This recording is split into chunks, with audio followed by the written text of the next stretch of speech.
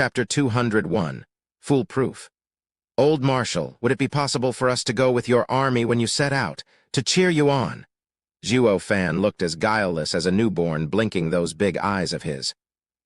Dugu Zhanshan's face froze, slapping himself with his calloused hand and stammering to find the right answer. He just had to go and brag about getting justice for Luo clan. Now he got his just dessert. Just what excuse was good enough to get out of this one? Dugu Lin felt his godfather predicament and said with a roll of his eyes, "Steward Zhuo, are you sure it's Hell Valley? Do you have any proof? This is a very serious matter. Attacking the 7 houses without a reasonable charge, the whole empire will rise up against us." "Right, that's my concern as well." Dugu Zhanshan recovered quickly and stared on the steward and the siblings as he asked tense, "Do you have any proof?" Looking at each other, Zhuo Fan and the siblings frowned. The 3 houses' elders and venerables were wiped out. How would they get evidence now? After muttering for a while, Zhuo Fan spoke. "They fled too fast and left nothing behind." Dugu Zhanshan sighed in relief, then gestured at Dugu Lin in appreciation for lifting that rock off his heart. "Since there's no proof, Although, Zhuo Fan's interjection got Dugu Zhanshan on the edge. However fast they ran, their spies, the Sun clan and Kai Rong, our former elder with his son, were left behind and are in our custody. That should be enough proof."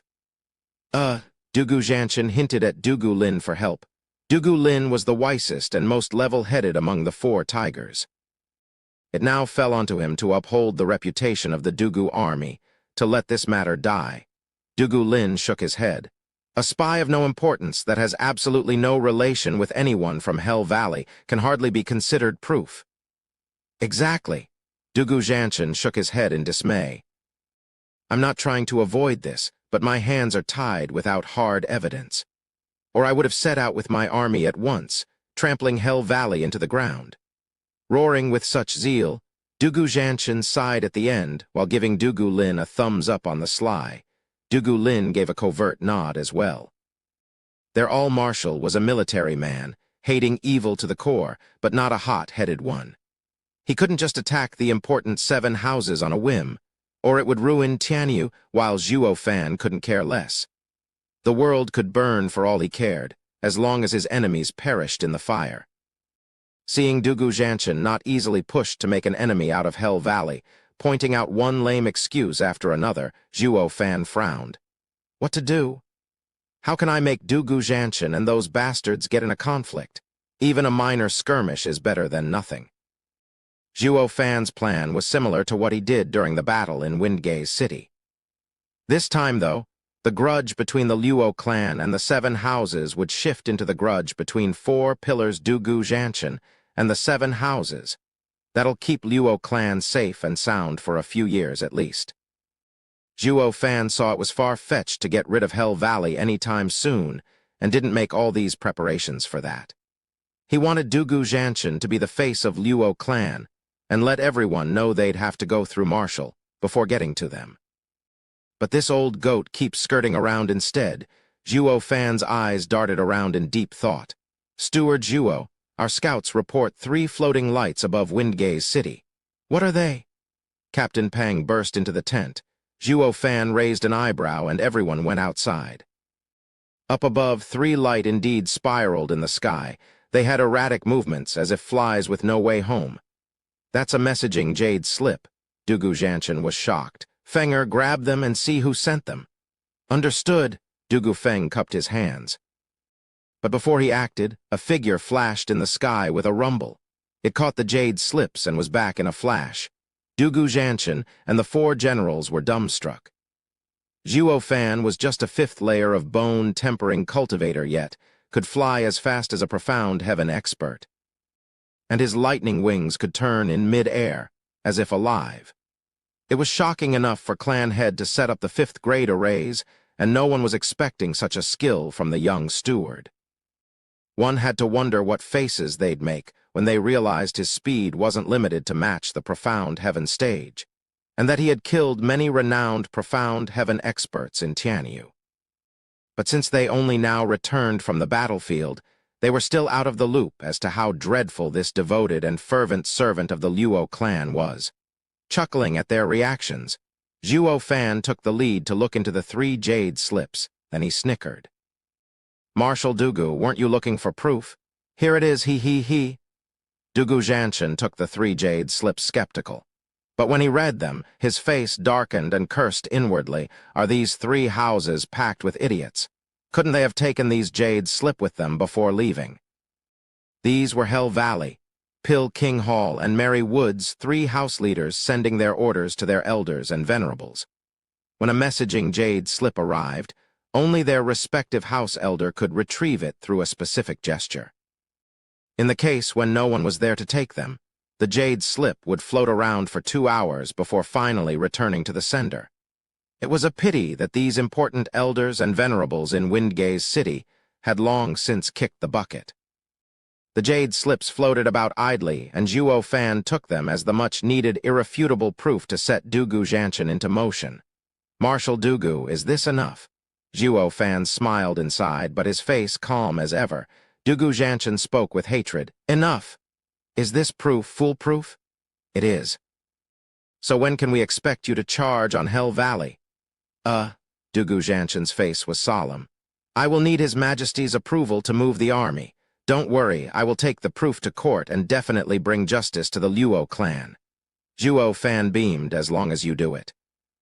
"Marshal, won't it be convenient to deal with Pill King Hall and Mary Woods as well since you're at it?" "Look, the foolproof also involves them as well."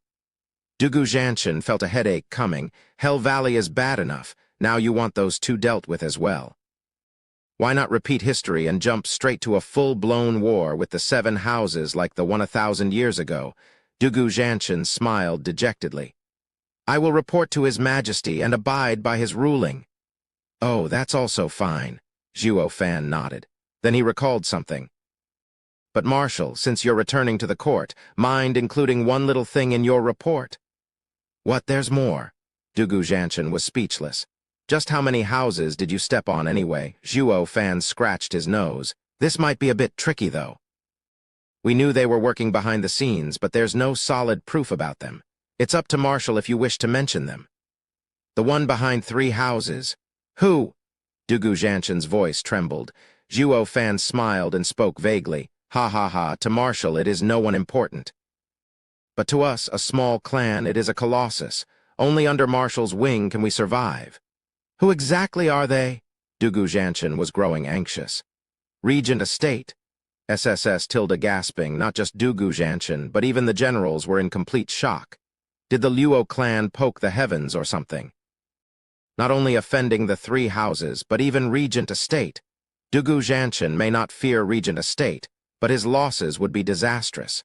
His Dugu army was the defense of the nation. How could it be worn down in civil war? "What's wrong, Marshal Dugu?"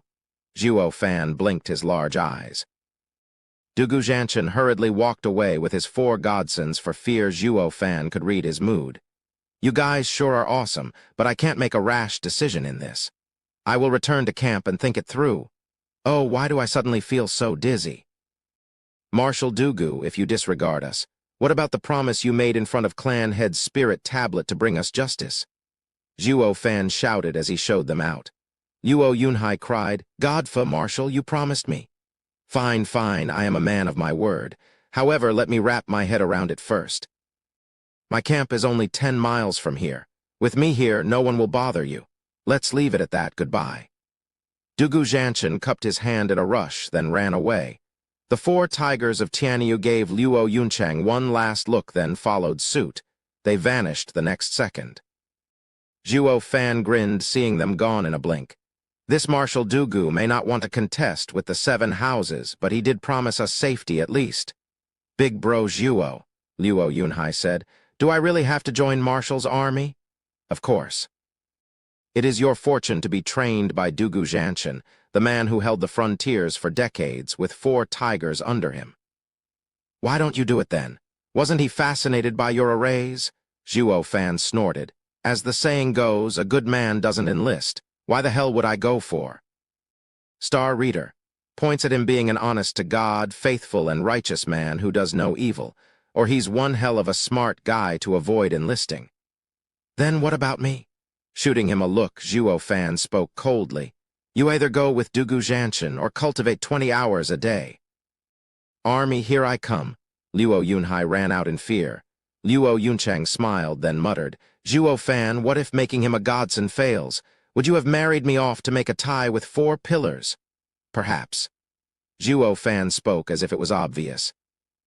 In regards to political marriage, using you to get the 4 pillars on our side is as good a move as any. In fact, we'd be the ones truly winning here. We can even go a step further and get the best out of it by having you marry Dugu Huo. He is so impulsive and easy to use. Go to hell. Luo Yuncheng glared at him and kicked him off the mountain before leaving in a huff. Zhuo Fan ate dirt before he got to crawl to his feet and shouted behind her. What the hell? Isn't it all for Luo clan? Besides, what difference does it make who you aren't even marrying?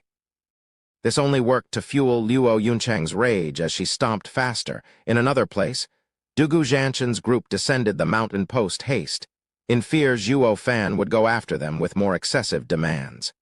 Suddenly, Dugu Lin stopped with a frown. Marshal, why do I have the odd feeling we've been played?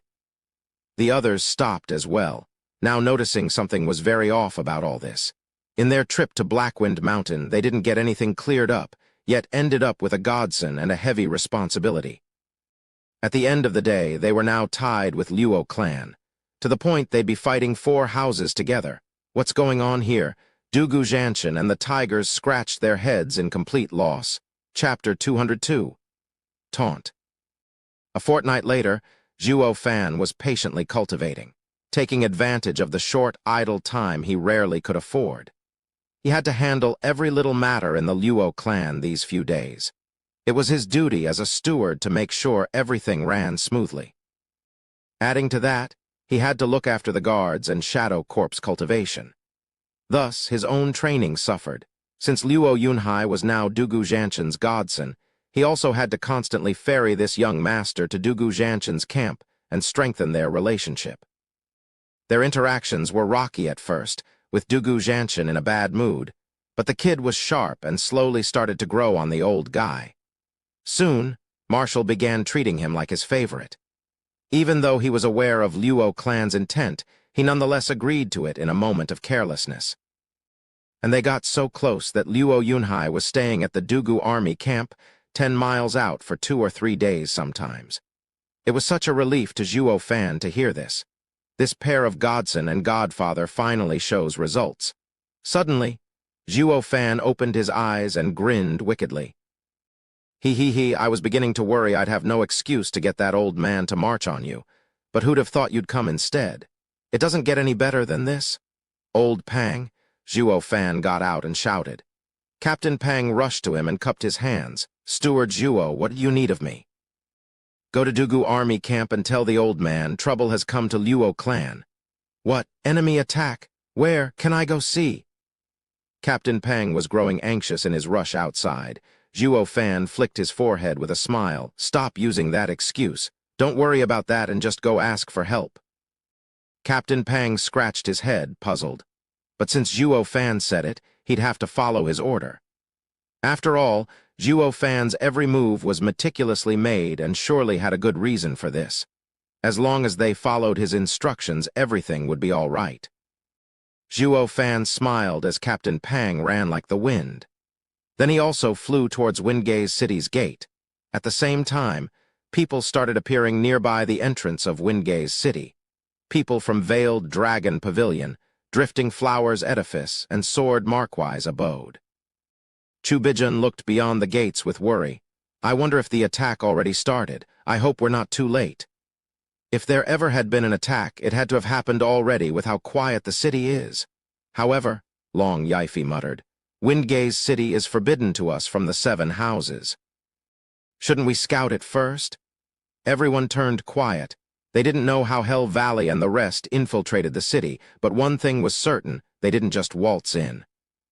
If they go in and get discovered, adding to that the possibility of Luo clan being laid in ruins, they would be the ones to ultimately take the fall. With the weakened imperial family, they wouldn't suffer much, but the regent estate wasn't that benevolent. They'd accuse them of rebelling with this excuse. They'd fall right in their trap. But they wouldn't know the situation without going in first, and they also couldn't just stay here fiddling their thumbs either. It was hard no matter what choice was made. Sighing, Chubijan tapped her golden dragon head cane. One must do what he has to do. Let's go. She then led Iris and Peony overseers to the gates. Long Yifi and Zai Zio Feng nodded, not far behind either. Grandmother may be known as the Lady of Steel, but these two men were just as bold as her. They all disregarded the ban and any traps that may be about, going straight through the front gate into Windgaze City. Chubijan, stop! A shout came from above, and figures blocked their path. On a closer look, they were clearly people from Hell Valley, Pill King Hall, and Merry Woods. Chubijan squinted. Valley Lord you, what's the meaning of this? He, we all know why we're here. Too bad, you're too late. Yu Wanshan and Yan Bagong's group started laughing. Chubijan frowned. You mean you already? Correct, we knew you'd come to help Luo clan. But no matter how fast you rushed here, could it be faster than the message Jade slips? Humph, I will let you in on a little secret. If my calculations are correct, our forces hidden in the Windgaze City had long received our orders and assaulted the Luo clan 2 weeks ago. By now, the Luo clan should be nothing but a pile of corpses, ha ha ha. Yan Bagong laughed, soon joined by the rest. Chubijan and Long Yifi were unsettled. It all bore down to Imperial family's response. If they were any more passive, the Regent Estate's campaign would go unchecked, with these 3 houses as their very first targets. In a blink, Drifting Flowers Edifice, Sword Markwise Abode, and Veiled Dragon Pavilion found themselves in an imminent danger. But then, a carefree laughter echoed. I do hope you can find it in your hearts to forgive me. It seems we have sorely disappointed you. The Luo clan hasn't seen blood for over a month, not even a chicken's. They turned in shock to see a youth with an evil grin plastered on his face, leaning on the city gates. Zizhuo fan. They all cried in unison. Long Jiu's group was ecstatic. Since this kid was here, Luo clan's safety was a done deal. And by contrast, Yu Wanshan's group was filled with dread. Except for Hell Valley's 5th elder, none of them saw Zhuo fan before. But having seen the Hell Kill order, they knew his appearance. Weren't you supposed to be killed on your way back? How? Yu Wanshan was overwhelmed. Zhuo fan snickered evilly. Oh, you mean those dead bags of bones? He, they all died by my hands, no exceptions. That's impossible. Yu Wanshan's group screamed, not daring to even believe such grievous news. Hell Valley and Merry Woods each sent 2 elders in the 5th layer of Profound Heaven stage. The cornerstones of their houses, even Regent Estate supplied with 2 peak Profound Heaven experts. Not even a 9th layer of Profound Heaven cultivator could kill them all off. So how could it be possible for a 5th layer of bone-tempering Zhuo fan? Zhuo fan easily saw through them and smiled. You call a 5th layer Profound Heaven expert and above strong? Ha ha ha, they didn't look like it. From the mental point of view, that is. Zhuo fan pointed at his noggin with disdain. Let's take it from the top. Merry Woods elders were retards, no question about it. I mean, who the hell closes his eyes when laying an ambush? I had an easy time getting behind them and making sure their eyes forever remained closed. He. Guess that's where Merry Woods excels at. All the marrying got to their heads till they went crazy. PFF Iris Overseer and Peony Overseer stifled their laughter, while Lin Rufeng was red as a crab. Yan Bagong and Yu Wanshan threw him a condemning look. Is that the kind of fools you should be sending? As for Regent Estate, humph, they're too complacent, always looking down on me. You tell me, am I someone to be underestimated? As for the end of all arrogant elders, I'm sure you gentlemen can easily figure it out. Zhuo fan flicked his nose. They all approved in their hearts. If Regent Estate had a fault, that would be conceit. Although when taking their power into consideration, that wasn't much of a weakness, really. But before a freak like Zhuo fan, they'd be no different than lambs to the slaughter. What of my 3rd and 4th elders? Yu Wanshan barked. Zhuo fan snickered and dissed him. Valley Lord, you chill, of course they died too. But you can't blame me for that. Who told them to be ponces? All I could do was fulfill their cherished wish and send them on their merry way together, to never part even in afterlife, he. What? Yuanchen trembled. He already knew this would be the case, but it was hard to accept this fact until Zhuo Fan had to spell it out for him. Hell Valley's fifth elder was boiling mad. Zhuo Fan already robbed his arm and now two of his brothers. He was outraged. "Zhuo Fan, it's either you or me." "TCH, that's my line," Zhuo Fan quipped in mockery. Chu Bijan's group was filled with shock. This was their general reaction ever since they heard two elders from Merry Woods got killed. After all, Zhuo Fan killed 4 and crippled 1 back in Drifting Flowers City, having long shocked the world. But then, they heard how Hell Valley and Regent Estates elders suffered the same fate, despite Regent Estates elders being far stronger than Diamondback Ape. This clearly pointed out the other 2 houses' elders were by no means weak. And even with all that, he killed all 6 of them perfectly, coming out of it without so much as a scratch. This was the real reason for their shock, especially to Chu Bijan, who just woke up, finding it hard to cope to a world that changed so greatly so quickly. The revered 7 houses were not only taunted but ridiculed to such a degree. A storm was brewing, one that would shuffle the ranks of the 7 houses. Chu Bijan's eyes trembled. Her gaze was fixed on Zhuo Fan, however, as they glinted. Chapter 203, Borrowing Power. "Zhuo Fan, you rotten punk, today I will bury you." Wailing like a banshee, Yuanchen glared at Zhuo Fan with bloodshot eyes. Yan Bagong and Lin Rufeng were also releasing their bloodthirst. Long Yifi and Zai Zio Feng held their guard up. Since Zhuo Fan was safe, of course they'd to jump to his rescue. The same thought ran through Chu Bijan's mind as well. For Drifting Flowers Edifice's benefit, Zhuo Fan had to come out unharmed. It all became a standoff in an instant, as 6 house lords surrounded Zhuo Fan as they were on guard regarding each other's reaction, each out of their own selfish desire. Meanwhile, Zhuo Fan was peaky, taking but a light jump backward and through the city gates. He then pointed at Yuanchen in taunt. "You old farts, come and get me if you have the guts. You won't get to touch a single hair of mine regardless of where we'd been. That goes especially here in my domain. Well, any takers?" Zhuo Fan. Yuanchen had long lost his patience with Zhuo Fan's taunts, roaring as he charged after him with the others. With so many profound heaven experts burning to eat his heart out, even Zhuo Fan felt somewhat overwhelmed. Chu Bijan's group rushed to block them, but Yuanchen's team were long since prepared. Rainbow Cloud Palm? Yan Bagong was the furthest behind, turning around and spreading his arms. The 7 colored mists flew at Chu Bijan and others, making the stop and withdraw in panic. Split up. "Ha ha ha, quite clever." Yan Bagong laughed with pride. But seeing the rest of Yuanchen's group going after Zhuo Fan, the anxiety ramped up in Chu Bijan. Regardless how outstanding Zhuo Fan was, or how many profound heaven experts he got under his belt, none of them believed it to be from a head-on fight, but earned through cunning and subterfuge. This time, Yuanchen's team was all going after him. In this desperate situation, even with Zhuo Fan's godly skills, his chance at life would be slim at best. Yet, for some odd reason, Zhuo Fan's was as relaxed as ever, even having time to throw them his trademark evil grin. This sounded off an alarm in the enraged mind of Yuanchen. As to why, he couldn't quite put his finger on it. Whoosh! Suddenly, with a booming sound, a bluish light landed smack in the center of Windgaze City's gates. Yuanchen's team was in mid-flight when a wave of bluish power erupted from the light and sending them barreling.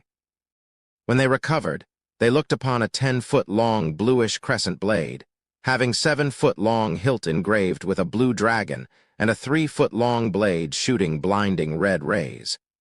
It spoke of its thirst of tasting the blood of everyone it touched. And on the blade was a shimmering silver dragon image. Yuanchen's team cried in fear. 6th grade spiritual weapon, dragon-slaying crescent blade. "Ha ha ha, Yuanchen. I didn't think you'd recognize my trusted battle companion." An aged voice boomed, followed by Dugu Zhanshan floating next to the crescent blade. Picking it up as if it was nothing, the blade started ringing out dragonic roars. The 4 tigers of Tianyu brought Luo Yunhai to Zhuo Fan. They were glaring at Yu Wanchen's team, releasing their imposing auras all the while. Scalp numb, Yu Wanchen never considered this scenario. For Tianyu's great marshal, god of war Dugu Zhanshan, to descend upon Windgaze City, a backwater town. Chu Bijan's group were slack-jawed from the sudden turn of events. "Marshal, this is between us and the punk. I hope you won't meddle." Yu Wanchen's brow trembled, his mood sinking dangerously low, making a half-swing with the blade. Dugu Zhanshan roared, "Ha ha ha, that's rich. The Emperor ordered me to defend Windgaze City, and you're implying your casual words carry more weight than His Majesty's. Humph, Yu Wanchen, the 7 houses' prestige must have gotten to your head and forgot your place." "What, the Emperor's edict?" Yu Wanchen shuddered, his face white as paper. The hearts of the other house leaders hit rock bottom.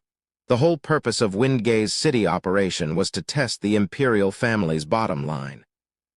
If the Luo clan fell to ruins, and the imperial family gave a cold shoulder, then they'd ramp up their already obnoxious arrogance to swallow whole every other houses while completely disregarding the imperial family. But now, they met face to face with god of war Dugu Zhanshan of the frontier. This was Emperor's warning to the 7 houses to stay in line. This time, they really went and groped a tiger's butt Yu Wanchen's side, filled with grievances.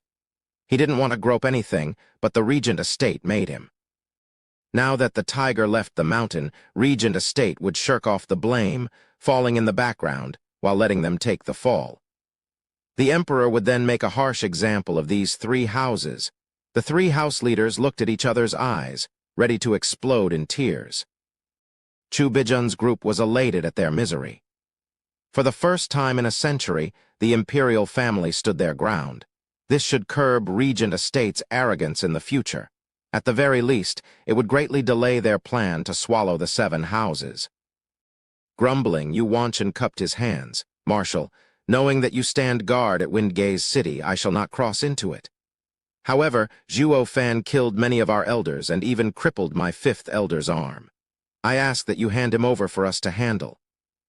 This great favor will one day be repaid by our 3 houses. Since going in Windgaze City was out, ripping Zhuo Fan apart wasn't that bad of a trade-off." Frowning, Dugu Zhanshan turned his incredulous eyes to Zhuo Fan, as if seeing him for the first time. Is what he said true? The 4 tigers of Tianyu were also looking at him in amazement. At first, they were impressed such a youth could hold the position of steward in a clan. It was a rare occurrence indeed.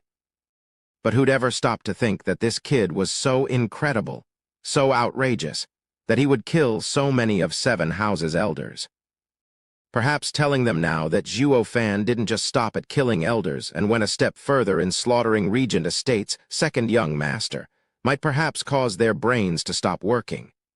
Well, Zhuo Fan was caught in the middle. So he chose another path, that of pulling Luo Yunhai forward and cursing at Yu Wanchen. "What are you droning on about? Do you know how close we are with Marshal Dugu, How dare you have such gall as to ask Marshal Dugu to hand me over? That is outrageous." All were too dumbstruck to even reply. Dugu Zhanshan had lived his life by the blade, fighting day in day out on the border. You have no relation to him, 0, so how damn close could you possibly be? Then came Zhuo Fan's laughter in response to their thought. He patted Luo Yunhai's shoulder. "Humph, bunch of ignorant fools is what you are. Our young master is Luo Yunhai, Marshal Dugu's 5th godson? Say what?" The dull and shocked stares creaked towards Dugu Zhanshan. The grand and mighty god of war, 2nd of 4 pillars, Dugu Zhanshan, just up and took a 3rd-rate clan's young master. Could this relation get any more inappropriate than this? Despite being done in a not-so-honorable way and barely a half a month old, Dugu Zhanshan was forced to nod. What a shocker! For Luo clan to hug such a big tree was like a pheasant turning into a phoenix. Regarding fame, Luo Yunhai would be no less than at the level of the 7 houses' geniuses. Kid, don't push it.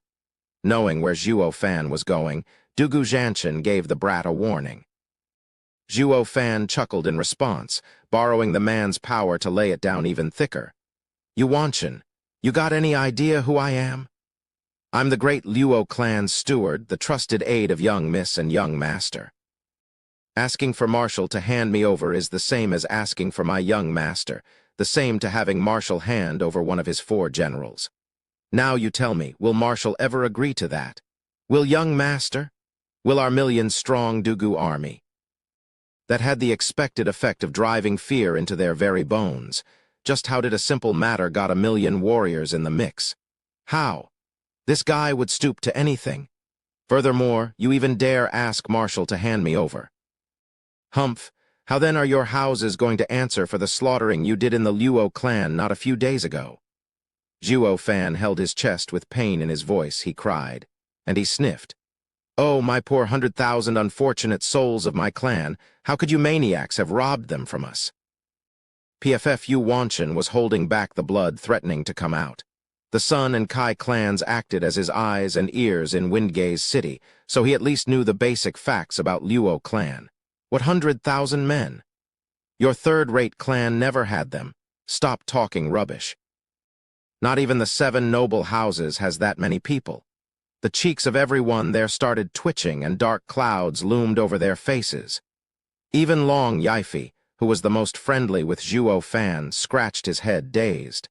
I get you're framing them, but can't you be a bit more realistic?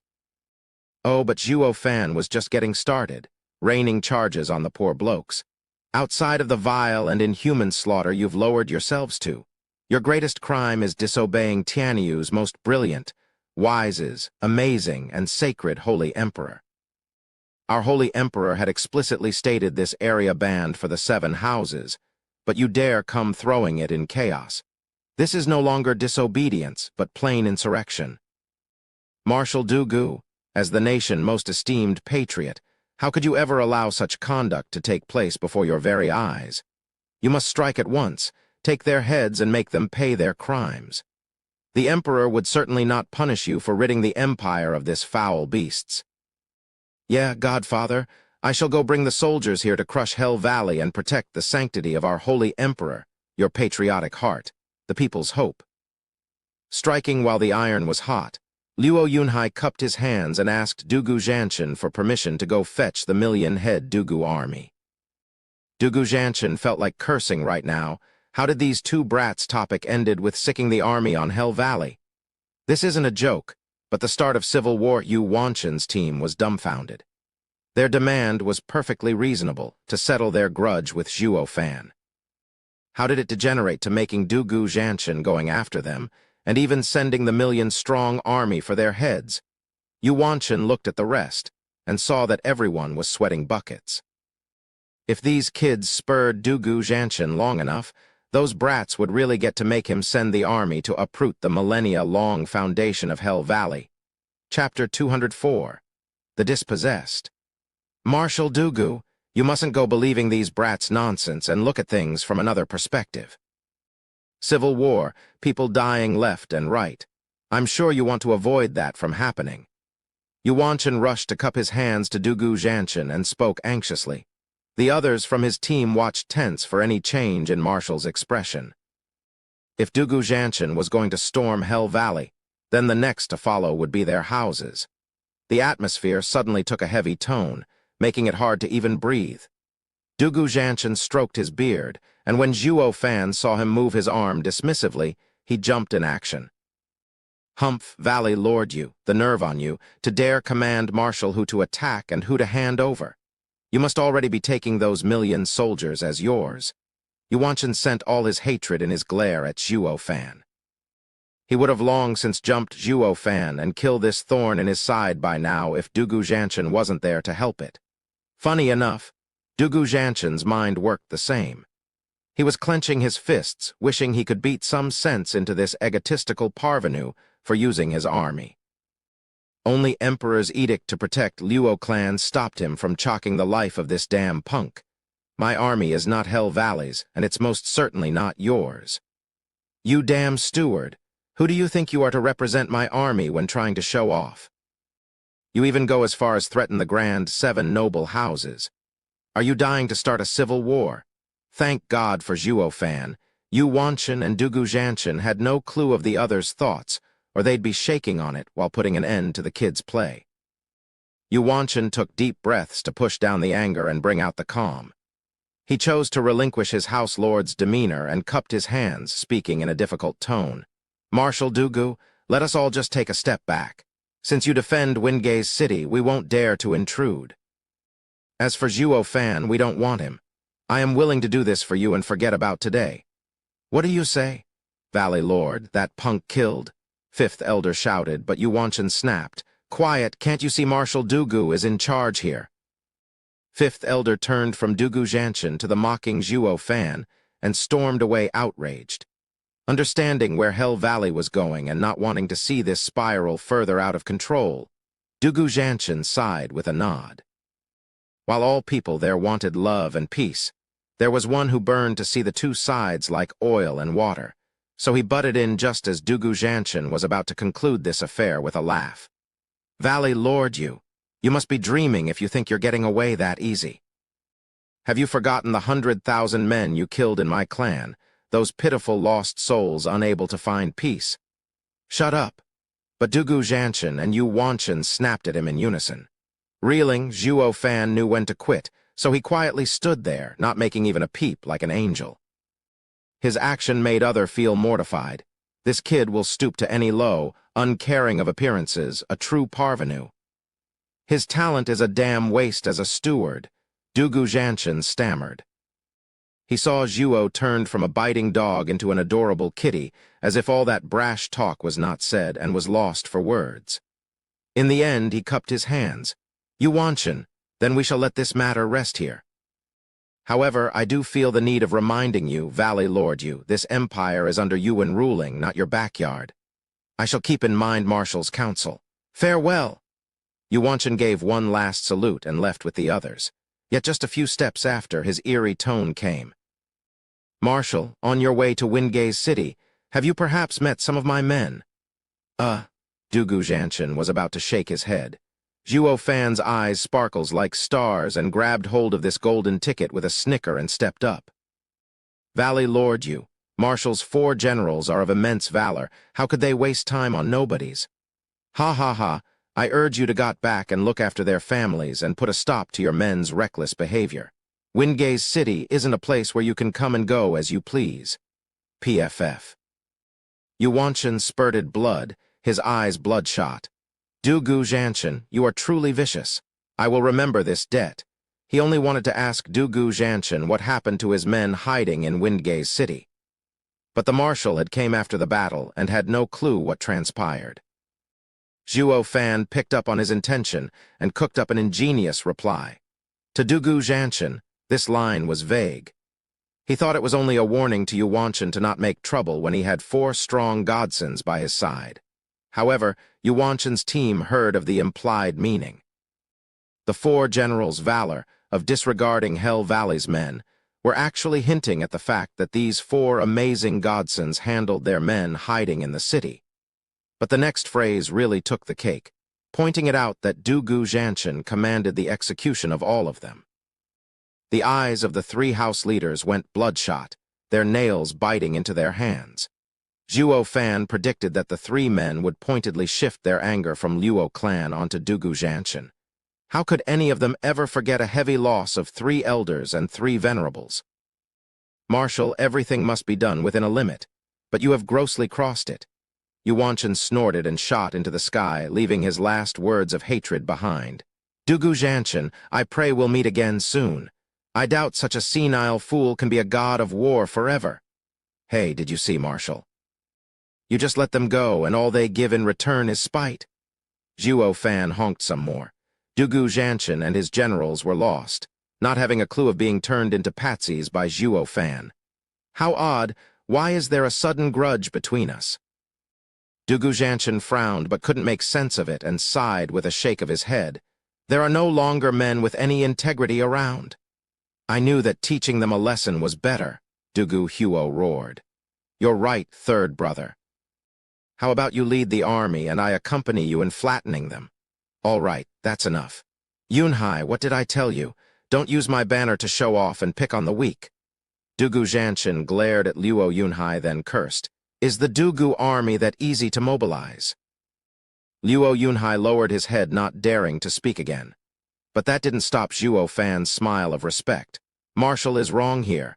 How can the 7 houses be considered weak when we are the ones being picked on?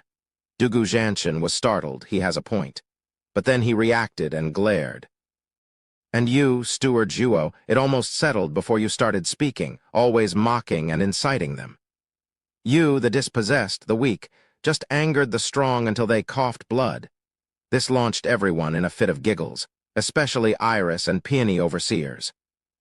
They hid their smiles as they started recalling the fake song Yu's acting in Drifting Flowers City.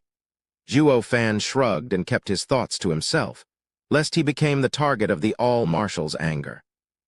Sighing, Dugu Zhanshan calmed the rage in his heart, then cupped his hands to Chu Bijun's group. I know that you are different than them, coming to resolve the situation and not make it bigger. But I am under imperial order and I can't let you in Windgaze City. We understand. Chu Bijun returned the gesture. Dugu Zhanshan nodded and went to his generals, returned to camp. Hold on, Marshal. There are matters young master needs to tend in the Luo clan. Can he? Dugu Zhanshan nodded to Zhuo Fan. All right, the kid got me in a foul mood, so I will hand him to you for today. Humph, I don't want to see him right now. Then he vanished. Luo Yunhai's face sank. Big brother, does Godfather hates me? Ha ha ha, relax, fifth brother. Marshal is only putting a tough front, but he's a softy inside. He just favors you too much to stay angry for long. Once his anger passes, it'll be fine. Dugu Lin smiled in midair. Luo Yunhai relaxed. He had been robbed of his father early in his life and started to consider Marshal a father figure after spending so much time with him. Ruffling his hair, Zhuo Fan drew him to Long Yifi, Chu Bijun, and the rest. Ha ha ha, people, long time no see. You've come to help us. You can rest easy now, since everything is fine. With little brother Zhuo taking charge, the Luo clan will be forever safe, ha ha ha. Long Jiu said, then introduced. Brother, let me present to you our pavilion lord, Long Yifi, and here is sword markwise abode lord.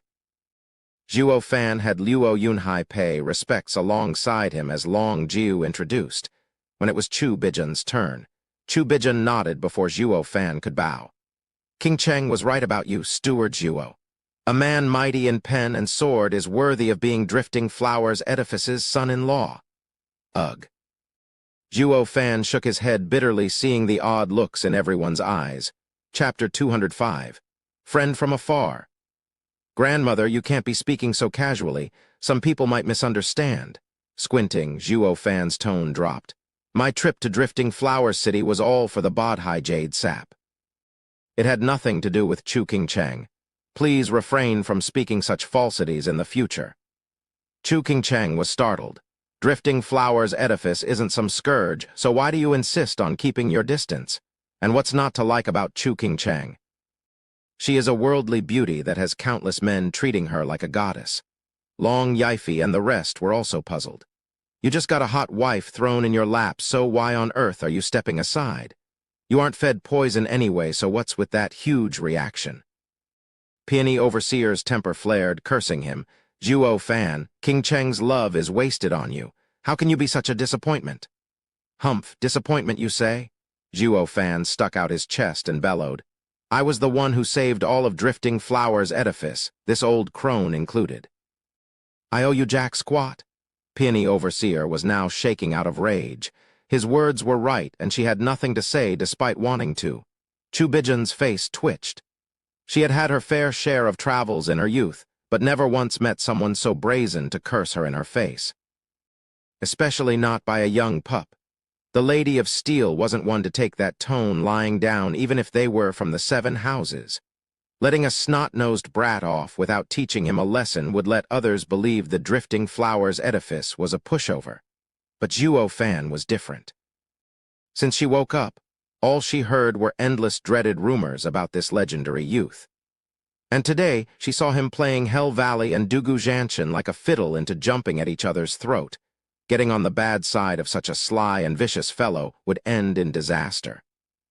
The wise Chu Bijun knew who was easier to push around and save her prestige, and who was better left alone and bear the brunt instead. It was crystal clear in what category Zhuo Fan fell into. Her only choice was to bear it. Though she was quite curious to know what nerve did this topic struck to irk him into flaring up at any who mentioned it. Humph, heartless rat. All the peony overseer could do was curse him. Zhuo Fan ignored her all the same. Long Yifei let out a wry chuckle trying to mediate the situation. We're all on the same side. Must we get angry over something so minor? We need to focus on the task at hand and remove the danger our 4 houses face. Pavilion Lord Long is right. Please forgive my rude remarks, Steward Zhuo. Chu Bijun smiled. Zhuo Fan glanced at her and secretly nodded. No wonder people started calling her Lady of Steel. She was quite amenable. The issue had nothing to do with her, but for Drifting Flowers Edifice's sake, she was willing to take one for the team in being first to extend an olive branch. Zhuo Fan wasn't unreasonable either, bowing. Please forgive my rash behavior as well. Chu Bijun nodded with a smile of praise, although Peony Overseer was still too pissed to look him in the eye. Seeing everyone here today, I can only assume you have agreed to join hands. Zhuo Fan suddenly took a somber tone. That would imply us 4 houses' objectives have aligned. Or more aptly put, we have been pushed into a corner and forced to ally. Precisely. Chu Bijun picked up where he left. Pavilion Lord Long with Abode Lord Zai and myself have participated in the 7 houses gathering at Regent Estate. As Steward Zhuo had suspected, they wish to rule over all the houses, with Hell Valley and the others already standing on Regent Estate's side. Oh, 7 houses gathering, you say? Do tell me the details. Zhuo Fan's eyes glimmered. Chu Bijun started recalling the meeting in minute details. Whatever she had missed were supplied by Long Yifei and Zai Feng. Having understood what transpired, Zhuo Fan paced around with a frown. I was wondering why Regent Estate didn't come to Windgaze City. I see it now. Estate Lord Sure is a man of character? Humph, what character? Big Bro Zhuo, sending Hell Valley and the rest instead paints him for the coward he truly is. Luo Yunhai mocked. Zhuo Fan laughed. Rotten brat, guess I have to teach you a harsh lesson, lest you encounter an expert from which you'd suffer dearly? As the saying goes, the cruelest are the regents. I killed one of his sons, yet he did not fly into rage, only sending experts to kill me in Windgaze City. In this manner, he is rather calm. He did not seek revenge, but planned to test the imperial family's limit. It is clear this man's ambition is great. This is how a man should act when he wants to look at things from perspective. Kid, you will become Luo clan head one day. I won't say anything about being strong or having a cunning mind, but one thing you must never forget, to give no quarter. Zhuo Fan snickered and patted Luo Yunhai's head. They all felt ashamed. Did anyone guide their young master in such a way in this empire? But one thing was certain, Zhuo Fan's logic made complete sense. In this cruel and harsh world, things like compassion would only drag one down. Chu Bijun took a long look at Zhuo Fan and nodded, more to herself. Zhuo Fan pondered for a bit before saying, currently, the imperial family has shown their stance, so we should be safe for now. While the Luo clan, having Marshal Dugu on our back, is in an even safer position, ha ha ha. Zhuo Fan cackled to the speechless audience who thought, just what rotten luck did this guy stumble upon to get Dugu Zhanshan's support? Brother Zhuo, when did you get so close to Dugu Zhanshan? I've been in Windgaze City for years and never heard of this. Long Jiu's curiosity got the better of him. How should I put this? Zhuo Fan jutted his chin, while Luo Yunhai's face beamed with pride. He was quite frankly the second coming of Zhuo Fan in this world. The others' faces twitched. He's posing again, and there's 2 of them now. Ha ha ha, we only met Marshal half a month ago. Getting so close in such a short time is evidence in and of itself that nothing is impossible for me. Zhuo Fan snickered. Luo Yunhai added with a creepy laughter. That is because I am of unmatched talent. It was only a matter of time for one such as I to find myself as Godfather's disciple. Ha ha ha. The others felt dark clouds looming overhead. Zhuo Fan is a bad influence. Be that as it may, the grand god of war had nonetheless joined their fold in but half a month. This was unprecedented. Chu Bijun felt the brunt of the news the most. She had ties with every great clan out there, but never had she succeeded in turning any of them into a strong friendship. Her impression of Zhuo Fan went up a notch. No wonder he became a steward. He knows the ins and out of everything. He considers everything when making a choice. Perhaps not even unwanted contriver can match his meticulousness. For a third-rate clan to jump in the first-rate category through a single connection is unheard of. With Zhuo Fan as steward, the Luo clan will most definitely rise above the 7 houses. A pity he is so set against marrying into Drifting Flower's edifice, Chu Bijun lamented. Since Luo clan is so outstanding, then should we stop supporting the Luo clan? Having enough of Zhuo Fan being a wise ass, Long Yifi decided to play a practical joke. Ugh, the snicker froze on Zhuo Fan's face. He then spoke in all seriousness. To be completely honest, Luo clan is lacking in resources. What Veiled Dragon Pavilion provided us so far was just a drop in the bucket. In any case, we 4 are now allies. Will the other 2 houses be willing to lend a helping hand and get this third-rate clan to rise above? Haven't you taken a year's worth of income with the ingredients you took the last time you were in Drifting Flower City? What more do you want? Peony Overseer glared. Zhuo Fan smiled wryly, yet not denying. Those are just ingredients for alchemy. Besides, don't we deserve at least some thanks for saving your house? How can you call that support? You damn rogue, Peony Overseer huffed. Chu Bijun chuckled. Ha ha ha, with all 4 of us in the same boat, the Luo clan will be our biggest ally. Helping you is helping us. Drifting Flower's edifice will henceforth settle the Luo clan's ingredient problem. Grandmother, you are wise beyond your age. Zhuo Fan gave a thumbs up. Zai Zio Feng smoothened his beard. Sword Markwise abode is specialized in tool refining and has many ores. Then we shall supply you with the items needed to make spiritual weapons and demonic treasures. Zhuo Fan's eyes shined and laughed inside. Luo clan had many guards, but no weapon or armor to fit them with. He had lately been thinking of who to rob and solve this little snag. Damn that Zai Tianyang. Did it hurt to not tell me this sooner, and you call yourself my brother? Zhuo Fan cursed. Long Yifi twirled his mustache and shrugged. I guess Veiled Dragon Pavilion will handle the rest. Oh please, who else is there? You're the best merchant in Tianyu. Zhuo Fan perked the corner of his mouth. That sent everyone into a laughing fit. With this, they all began to see Luo clan as a dependable ally. They were yet unaware what the Luo clan would grow into, but with Dugu Zhanshan shading them, it was worth investing in them. Luo Yunhai felt the clan would experience a golden age with how many resources were coming over and was laughing at the sky. It's good to have friends coming from afar, Iris Overseer praised. He is quite clever, knowing how to gauge a situation.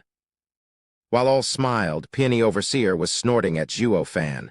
True, he is a clever little child and with proper manners too, unlike someone else we know. She then said to Luo Yunhai, tell me, do you know what that means? Of course. Big Bro Zhuo had made me study many books these few days to last a lifetime. Luo Yunhai laughed as he explained. The more brothers that come, the more I can exploit. A true joy.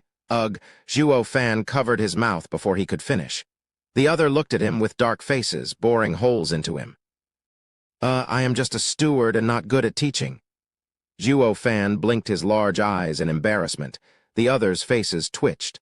On the contrary, you're too highly qualified. One thing was certain.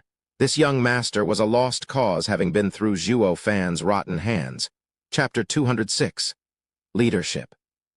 After ironing out a few more details regarding the alliance, Zhuo Fan and the rest parted ways, taking Luo Yunhai back to Blackwind Mountain. When he stepped through the gates, he shouted, Old Pang! Captain Pang just returned and was already rushing to Zhuo Fan. Brother Zhuo orders? Call everyone handling clan affairs over. Also, taking a long look at Luo Yunhai, he whispered something in Old Pang's ear. Old Pang nodded and went straight to it, leaving a clueless Luo Yunhai staring at Zhuo Fan.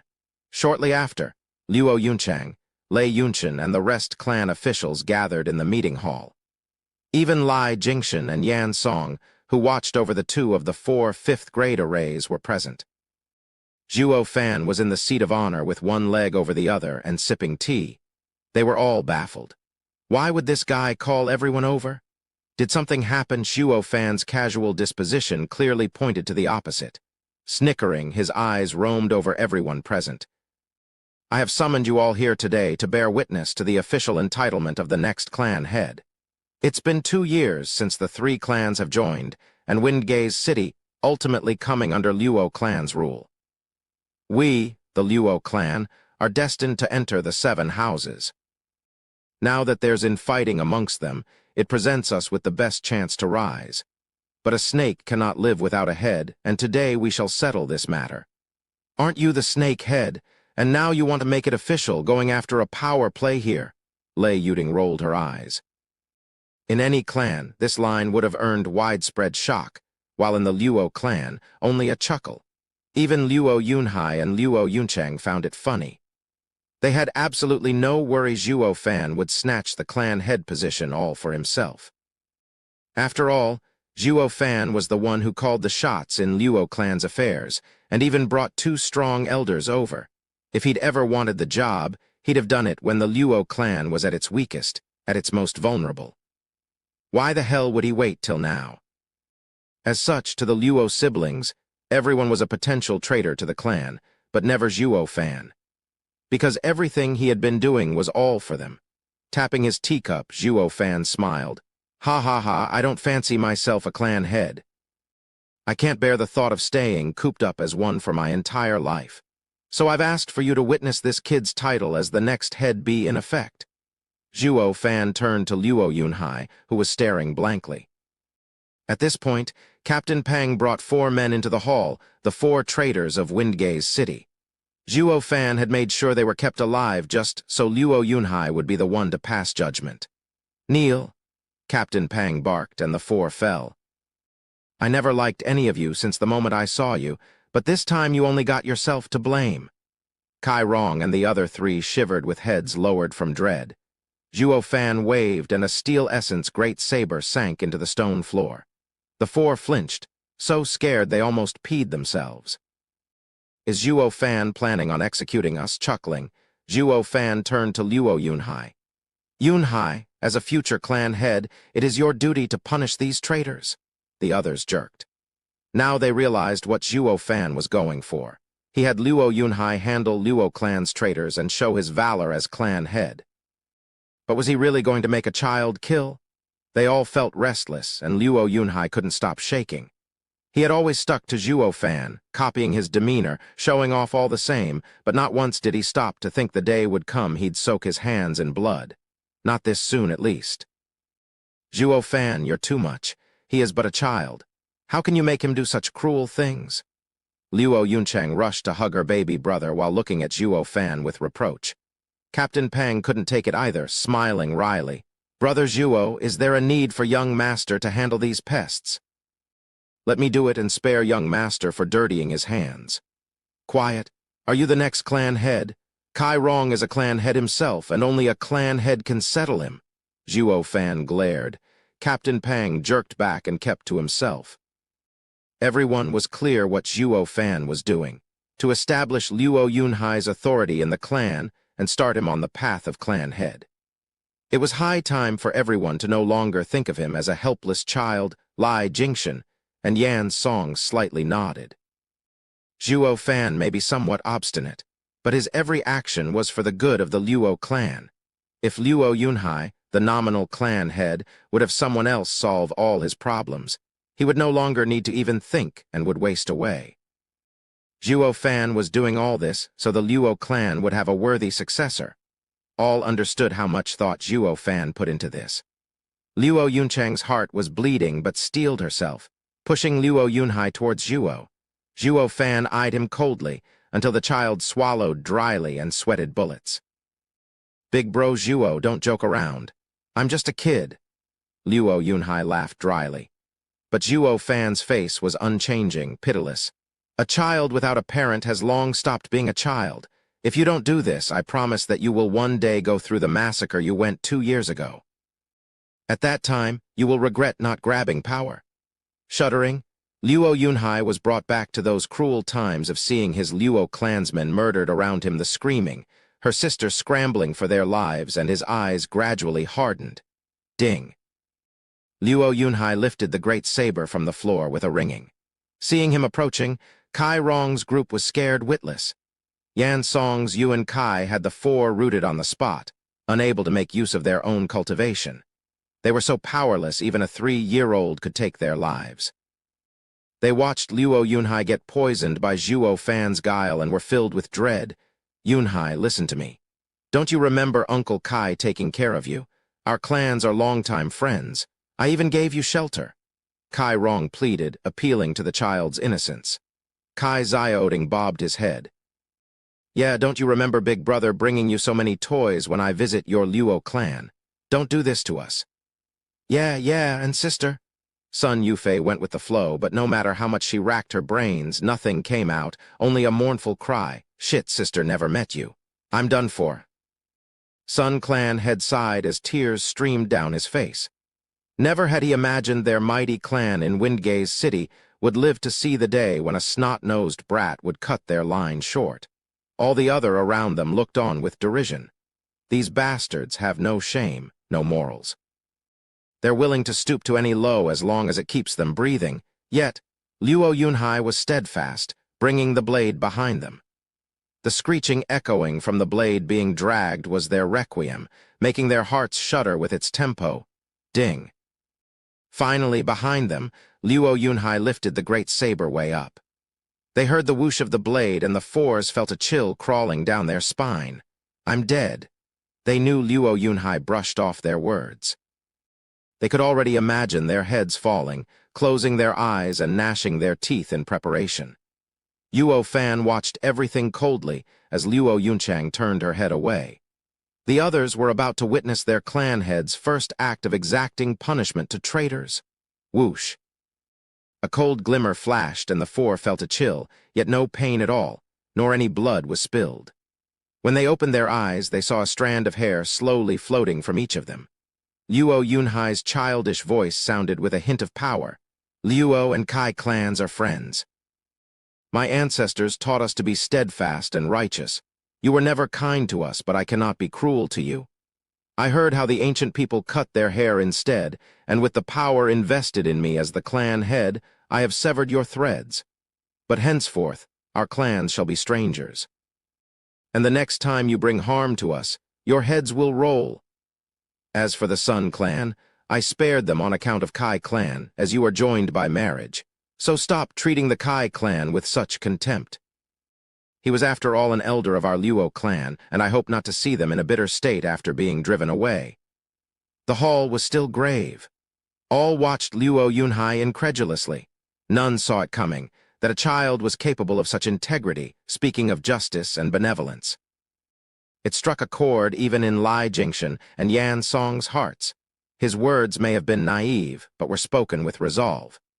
But doing it like this was going against Steward Zhuo's decision. The two hadn't been in the Luo clan for long, but it was obvious at a glance who was the real master here. They turned stiffly to Zhuo Fan to see him gloomy. It was unbearable for one to see the new lord he raised to disobey him in the end, especially if you were one with power. And this was Zhuo Fan, a man who was unruly, snatching power as he wished. This act was no different than having his power challenged. Lai Jingshan and Yan Song looked at Luo Yunhai with a sigh. Even if you're the future emperor as a kid, if you don't mind your tone and butt into the war between officials, you'll end up dead. Chapter 207. The Velvet Glove and the Iron Hand. Sensing Zhuo Fan's unnatural disposition, Luo Yunchang smiled widely as she cajoled. Zhuo Fan, Yunhai is still just a child. He can't be. A light flick of his hand cut her off. Zhuo Fan had his eyes fixed on Luo Yunhai, cold as ice. Kid, is this your final decision? Even a profound heaven expert would feel his knees soften and scalp going numb when Zhuo Fan stared at him like a viper. Luo Yunhai was still wet behind his ears, and the effect was even worse. Despite hesitating, Luo Yunhai's nod was firm. Big bro Zhuo can kill them if he wants. But I do not believe they should die by our hands. Humph, naive, Lai Jingshan and Yan Song chuckled. Zhuo Fan squinted and turned to the traitors. His gaze sent shivers down their spines and made their hearts feel as if it would explode in their chests. In the end, Zhuo Fan had the final say. The only good thing about the wimp Luo Yunhai was his title as future clan had emphasis on the future. But out of everyone's expectations, Zhuo Fan nodded a sigh. No choice then. I really wanted to waste them, but since clan head spoke, we shall do it as he decided. Elder Yan, release them. And come again. Yan Song was dumbfounded. Steward Zhuo, are you sure? Getting a nod, Yan Song removed their restrictions and the traitor found themselves free to move. They cautiously watched Zhuo Fan while gazing at Luo Yunhai baffled. They were in denial, never believing the ruthless Zhuo Fan would defer to a wimpy kid. Their hearts were in chaos, not knowing what to do. So they began kowtowing in thanks for having their lives spared, but no clue as to who to thank. They were still baffled. Should they be thanking Zhuo Fan or the kid? Now that clan head spared you, take a hike. But Elder Kai, I still feel the need to stress something. Zhuo Fan's eyes flashed as his tone dropped. You will never get the chance to use the Luo clan to rise. Shuddering, Kai Rong understood his hidden meaning. He sighed, taking his son and the other two through the door. Zhuo Fan's meaning was simple. The Luo clan was strong enough to fend off the 7 houses. The Kai clan also had a stake in this powerful clan. But, unfortunately, he was blinded by the 7 houses' exaggerated renown and jumped aboard the wrong boat. The Luo clan's future was going to be one of constant development, and the 7 houses could no longer look down on them. But this no longer concerned this father and son pair. They brought this on themselves. Once the 4 were gone, all eyes were on Zhuo Fan, finding him unlike his usual self today. This was the very first time he relented the decision in favor of another, to a kid no less. Luo Yunhai was baffled as well. He recalled how every time he ever talked back when they were fleeing for their lives, Zhuo Fan would hit him good. Zhuo Fan, a servant, took advantage of his master's plight and vented. But this time, Big Brother Zhuo, you aren't yelling at me for going against your decision. Luo Yunhai blinked. Zhuo Fan smiled. Kid, you are Luo clan head and I the steward. Any advice is just that, advice. It is up to you to follow it. There's no disobedience here at all. Moreover, I said you have to deal with them, not kill them outright. Letting go of a few ants would hardly matter. The others exclaimed in realization, while also admiring Zhuo Fan. Zhuo Fan may be cunning and deceitful, but he always held the benefit of the Luo clan above all else. He could have easily taken control of everything, but he instead worked tirelessly to raise Luo Yunhai into handling the clan's affairs. This was a clear-cut sign he was willing to relinquish his power. What man in a powerful position would ever think of giving it all away? What the others didn't know was that Zhuo Fan prepped everything ever since the clan's misfortune. He didn't want a puppet but a truly strong clan. Otherwise, he would have been better off if he had made his own faction instead. Sai, I am both assured and sad by your decision. Zhuo Fan shook his head and sighed. Luo Yunhai asked curiously, Big Brother Zhuo, how can you be both? You may not realize, but I am assured since you gathered up the nerve to stand up to me. As for sadness, that is because you are walking a completely opposite path from mine. All my time teaching you had gone down the drain. Luo Yunhai looked to her sister for an answer, but everyone was as clueless as he was. Smiling wryly, Zhuo Fan elaborated. Every single ruler, be it a king, sect leader, or a mere clan head, rises to their position through their own way. There are of course thousands, tens of thousands of ways, but they all can be narrowed down to 2. One is ruling the people with a velvet glove, and the other with an iron hand. When I do things, I don't need a reason. While you, kids, started preaching about righteousness and loyalty. Sai, our paths are indeed opposite. They all started smiling wryly, with Luo Yunchang teasing. With the Luo clan always having Steward Zhuo around, everyone started shaking in fear every day, fearing they'd slip up and get a tongue lashing from you. If Yunhai ends up like you, the clan would be done for. They all burst out laughing. Lai Jingshan and Yan Song nodded instead. One Zhuo Fan had these 2 experts bending a knee. Despite their elder positions, it mattered not when this guy was around. If there were two Zhuo Fan, that would be a disaster. They'd end up as slaves. They were immensely gratified that the future clan head, Luo Yunhai, would have a different path than the demon Zhuo Fan. But not for the Luo clan, it was all in self-interest, relishing a better future in the clan. However, Zhuo Fan mocked with a shake of his head. Women aren't as witty as their long hair suggests. All people respect ruling with a velvet glove, but it is used merely as a front while its core is rotten. How many people in this world truly rule with a velvet glove? The large majority rule with an iron hand in a velvet glove. If the Luo clan truly wants to grow into a benevolent clan, Humph, I won't give it 2 years before it suffers calamity again. What? Then I'd rather walk the path of the iron hand like you, Luo Yunhai blurted. Get those 4 back at once. I won't be as lenient. Luo Yunhai spoke with eyes filled with tears. The slaughter 2 years ago was still very fresh in his mind, and his judgment was clouded by it. He absolutely couldn't let it happen again. Zhuo Fan could see the struggle in his heart as well. Shaking his head, Zhuo Fan rubbed the kid's head. The world may change, but your decision is final. The reason for today's affair was to see if you had it in you to be a clan head. Ha ha ha, and you passed with flying colors. The second reason was to see your path. It is a bit disappointing, but no worries, you have me. What you don't want to do, I will do it for you. You don't want a bloodshed, I will erect a bone tower and throne for you to stand on.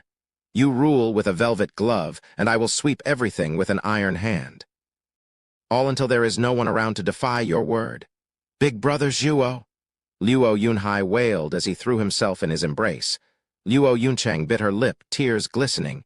Thank you. The others nodded with even more respect. The Luo clan may have nothing, but with Zhuo Fan there, it was enough. Old Pang, take the brat to Dugu army? He patted Luo's back and smiled. Had your path been the same as mine, I would have guided you in your cultivation. But now I see that old Dugu is the best suited for the job. Captain Pang pulled an unwilling Luo Yunhai away. Zhuo Fan turned to the rest. You may all return to your duties. Elder Yan, Elder Lai, you two stay. The others left, leaving only Lai Jingxian and Yan Song behind. Zhuo Fan sighed. Just how is this possible? I've taught him for half a month already. Is Steward Zhuo still not over it? That brat must be like a son to you. Lai Jingxian chuckled, but he couldn't hide the admiration. But Steward Zhuo, I bow before you in true admiration. If it were me, I'd have long taken power in this wretched and weak clan for myself. I've never seen one as devoted as you. The Luo clan is indeed steadfast and righteous. You have my entire respect. Yeah, Steward Zhuo may be doing everything with an iron hand, but you are treating the Luo clan with a velvet glove. Such deep emotions and ethical behavior. I wonder what great favor has the Luo clan head done to Steward Zhuo to earn such devotion into raising his children. Yan Song cupped his hands in respect. Zhuo Fan rolled his eyes. His relation with the former clan head was non-existent. It was all that damned heart demon's fault. Although his course of action was no longer entirely because of it, as he started to care for the Luo clan. But when it was all said and done, everything was in self-interest, so when they said he was using a velvet glove, he had to chuckle. You two have roamed the land for many years. Do any notable experts in fire and water attributes come to mind? Zhuo Fan suddenly asked. They exchanged a glance and said, Why do you ask? Steward Zhuo, squinting, Zhuo Fan replied. Luo clan is currently safe, but trouble will soon come knocking. Of the 4 arrays, the Poison Dragon array in the east is handled by Elder Yan, and the Dazzling Gold array in the west by Elder Lai, a body cultivator. I still need 2 experts to control the Black Flame array in the south and the Ice Shadows array in the north. If an attack comes, the 4 arrays can fend it off and also correlate with each other in not letting anyone out once they enter. Frowning, Lai Jingxian said, 2 names come to mind now that I know what Steward Zhuo is looking for. Who? Zhuo Fan asked anxiously. Raging Ancestor, Qiu Yanhai, and Ice Moon Witch Zhu Qingjian? What, those 2 old monsters? Vicious Pill King yelled and started shaking his head vehemently. Absolutely not. Those monsters are stubborn as mules. They refused to leave their seclusion even when Regent Estate invited them. The Regent Estate ended up forcing their way to them only to suffer dearly. None disturbed them since. Oh, and how is their strength? Zhuo Fan raised an eyebrow. 5th layer of radiant stage. Lai Jingshan's eyes shined. I once fought with them myself. If the fight was one-on-one, I would have won, but they were working together, water and fire combined. Not even 5 of me could endure their attacks for long. Oh, they know how to combine fire and water. He, very good. It's settled then. Zhuo Fan grinned. We're off at sunup. But Steward Zhuo, how do we invite them? Yan Song blinked in worry, snorting. Zhuo Fan snickered. What invitation? I have always used an iron hand in everything. Elder Lai, do you still have the 2 spring pills? Of course, it's such an amazing pill and can't bear to throw it. Ha ha ha. The 3 shared a glance and started snickering evilly. Chapter 208, Fire and Water Conflict.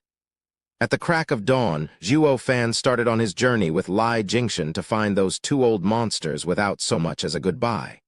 He left Yan Song behind. Luo Yunchang was mad after she heard Yan Song tell her this. He's leaving and going whenever like this place is a tavern. Lei Yuding was just as pissed. Because ever since his return, he has not once talked to her. They only spoke about the affairs of the outside and the Luo clan, never freely. Humph, that brat must be seeing someone outside. Lei Yuding's jaw was in a vice, her knuckles white, ready to pounce like a tigress. 3 days later, Dugu Zhanshan had received imperial summons to return. The Dugu army left swiftly, taking with them Luo Yunhai since he was his 5th godson. At the moment of parting with the Luo clan, Luo Yunhai felt somewhat sad seeing that Zhuo Fan wasn't there to see him off. It was normal for Dugu Zhanshan to go off to war for decades, and who knew when the 2 would see each other again. He started feeling down. Luo Yunchang rubbed his head in an attempt to console him, but it proved useless. Zhuo Fan came and went as he pleased, though all knew he always had the Luo clan's best interest in every move. But every time he does this, it leaves everyone with a cold feeling. You could at least say goodbye to the child, but Zhuo Fan never even considered such trifles. He only had long-term returns in mind. 3 months later, 2 men stood in front of a 100-mile-long steep and winding mountain range. Not able to see the end of it caused Zhuo Fan to sigh. The mountain before them was called Snowfire Peak. One half was covered in endless snow, while the other in towering flames that made the entire sky shimmer from the heat. Its scorching blaze burned everything in a 10-mile radius. What was curious about it was the middle ground where the ice and fire met. The transition was jarring, as if someone drew a line. One step you'd be in ice, the next in a furnace. People couldn't help but sigh at the world's wonders, but Zhuo Fan knew this wasn't made by Mother Nature but men. This used to be a vibrant place full of life, not the Snowfire Peak what was called today. This happened due to 2 old monsters staying here. They up and started trading blows, shaping the mountain range with every exchange into this, a hell of fire and ice. How long did they fight to change the place so damn much? Zhuo Fan sighed. But in his mind, he approved of such actions. Even in the radiant stage, such power was impressive for these experts to have. They sure fit the bill for who he was looking for. Lai Jingshan laughed wryly. Steward Zhuo, they are a couple that used to fight against Tianyu and caused fear at their mere mention. But their character is strange, to put it mildly. They each cultivate an opposing cultivation method. They are unreasonable and do not answer to anyone. In the end, they settled here and the empire calmed. Though they did ruin this fine place into this ha-ha-ha. Since that's the case, how come Regent Estate couldn't get them? Zhuo Fan raised an eyebrow, shaking his head. Lai Jingshan sighed. Steward Zhuo, this pair is bizarre to extreme. You need to look beyond their mere lovers' spat. Once an enemy comes, they both rise to meet it. Their cooperation is seamless. At the time, 10 Radiant stage experts were forced to withdraw beaten to a pulp and filled with anger. I see. They look to be at odds, but their hearts are together. To protect each other, Zhuo Fan nodded. Tilde then, a sudden soul ripple passed over the 2. They realized on the spot they'd been spotted. "Elder Lai, you know what to do, right?" Zhuo Fan spoke coldly. Snickering, Lai Jingshan nodded. "Of course, outsmart our betters, ha ha ha." Lai Jingshan. With a whoosh, a man in red came from the burning side of the mountain range, bellowing with such rage that jarred the two's ears. Zhuo Fan eyed him carefully. He was a bald man in his 60s, had vibrant eyes as if they could shoot out flames, and heat seemed to be coming from his body constantly. Not 30 meters from him, Zhuo Fan could feel as the scorching heat was evaporating even his sweat. He reckoned that any closer would have him combust. His fire Yuan Kai is so pure. Zhuo Fan admired. Lai Jingshan took a step in front of Zhuo Fan to shield him and shouted, "Qiu Yanhai, it's been ages, but more uncouth than ever, it seems. You even release such pressure in front of a junior. Humph, uncouth. Were you and Regent Estate any different? There were 10 of you and only 2 of us back then." Qiu Yanhai mocked, his eyes staring at Lai Jingshan. "Mad Dipper, why are you here?" "There's no way you can beat us alone," snickering, Lai Jingshan said. "Raging Ancestor, take it easy. I've not come as your enemy. It is this young master of ours who has a fire physique and the imperial tyrant body art isn't suited to him. I was tasked by the estate lord to bring him here so you can take him as a disciple." "Disciple?" Qiu Yanhai frowned. "Your Regent Estate has many cultivation methods.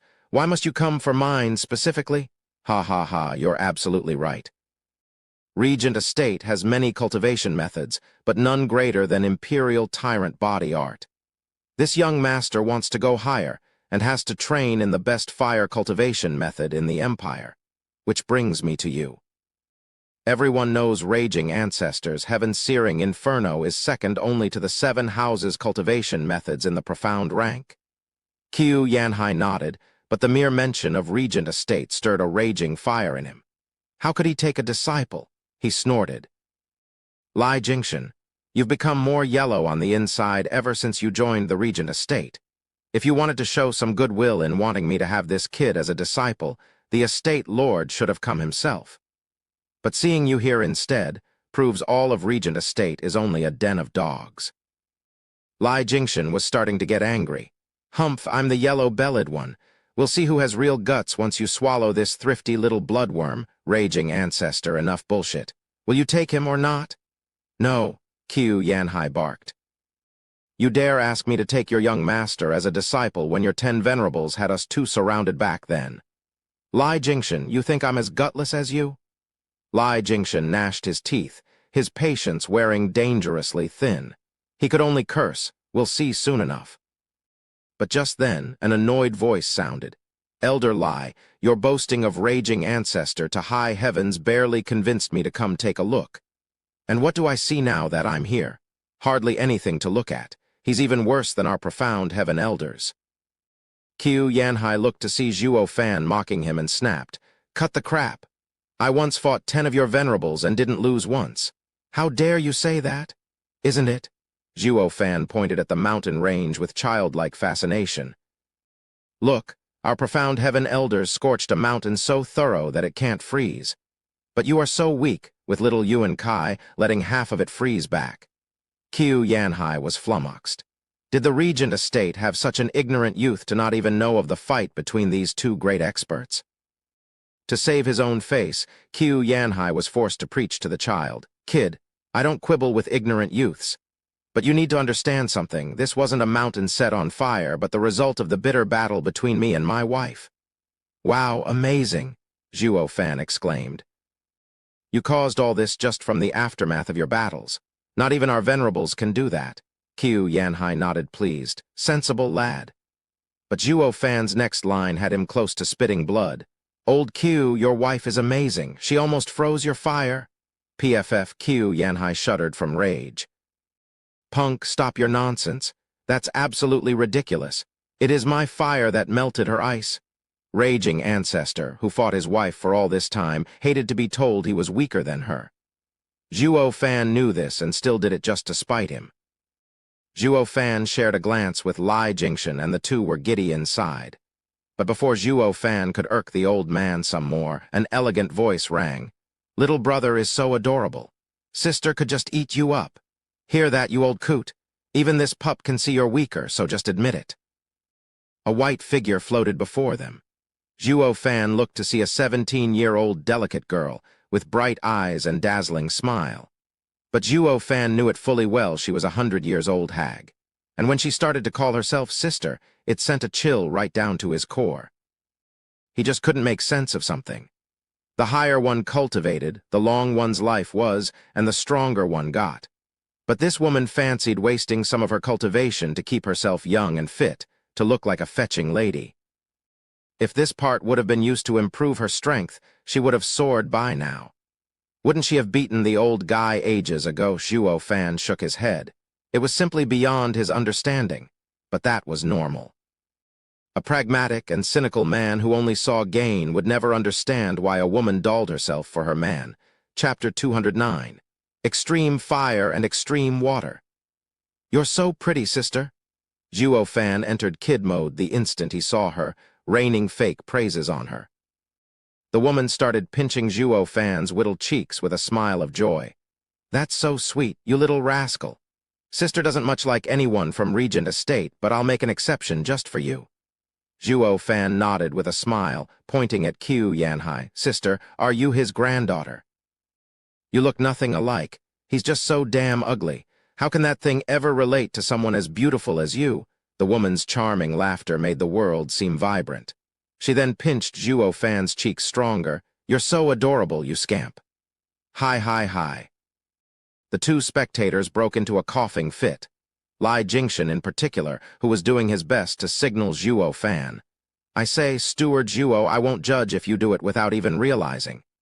But if you are doing it knowingly, sigh, have you no conscience? Qiu Yanhai stared a hole into Zhuo Fan and cursed. Are your eyes for decoration? That hag is 100 years old. Even while using some cultivation to keep up appearances, her aura is nothing like that of a young lass. You mean to tell me that in all your time cooped up in Regent Estate, you've never even seen a girl? Oh, the woman replied before Zhuo Fan could, with a biting remark. Old fart, just where exactly do you see me as a grandma and not a lady? You want to be slapped? Humph, I rest my case. What lady in her right mind would call herself grandma? You're so old, but ever shameless. Qiu Yanhai mocked. The women went red and huffed in anger as she sent a palm attack. In a flash of white, even the shimmering heat around them started turning into ice crystals. Qiu Yanhai was fully focused on fighting back. With a flick of his sleeve, a blaze erupted, blocking the white light. Old crone, you want to go at it again? And what if I am? Who told you to run your mouth before this child that this grandma is old? Humph, so what if I call you old? You're so on in years, yet still thinking of raising a cherry boy into your sugar daddy. Shut your mouth, you old fart. The two snapped at each other at every chance they got. Zhuo Fan and Lai Jingshan smiled inside. It was then that Lai Jingshan shook his hands vehemently. People, I came here for this child to get a master, not to see a lover spat. And since Brother Q is very much against the idea, we'll be taking our leave. Later, sister. Zhuo Fan waved sadly at the woman. The woman's heart softened and shouted, Wait, I love this child dearly. I'll teach him. You can teach shit. He has a fire physique and only my fire cultivation method fits him. Why are you butting in when you're just a water cultivator? Qiu Yanhai retorted sourly.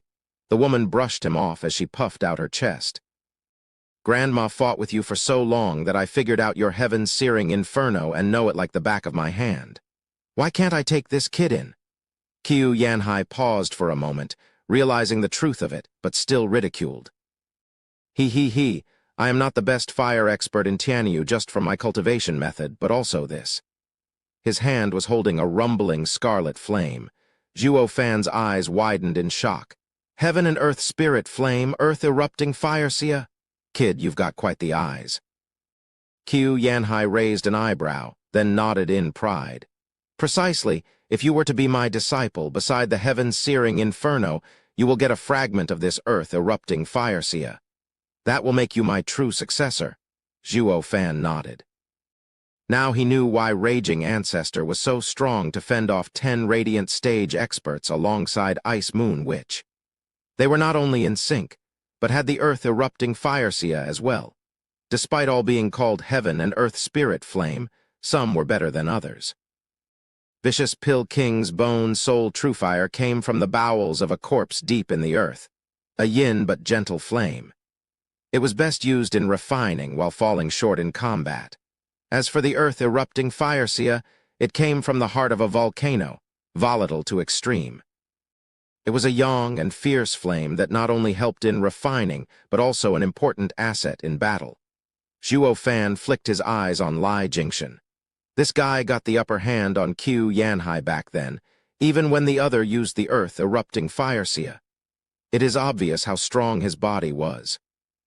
And that was only at the 7th stage of Imperial Tyrant Body Art. Now, he not only changed to the Wraith Art, but also had the 3 matching profound ranked martial arts. Who knew how far he could go? Mad Dipper was a martial fanatic through and through. He has a body of a refining genius. Zhu Fan truly struck gold when he had this old man join his gang. Noticing his gaze and easily figuring out what he was thinking, Lai Jingxian chuckled with his head thrown back. Sister, he said I can get the heaven and earth spirit flame if I become his disciple. What if? Zhuo Fan pointed at Qiu Yanhai with a bright smile, squinting Ice Moon which wasn't about to back down just like that. Child, don't be so hasty. What that old guy has, so do I.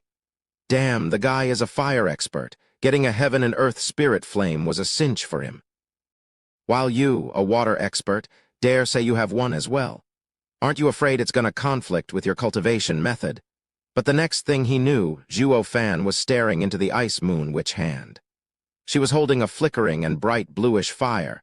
Zhuo Fan's eyes twitched and shouted. Holy hell, the Ice Heart Moon Soul? Correct. Among the rarest heaven and earth spirit flames, the one to match a water cultivator the most was this Ice Heart Moon Soul. This fascinating flame came to be in the core of a 10,000 years old ice that had been bathed by moonlight for another 10,000 years. Its warmth was bliss, its nature one that brought inner peace while also doing wonders to one's cultivation. But its most redeeming quality was that it could freeze any and every single thing in the world. No one could fend it off. Taking another look at the two, Zhuo Fan now knew why these monsters could repel Regent Estate's 10 venerables. With earth erupting fire sia and Ice Heart Moon Soul working in tandem, their power would explode. They were capable of drawing out the most of their power by joining hands. That was how they beat those 10 radiant stage experts. Oh my, you sure know a lot, child. It is a rare heaven and earth spirit flame, but not many know of it. How is it you recognized the Ice Heart Moon Soul with just a glance? Zhu Qingjian eyed him inquisitively. Zhuo Fan laughed wryly. Something I picked up from an ancient book, ha ha ha. Hey, the kid wants to train in fire. Your Ice Heart Moon Soul is pretty enough, but doesn't suit him. I advise you to stop butting in. Seeing Zhuo piqued Zhu Qingjian's interest, Qiu Yanhai shouted. Darting his eyes around in thought, Zhuo Fan caught onto something. He grabbed Zhu Qingjian's hand and started waving it around in his best childlike tone. Sister, I really want to train with you, but our attributes don't match. I can't use the Ice Heart Moon Soul either. Can you make the old man share his earth-erupting fire sia with me? Hey, punk, hands off the crone. Qiu Yanhai was fuming mad. Zhu Qingjian raised an eyebrow and laughed. All right, I'll help you. She turned to Qiu Yanhai. Old fart, are you up for a bet? What kind? Per usual. If you get even half a move over me, I won't take the kid as a disciple. If I get the upper hand, then you will give the earth-erupting fire sia to the kid as a gift to my disciple. What do you say? Zhu Qingjian shouted. Zhuo Fan hugged Zhu Qingjian. No, sister. I want to stay with you. I want no earth-erupting fire sia. No worries, child. This old geezer has never beaten me once. Patting his head, Zhu Qingjian giggled. Qiu Yanhai was pissed off by the taunt. Damn punk, didn't I tell you to lay off the crone? No way. Zhu Qingjian and Zhuo Fan jutted their chests and replied at the same time. One could almost see steam coming out of Qiu Yanhai's head. But since he didn't dare flare at Zhu Qingjian, he directed it all on Lai Jingxian. Old freak, you brought this pretty boy. After I finish here, I'll settle the score with you. Lai Jingxian shrugged. Fine, it's a deal. Huffed Qiu Yanhai. Let's go to our old place. He vanished the instant he finished talking. Zhu Qingjian laughed and followed, with Zhuo Fan shouting behind her, "Sister, I don't care about that fire. Just don't get hurt." But when the two were gone, Zhuo Fan flipped back to his calm and calculating face. "Have a pleasant flight, you two, Tilda?" "Ha ha ha," Steward Zhuo changes faces quite fast. "If I didn't know you any better, that innocent act of yours would have taken me in from the start, thinking you're just a naive kid." "Tone down the flattery?"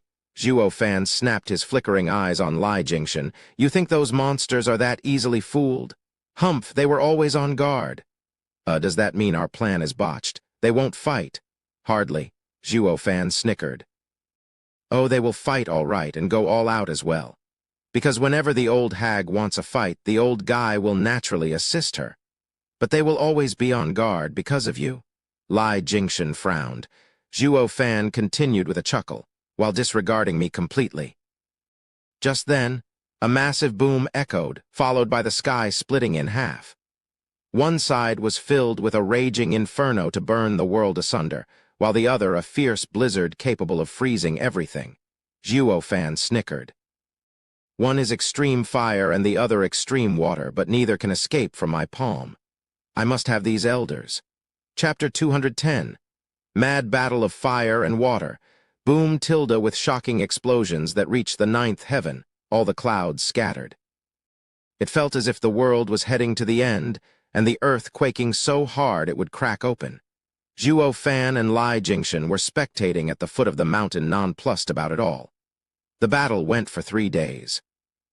Despite the raging inferno towering on one side, it was unable to thaw the imposing glacier on the other side even a fraction. Raging Ancestor and Ice Moon, which went back to their usual stalemate.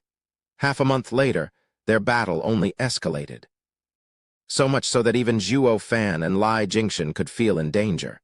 They had to retreat 100 miles. Finally, after a long 2-month raging battle, it showed signs of subsiding. Zhuo Fan snickered. "It won't be long now." After a constant 3 months racket, the place had finally become silent with one final boom. The flames swallowing half the sky retreated and the blizzard stopped. Zhuo Fan smiled. "Elder Lai, it's our turn to join the act. Let's see your performance." "Ha ha ha. Ever since I switched to Wraith Art, my power has increased greatly over the months. I won't let Steward Zhuo down." Laughing, Lai Jingxian grabbed Zhuo Fan's hand and flew to Snowfire Peak. In the place where fire and water met on Snowfire Peak, Zhu Qingjian was kneeling on the ice, gasping for breath.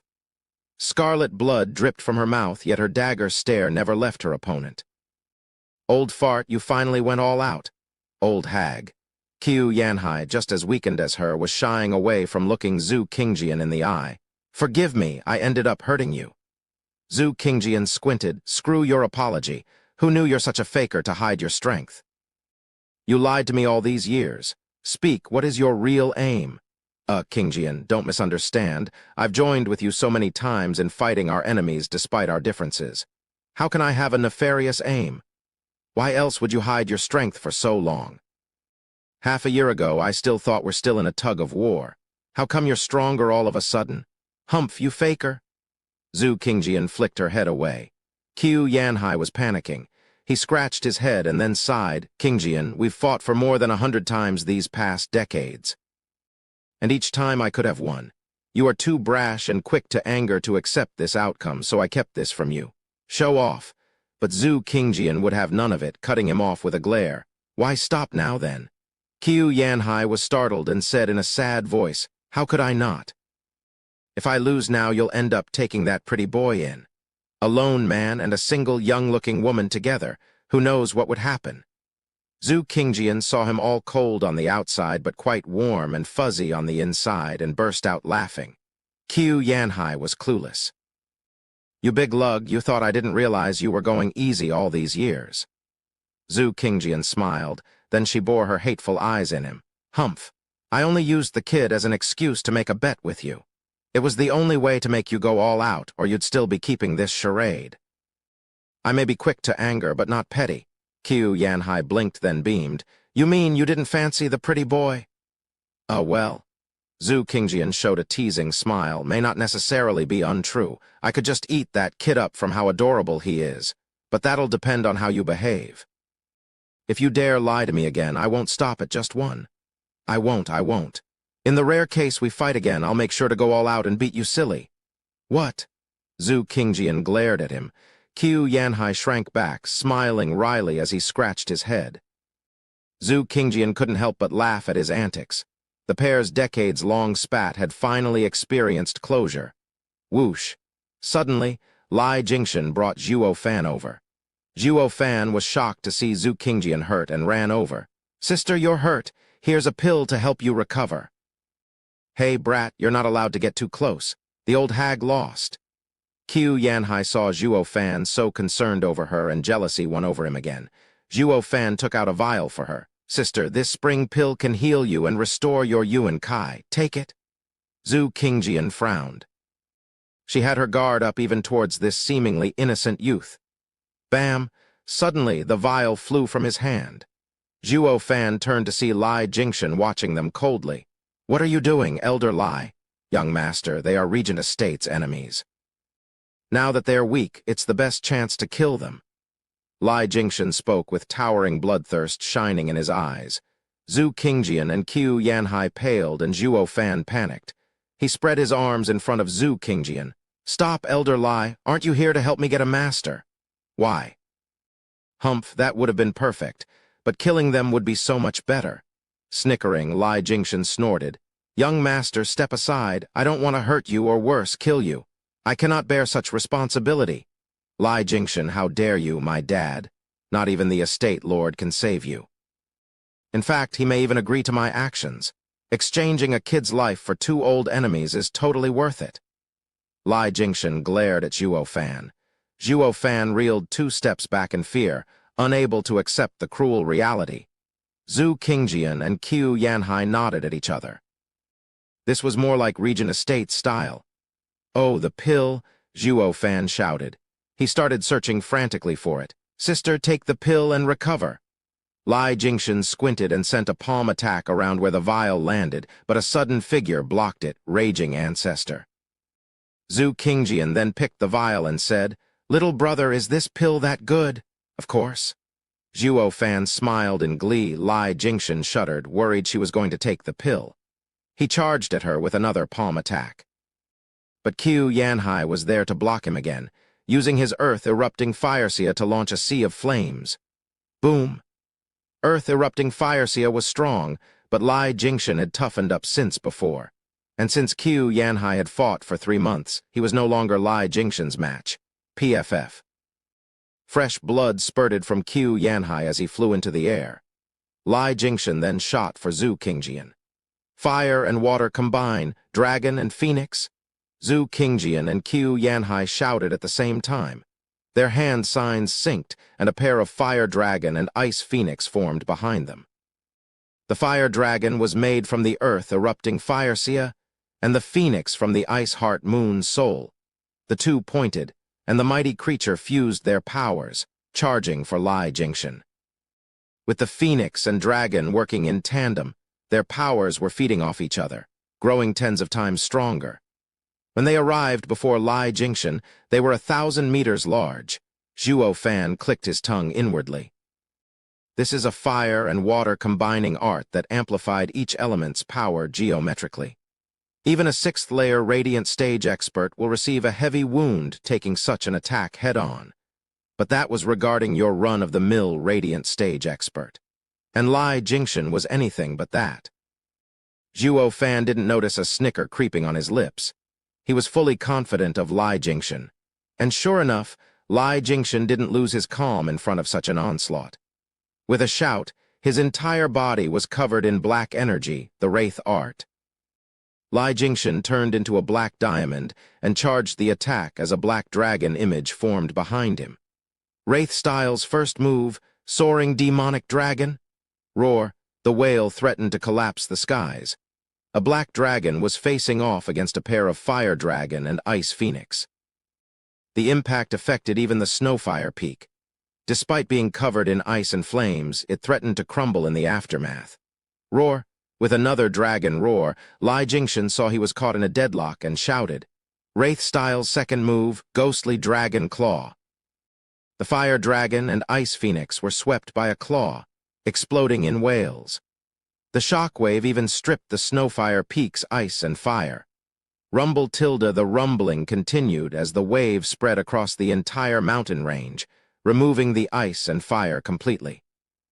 Zhu Qingjian and Qiu Yanhai were thrown back dozens of steps. They were looking in fear at Lai Jingshan as if he was a demonic god. Even exhausted as they were, they would have had no trouble fending off the old Lai Jingshan. But it was clear that Lai Jingshan wasn't the one of old. He was a true Mad Dipper now. He was unlike his past self now. He was like a living demonic god, tens of times stronger than both of their weakened selves' attacks combined. That's no imperial tyrant body art. What freaky art are you training in? Qiu Yanhai swallowed in shock. Grinning, Lai Jingshan was immensely pleased by his progress and also grateful to Zhuo Fan. Humph! The dead need not know. The two jerked, knowing now Lai Jingshan was not going to stop until either side was dead. The way they were now, they were no match for Lai Jingshan. That left them with one choice only. Zhu Qingjian looked at the vial in her hand, at the spring pill inside. Zhuo Fan snickered secretly, hook, line, and sinker. Chapter 211. Two Spirit Animals. Sister, run, I'll hold him off, Zhuo Fan shouted. He threw himself at Lai Jingshan to hold him back. Lai Jingshan barked, Young master, what are you doing? Don't force my hand. I don't care. You are not allowed to harm sister. Zhuo Fan shouted, his eyes filled with resolve. Zhu Qingjian and Qiu Yanhai were moved. They looked in each other's eyes and nodded. Zhu Qingjian opened the vial and gave a pill to Qiu Yanhai. I don't know if the pill will be of much help, but we cannot let the boy's efforts be in vain. He, old hag, that pretty boy must have got under your aged but still pretty skin. Qiu Yanhai grinned. Zhu Qingjian snapped to hide her blush. Old fart, you're still a wise ass despite being an antique. Hurry up and take the pill so we can live through this. Zhu Qingjian stroked the ring on her finger and muttered, Sweetie, come out and protect me. Shrieked Tilda with a cry. A 20-meter-long white falcon appeared overhead. It flew in circles above, releasing a cold wind that blew to form a barrier around her. Fifth-level spiritual beast Snow Falcon? Zhuo Fan and Lai Jingshan cried. The shock was far from over, as Qiu Yanhai also shook his hand with a smile. A roar echoed in everyone's ears as a scarlet tiger with flaming wings came out of his ring. The scarlet tiger circled Qiu Yanhai. Its 10-meter-long tail flicked at a 50-meter-tall cliff, rendering it into rubble. Its fiery eyes staring daggers into Lai Jingshan. Fifth-level spiritual beast, Earthcore Flame Tiger? Lai Jingshan's eyes trembled, as did his heart. He was in ever more awe of Zhuo Fan. It all went just as he said. This old pair may have fought each other till they went senile, but still had kept a hidden card to deal with him. He didn't see such spirit animals the last time they fought, thus making them the couple's last card. Zhuo Fan was also wide-eyed, rather from excitement than fear. The more the old monsters had up their sleeve, the more he felt they were worth the effort. Young master, step aside. I have to settle them here and now. No, Lai Jingshan roared, but Zhuo Fan still held him tight. Irritated, Lai Jingshan slapped Zhuo Fan. Then you only have yourself to blame for what comes next. Despite the fierce palm attack, Zhuo Fan showed no fear. Zhu Qingjian's eyes jumped but only shouted, Kid, we will avenge you. Zhu Qingjian and Qiu Yanhai swallowed a pill each without an ounce of hesitation. They sat cross-legged to absorb it as the two fifth-level spiritual beasts stood guard. Creak. Lai Jingshan's deadly palm grounded to a halt. Zhuo Fan snickered, easily slapping the palm away. Zhuo Fan straightened and eyed Lai Jingshan with a wicked smile. All that's left is for them to absorb the pill. Ha, Steward Zhuo truly works in mysterious ways. You're far more cunning than that unwanted contriver. Those two actually took the so-called pills. They used to be so cautious about everything, only to fail in the end, Lai Jingshan laughed. The two spiritual beasts were stunned. Their masters called them out to stand guard, But why was it that this old guy was taking his sweet time, with not even a measly intention to attack? Zhuo Fan snickered. Elder Lai, easy on the flattery. There's nothing mysterious about my skills. I only guided them to this outcome. The more dangerous the moment, the easier it is for a cautious man to let his guard down. If he can see a thread of hope, he will grab it without fail. A bitter pill to swallow is quite the fitting description, don't you think? All I did was set up the stage for this peril to unfold and make them swallow a pill they had no knowledge of. Lai Jingshan's eyes shined in admiration. He is mighty in the pen and the sword. His methods are convoluted and impossible to see through them. He is the genius of the millennium. By the way, Zhuo Fan eyed Lai Jingshan puzzled. Elder Lai, you said Regent Estate wanted to subdue this pair and even sent 10 radiant stage experts. But didn't unwanted contriver Leng Wuchang pull any tricks? Ha ha ha, of course he did. Only he lacked your bloodworms. So his only plan was to surround the two with Regent Estate's forces. But it backfired instead, and the matter was dropped. The estate lord at the time wanted to force the pair into submission, but was forced to forget about this when they were just too stubborn and had no way to make them capitulate? Zhuo Fan nodded. It wasn't Leng Wuchang's fault for not succeeding, but the lack of means to do it. Without his bloodworms, even Zhuo Fan would have gone home empty-handed. As they talked, the couple slowly opened their eyes and shot to their feet, but the view left them speechless. Where did Lai Jingshan's fierce bloodthirst go? Why was the kid safe and sound? They recalled how the last image before closing their eyes was that of Lai Jingshan's devastating palm coming swiftly on the kid's head. Zhuo Fan easily saw through their doubt and bowed. Seniors, let me reintroduce myself. I am not from Regent Estate, but Luo clan's steward, Zhuo Fan. I represent our clan head when I invite seniors into our clan as elders. Please allow us this boundless honor, seniors. What? The two were shell-shocked as they turned to Lai Jingshan. He nodded with a laugh. As you can guess, I'm no longer Regent Estate's venerable, but Luo clan's elder. I was reminded of your impressive power, and since you didn't belong to any house, we came to extend an invitation. The two's hearts shuddered from shock. Who was this Luo clan to win over Lai Jingshan, an astounding expert from Regent Estate?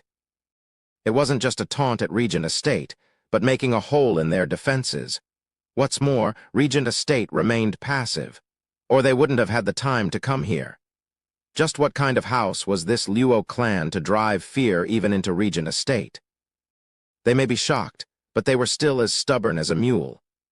Zhu Qingjian laughed, glaring at Zhuo. Little brother, I did say I will take you in, but I never mentioned anything about you having me. Quite right, only I can have this crone, ha ha ha. Qiu Yanhai laughed without shame, earning a blush and a glare from Zhu Qingjian. Zhuo Fan scratched his nose. That's fine as well. My forte is that I do not like to force people, though I may perhaps have a little loathsome fault. Whatever I set my eyes on, I must have it. And what I can't have, no one else can. Zhuo Fan made a sign before the two could react. The air filled with the couple's wails as Zhu Qingjian and Qiu Yanhai's head bled out along with the accompanying excruciating pain. The spiritual beasts were startled and flew at Zhuo Fan. This brat is the real menace, hiding himself to such extent. Zhuo Fan wasn't the least bit afraid. You two better sit and behave or all you'll get is your master's corpses. Zhuo Fan made a hand sign and the couple spat blood. It then started pouring from every orifice of their head like a fountain. The spiritual beasts stopped in panic, freezing in uncertainty.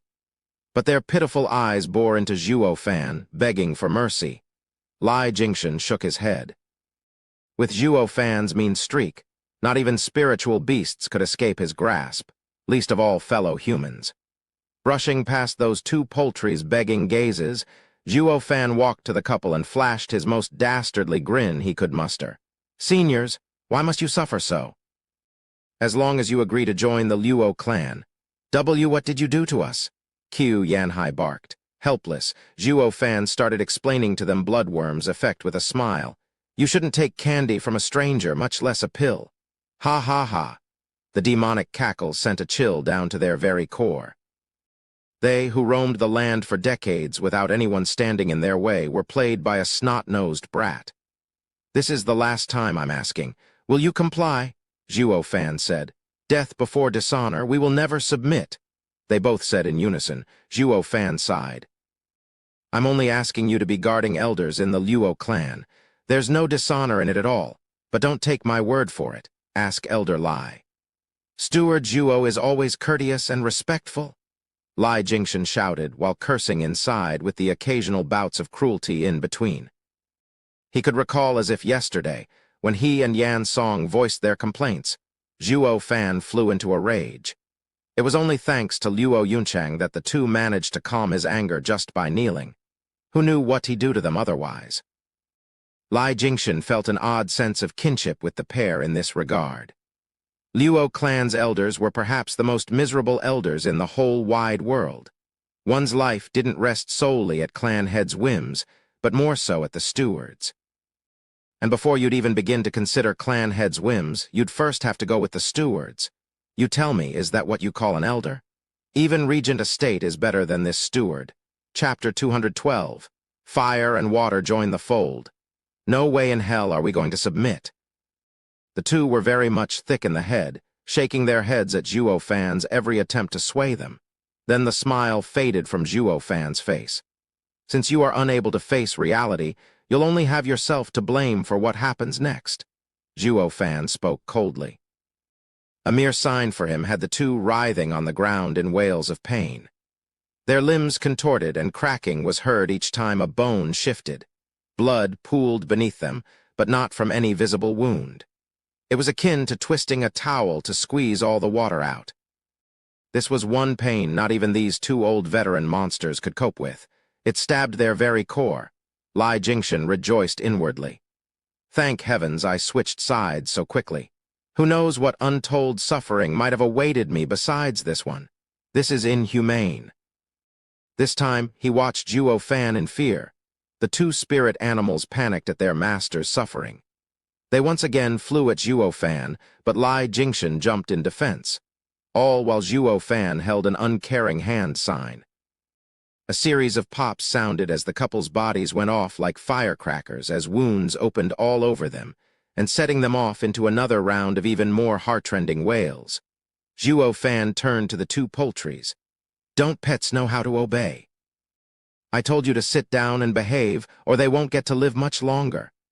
Their charge stopped, reduced to flying in circles from worry.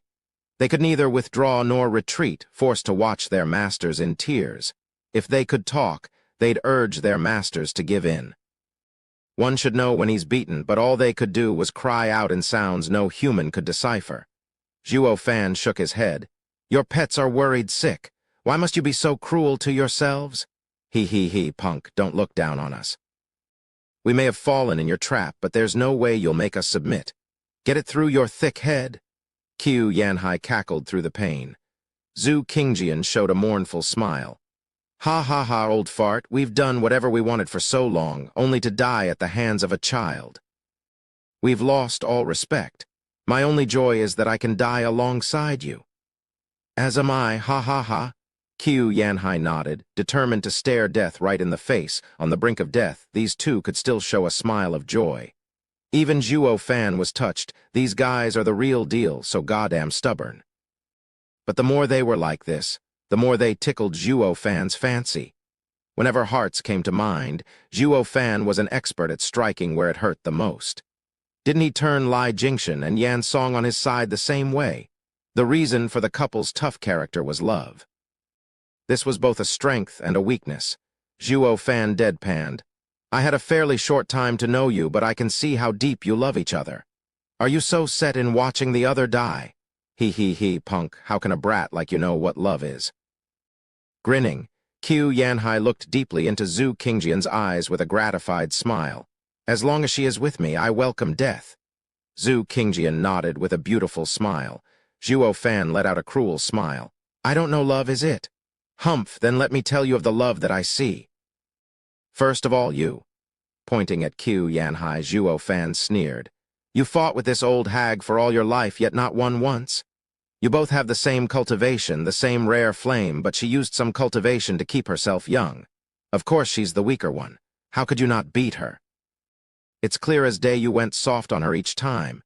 Qiu Yanhai only had a prideful smile in reply. Zhuo Fan turned to Zhu Qingjian.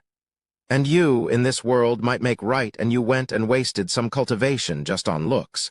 The way I see it, you're clearly asking for death. It was fine if you were someone going out in public every day, but who will see you when you're hiding out in a mountain?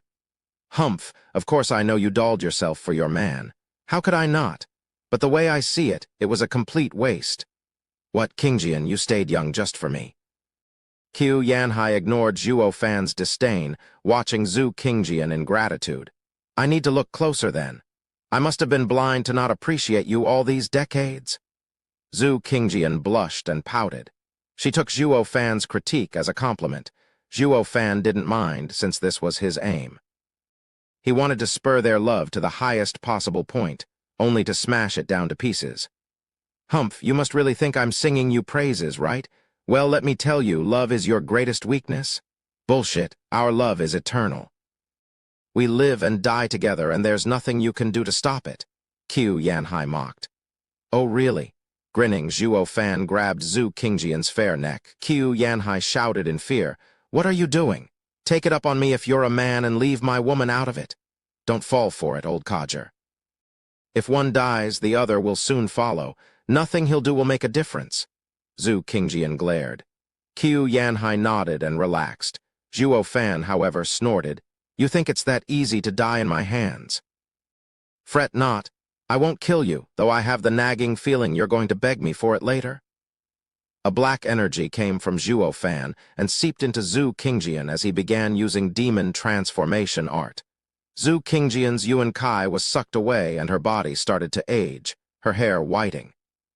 But that wasn't caused by demon transformation art, but from having the Yuan Kai reserved in keeping appearances stripped away. Ha ha ha, old hag, so this is how you really look. You can no longer keep up your youth. Why don't you let your old man get a nice long look at you now? Zhuo Fan laughed, twisting Zhu Qingjian's head towards Qiu Yanhai. He also put a mirror in front of her to see her true face. Zhu Qingjian shuddered at the aged, grizzled-hair old woman. She wailed, No, Tilda, old codger, don't look. Ha ha ha, nice try, but your body is under my control. Shutting your eyes won't work. The old guy will now see how old and wrinkly you are, Zhuo Fan cackled. No, don't look, don't look. Zhu Qingjian shook her head as tears flickered in her eyes. Qiu Yanhai consoled, Qingjian, don't worry. To me, you are the most beautiful. Zhuo Fan smiled inside. Women doll up for their men, and this is the men's attitude? Humph, why would any woman do it if not to attract men? Especially towards the one they love, the woman will want to look at their prettiest, even if the man spoke of loving her wholly. She never wanted to let him see her ugly side. Zhuo Fan saw through it, so he raised their love higher, then made her return to her old and ugly appearance. He wasn't aiming at the old guy from the start, but the old hag instead. First came the bashing of the old hag's mental walls, and later came the defeat of the old guy. Zhuo Fan snickered, hopped on Zhu Qingjian, and mocked. He, sister, you don't much look like a sister now, do you? More like a granny if you ask me. Don't say it, please, Zhu Qingjian cried as she covered her face. Qiu Yanhai cursed, Beast, stop this instant or you'll be sorry. Sorry. Ha ha ha, your lives are in my hands, yet you dare take that tone with me. Zhuo Fan snickered as his hand grabbed Zhu Qingjian's sash. You old pair of farts. Do you believe me when I say that I can make this old hag look even more unsightly? Though I have no interest in seeing and let your old goat eyes feast on her alone. But I can't help but wonder, just how interested are you, old man, in this sister's fine body? Zhuo Fan punctuated by a light pulling. No, Zhu Qingjian cried, her eyes already rolling in her skull. Qiu Yanhai was tearing up, sobbing a plea. Steward Zhuo, we submit. Please, just let her go. Don't shame us anymore, I beg you.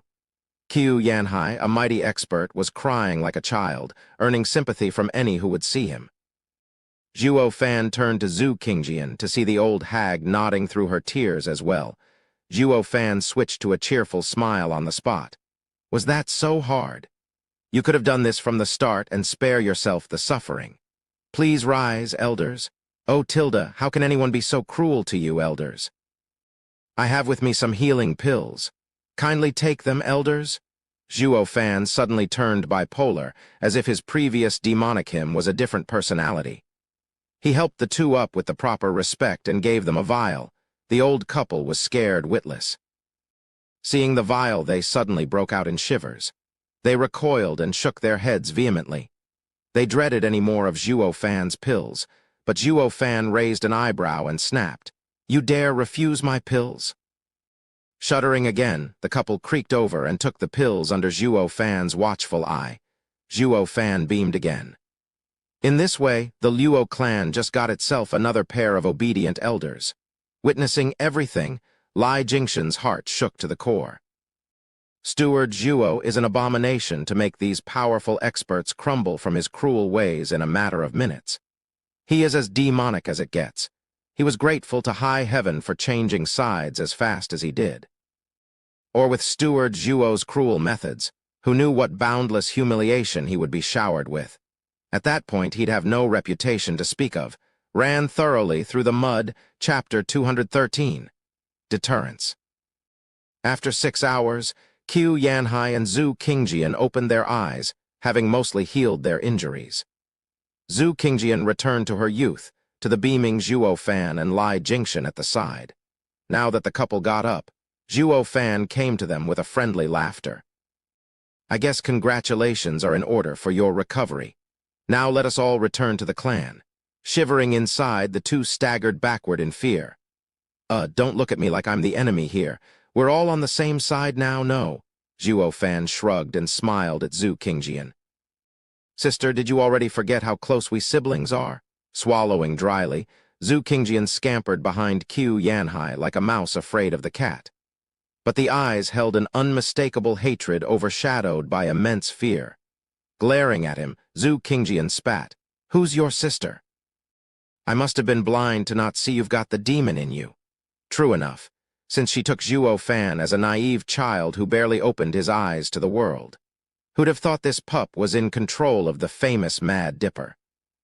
He had no scruples, and such vile schemes that had even this famed pair of monsters shiver in fear. How the hell was that a little brother? A demon from hell was more like it. Zhu Qingjian was regretting having been swept by Zhuo Fan's sweet smile and sophistry. She was itching to gouge his eyes out and squash them. Zhuo Fan was becoming irritated. Qiu Yanhai saw his mood sink and urged, Steward Zhuo, please calm yourself. My old hag is raving. Don't mind her. Never mind then, your lives are in my hands anyway. It's your choice if you want to get along with me.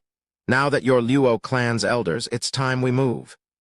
Zhuo Fan ignored them and unfolded his lightning wings as he took to the skies. Seeing the demon take flight, the pair breathed easier, yet looked close to breaking down in tears. They who lived free in a mountain, they, who fended off even regent estates' threats. How was it they had fallen so low in the hands of a twerp? They couldn't make one sense of it all. Lai Jingshan walked to them and mocked. Didn't you laugh at me saying I have no guts, old man? Well, where's yours? Smiling dejectedly, Qiu Yanhai shook his head and sighed. I was at fault before. I didn't expect you to be so powerful. Ha ha ha, as long as you know. Lai Jingshan said, but I am a man of immense willpower and not under complete control of the bloodworm. And the ones I ever followed never were ordinary. Try to look beyond Steward Zhuo's young looks. He does everything with calm and precision. Fierce tactics are a powerful man's tools. You won't lose out by following him. The two nodded after a long time. And since we'll be working together in the future, I'll let you in on the basics to survive in the Luo clan. Making sure Zhuo Fan was far enough, Lai Jingshan whispered. The couple had their ears peeled. Please tell us, Brother Lai. Except for Steward Zhuo, anyone in the Luo clan are good people to get close to, especially our young miss. She is a must to win over.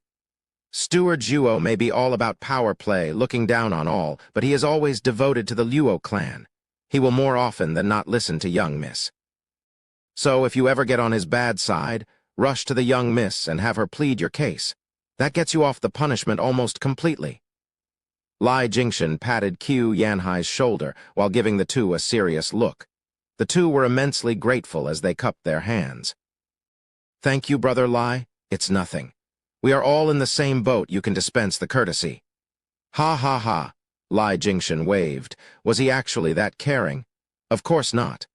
The two were ignorant of the Luo clan's matters, but would figure it out easily in the first 3 days anyway. He reminded them earlier since this favor came cheap, and saw no reason not to have them owe him one. Just when did I begin turning into such a vicious man? He sighed and suddenly scratched his head. Guess environment changes the man. At the gates of the imperial capital, Marshal Dugu was sitting astride his large horse and entering the city with his 5 godsons. The million-strong army was stationed 10 miles out. The news of Dugu Zhanshan's return, the second of the 4 pillars to the court, was soon on the lips of every citizen. "Your Majesty, Marshal Dugu is seeking an audience." "Enter." In the golden palace of the imperial capital, the emperor was sitting on a lavish throne. Next to him was the man he often played chess with, Mr. Sima. Dugu Zhanshan entered with large steps and bowed. "Dugu Zhanshan greets your Majesty. May you have a long and prosperous life." "Ha ha ha, Marshal Dugu has come from far away. You must be weary, please sit." With a chuckle, the emperor walked to Dugu Zhanshan and helped him to a chair. Any man would feel immensely grateful and honored. But Dugu Zhanshan found it a matter of fact. He was after all a pillar of the empire. Wouldn't a man like him receive at least this much from the emperor? "Marshal Dugu, how is the situation in Wingei's city?" Dugu Zhanshan just took a seat, and the emperor already started inquiring. Dugu Zhanshan sighed. "The circumstances are poor, I'm afraid. I have rushed to the rescue per the imperial edict, but I was late." Wingei's city had been under a terrible battle, in which the Luo clan lost 100,000 men. PFF. Watching Dugu Zhanshan speak in such a grave tone, the emperor's heart sank. Then he heard him mention Luo clan's losses and spurted blood. "Marshal Dugu, how can a third-rate clan like the Luo clan have 100,000 men?" the emperor exclaimed, then cursed inside. "Even me, who has rarely been outside the palace, knows it. How come you have no common sense?" "Marshal, did you see it yourself?" No, actually. But when Luo clan's steward reported it, I also found it odd." "That steward is Zhuo Fan?" The emperor's face twitched. "Of course it's him again. That brat is nothing but trouble. Speaking of so many casualties as if it's the order of the day," Dugu Zhanshan nodded. "Your Majesty is wise. It is indeed Steward Zhuo who told me of Luo clan's casualties. I was also skeptical in trusting this man's careless talk. How can a small clan have so many people? Not even the 7 houses have so many." But Luo clan's losses were indeed great in that battle, with even their clan head falling victim. The emperor held his head and sighed. "Marshal, Luo clan head is dead for almost 3 years now." "What?" Dugu Zhanshan was shocked, then he went beet red. "Damn those wretched brats, they played me." "But that's not the issue here. The problem is they made a fool of me in front of the emperor. Zhuo Fan, Yunhai, I will get you for this." Dugu Zhanshan gnashed his teeth. The emperor shook his head, knowing he'd been had. "Never mind then. Please tell me what you can about the Luo clan, Marshal." Dugu Zhanshan was startled, then lowered his head in shame. From the moment he entered the Luo clan, all he'd heard about it was from Zhuo Fan's mouth, not getting the time to do his own investigation. And when it came to reporting, Zhuo Fan's words didn't look as truthful now. He realized he knew next to nothing about the Luo clan. Noticing his plight, the emperor didn't know whether to laugh or cry. "Why did you even go to Wingei's city for? Are you just as sloppy with your enemy's intelligence as well?" "Never mind then," the emperor sighed. "Are the Luo clans Luo Yunhai and Luo Yunchang all right?" They're completely fine," Dugu Zhanshan spoke. "Then what of Captain Pangyi, their elder Lei Yunshan, and his goddaughter Lei Yuding?" Dugu Zhanshan started answering all the questions the emperor had regarding the Luo clan's higher-ups. In the end, the emperor nodded. "Since they are fine, the Luo clan suffered no losses. But this clan sure is capable to still be standing despite the ever-watchful eyes of Regent Estate and Hell Valley." Your Majesty, outside Blackwind Mountain, where Luo clan is located, There are 4 fifth-grade arrays placed by the clan head. A normal expert would find it hard to infiltrate, Dugu Zhanshan added. The Emperor raised an eyebrow, then sent a shocking glance to Mr. Sima. This Zhuo Fan kid is more and more impressive. I heard he could set arrays, but never imagined he could set 4 fifth-grade ones. What, they were done by Zhuo Fan? Dugu Zhanshan cried out.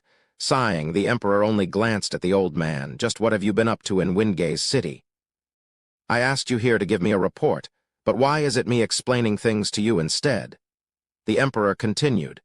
The Luo clan lost everything, even their clan head 3 years ago, leaving only the siblings, Steward and Captain Pang Yi behind. The current Luo clan has been brought about by Zhuo Fan, and it's this kid. The Emperor began recounting Zhuo Fan's acts of troublemaking through the empire. Once he finished with the mess he left in Drifting Flowers edifice, he added, "This kid is a rare talent, but a pity he's too volatile. He makes me like him and hate him all at the same time. Luo clan's problems are due to him, but it is also he who made the Luo clan stand tall. I just can't tell if this bizarre steward is a blessing or calamity for the Luo clan." Blinking, Dugu Zhanshan was speechless. He never took Zhuo Fan as an array master. As for all the stunts he pulled, Dugu Zhanshan couldn't care less. Hell, what soldier doesn't pull stunts?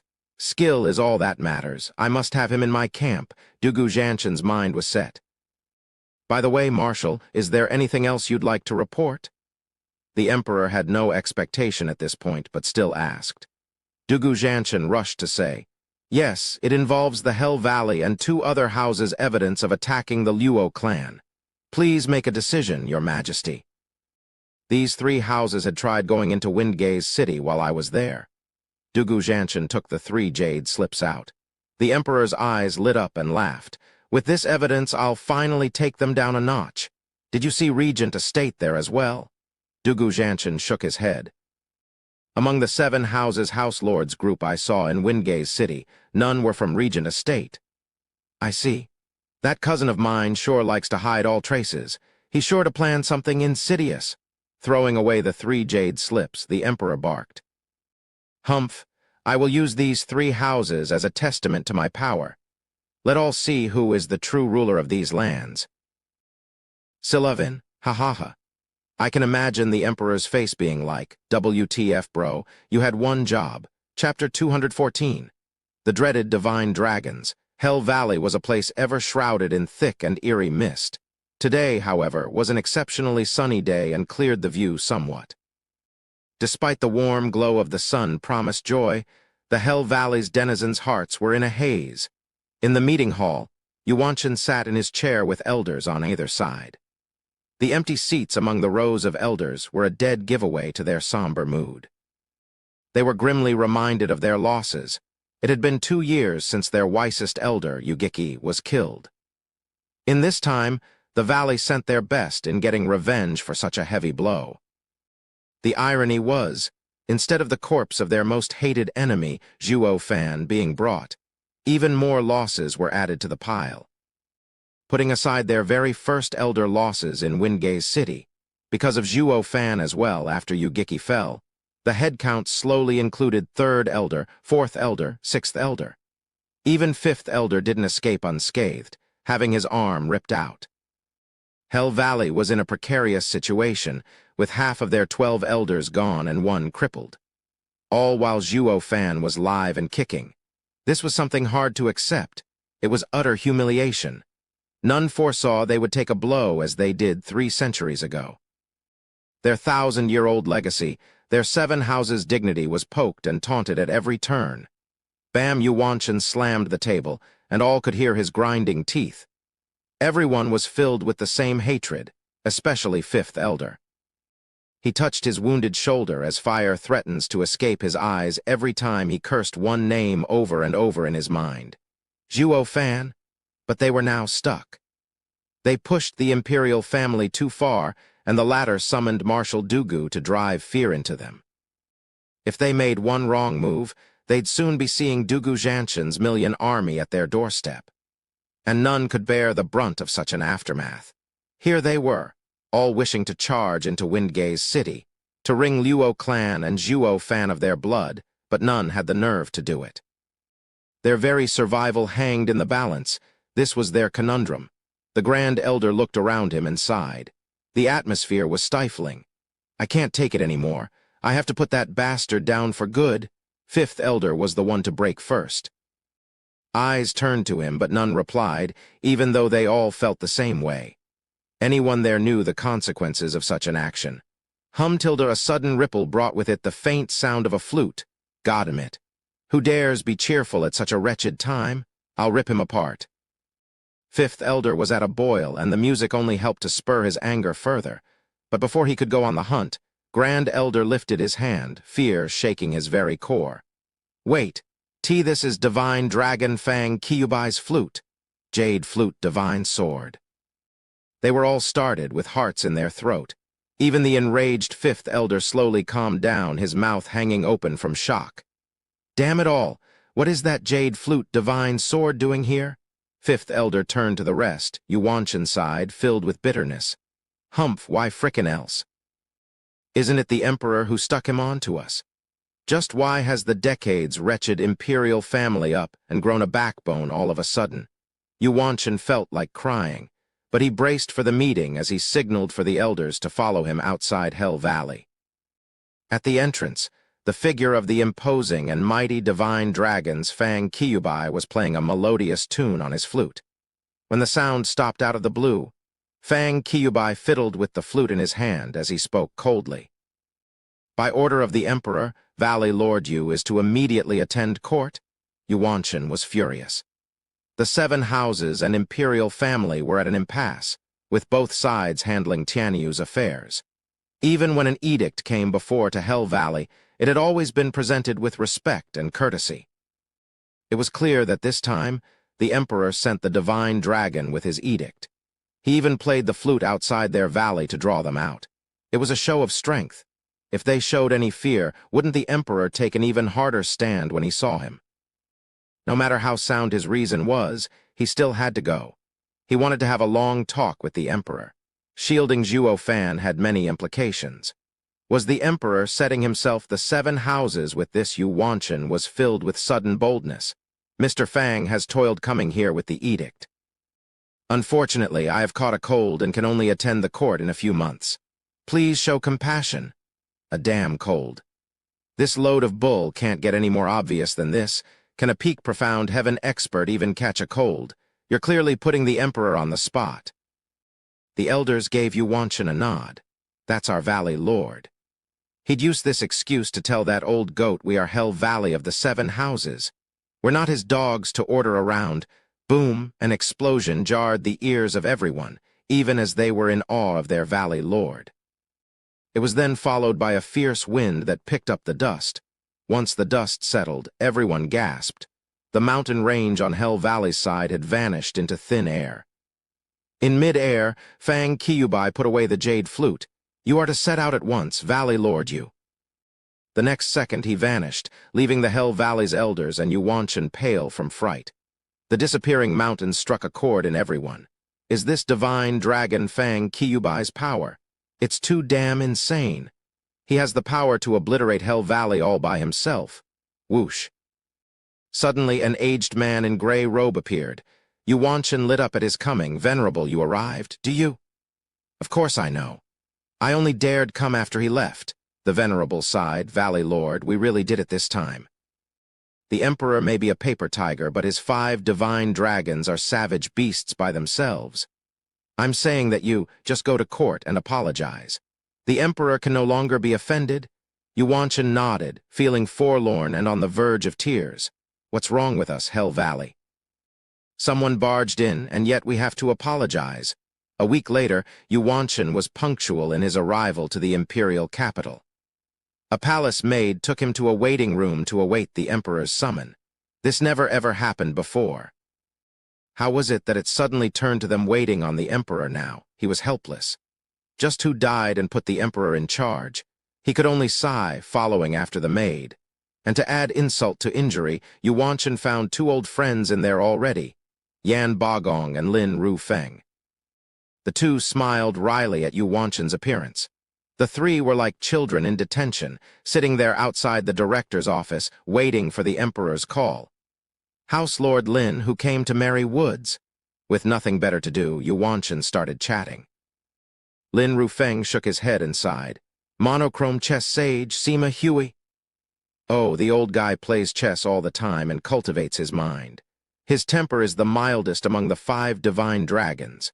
Jade Flute divine sword Fang Kyubai up and flattened the mountains on one of Hell Valley's sides.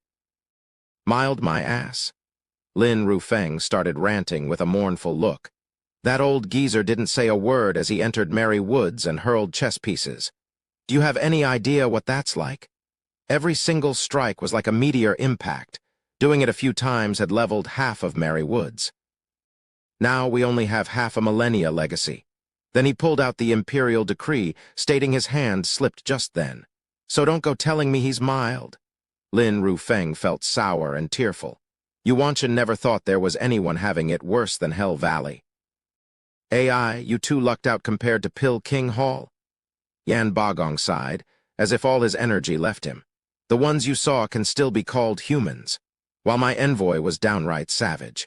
The entire Pill King Hall lays in ruins with all our pills and ingredients picked clean. What, eating all ingredients? The two cried out in shock, fear shining in their glassy eyes. Hall Lord Yan, you truly had it worse than any of us. For the Emperor to really let out that reckless little freak out means he had reached the limit of his rage. Yan Bagong nodded, so painfully true. The three looked at each other, and the room was filled with laments, puzzling the hell out of the guards outside. Weren't all 7 houses' lords filled with brashness and contempt each time they came to the imperial capital? Why was it that this time they were like lambs going to the gallows? All they heard from the tree were wails and sighs. Chapter 215. The tiger leaves the mountain. House lords, His Majesty is summoning you. After a 6-hour-long wait, a guard finally came to this remote room. The three sighed as if going to their funeral and followed the guard without any dissent. Soon they came upon the palace's gates. The guard bowed and gestured for them to enter. With a deep breath, the three slipped into the hall. They saw the Emperor dignified on his throne with Sima Hui next to him. At the end of the stairs, in front of the throne, stood the tall and mighty Marshal Dugu. The three swallowed dryly, feeling as if their hearts were in a vise when these men's gazes landed on them. Valley Lord Yu, Hall Lord Yan, House Lord Lin, greets your Majesty. They showed utmost respect to the Emperor. The Emperor nodded with a winning smile. House Lords, can you guess why I have summoned thee? They all shook their heads. Your Majesty, we do not. Bam, with a clang, 3 jade slips landed in front of them. The Emperor tone dropped lower. Humph, so you don't know? Then do you at least know these jade slips? The three started sweating like pigs as they shivered a nod. In that case, do tell me why are you explicitly defying my edict, going into the area I deemed forbidden? Not even you, the 7 houses, founding fathers of the empire, have such rights. The Emperor slapped the armrest of his throne, making the three slump into pleading on the ground in their knees. Spare us, your Majesty. This was unprecedented. The 7 houses, house lords, were, for the first time, on their knees before the Emperor. The Emperor raised an eyebrow, feeling freer than ever, as if returning to the time of his ascension to the throne when all officials showed him utmost respect. As a matter of fact, he was far more moved than before. When has there ever been a case in the long history of Tianyu Empire of an emperor getting the 7 house lords kneeling before them? It may be the very first time since this nation came together. Such honor lifted him above all other emperors before him. However, he couldn't let it show, or these 3 blokes would milk him for it. So the Emperor kept a hardened and cold face, though his tone sounded softer. Thou are all ministers loyal to our nation. You are unlikely to resort to such disgraceful behavior without rhyme or reason. Please share with me your motives so I can judge if your actions were indeed unintentional mistakes. The three's eyes lit up. Is the Emperor giving us a way out? All that we've been doing is because of that Zhuo fan. As long as that fool dies, Luo clan and Wingay's city are of no importance. But before they could explain, Dugu Zhanshan barked.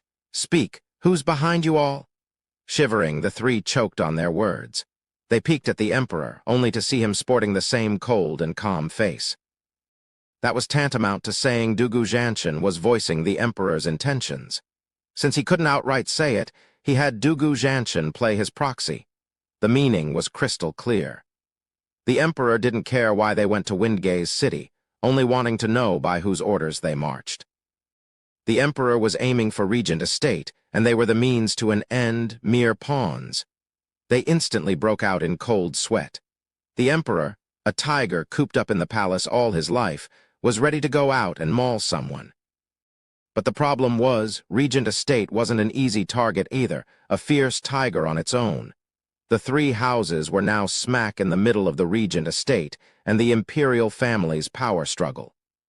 Their only fate, sacrifices, curse it to high heavens. How did we end up in this mess? If only we hadn't listened to Regent Estate and attack Windgaze City. The imperial family would have no excuse to look for us. They now faced the heavy burden of choosing to let the emperor maul them or be used to maul the Regent Estate. But would the Regent Estate ever let them go afterward? Any choice promises death. The three were overwhelmed with regrets. They bit their lips, unsure what to say. "Speak, who is behind you?" Dugu Zhanshan barked and pressured them with his powerful soul. If it were any other occasion, the three peak profound heaven experts could have stood firm, since they were on the verge of advancing to the radiant stage. But now, however, they were frightened, their spirits shaken. And this show of force broke through their mental walls, making their clenched jaws relax. But then, a loud shout echoed.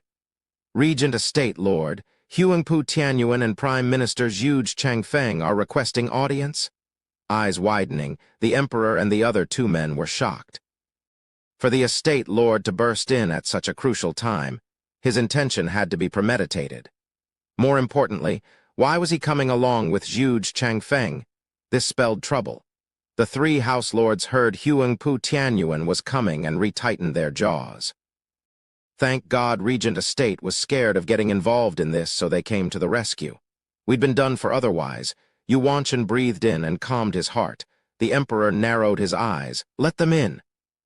"This damn tiger can no longer sit on his mountain," Sima Hui muttered. The emperor nodded with a grave expression.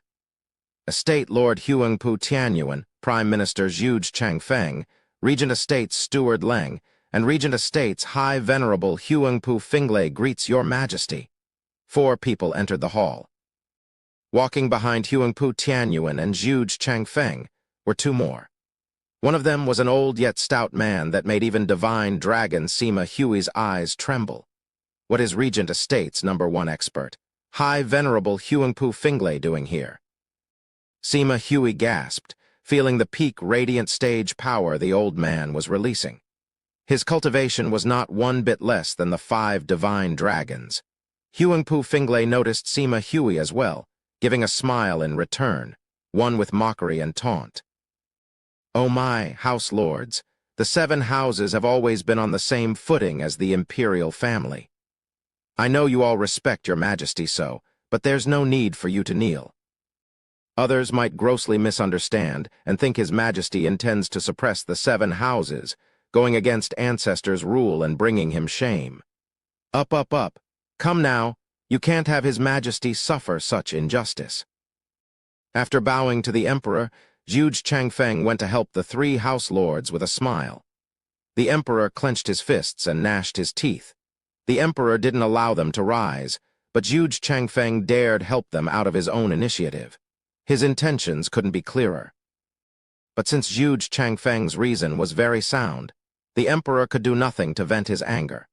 This was how Zhu Changfeng usurped the emperor's prestige, while raising the 3 house lords by getting them to their feet. That was because they had the Regent Estate backing them, helping ease their fears. At that moment, the emperor group's pressure exerted on the house lords went up in smoke.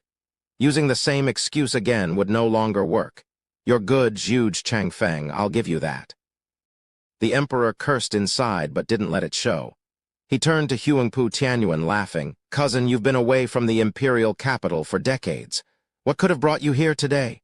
"Your majesty, I have come to confess." Huangpu Tianyuan bowed. The emperor's brow shook. Despite not understanding, he added, "Cousin, I do not understand.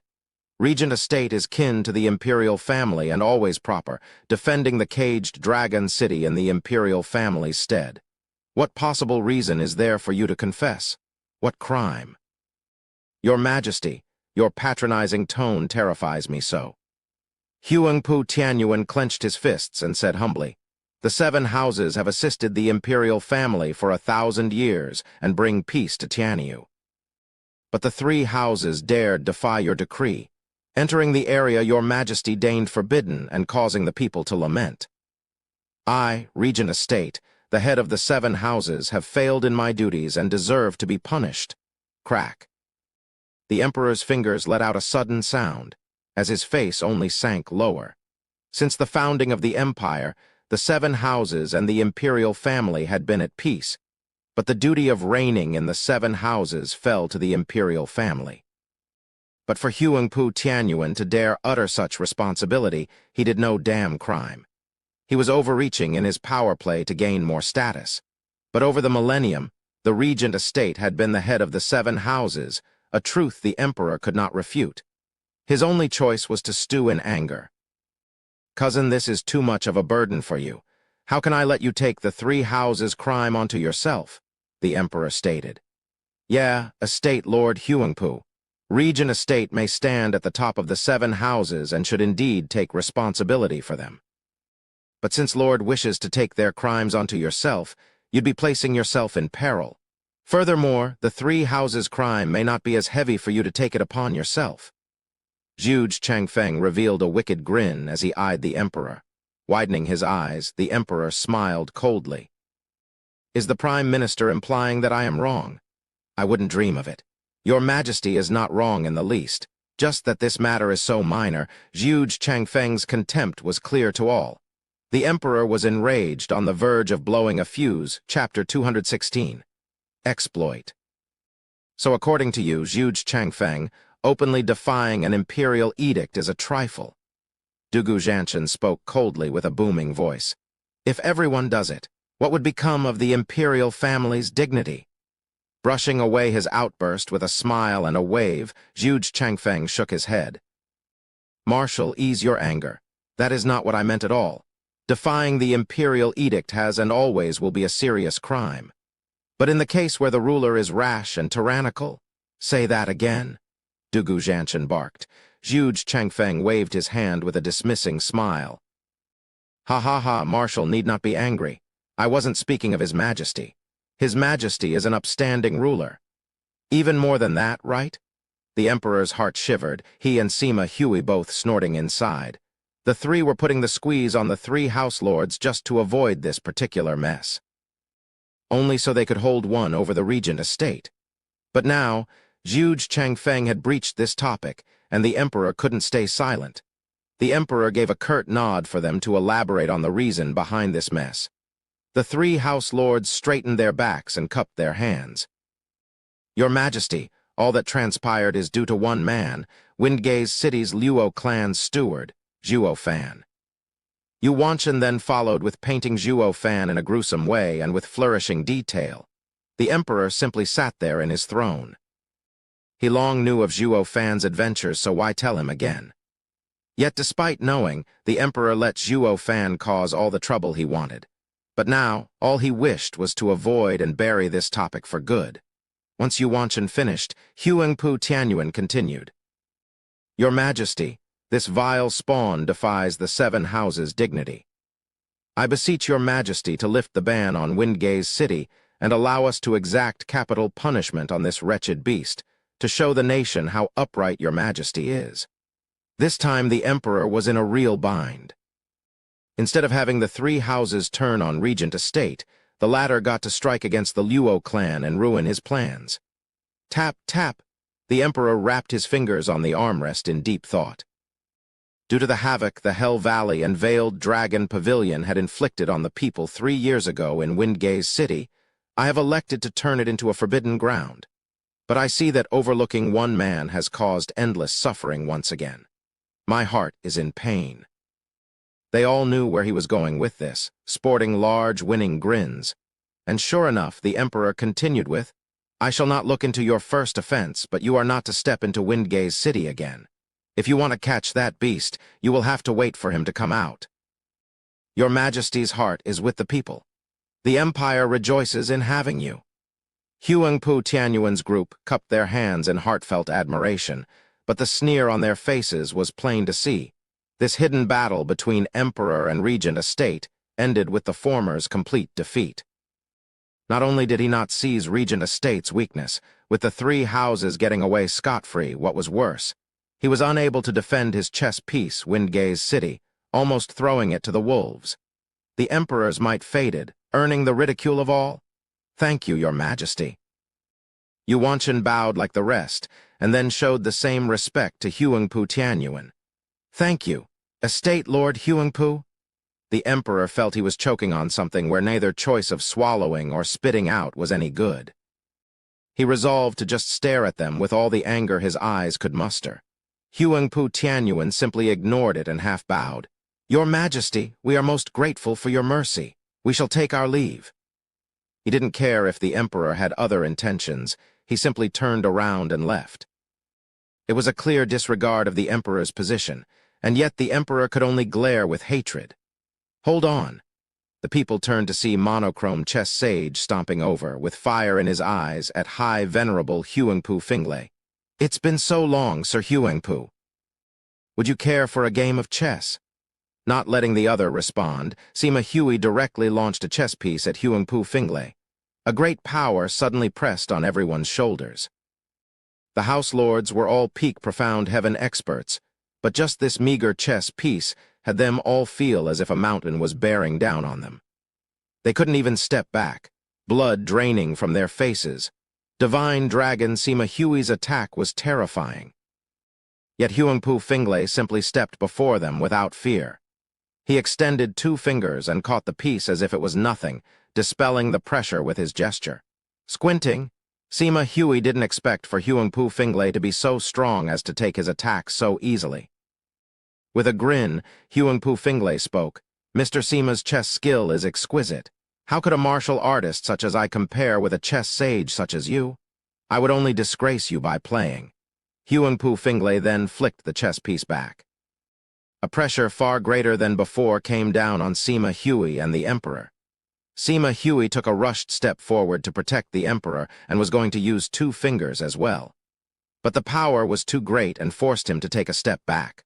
Looking aghast at Huangpu Finglay, Sima Hui said, "After not seeing each other for so many decades, Mr. Huangpu's power has greatly increased.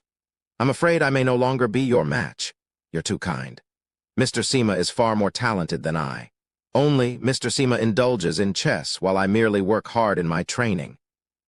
With a mocking laughter, Huangpu Finglay gave Huangpu Qingyun's group a look. They all joined his laughter as they left this great symbol of imperial power that was the palace. Sima Hui's brow had faint sweat watching them go. He looked down to see how deep an imprint his foot left when he withdrew. Huangpu Finglay's power was dreadful to force a divine dragon to leave such a mark on the floor, bam. The Emperor shot to his feet and knocked over a candle stand as he cursed. "These traitorous mongrels have gone too far. They come to my palace, asking for my obedience." "Calm down, Your Majesty." Sima Hui advised. "With Zhuge Changfeng here, our reasons are moot in front of a man with his oratory skills. That is why I tried going after Huangpu Finglay to make them cower. But who'd have thought Huangpu Finglay's power trumps mine, further diminishing your prestige? It was my miscalculation." "Please forgive me, Your Majesty." The Emperor didn't speak, his eyes shining with a dark look. Dugu Zhanshan smoothened his beard and sighed. This plan was to use the 3 houses and strike a blow at Regent Estate's arrogance, or at least drive a wedge between them. But now, Regent Estate came to their rescue, further making them stand with the Regent Estate. All our hard work was exploited by Regent Estate. Now that the Regent Estate is together with 3 houses, they will be even harder to deal with. Sima Hui nodded while the Emperor was pacing in deep thought. Then the Emperor's eyes shined. "Mr. Sima, isn't the esoteric debate around the corner?" "Indeed, Your Majesty. It shall take place in 5 years." Sima Hui nodded, then started. Your Majesty, you don't mean. Smiling, the emperor nodded. Hasn't the regent estate flaunted being the head of the 7 houses since he always took first place in the esoteric debate? If he comes short in any way this time, their dignity would take a heavy blow. And the seed of doubt would be planted in the other houses that its power had declined. But regent estates every generation has been filled with geniuses, especially this one, with even some freaks mixed among them. The other houses have their own fair share of talents, but none can compare. There's even rumors that one among them can break the shackles of radiant stage, becoming the peak of power in Tianyu. Just what junior could have such potential? Sima Hui's brow was locked, to which the emperor snorted. Speaking of freaks, is there any little freak more rampant than that guy? Your Majesty, you mean Zhuo Fan? Sima Hui and Dugu Zhanshan spoke in unison. The emperor nodded with a sneaky smile. It's time for that brat and the Luo clan to pay back for sheltering them. They need to just cut the regent estate down a peg at the esoteric debate, and I will declare the Luo clan as the 8th noble house to keep regent estate in line. Sima Hui and Dugu Zhanshan were speechless. Zhuo Fan had shocked them again and again, but the Luo clan's foundation was thin. This 8th house would find it hard to stay afloat when it was even weaker than Drifting Flower's edifice, threatened to be swallowed by the other house. Yet the emperor was hoping to use it to counter regent estate. None of them knew that Zhuo Fan had already made preparation to strengthen the foundation of this flimsy clan. In another place, Zhuge Changfeng's group left the palace with scorn on their faces. Especially, the 3 house lords who were pushed into a corner by the emperor were now wild with joy. And just like the emperor, they were in complete awe of the regent estate and Huangpu Finglei. Holy moly, how many are there that can push back a divine dragon? Zhuge Changfeng, thank you for making all of this happen. Huangpu Tianyuan cupped his hands. Zhuge Changfeng smiled and spoke in the same cold tone. Ha ha ha, there's no need to thank me. Wasn't it all planned by your steward Leng Wuchang? Zhuge Changfeng then left with a smile. The yin and yang elders caught up to him, having kept their distance so far. Yu Wanshan didn't quite understand, but Leng Wuchang's face changed, turning to Huangpu Tianyuan. Correct. All was planned by Leng Wuchang, including the 3 house lords' detainment by the emperor. It was all done so he could save the 3 houses at the best moment, and become more reliant on the regent estate.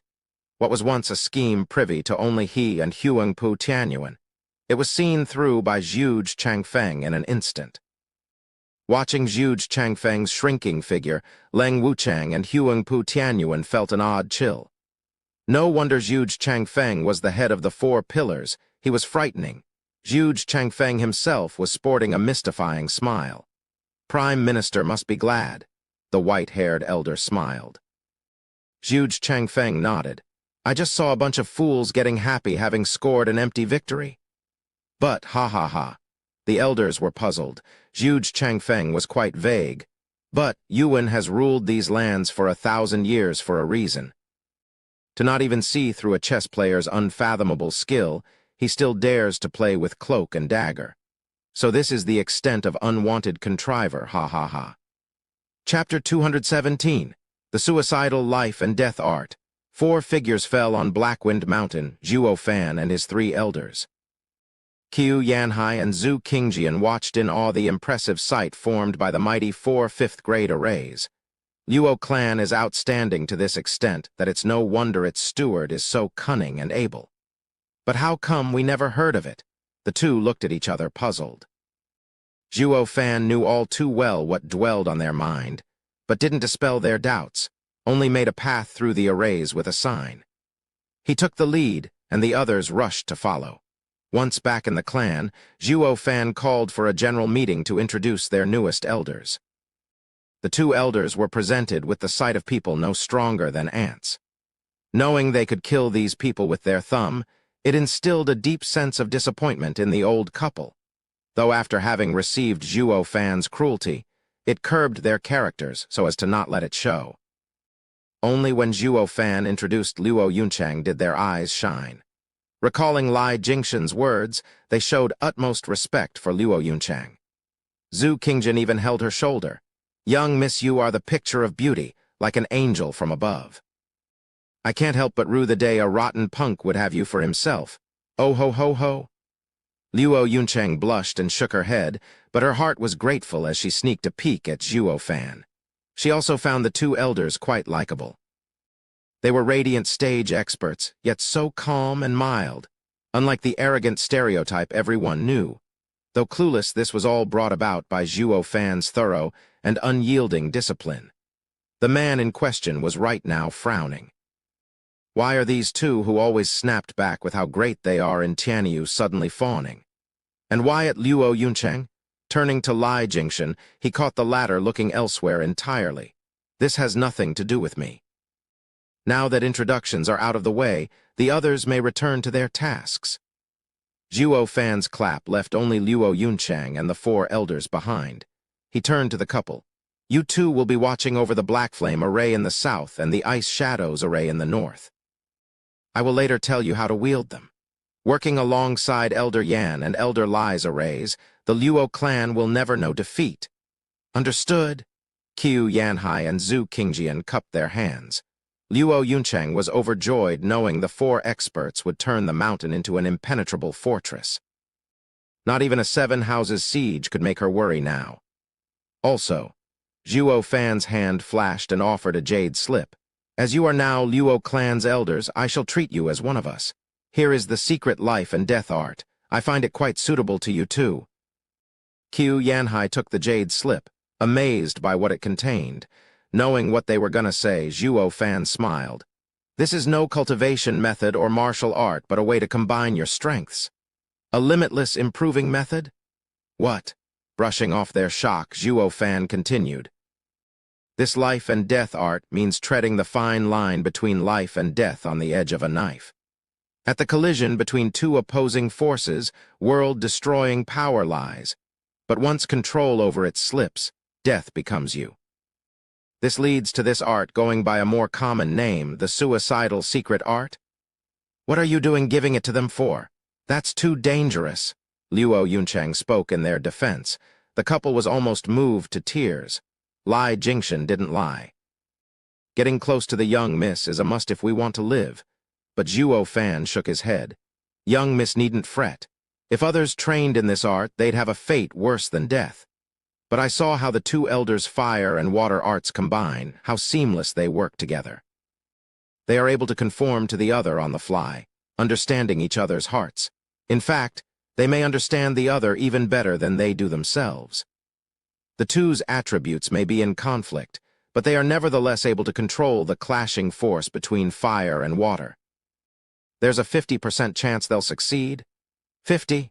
The couple was nervous, and Luo Yuncheng jumped in fright. That's too little. Zhuo Fan shook his head. Nothing ventured, nothing gained. The greater the danger, the bigger the return. I'm sure you two know this fully well. After all, you fought Tianyu's experts off decades ago. I can also guarantee this method has infinite growth. The greater your control, the more powerful you become. You can one day reach the point when you can face all 5 divine dragons together. Widened eyes and gasps of shock were heard all around. Imperial family's divine dragons were the strongest in Tianyu. Not even if their cultivation matched could they defeat one, least of all 5. These were not false promises, as Zhuo Fan never was one for empty talk. Lai Jingshan snapped his excited eyes on the jade slip, his martial fanatic side rearing its head. What if, suppose I train it? Elder Lai, this was given to us by Steward Zhuo, so don't go against his decision. Qiu Yanhai guarded the jade slip, watching Lai Jingshan as if he was an archenemy to the couple. The two loved each other. But having been in the martial world for so long, the promise of power could hardly be denied. Hearing the return of the life and death art being so gargantuan, they'd take it even if it was just a 3rd chance of success. How could they have ever reached the 5th layer of radiant stage if they didn't have this bit of boldness? Lai Jingshan's eyes never faltered from the jade slip. Zhuo Fan dismissed his fervent greed. Elder Lai, it's not for you. I'll be blunt. Train it and die. What nonsense is that? With my talent, my aptitude, my power, I am better than them in everything, Lai Jingshan rebuked. Zhuo Fan shrugged and turned to the two. The couple was now eagerly combing through the information in the jade slip. 15 minutes later, they looked dumbfounded, sporting an extra red face. Lai Jingshan was startled and impatient. Well, spit it out. Is the art so intricate not even you two can unravel? Give it here, let this old man have a look. Beat it. It won't do you any good even if you do look. Zhu Qingjian glared at him. Qiu Yanhai lowered his head in embarrassment. He, Steward Zhuo, just where did you pick a dual cultivation art? You're putting us on the spot. Dual cultivation art? Lai Jingshan's eyes bugged out as he stammered. Zhuo Fan cracked up. Ha, life and death art needs two people that are closer to each other than their relatives yet of opposite cultivation methods. Only this can bring out its power. If your feelings are true, they will be conveyed and fruit will blossom. If all you have is lust, death follows. Elder Lai, you and me are lone wolves. It doesn't suit us. Lai Jingshan only smirked. The couple felt quite shy at this point, then blushed harder as they looked at each other. Steward Zhuo, we also can't cultivate it? Qiu Yanhai twiddled his thumbs.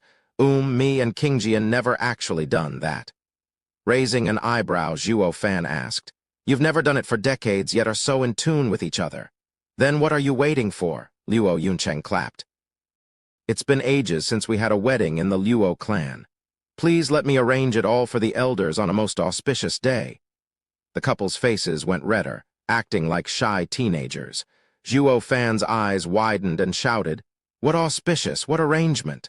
That's so quaint and cliché. Just get it on already and train that art.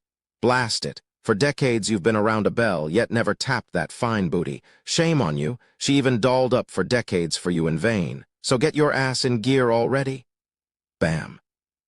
Zhuo Fan kicked Qiu Yanhai's ass, but the old geezer wasn't the least bit angry. He took Zhu Qingjian's hand and left giggling. Qingjian, it's Steward Zhuo's order. I don't have a choice. For the sake of the clan, we must bear through this hardship. Ha. Pervert. Zhu Qingjian rolled her eyes, yet left with her blushing head lowered. Luo Yuncheng watched the loving couple in envy. She turned to Zhuo Fan with a pout. You say that, but you are no different. Zhuo Fan looked at her, oblivious. Lai Jingshan laughed. Steward Zhuo, you shouldn't waste. Zhuo Fan's eyes snapped to him before he finished, scaring him from continuing. So you do understand. Young miss, I did my best to help you up to here. Lai Jingshan started looking elsewhere. All of a sudden, Yan Song started flattering Zhuo Fan. Steward Zhuo, please give me an art too.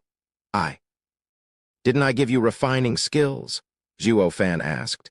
Yan Song scratched his head. Ha, now that you mention it. But I'm a cultivator first, before an alchemist, one with dreams of greatness. Fine, I understand perfectly. Zhuo Fan offered a jade slip. I am not too fond of poisons, but since you're with me, I will be sure to give you what you deserve. This here is a high, profound, ranked martial art, 9 nines fantasy palm. It also contains the formula for making the world's 81 strangest poisons. Beside the myriad of palm attacks, it also wields 81 poisons, each with 81 variations. Each change conforms to any man, to any environment, ever evolving. In short, the poison's only cure is if you remove it yourself. It is thus named, Lord over life and death. Take it and go. Yan Song took the jade slip with trembling hands and fervent gaze. This is leagues above the rainbow cloud palm. It's incomparable. He, Steward Zhuo, you are so amazing and grand. I knew I made the right choice following you. Cut the flattery, just make sure to give your all in your tasks. Zhuo Fan waved him off. Lai Jingshan stroked his chin. What is up with today? Steward Zhuo is handing treasures left and right. Forget the odd couple, he's even given Yan Song something after just one word of pleading. Should I also get my game on and act as cute as possible to squeeze Steward Zhuo of some goodies? But he shook his head in the end. He knew very well when to stop. It was better to do it after he trained Wraith Art to peak first. But then, a sudden shout came from outside Blackwind Mountain. Brother, I came to visit? Zhuo Fan raised an eyebrow and shook his head after knowing who it was. Chapter 218, Acting Bestowed Elder. Zhuo Fan ended the meeting with a shake of his hand, sending the elders into obscurity. He had no intention of showing the world Luo clan's experts. He turned to Luo Yuncheng with a smile. "Young miss, I would like you to kindly welcome our honored guest." Luo Yuncheng had no idea who dropped by, but since Zhuo Fan wished her to go, she would gladly do it. And of course, since she was a young miss, she had a role to play. Her dainty hand raised, Luo Yuncheng softly spoke. "Steward Zhuo, please help me to our guest." He rolled his eyes. She's no disabled 70-year-old hag. What help? Nevertheless, towards this silly request, Zhuo Fan didn't flare out as to not receive this pampered Miss Tongue lashing. So he took her outstretched arm. It would never ever cross the past Zhuo Fan's mind to do such a thing. But now, Zhuo Fan found the rough edges of his character had smoothed over, somewhat. Particularly in the case of young miss, where he caved quite easily. God admit. How can I still be a demonic emperor? Zhuo Fan cursed but wasn't that angry, quite happy in fact. As if enjoying the moment, Luo Yuncheng stole a glance at the forced Zhuo Fan and giggled a sweet laughter. The two thus descended, past the arrays and off the mountain. What greeted them was another mountain, more aptly put, a mountain of a man. Luo Yuncheng and Zhuo Fan's eyes widened, not from being impressed by the newcomer's imposing manner, but from recognition. In fact, he was Zhuo Fan's brother, who he liked a lot. They were speechless because, how can any human get so fat? Yes, sire. The man before them was the third prince of the empire, his sworn brother, Yuan Kong. The man looked like a veritable wall blocking the view of the two, hoisted on two thick and trembling legs. Today was sunny and warm, but Yuan Kong's head was soaked in sweat and kept on sweating buckets. "Brother, you finally came? I almost couldn't take it." Yuan Kong gasped, wiping his head again and again with a handkerchief, only to be dripping wet the next second. The servant rushed to replace it. On his right was another familiar face to Zhuo Fan, Jade Flute Divine Sword, Fang Qiubai. Having long given up on this bloke of a disciple, Fang Qiubai was watching the 4 fifth-grade arrays in shock and awe. The two were leading 20 yellow-dressed elders. Their chests stuck out, their manners filled with power. They looked like no servants of the third prince, more like guards. Zhuo Fan found his face twitching seeing the sweat-soaked Yuan Kong and sighed. "Oh, please. It's your fault for running all the way here, fatty. Can you blame me? I wouldn't have gone all out if it weren't for Imperial Father's edict." The fatty sighed and started fanning himself with his hand. "Hurry and take me up the mountain. It's too hot here." Right then, around 10 people came around him to lift him up after a strenuous effort, taking one toiling step after another, and each step left behind a deep mark. These servants weren't experts, just in the Kai condensation stage. But seeing how even they were having the worst time of their lives carrying the fatty, Zhuo Fan muttered, "Fatty, you're goddamn fatter? Don't say it. Imperial Father is in a bad mood. Every time that happens, he takes it out on me and leaves me suffering. I was too stressed to even eat or drink, yet the next thing I know I'm up to 400 kg in weight. Oh, the horror!" He sighed each time he slapped his belly. This act of his made the men below him stagger. Their bent backs were creaking. Luo Yuncheng couldn't bear to look a second more. Zhuo Fan was speechless. You don't eat from stress, yet still gained so much weight. How damn fat will you be then if you're in a perky mood? How much will you eat? You're a true marvel? Zhuo Fan shook his head and sighed. The fatty snickered. "Thank you, but you're just the same. We brothers are the marvels of the world." Zhuo Fan's mood sank. "Are you showing off or making yourself look goddamn better than me?" So Zhuo Fan switched targets to Fang Qiubai. "Mr. Fang, it's been a long time. Do you perhaps not care what becomes of this fatty?" "Not in the least." With a lazy wave, Fang Qiubai smiled. "A noble man has noble qualities?" Zhuo Fan rolled his eyes. "I was wondering what made this fatty so feisty without caring about consequences. It's all because his master encourages it. Truly, if the base is crooked, the top is out of whack. By the way, Zhuo Fan, you've been stirring quite the storm lately, throwing the whole Tianyu in chaos." Fang Qiubai eyed him. "But that's understandable. You can't survive without going out of line.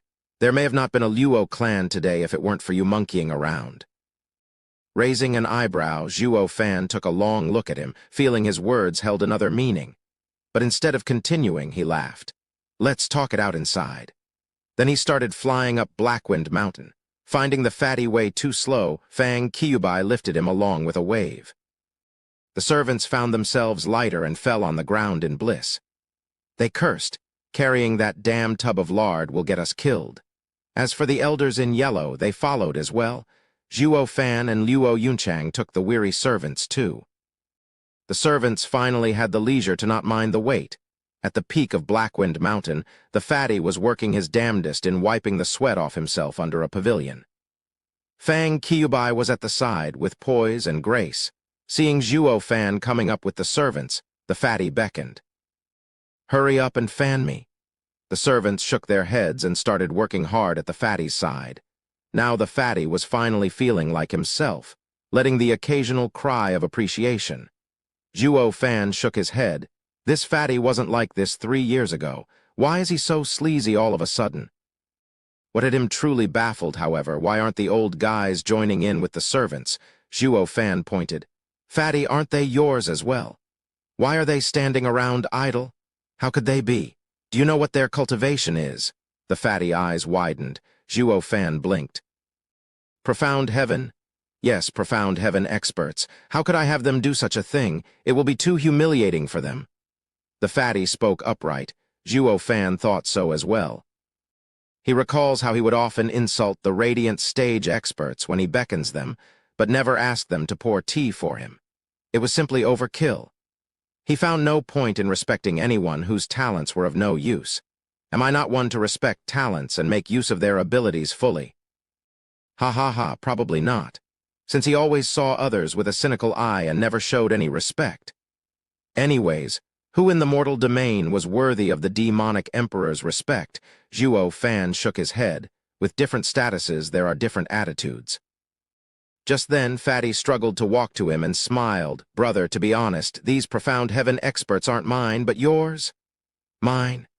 No, that's not right either. You're just Luo clan's steward. How can they be yours?"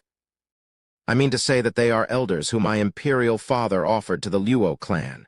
Your clan just got a gift falling into your lap and its rise is just around the corner. Well, are you happy? He. The fatty laughed at Zhuo Fan's dumbstruck face. Luo Yunchang's eyes shined in glee. They will all be Luo clans. Before she could properly enjoy this gift of 20 profound heaven elders, Zhuo Fan spoke dully. "Fatty, even if the emperor bestows us these profound heaven elders, we will first have to see if they are fit for the Luo clan." The fatty was totally clueless what he was getting at. Luo clan, a third-rate clan, had a sudden windfall of 20 profound heaven experts, and they should be wild with joy. Even a first-rate clan would be dancing around and thank the emperor by now. So why was this Zhuo Fan so cold, even trying to reject them? If he only knew Zhuo Fan had 3 radiant stage experts in the bag, he'd probably take the 20 elders back that instant. Damn, how mortifying. We have radiant stage experts, so of course we'd outright refuse some profound heaven experts. Not to mention they are. Fang Kyubi eyed Zhuo Fan with a deep gaze. Zhuo Fan walked before the elders and sized them up. He found they were quite strong, but nothing outstanding, while also detecting a great deal of pride. The kind that hinted at, if I am second, no one dares say their first. Zhuo Fan frowned. What's there to be cocky about when you're not even in the radiant stage? Pacing around, he spoke. As of now, you are Luo clan's elders. I am the steward, Zhuo Fan. You are to listen to every one of my instructions, besides young miss. Humph, a puny steward minds me. Luo clan sure is an oddity, one of them complained before Zhuo Fan finished. Zhuo Fan's face went cold in a flash. Luo Yunchang shrugged and turned her head, not in the least interested in their fates. There was no cocky elder in the Luo clan, not one. That was because this place housed an even more outrageously conceited steward. You could offend anyone in the Luo clan, but may God help you if you stepped on the steward's toes. Humph, your funeral, you're on your own now. Zhuo Fan's power goes unchallenged here. They were oblivious to this iron rule, but they'd do it anyway even if they knew, since they came by the grand order of the emperor. Though they were most certainly gambling with their lives at this point. Chapter 219. How is that a rule? Who said that? Step forward. Zhuo Fan roamed the group with a critical eye. A thin elder moved, sneering at Zhuo Fan. Humph, you snot-nosed brat. Posh Zhuo Fan instantly cuffed the man, making him stumble. That's Steward Zhuo for you. Why you? The elder was dumbstruck, too angry to even speak clearly. Forget about him being a profound heaven expert. Just based on his age alone, receiving a slap from a brat was a downright disgrace. The blood rushed to his head and charged Zhuo Fan. You damn punk, you think you're great. I will teach you a lesson for daring to raise your hand against an imperial guard. But then he groaned and went bug-eyed. His breathing grew fainter, and his head forever lowered. His chest was now sporting an extra fist hole through his chest. Zhuo Fan glanced at his dripping bloody hand, painting a marvelous work of art SSS, gasping. The other elders watched Zhuo Fan in shock. How was this fifth layer of bone-tempering kid able to kill one of them so easily? Luo Yuncheng yelped and covered her eyes. The fatty's face twitched and said, Brother, I knew you were awesome, but these were bestowed to you. You can't just kill them. Fang Qiubai's eyes trembled, watching Zhuo Fan with an even more curious gaze. This divine dragon had heard rumors aplenty regarding Zhuo Fan, but seeing was believing. With Zhuo Fan's mere cultivation, the feats he pulled against others higher than him left people shocked. Zhuo Fan frowned and ignored the others' unusual gazes as suspicion grew in his mind. This geezer is clearly in the profound heaven stage, yet his speed and power are lackluster. He was planning on making an example out of this one for the rest of them by leaving him a heavy wound, but it ended with him getting killed instead. It's as if he's... Squinting, Zhuo Fan's eyes shined faintly azure, releasing a short-range soul scan to scour these acting elders while hiding from Jade Flute Divine Sword's notice. Sure enough, these guys were all posing as profound heaven experts, while their power was far below the threshold. Just like Huangpu Qingyun's 4 porters in Drifting Flower City. If you'd must define these guys' power, that'd make them fake profound heaven experts. But this fake stage was only privy to a radiant stage expert, while all others couldn't tell the difference. In a nutshell, they're goddamn props, sighing, Zhuo Fan barked. Fatty, you tricked me. These are no profound heaven experts. You brought me fakes. Just take them away already, Fatty cried. You know, cut the act. I am not blind enough to not see a real profound heaven expert from a fake. Zhuo Fan glared. Are you looking to see me loose out when I'll be facing other houses with these fake profound heaven experts that are no more than some bone-tempering pups? The fatty scratched his nose in embarrassment. It's just so you can look the part. When others see these 20 men, they will be intimidated. Spare me the nonsense and give it to me straight. Where did you get these weirdos? The fatty scratched his face in silence. Fang Qiubai chuckled. Let me explain it. Their talents were meager, imperial guards with slim chances to even enter the profound heaven stage. They couldn't even take 2 hits from a real profound heaven expert, even if they did enter it.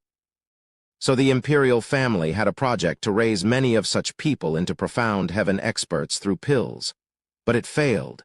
They have the air of a profound heaven expert, but not the power to back it up. But as Kungur said, even these props have use.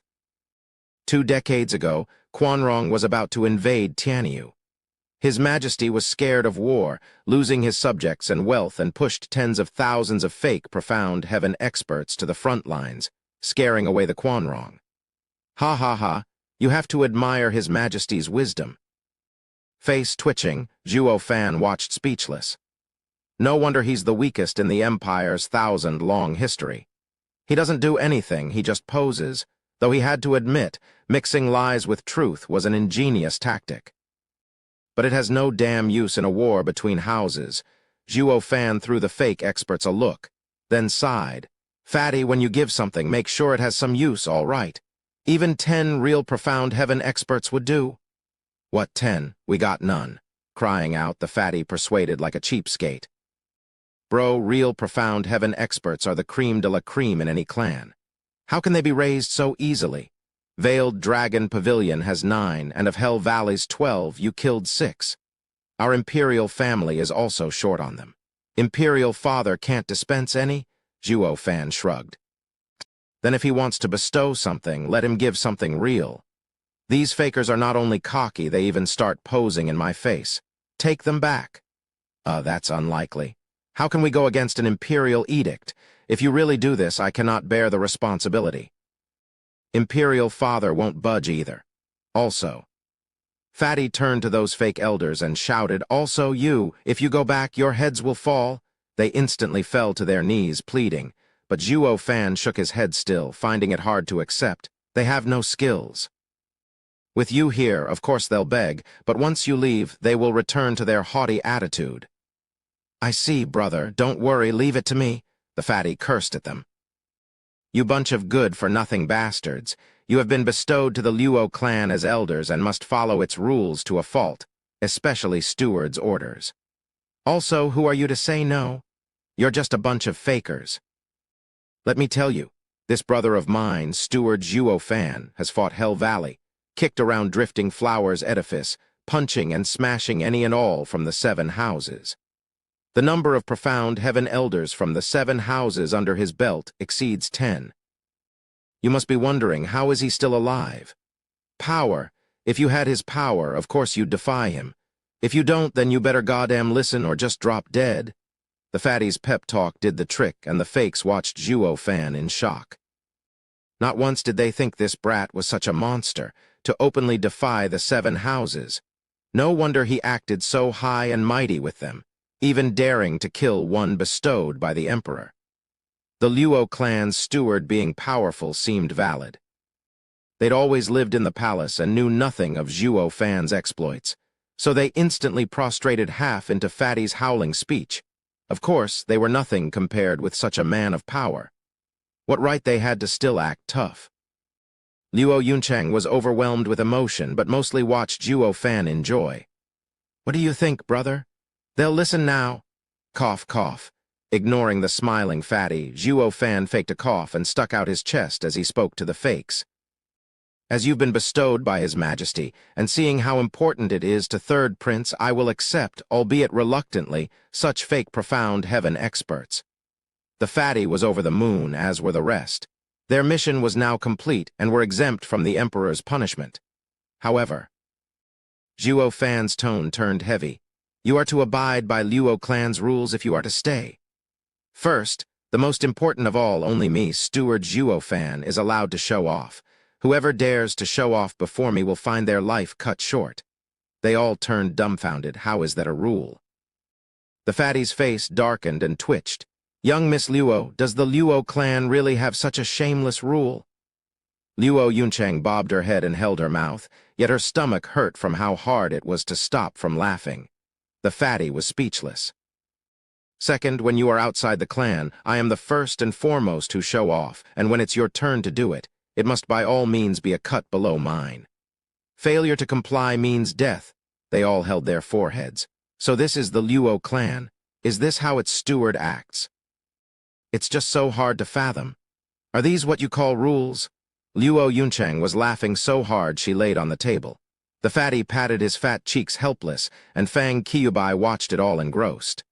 Third, Zhuo Fan continued, you are to obey my every order without question. When I say you kill, you comply. Otherwise, death. They shivered when he reached this point and nodded. They may have submitted, but Zhuo Fan could see the doubt in their eyes. To someone like Zhuo Fan, it was this doubt that spoke of the problems ahead. Zhuo Fan cracked jokes with his first 2 rules just to ease them into a false security, while the third rule was to test them. And just as he saw, the third rule was accepted with some hesitation. If they were indeed bestowed by the emperor, the latter would have ordered them to obey the Luo clan to the letter. So the third rule ought to have been received instantly. But they hesitated. This proved they had a different aim being here, and this sudden rule caught them off guard. Zhuo Fan showed a crafty smile. This makes you Luo clan's elders. Grand Elder will take you now. Elder Lei Yunchen flashed before Zhuo Fan and cupped his hands. Steward Zhuo orders? These are elders bestowed by His Majesty. They will be under your care. You have to take good care of them. Zhuo Fan grinned evilly. Lei Yunqian was happy so many experts joined. But Zhuo Fan's good care painted a very clear image as to Zhuo Fan's intention regarding these fakes, to not let them wander off and to keep his eyes on them. Nodding, Lei Yunqian took the elders with a solemn look. The elders were sadly mistaken that they were now in the clear, having entered the Luo clan, when in fact they would be under tight surveillance. What was more, neither the fatty nor anyone else there knew this would happen. The fatty then saw Zhuo Fan return to being seated at the pavilion along with him and the rest. "Brother, besides the third rule, the first two will have me killed." Fatty patted Zhuo Fan's shoulder laughingly. Zhuo Fan spoke solemnly. "Without these two, how can there be a third rule, ha ha ha." Fatty joined in, thinking the first two rules were to establish Zhuo Fan's prestige for the third one. But then he looked at Zhuo Fan seriously. "Then let us get to the matter at hand. Luo clan's steward, Zhuo Fan, received this edict.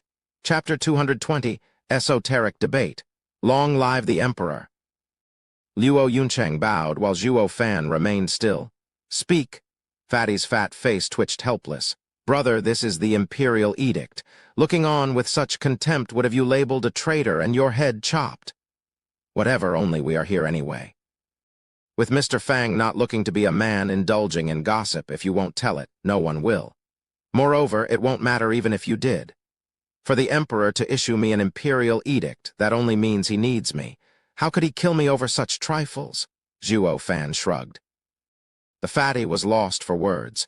Zhuo Fan is indeed a man who can see through anyone.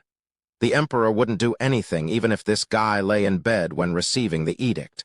But where would the imperial family's dignity be then? The fatty looked bitterly at Fang Qiyubai. "Master, how is this guy any good? Ha ha ha, extraordinary people need to be handled extraordinarily, so you don't need to mind this empty courtesy?" Fang Qiyubai caressed his beard, sighing. The fatty could only nod. Luo Yuncheng rushed to her feet and pouted at Zhuo Fan's side. He noticed with amusement this new side of the always serious young miss. "Young miss, with your temper, you can't be so frivolous around such an important event as receiving the Imperial Edict." "Humph, what frivolous? What would be the point in kneeling if you don't? And you'll be dealing with anything that arises anyway." Luo Yuncheng snorted and stuck out her chin. Zhuo Fan laughed and praised. "That's our young miss all right." This was the Luo clan Zhuo Fan wanted, the best clan in the world. They had to aim for the heavens themselves as well. How could that come to fruition if they'd buckle just from some yellow paper from some emperor? The fatty was almost crying. Zhuo Fan is ruining the Luo clan. When he came here 3 years ago, the Luo clan was filled with respect and saw the imperial family with reverence.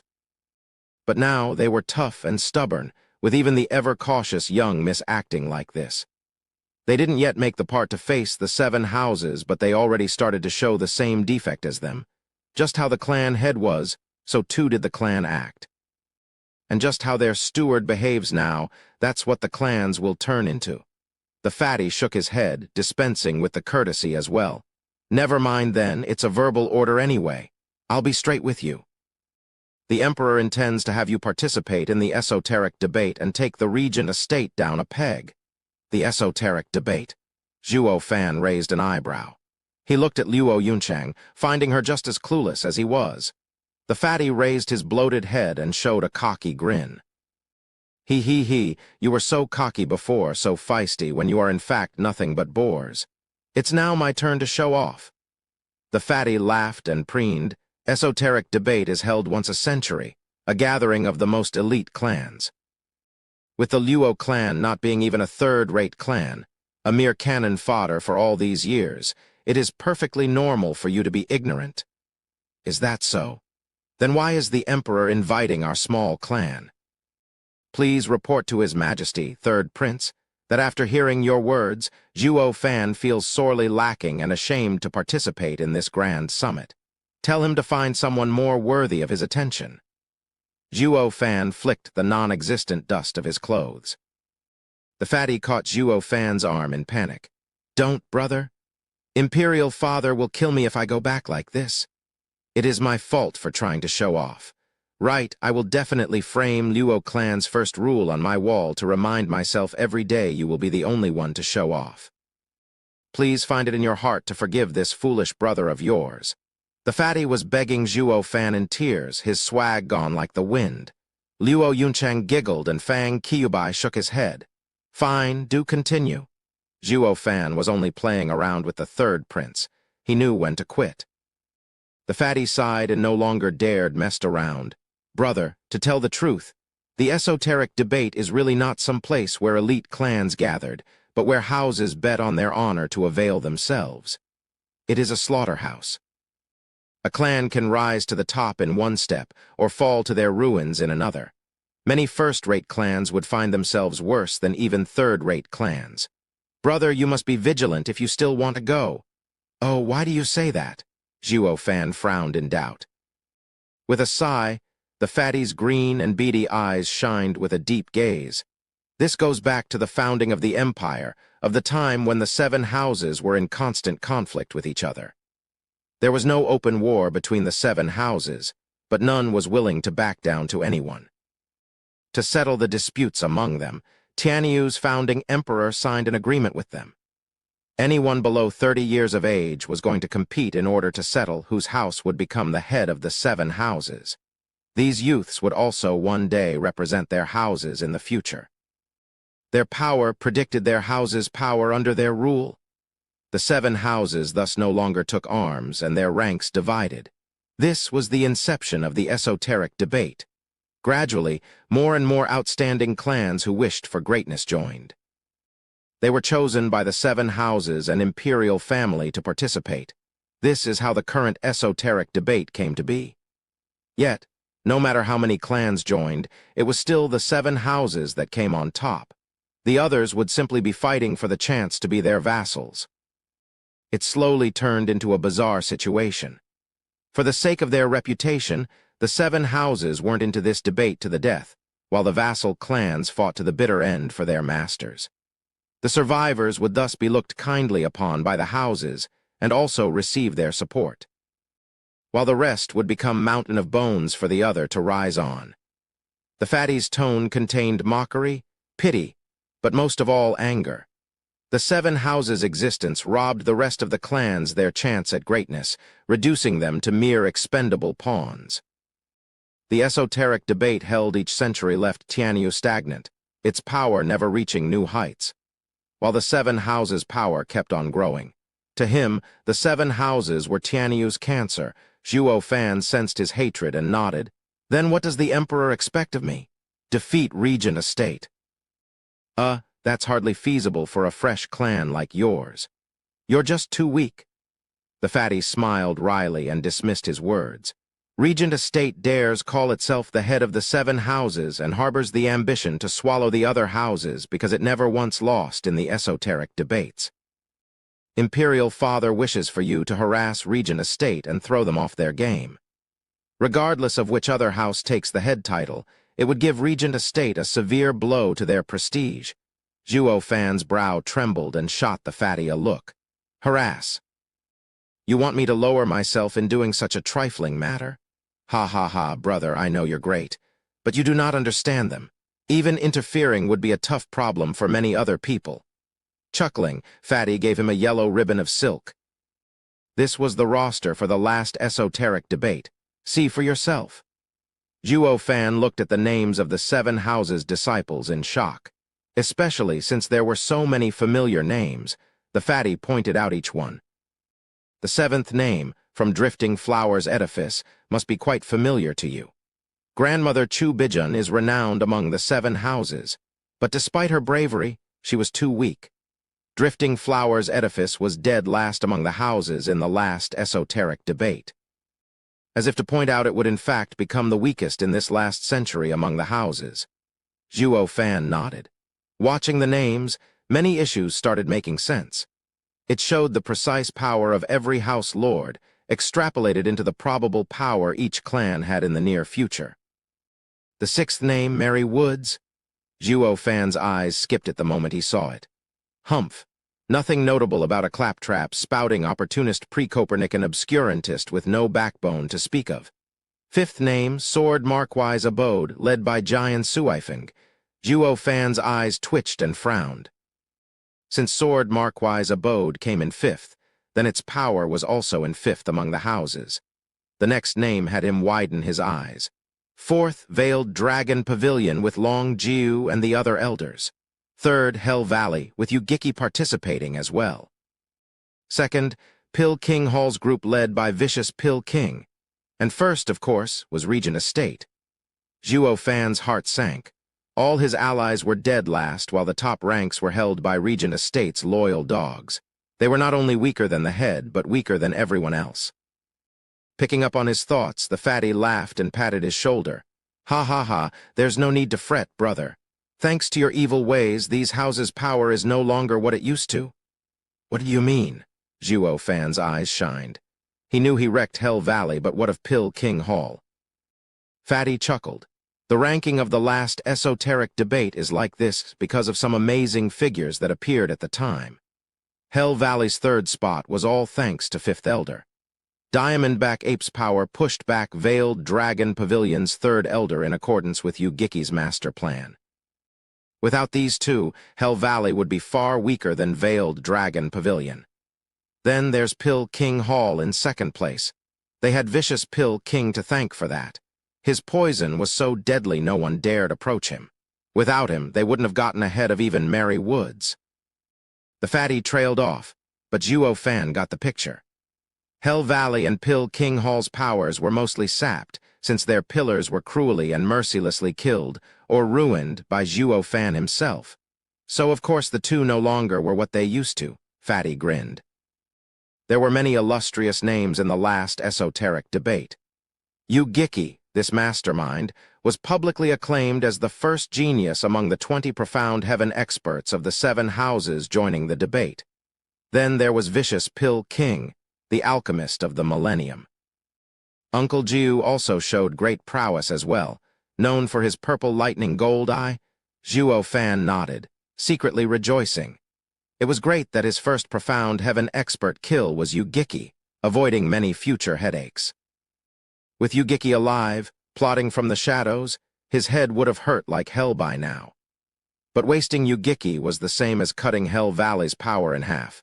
Thinking clearly now, his trip to Blue Expanse City was downright ingenious. As for Vicious Pill King, I sure scored big. Chapter 221. The 6 Dragons and Phoenix. Now that you have seen where the 7 houses stand, you need to pay a closer look to your strongest opponents in the next esoteric debate. The fatty handed another yellow silk ribbon on a heavy tone. These are the widely acclaimed geniuses of today from the 7 houses. The 6 dragons and 1 phoenix. 6 dragons and phoenix. Zhuo Fan perked an eyebrow. That thin silk caught his interest. He recalled having heard of this title in the Drifting Flowers edifice, when he shelved that info for later. Only to now realize these were the candidates for top power holders in their houses for the next century. Fatty continued. The 6 dragons and 1 phoenix goes back 1,000 years. Along the course of history, these 7 had always been the strongest talents at each debate. No matter how great the disciples of other sects and clans were, they still couldn't compare. In fact, they fell dreadfully short. In other words, the future of the 7 houses is in their hands, their power reaching higher than their predecessor, and slipping ever so slightly out of the imperial family's control with every generation. This is why the Regent Estate is in a haste to unify the 7 houses now. Any more delays would make this ambition too costly to achieve, if not impossible. Zhuo Fan nodded. The 7 houses' growth wasn't just a plague on the imperial family, but on Regent Estate as well. If this went on, Tianyu would find itself one day split in 7, with the imperial family still there only to keep up appearances. But among the houses, the statuses would change, one no longer being the head of the 7 houses. With the empire divided, unification would hardly be achievable again. Zhuo Fan watched the silk ribbon in earnest. The phoenix here is represented by Drifting Flowers Edifice's Edifice Lord, Ascending Ice Phoenix, Chu Qingcheng. The fatty's finger rested on Drifting Flowers Edifice. Some say Chu Qingcheng has the beauty to destroy nations and incredible talent as well. She was entrusted with the power of edifice lord since young. With her strong character, her aloof disposition gives the impression the men would only dirty her.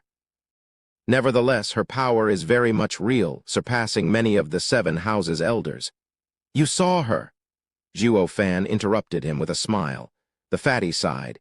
You can say that I have and haven't. When she was 16, I once went to Drifting Flowers Edifice. That fine figure, the grace, the pose, are all otherworldly. Many years have passed since, but I still recall that view as if from a dream. Ah, such a pity her face was always covered.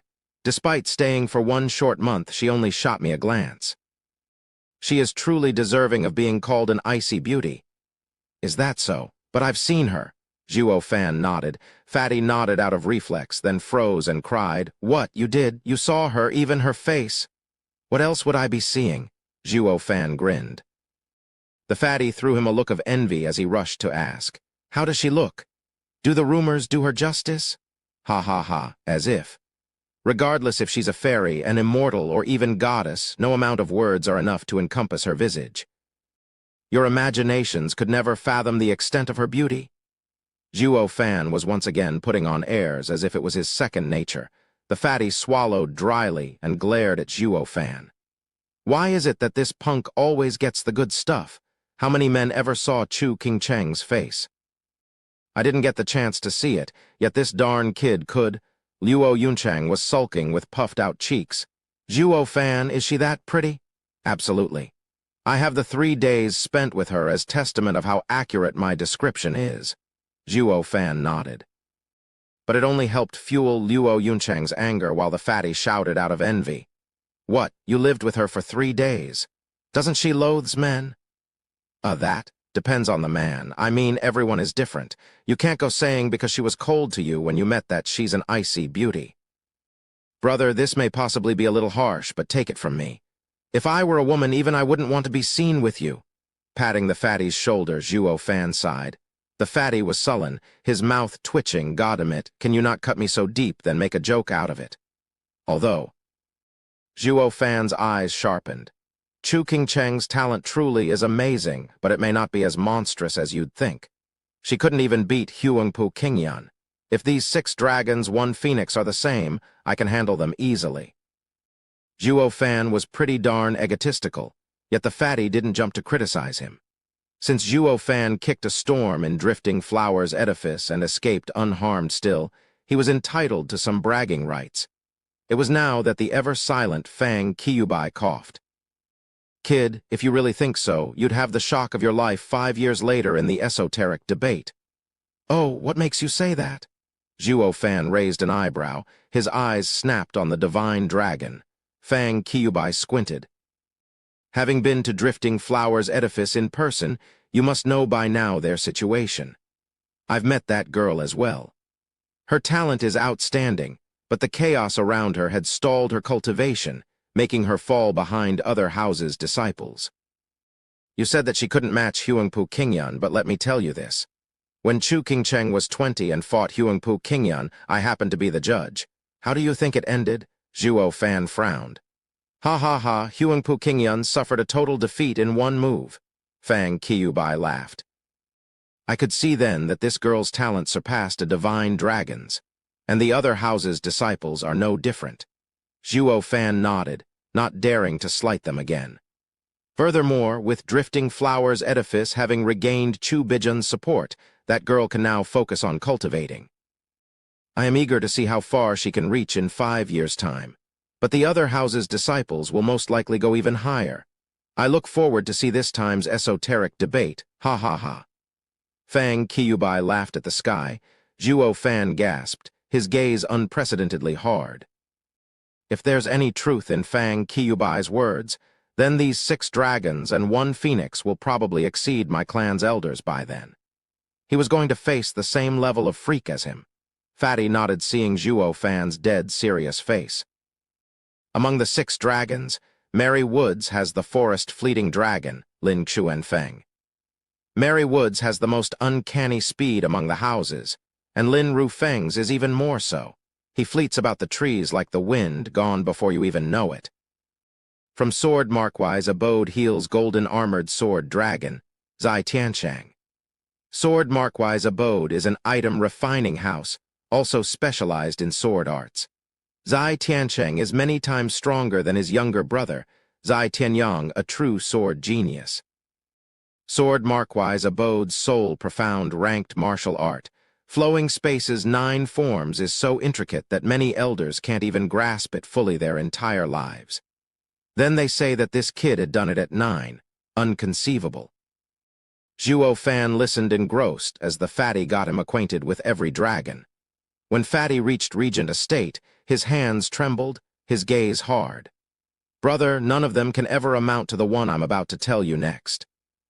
Regent Estate's eldest young master, heaven-shaking dragon lord, Huangpu Qingshan. Taking a deep breath to compose himself, Fatty resumed. His younger brother, Huangpu Qingyun, you've met.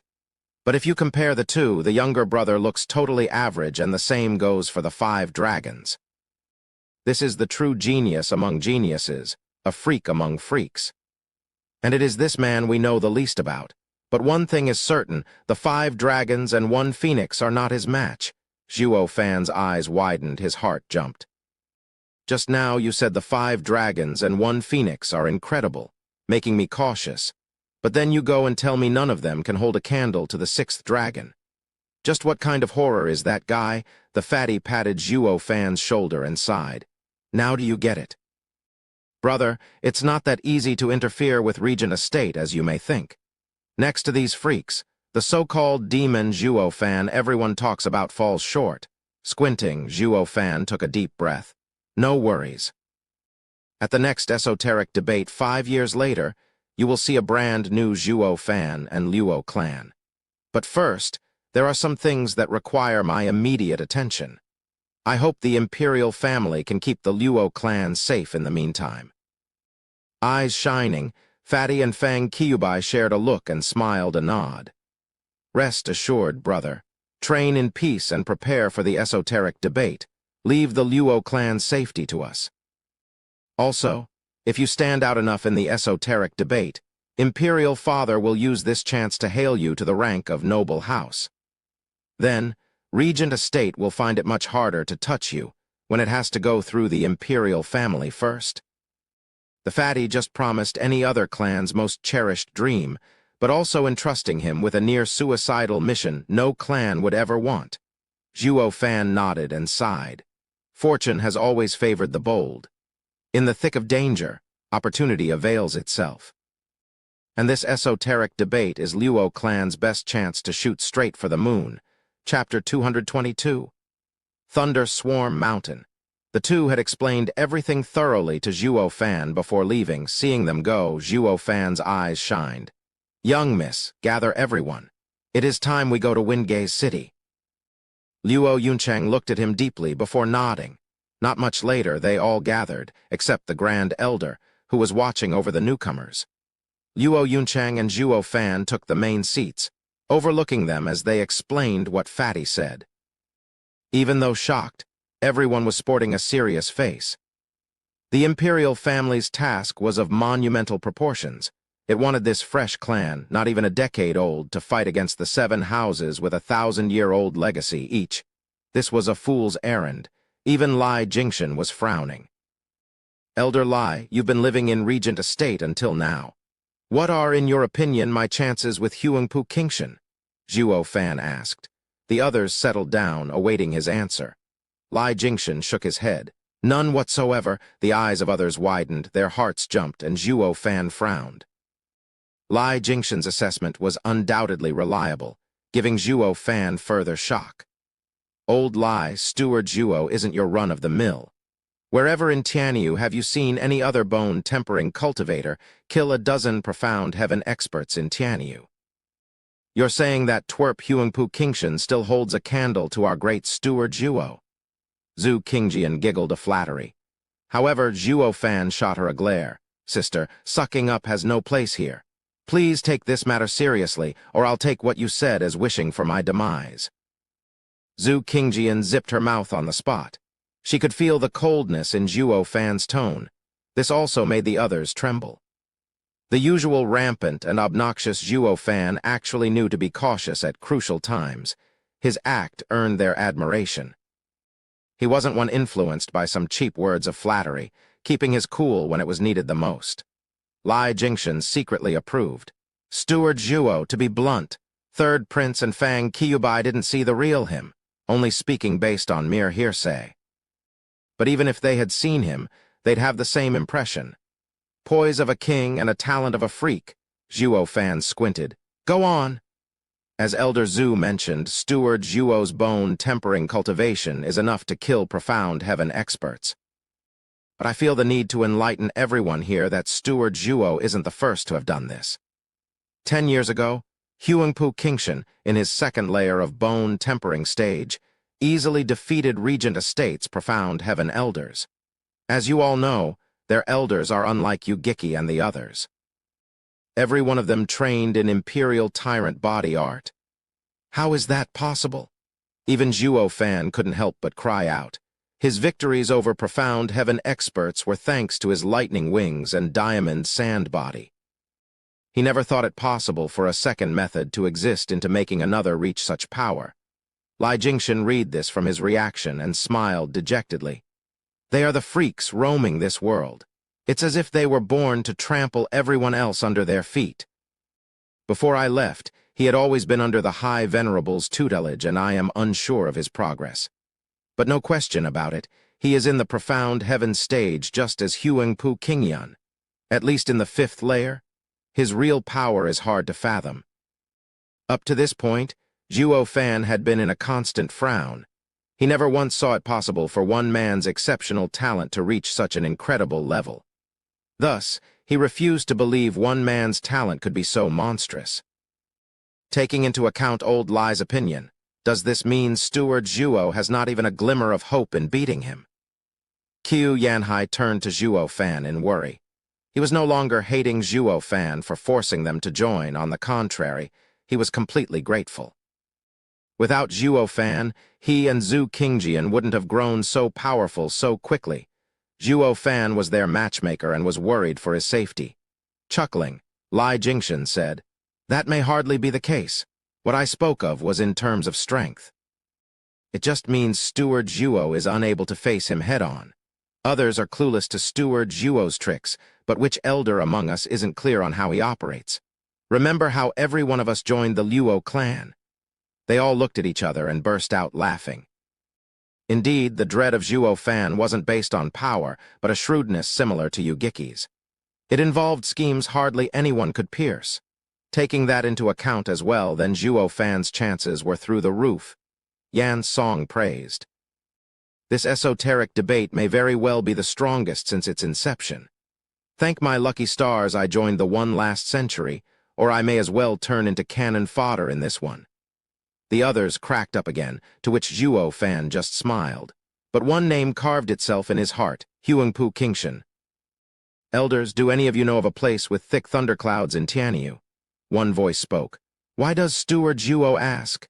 With a flash, Zhuo fan held a flickering egg. He smiled. This is why. 6th level spiritual beast, Thunder Skylark's egg. They all cried in shock. Lai Jingshan watched Zhuo fan in envy. He, Steward Zhuo has many hidden treasures, even a 6th level spiritual beast's egg. If it hatches, we will have a beast that will even give a radiant stage a run for his money. Yeah, we toiled long and hard, yet only managed to get 5th level spirit animals. Who knew Steward Zhuo would hold a 6th level spiritual beast? This is a rare treasure even for a radiant stage. Steward Zhuo's methods are flawless. Zhu Qingjian and Qiu Yanhai admired him. With a dismissive wave, Zhuo fan smiled. Please, enough with the buttering. I only obtained this egg through chance. And because it was damaged, I had to go to Drifting Flower's edifice and use Bodhi Jade sap to restore it. Then various things cropped up and had no time to mind it. Only recently I managed to restore it. But to make it hatch, I must find a place with thick lightning bolts. Easy, just set up a thunder-gathering array. Zhu Qingjian shrugged. Zhuo fan shot her alternative option on the spot. The lightning will be too feeble and also costly. I want to incubate it in a natural thundercloud. This is also its power will reach its peak. Lai Jingxian and the rest nodded. Incubating it with poor lightning bolts would only waste this grand sixth-level spiritual beast's potential. They knew what was on Zhuo Fan's mind. This was another ace up his sleeve in dealing with Huangpu Qingshan. The hatching of this spirit animal was of great import. If we're speaking of a natural place engulfed in thunderstorm all year round in Tianyu, only one place comes to mind. Lai Jingxian caressed his beard. Zhu Qingjian was frantic. No way, that's a forbidden area. We already have our hands full with the 7 houses. Isn't that enough trouble as it is? What place are you talking about? Zhuo Fan was quite piqued. The elders exchanged a glance and said together, Thunder Swarm Mountain. Thunder Swarm Mountain? What's wrong with it? As Steward Zhuo can imagine, it is a place where lightning strikes every day all day, its skies blanketed with thick thunderclouds. This place had been like this ever since the founding of the empire. Lai Jingxian spoke. Zhuo Fan's eyes shined. Perfect. I'll have my egg hatch there. You can't. Zhu Qingjian cried in panic. Since 60 years ago, one of the Empire's 3 guardian sects, demon scheming sect, exiled 4 criminals there to receive thousands of thunder strikes a day. If we go there and release the 4 by mistake, we'll be offending the demon scheming sect and suffer their wrath. Zhuo Fan squinted. Are you saying the 4 criminals are being guarded by the demon scheming sect? Not at all. Demon scheming sect just left them there and ignored them ever since. They thought none would dare risk offending them and let the 4 out. What bloody reason is there to fear then? Even if we do let them out by mistake, we just have to haul ass out of there with none the wiser. Zhuo Fan snickered. Zhu Qingjian was startled, that's true. But won't that be too vile? If demon scheming sect ever finds out, we're done for. But how could the bold Zhuo Fan be so cowardly? If he'd be panicking over every trifle, how could he have ever risen to be a demonic emperor? Zhuo Fan slapped his thigh, settling on taking Lai Jingxian to Thunder Swarm Mountain. This used to be in preparation for Lightning Canyon, but now became a means to deal with Huangpu Qingshan as well. But before he set out, he entrusted an unbelievable task to Yan Song and Lei Yuding. This task would decisively affect Luo clan's place in Tianyu, Chapter 223. The abominable 4 scheming demons. Whoosh, 2 figures flashed among the clouds. They were Zhuo Fan and Lai Jingxian on their way to Thunder Swarm Mountain. Elder Lai, how much longer? Zhuo Fan rubbed his thunder ring. Lai Jingxian calculated, by my estimates, we should arrive in 3 days. Good. Zhuo Fan flapped his wings and tripled his speed. The faster we get there, the better. Then, a sudden attack came at them in the form of a shadow. Zhuo Fan had no time to stop, about to smash into it. Lai Jingxian intervened, however, and grabbed Zhuo Fan's neck. He then placed Zhuo Fan behind him, but the shadow sped straight for them. Ghostly Dragon Claw! Lai Jingxian shouted. Bam! With a devastating sound, the shadow was sent flying while Lai Jingxian stood unfazed, tall and proud. Yet he couldn't stop his red hand from shaking. Elder Lai, are you all right? Zhuo Fan looked on carefully while Lai Jingxian was frowning. Don't worry. That item is a spiritual weapon, most likely a 5th-grade one. If not for being a body cultivator, I might have ended up dead. Sighing, Zhuo Fan nodded, then breathed easier. Hi, you must be someone to have blocked my 5th-grade spiritual weapon, the bone staff with your bare hand. It looks like I caught myself a big fish. A creepy snicker accompanied the appearance of a man not 100 meters from the pair, holding a black item in his hands. Under a closer look, Zhuo Fan could see that the black item was a 2-meter-long black staff with a human skull at the ends. The wielder, however, was a hideous pygmy. The evil air wafting from him made one's nerves tighten. 3rd layer of radiant stage. Zhuo Fan's eyes widened as he and Lai Jingxian cried at the same time. The pygmy was excited all of a sudden and gesticulated in joy. Hi, now you know how great I am, so be good and surrender, and I may be kind enough to spare your miserable lives. Humph, a mere 3rd layer of radiant stage expert dares show off before me. Lai Jingxian stomped forward and released his mighty power. The pygmy was cowered back again and again by the display and gasped. What? You're in the 6th layer?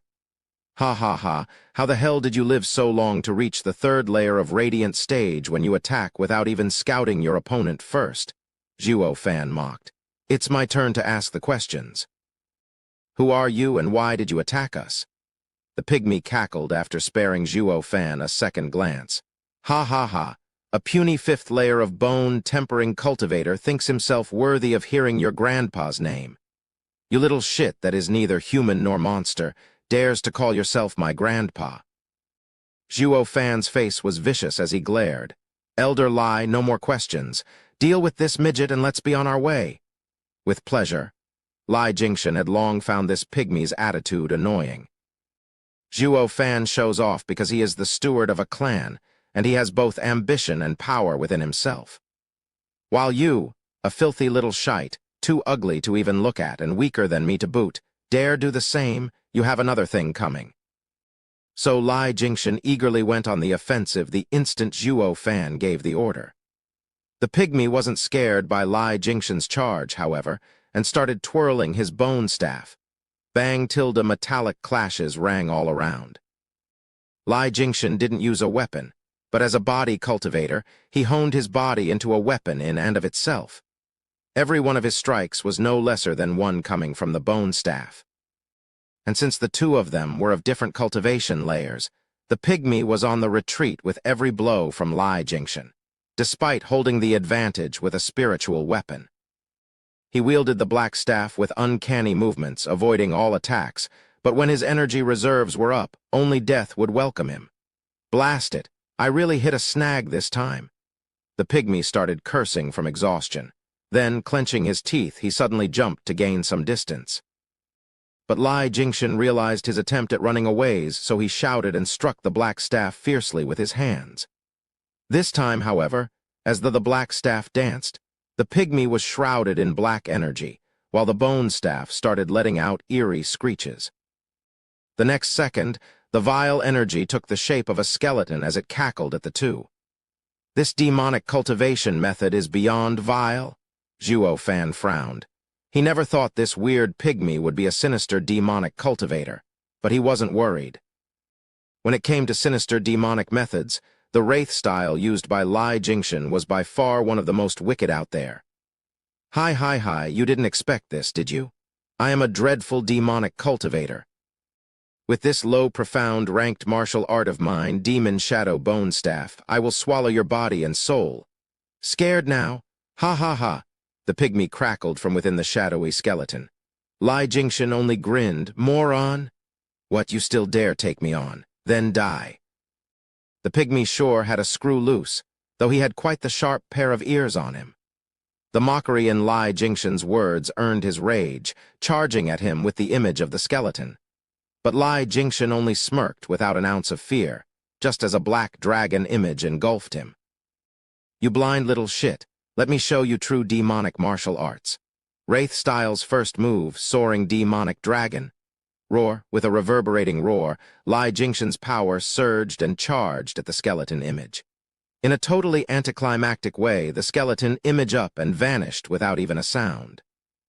PFF, the pygmy spurted blood and was sent flying just as his staff snapped in two. A 5th-grade spiritual weapon was broken by using brute force alone. The Mad Dipper combined with Wraith art was a force to be reckoned with. Looking at his broken black staff, the pygmy realized the error of his ways. He really kicked a wall this time. His eyes began to show fear. Wait, hold on, please let me go. The pygmy started wailing and begging for his life. Lai Jingshan turned to Zhuo Fan for opinions, only to see him looking elsewhere and letting him handle it. So Lai Jingshan looked at the pygmy with a cruel grin. It's far too late now, you little shit. Lai Jingshan laughed and slapped his chest. The pygmy wailed, Brothers, your big brother is about to die. Come save me. Who dares kill my brother? An ear-piercing cry resounded and startled Lai Jingshan into seeing 3 shadows flying at him. They were on him in a flash. The 3 launched attacks at the same time, forcing him to jump next to Zhuo Fan. But the sight of them had Zhuo Fan and Lai Jingshan slack-jawed. Before there was 1 and now there were 4 pygmies. Though there were differences here and there, despite how ugly they all were, one was sharp, one was wretched, and the last was shy. Now that the three helped the first pygmy up, he regained his brash tone and started cackling. "Ha ha ha, so now you're scared since my brothers are here. Give yourself up and I may be inclined to spare your wretched lives." Zhuo Fan's face twitched and darkened. He definitely has more than one screw loose. He just had a harsh lesson beaten into him a moment ago, but now he's back to showing off. Guess you can't teach an old dog new tricks. It was fine if his backers were stronger, but Zhuo Fan could easily see they were of the same cultivation. Elder Lai had no problem with one, so where did this tyke get all that courage from? Elder Lai, for the sake of humanity, get rid of these little shits. I can't bear to watch, Zhuo Fan sighed. Lai Jingxian, however, recalled something and turned grave. "Steward Zhuo, we may have hit a snag this time." Startled, Zhuo Fan saw Lai Jingxian cup his hands. "Are you perhaps the legendary 4 scheming demons the demon scheming sect placed in Thunder Swarm Mountain?" Widening his eyes, Zhuo Fan turned to the 4. "Didn't the demon scheming sect lock them up? What are they doing up and about?" At his mention, the 4 assumed weird poses and shouted to the world, "Indeed, we are the demonic cultivator hero quartet, known to all as the abominable 4 scheming demons." The creepy display the 4 put on and their pygmy appearances was jarring to one's eyes. Zhuo Fan was even cringing. These 4 are grade of weirdos, one dumber than the next. I just can't figure out why in the world demon scheming sect would take them in. Elder Lai, I still believe it's in humanity's best interest you deal with them forthwith. Now I know why the demon scheming sect threw them in the Thunder Swarm Mountain and forgot about them. Humph, not even I would want to spare one moment longer seeing these weirdos. But not only Lai Jingxian was unmoving, his face only grew heavier. "Steward Zhuo, they are more than their exotic appearance led you to believe. These 4 threw Tianyu in chaos when they joined hands back in the day." Zhuo Fan squinted and looked at them again. Since it was so, he was very much eager to see how. Chapter 224, Dreadful Unity Tactic. "Big brother, they look impressive. It's best we make a run for it." One pygmy hunkered behind the other 3 and peeked his head out at Zhuo Fan in fear. Zhuo Fan was stumped. "The hell, you balked after some hot air. This never happened before, not once." "What are you doing posing around as our enemy then? Why not just scram in the first place?"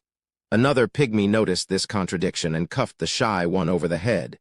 "Coward, you're always cramping our style. We won't take you with us ever again, and our eldest bro was hurt by them." "How can we let this slide?" Zhuo Fan nodded. That's more like it. He was sensible to even neglect that part about their style.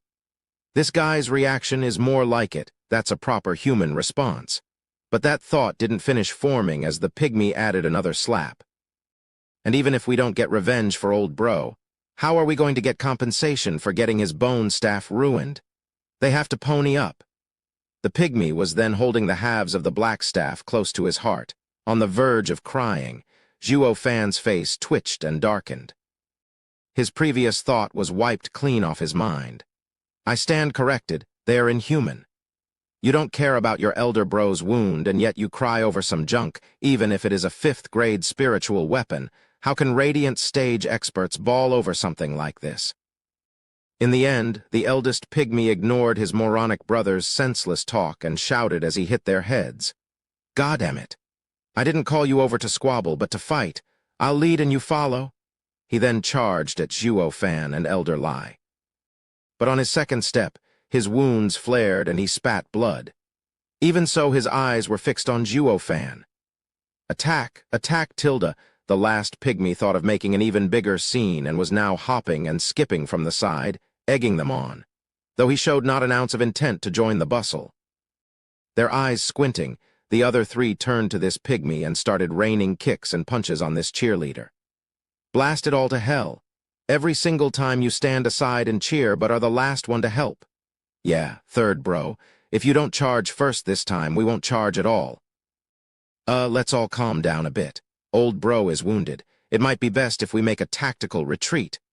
The cowering pygmy in the back earned a glare from the rest. Then the 3 started taking it out on him. Fourth bro, you butt in every single time and ruin our morale and make us lose.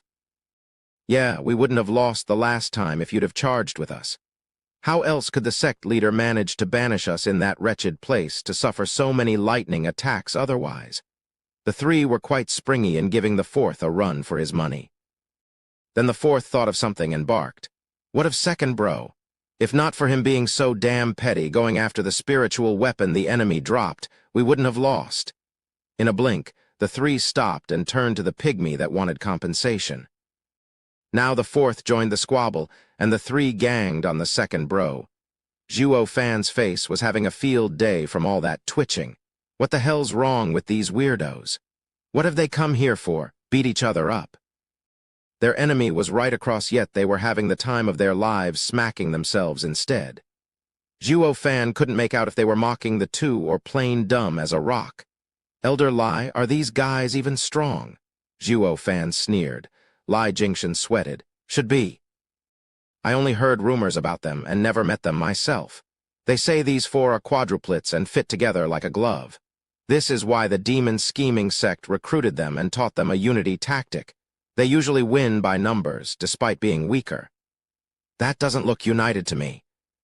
How do they even fight if all they do is beat each other? Zhuo Fan scratched his nose. Lai Jingshan laughed wryly, despite the four's fight getting more traction, and explained, Steward Zhuo, just as you heard, this must have led to their banishment. They may be able to work together flawlessly in battle, but their characters are totally different and hard to reach a consensus. Speaking of the first pygmy, he is the eldest among the four scheming demons. Violent demon. He is brash, rude, and very much brainless. No matter how strong the opponent he faces, he is the first to charge head first. If his brothers follow or not is another matter entirely. This is also why we didn't sense any soul ripple to scout our level and instead skipped to throwing the black staff at us. Oh, I am well aware of his stupidity. Zhuo Fan nodded. Lai Jingshan pointed at the pygmy getting a beating. The one asking for compensation is the second brother, Scrooge Demon. He is the cheapskate of the four, narrow-minded, and always forgoes long-term profit in favor of short-term pocket change. He is a typical case of strain at gnats and swallow camels. That guy deserves to be beaten. He ignores his elder bro and laments the loss of a spiritual weapon. One look at him, and it makes me want to smack him too. Zhuo Fan watched him get clobbered without remorse. Lai Jingshan chuckled, pointing at the cheering, yet the least one to do anything, like a mascot. That is the third brother, Sly Demon. He is sharp and expert in sneak attacks. Rumor has it that each time the four fight, he always stands at the sideline doing nothing. But every time heads come rolling on the enemy's sides, it's all thanks to him. He's your typical opportunist. This guy has at least a redeeming quality, hoodwinking his enemies. And yet he uses his smarts to steal the credit from right under his brother's noses. At least he's much better than the first two. Zhuo Fan nodded. Lai Jingshan pointed to the cowardly pygmy. He is the fourth brother, Wimp Demon. In every fight he stands behind his first bro, but some say he is the strongest among the four. Many experts despise his nature and slight him, only to fall at his hands in the end. Zhuo Fan nodded. Elder Lai, why don't you go and mess with them a bit? Force them to show their skills? Lai Jingshan shook his head vehemently. Steward Zhuo, don't joke about this. They may not look like much, but they're dreadful together. I heard that a century ago, they were only in the 9th layer of Profound Heaven stage, but killed a 2nd layer of Radiant stage expert. Just think. Any Radiant stage expert is hard enough to fight, but these four killed one when they were in the Profound Heaven stage. Now that they're in the 3rd layer of Radiant stage, I'm not confident I can come out alive. What's that got to do with anything? Their eldest bro is wounded, and their unity tactics effect will fall sharply. With a snicker, Zhuo Fan got Lai Jingshan to see things from a different angle. Suddenly, Zhuo Fan pointed at Lai Jingshan and yelled at the pygmies. Hey, this old dude said your dad mated with a swine and ended up having you four weirdos. The four stopped fighting and turned their vicious eyes on Lai Jingshan. Zhuo Fan chuckled and jumped back half a mile, leaving Lai Jingshan their sole lone target. Lai Jingshan paled from fright and wiped the sweat of his brow, "Steward Zhuo, you screwed me over." The four got to their feet and walked to Lai Jingshan side by side. Their faces lost their dumb looks and eyed him with savagery. Wimp Demon was no longer cowardly, Sly Demon no longer dodgy, and Scrooge Demon's eyes lost their greed. In that instant, the four became just like Violent Demon, releasing their vile power. Zhuo Fan's brow shuddered and his eyes shined. All while Lai Jingshan's mood sank, and his eyes glittered with tears as he cursed Zhuo Fan in his heart to the ends of the earth. "I may be the Luo clan's elder, but that doesn't mean you get to screw me over." But the deal was already done, and Lai Jingshan had no choice but to face the music. "That's right. You're all eyesores, so come on." "Ha!" the four howled and with bloodshot eyes jumped at him. The four figures merged in midair and caused this mad dipper to gasp as he took 3 steps back. Overwhelmed with shock, Lai Jingshan knew this was their unity tactic, but feeling it on his own skin was far more dreadful than hearing about it. The four's powers combined, but not merely additively, but multiplied.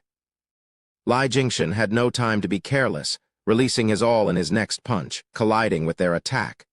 Boom! With a loud noise, Lai Jingshan was thrown 100 meters into the air, feeling the blood in his heart boiling. Yet the four savage figures didn't stop for a second. Curses. "You want to go head-to-head? Fine then, bring it." Lai Jingshan held the four demons in fear, but once the fight started, his martial fanatic self reared its head. He was no longer afraid, but laughing. Wraith-style's first move, Soaring Demonic Dragon, roar. A draconic roar echoed, and Lai Jingshan was enveloped by a black dragon's image. In his unparalleled state, he charged at the four scheming demons.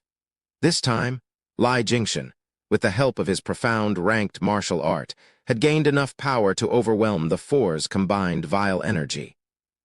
The four's eyes widened, not expecting Lai Jingshan to be so amazing. "Ah, we're finished." Despite saying so, when they were about to collide with Lai Jingshan, they snickered. Hi, that's enough playing."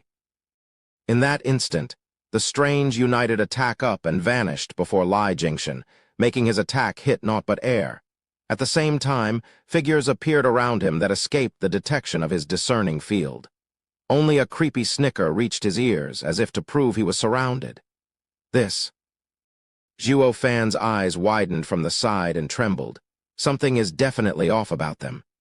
Chapter 225, Necro Dragon's Screech Shakes the Four Demons. Hi. Among the cawing like laughter, Lai Jingshan's eyes darted to the afterimages popping around him with all the seriousness he could muster.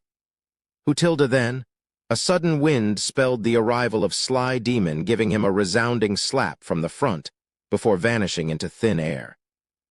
Lai Jingshan couldn't quite make out what just happened, but the reddening cheek bore testament. "So fast," Zhuo Fan cried out, but it was far from over. It was now Violent Demon's turn.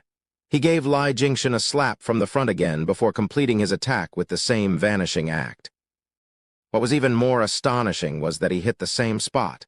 It followed with Scrooge Demon and Wimp Demon slapping him in the same place. Lai Jingshan's anger got the better of him as he roared. "You damn little shits, what you think you're doing hitting the same cheek? Come on, here's the other." Hi, what's our entertainment got to do with you?" A cackle came from all around in waves, while Zhuo Fan squinted with a thoughtful gaze. Curious Violent Demon was never that fast. How is it that his speed increased even when he is still injured? Yet his attack got weaker, I wonder. "Elder Lai, let them hit you," Zhuo Fan shouted. Lai Jingshan was stumped. Haven't I been hit enough already as it is? But thinking about it again, he soon realized Zhuo's aim and grinned. "You little shits, I will pay those slaps back 100-fold. Taking a deep breath, Lai Jingshan roared. "You bunch of mongrels, let's see if you have the guts to hit my other cheek." Hi, no we won't. We'll only hit just that one." The four's creepy laughter echoed again, followed by another slap on Lai Jingshan's cheek. PFF. But before the hand could even tickle Lai Jingshan's face, a large hand clutched it. Lai Jingshan snickered at Sly Demon, his eyes sparkling. "Damn bastard, didn't I tell you to hit me on the other cheek? Now you're mine. Curses, we've been had."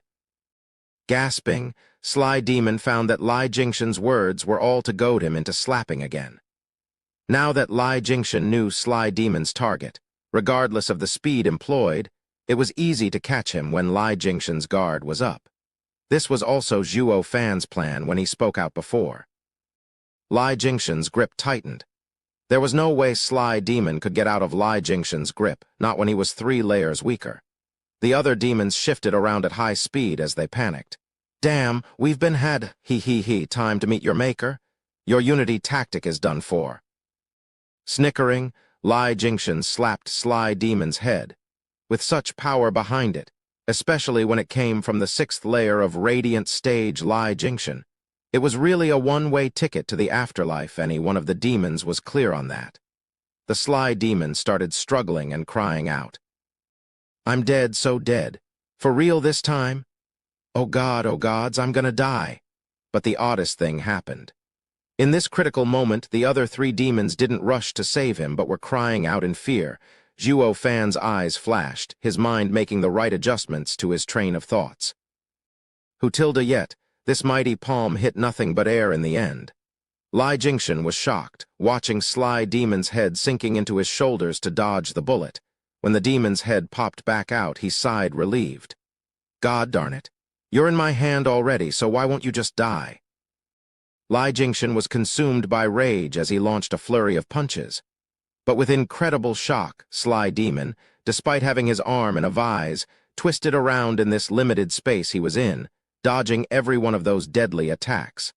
Lai Jingshan was slack-jawed. What the hell is this? What kind of movement is that? But what truly took the cake was the 3 demons around still crying around in fear, but were not lending Sly Demon any helping hand. Were they abandoning him or confident in their brother's power? In a blink, Lai Jingshan was at a complete loss. These 4 scheming demons were freaks in the truest sense of the word. Elder Lai, watch out! Zhuo Fan warned, and Lai Jingshan saw the other 3 demons flying at him. But their speed was far from fast as before, giving Lai Jingshan time to react. As his hand still held onto Sly Demon, his leg swept, but what happened next was downright bizarre. The 3 demons actually closed their eyes in fear, then leaned back to dastardly avoid the kick while still going straight for Lai Jingshan. What the hell? What just happened? Not only can I not make sense of anything they're doing, I can't even anticipate their moves. One minute they were charging in with all bravado, the next they were flitting all over the place in fear. But one thing was certain, they were on the advantage. Ah! With a cry, Violent Demon grabbed Lai Jingshan's hand that held Sly Demon and chomped. Lai Jingshan let go from the pain and Sly Demon rejoiced in his newfound freedom. The 4 demons then returned into circling Lai Jingshan at high speeds and letting out eerie laughter. He may be a martial fanatic and fearless in face of adversity, but fighting these 4 demons had him at his wit's end. He couldn't make heads or tails when they were weak or strong. It was like hitting frickin' cotton. The 4 noticed his predicament and laughed as they charged. Brothers, let's fleece this guy and shame him thoroughly. Oh, the other cheered and Lai Jingshan turned serious, eyeing the afterimages around him. But then they up and vanished, appearing instead as hazy images as if ghosts from the underworld. Lai Jingshan punched. He hit nothing, of course, while the ghosts wrapped around his body. In a blink, his jacket and storage ring left him soundlessly, as if swallowed by those gray ghosts. When the ghosts drew away, they once again let out creepy laughter. Lai Jingshan was left in flimsy undergarments, watching his surroundings in shock. I see. So this is their unity tactic, as expected from a demonic skill striking at the heart of things. Zhuo Fan took a deep breath and shouted, Elder Lai, we are not their match. Retreat at once. Zhuo Fan was the first to fly away. Lai Jingshan gnashed his teeth and snorted in anger before following suit. The 4 figures reappeared as they watched the pair leave with smiles. Humph, that old geezer thinks he can get away after humiliating us. Hi, brothers, charge. Oh. Under Violent Demon's order, they all cried in unison and gave chase. They were not in the least bit slower than Lai Jingshan, perhaps even faster. Lai Jingshan threw a look back and paled as he arrived next to Zhuo Fan. They are clearly in the third layer of radiant stage, so how are they surpassing my speed? They'll soon be upon us. No worries, that's only the third brother's cultivation method, which focused on speed alone. Even if he does catch up to us, he can't do jack squat. Snickering Zhuo put on an ambiguous smile. Lai Jingshan was startled, but clueless nonetheless. Elder Lai, once they get close, we'll finish them off in a blink. What? Lai Jingshan cried. How? He had tangled with the four at full power to no avail. He couldn't find any real way of dealing with these weird quadruplets.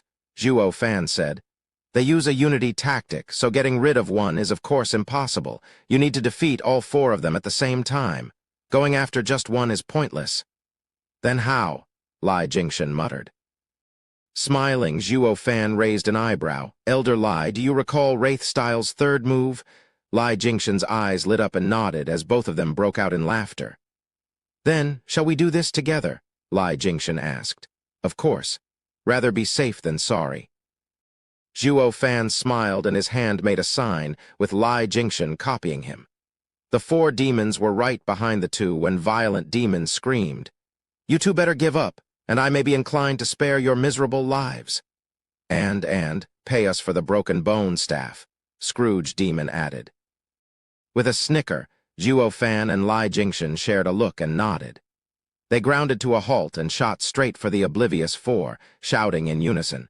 Wraith Style's third move, Necro Dragon Screech. Roar with two draconic roars, two soul ripples shot straight for four scheming demons. They cried in shock, having not expected them to know a sound martial art, the bane of their unity tactic. A pity realizing wasn't the same as escaping it. In a blink, the mighty sound waves crashed into the four. They couldn't even wail their pain as they spat blood and toppled over like logs. Even the forest beneath them was affected, turning into a place of death as animal corpses littered the earth. After all, this was the combined attack of two souls. How could the average man handle it? These four third-layer radiant stage experts were no different. Peace soon instilled once again, though carrying with it an eerie tune. Zhuo Fan and Elder Lai watched the dead-eyed four demons on the ground and gave a smug smile. Lai Jingshan in particular. He snatched back his jacket and storage ring from Scrooge Demon and cursed. "Goddamn, what are you doing still holding them when you're out like a light? No wonder he's Scrooge Demon. Well, let me return the favor and make you demons in the truest sense by sending you all to hell." Elder Lai, wait. Zhuo Fan rushed to stop him. "I still have use for the four. Seal their cultivation for now." Lai Jingshan nodded after a pause, catching Zhuo Fan's drift. He, the four's hell has only just begun. Chapter 226. Even sages are idiots sometimes. Why do I feel so woozy? Violent Demon opened his heavy eyelids, but his vision was still foggy. He reached to scratch his head, but oddly enough, he couldn't. Looking down, damn it, I'm hogtied. Turning to his sides, his bros were in the same boat, all strapped around a 3-meter-thick tree. He wailed. "Oi, wake up, you fools, we're strapped here." The three were roused and slowly getting their wits about them, what little they ever had.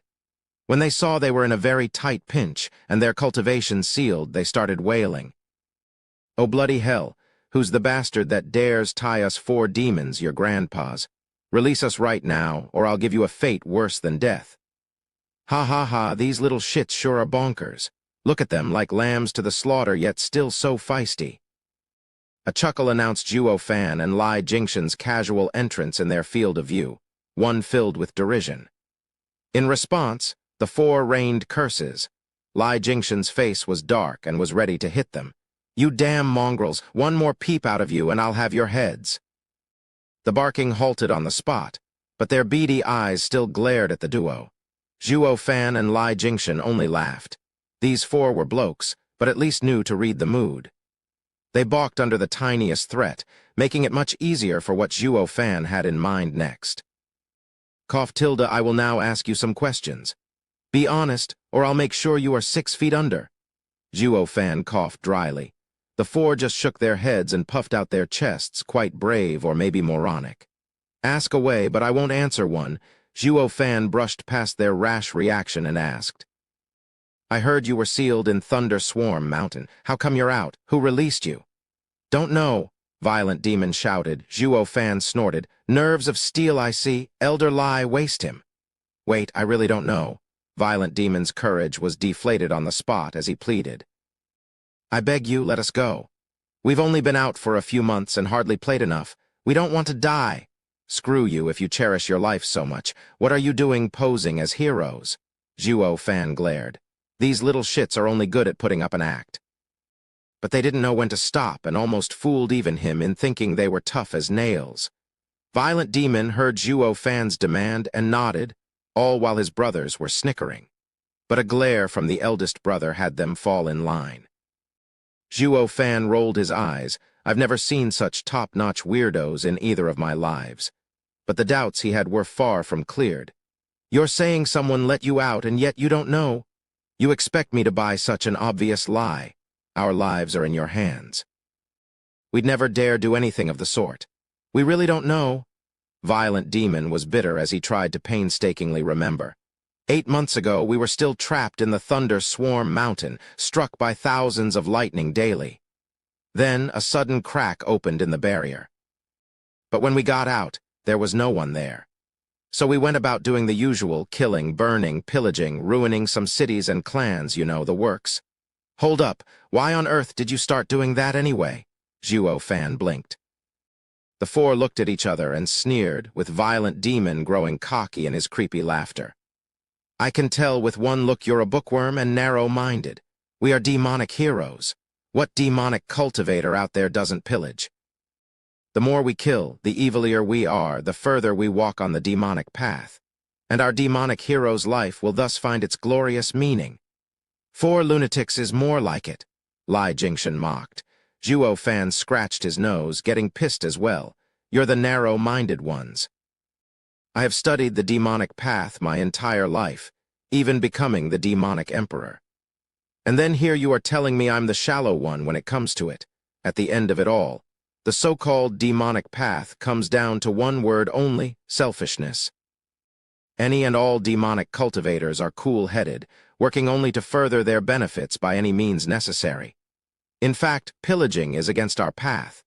For us, this is only a means to an end, not our purpose. But these 4 blokes turned the method into a purpose. They couldn't be more wrong. If the demon path goal was this, then the entire world would have long turned on them and wiped them out. Just why the hell did the demon scheming sect even take them in? Zhuo Fan held his head, not bothered to waste any more time with these blokes.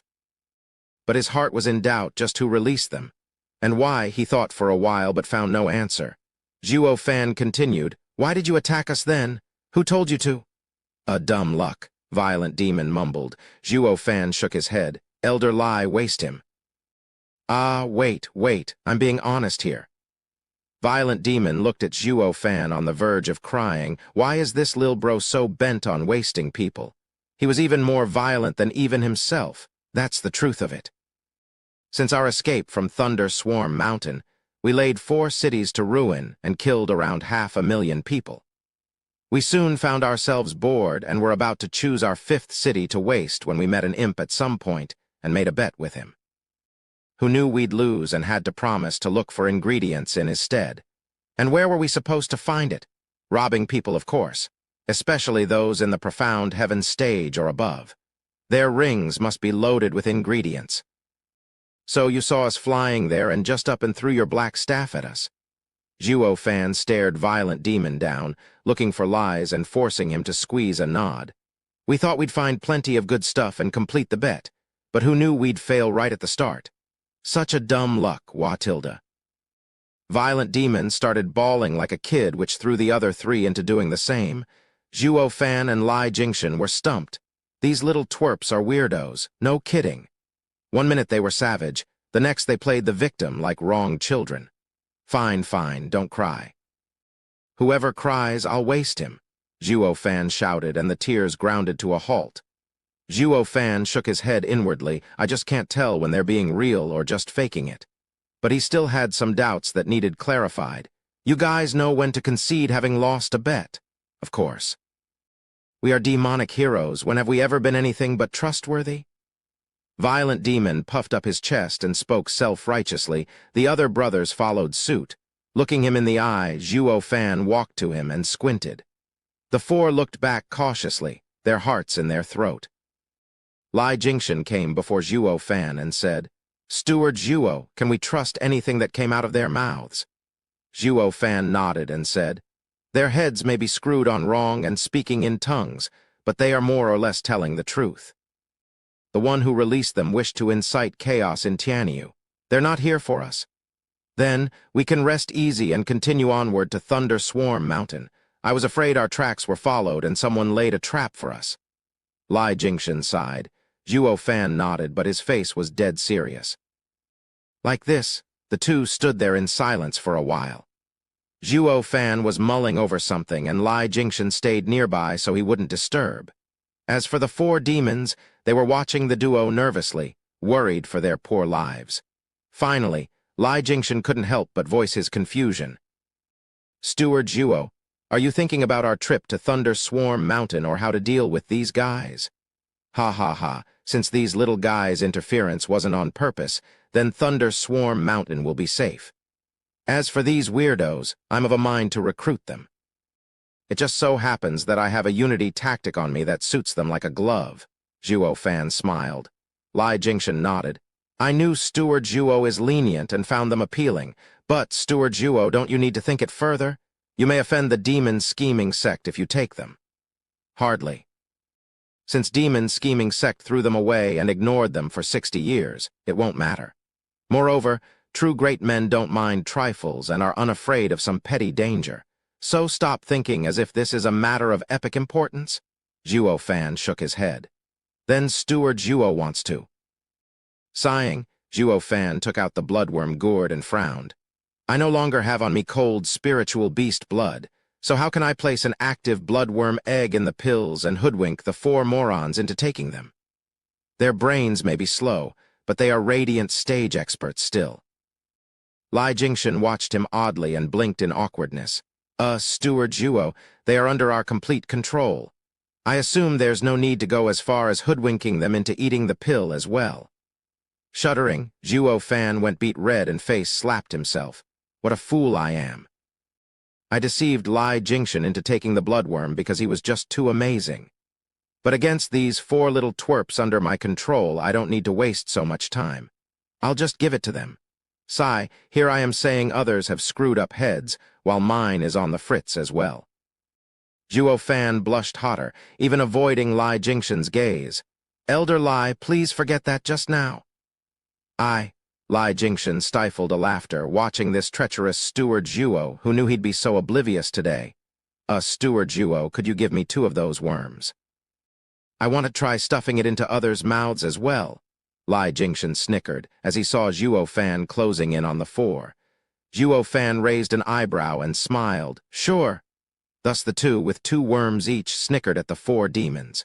The 4 were now shaking in fear and wailing. "What are you planning? Haven't we been honest here? Why are you still?" Bloodworms entered each of their mouths, forever branding them with the Luo clan seal, Chapter 227, Godly Tactic. With that settled, Zhuo Fan had Lai Jingshan release the 4 and restore their cultivation. The first thing the 4 did with their newfound freedom was to band together and assume that dumb pose again. "Humph, you got some nerve tying us up and feeding us worms. This shame has to be paid back. Even if you surrender, we will not spare your miserable lives."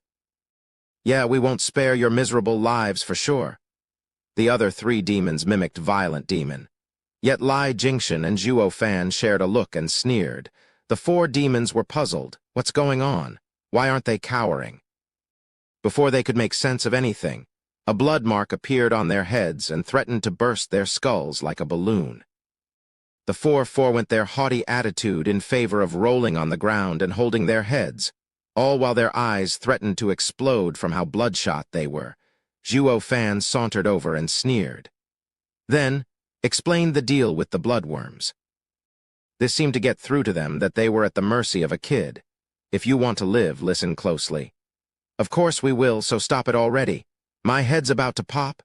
"Yeah, you're our boss now. Screw that rotten old Violent Demon. You bastard, no sense of loyalty." Haven't we got the same mother? Daddy, please get rid of these treacherous bastards. I'm more than enough to look after you. They are not worth shit. Zhuo Fan's face twitched and Lai Jingshen's mood sank. These little shits have no shame at all. They were the most immoral, radiant stage expert the two ever saw.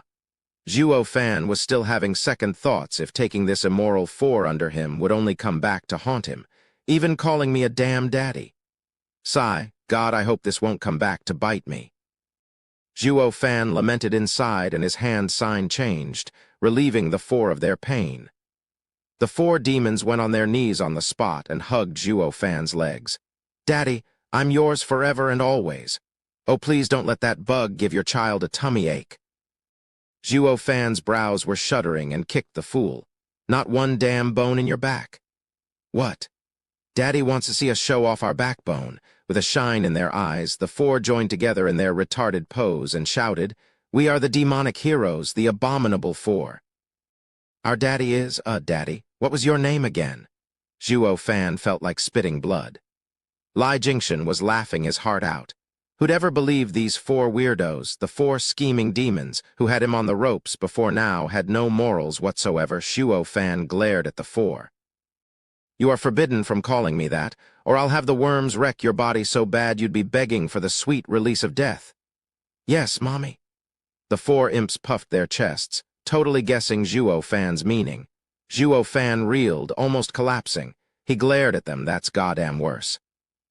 You're even changing my gender. Call me Steward Zhuo. Zhuo Fan emphasized each word as he spat through gnashed teeth. The four stood at attention and shouted, Yes, Steward Zhuo. Zhuo Fan finally breathed easier. No wonder they're called the abominable four scheming demons. It's like fighting with the demons of the underworld. He finally figured out why demon scheming sect ignored these dunces for 60 years. Spending but a moment around these fools would cut one's life short from anger. Though they had one redeeming quality, they were strong. With the Luo clan on the rise, it needed strong experts.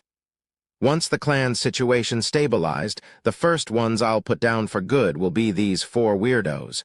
Zhuo Fan said, You are now one of us now, so explain to me this unity tactic. Violent Demon looked at his brothers and spoke with difficulty. It is a secret art of demon scheming sect. We can't reveal it. Zhuo Fan nodded. That's how a human should act. At least they aren't complete wastes, knowing when to be loyal. Even if the demon scheming sect threw them away for 60 years, they were still protecting their secrets. But what he heard next filled Zhuo Fan with a sudden and most compelling urge to choke the life out of them. The thing is, only we four can train it. It's our secret. If we let it slip, we'll easily be defeated in the future. That's too dangerous. How about we tell you of demon scheming sects guarding array instead, or where they keep their scriptures, or where sect leader's room is, perhaps? Zhuo Fan waved him off, clenching his fists hard. One could even hear the grinding of teeth. You sure like spilling the beans on everything about the demon scheming sect.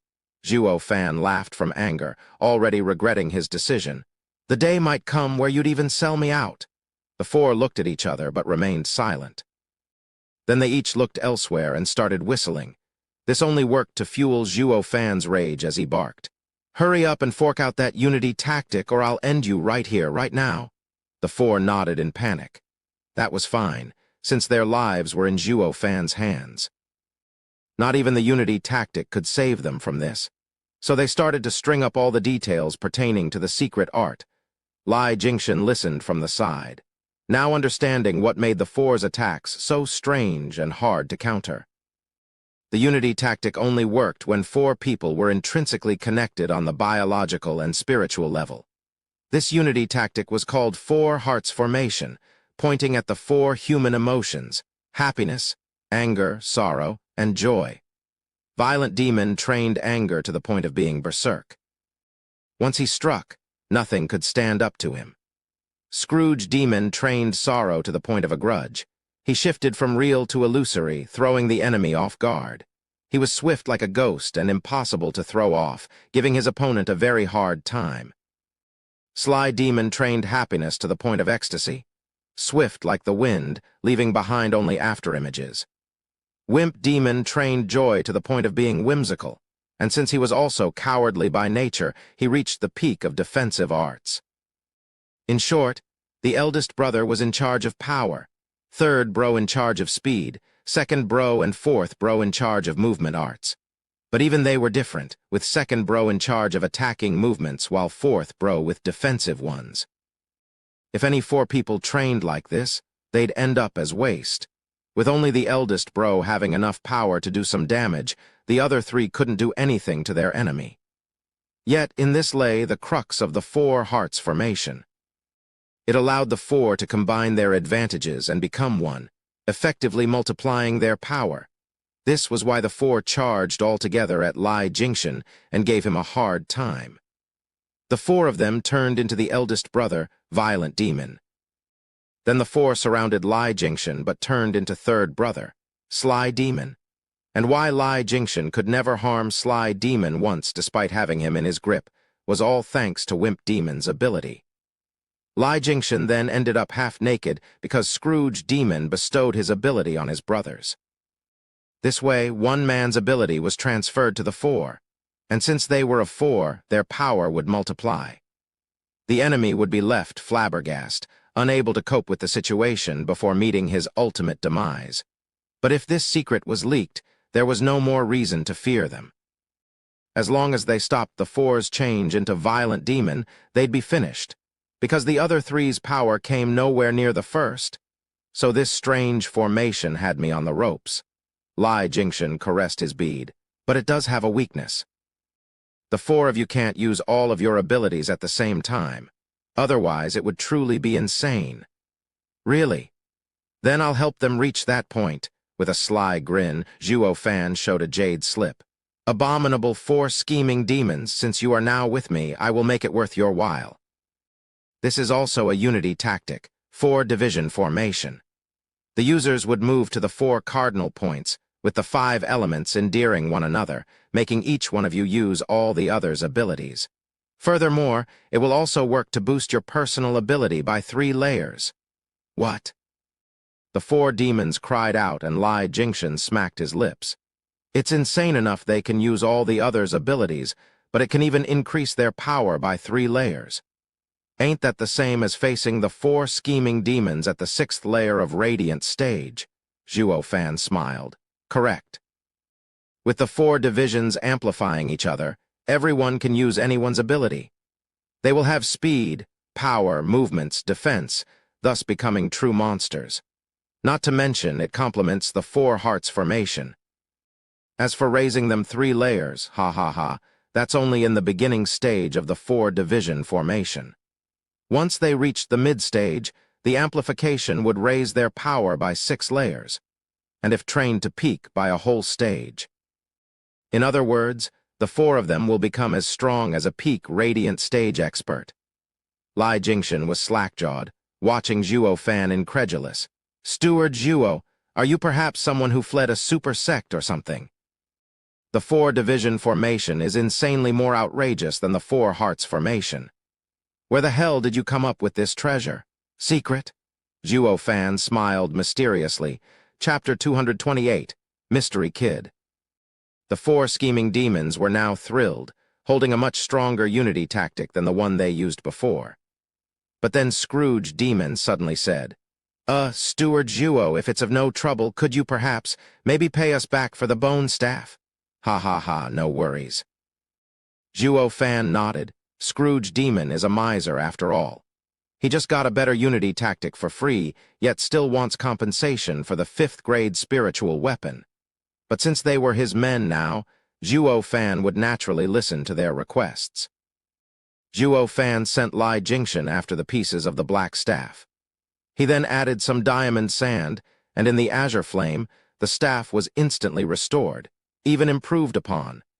The 4 scheming demons were jumping in joy for having their spiritual weapon back. Perhaps the excitement got to his head or he was just plain petty, but Scrooge Demon pointed at Lai Jingxian without an ounce of shame. Steward Zhuo, could you also give me that old guy's ring and clothes? What for? Zhuo Fan asked. Chuckling, Scrooge Demon spoke as a matter of factly.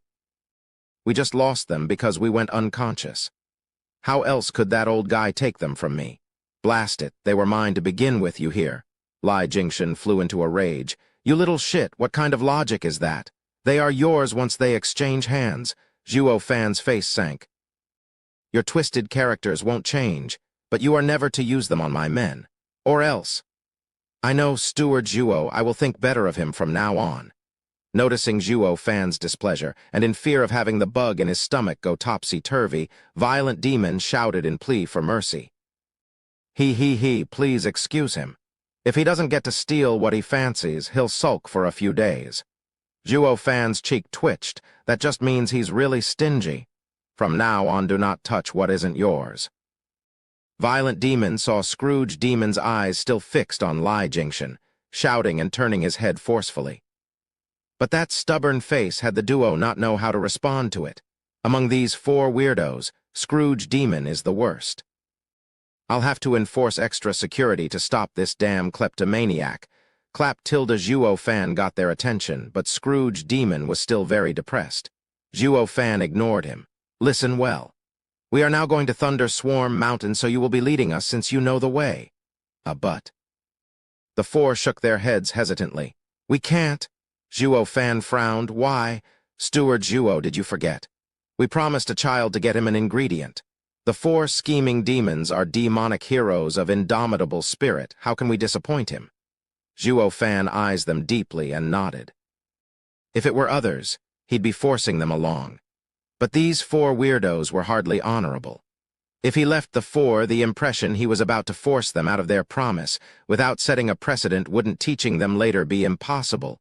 Pausing, Zhuo Fan said, Fine, we will first find the kid, give him the ingredient, then go to Thunder Swarm Mountain. Steward Zhuo, you really have it. The 4 eyes shined. Zhuo Fan nodded. Of course. The 4 started whispering among each other and let out a strange laughter. Violent Demon even raised his head smug. You see? I told you flying people had the ingredient on them, and I was right in attacking them. Eldest bro is brilliant. Hi. The other 3 gave thumbs up. Zhuo Fan felt unwell for some reason. Their behavior raised many flags. But then again, this was their usual manner, so he let it slide. And so, Zhuo Fan and Lai Jingshan followed the 4 demons westward, reaching a tall mountain half a day later. In the sunset's glow, an 8-year-old kid sat on a meter-tall rock. He put something in his mouth from time to time and chewed. As if noticing the newcomers, the kid's ears moved and turned his head, revealing his sparkling eyes. But Zhuo Fan's heart shuddered at the sight, as if a savage beast had set its gaze on him. His feeling that something was off only grew stronger. What's going on here?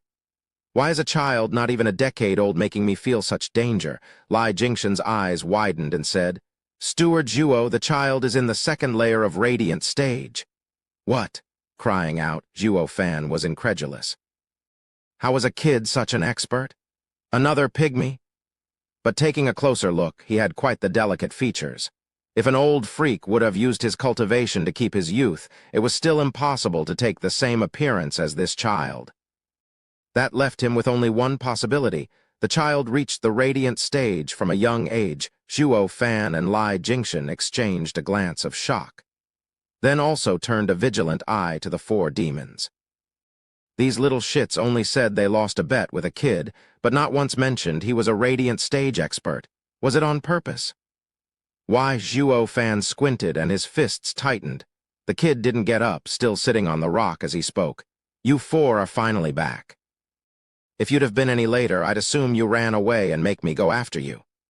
The 4 shook like a leaf, quite afraid of him. Not only Wimp Demon, but even Sly Demon and Scrooge Demon. They all ducked behind Violent Demon, whose legs were quivering. We would never do that. We ran twice already and don't dare do it again. Zhuo Fan and Lai Jingshan were in shock. How were the great 4 demons holding a kid in such fear? Was this 2nd layer of Radiant Stage experts stronger than them, who were a layer higher and using Unity tactic? The 3 days are almost up. Did you bring the ingredient? The kid turned a blind eye to Zhuo Fan and Elder Lai and spoke coldly to the demons, like the judge about to hand over his sentence. The 4 shivered a nod and pointed at Zhuo Fan. They have it. Just search them. Zhuo Fan's face sank.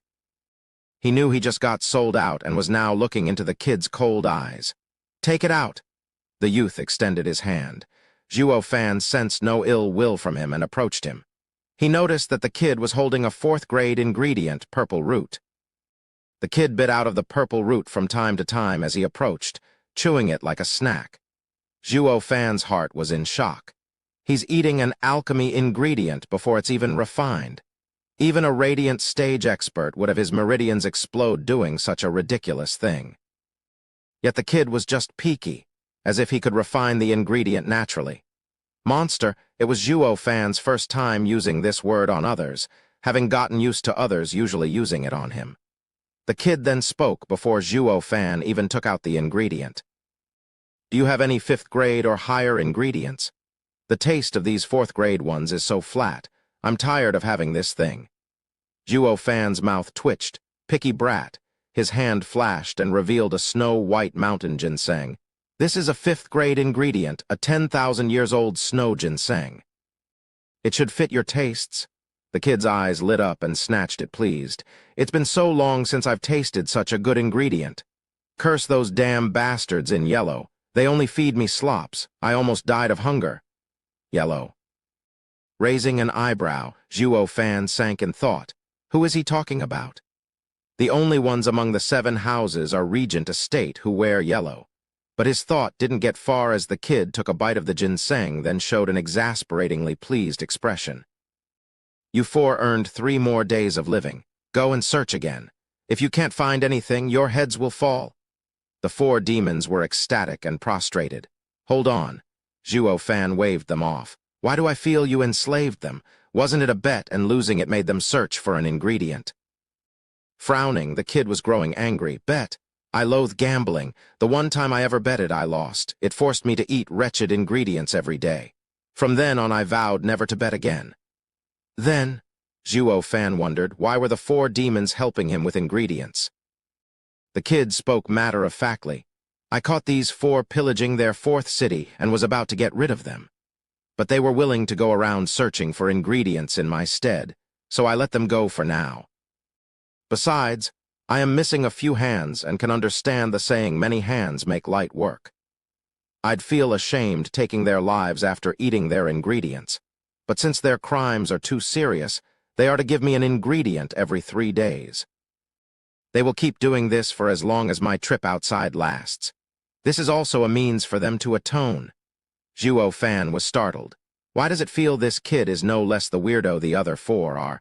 What does giving you ingredients have to do with their pillaging crimes? When he heard the kid spoke of stopping the 4 demons pillaging, he thought he was a typical righteous cultivator, helping the poor and all that. When in fact, the kid was the same as these 4 from the start, enslaving others to do his bidding. Just that he used it under the guise of punishing evil. Shit, 4 vile people and a hypocrite. None of them are any good. Then again, it doesn't seem I'm made of better cloth either. Zhuo Fan scratched his nose. He. How about we make a deal? The 4 are now under me, so I will give you 10 5th-grade ingredients to let them leave with me. What do you say? 10. The kid's eyes lit up and drooled. But then he paused, revealing a sly grin. Since you have so many ingredients, you're not going anywhere. You'll stay right here and search for ingredients just as well. Eyes twitching, Zhuo Fan's face sank. Why, you greedy little piece of... Chapter 229. Tianyu's strongest, invincible scamp. Taking slow steps back, Zhuo Fan's cold eyes stared at the kid. "Little brother, I won't take you for an ignorant child since you're a radiant stage expert. Are you going to force me into servitude? He. Pillagers belong in prison, so it's only fitting they do some community service for a bit. But that was done by those 4. What's it got to do with me? Birds of a feather flock together. Since you're on the same side as them, then you're no better. A little punishment is only natural." Squinting, Zhuo Fan eyed that naive smile on the child and grew angry. "You can't go back once you started things. I do not like hitting children, but if they want to hit me, ha, good. But let me warn you, I have no wish to kill you, so I will give you all 10 chances to challenge me. If you can win just once, I'll let you all go." The kid hooked his finger and beamed. Zhuo Fan walked back to Lai Jingshan, but his eyes were more and more serious as he watched the kid. He may be in the second layer of Radiant stage, but the kid was as calm as ever, even in the face of 4 people 1 layer stronger and another 4 layer stronger. He was confident in his victory. And how the 4 scheming demons were so scared of him. His power couldn't be judged based on his low cultivation. Zhuo Fan whispered to the 4 demons, "How is his power? Is he strong, weak?" The 4 demons looked at each other, and Violent Demon said cautiously, "He is very strong, but still not able to beat me. The fact is, this kid is very sharp, picking the weakness of our 4 hearts formation with 1 look. How else could he defeat us?" Zhuo Fan nodded. "I see. How else could the 4 enter servitude if not having their unity tactic crushed?" But to be sure, Zhuo Fan gave Lai Jingshan a signal. "Elder Lai, you have to go all out on the kid. Hold nothing back. You have to kill him, and with how odd this kid is, the 4 demons' words can't be trusted either. We can't afford to lose because of them." Lai Jingshan nodded, bloodthirst setting into his gaze. He suddenly roared and released billowing black energy. His immense power made the sky and earth tremble alike. The 4 scheming demons were able to confuse Lai Jingshan thanks to their 4 hearts formation, stopping him from releasing his full might. They now realized how terrifying Lai Jingshan was. If Lai Jingshan had gone all out from the start, Violent Demon would have been long dead, in 1 move even. This would ultimately prevent the 4 brothers from using 4 hearts formation. The 4 united could break steel, while scattered were like grass. But the kid was still sitting on that rock with arms crossed and unafraid. Not 1 change in his expression was seen. This made Zhuo Fan frown. Is he faking it or truly belittling Lai Jingshan? If it were the latter, the kid's power had to be huge. Wraith-style first move, soaring demonic dragon, roar. With a dragon roar, Lai Jingshan shot at the kid, surrounded by a black dragon image bearing its fangs and claws, ready to rip him to pieces. Explosions were heard with every step he took, even from the air. It seemed as if the space couldn't hold his power. The rocks around him were pulverized as well, so strong. Even Zhuo Fan admired Lai Jingshan. This martial fanatic was a true fit for wraith art. Its power was displayed fully in the hands of this man, showing shocking phenomenons. But the bad feeling never left Zhuo Fan. The kid was just too calm, not putting Lai Jingshan in his eyes. What's going on? Even a peak Radiant stage would show some reaction. But the kid, yawning just as Lai Jingshan got to him, the kid's reaction to this expert's incredible display of power was to extend a hand. PFF. A groan had everyone watch slack-jawed. Lai Jingshan's mighty power was stopped as simple as that, by a boy's hand. The black dragon image threw a fit behind Lai Jingshan, wanting to break out of its shackles, but the kid had the dragon powerless under his thin arm. Even the world started taking different hues. On one side, Lai Jingshan's power was still going strong, causing a veritable storm to blow over, while on the other, there was only peace and serenity behind the boy. Even sunshine warmed the gentle nature. The black dragon's onslaught held no sway here. How is this possible? Zhuo Fan watched agape. This may very well be the very first time someone thoroughly shocked him. Lai Jingshan was sweating buckets, doing his damnedest in getting out of this child's hold. It was the same as a crazed bull meeting a 100-meter-tall cliff. Regardless of the raw power it had, it couldn't budge the cliff 1 inch. The kid grinned. First attempt. The kid grabbed Lai Jingshan's arm and just threw him. Boom, a huge rock was blown to rubble. Zhuo Fan and the 4 demons were shocked and jumped in the air. Once the dust settled, the view made them gasp. The huge rock was flattened in an instant, and Lai Jingshan struggled to crawl from beneath the rubble. He spat blood and fear crept into his gaze.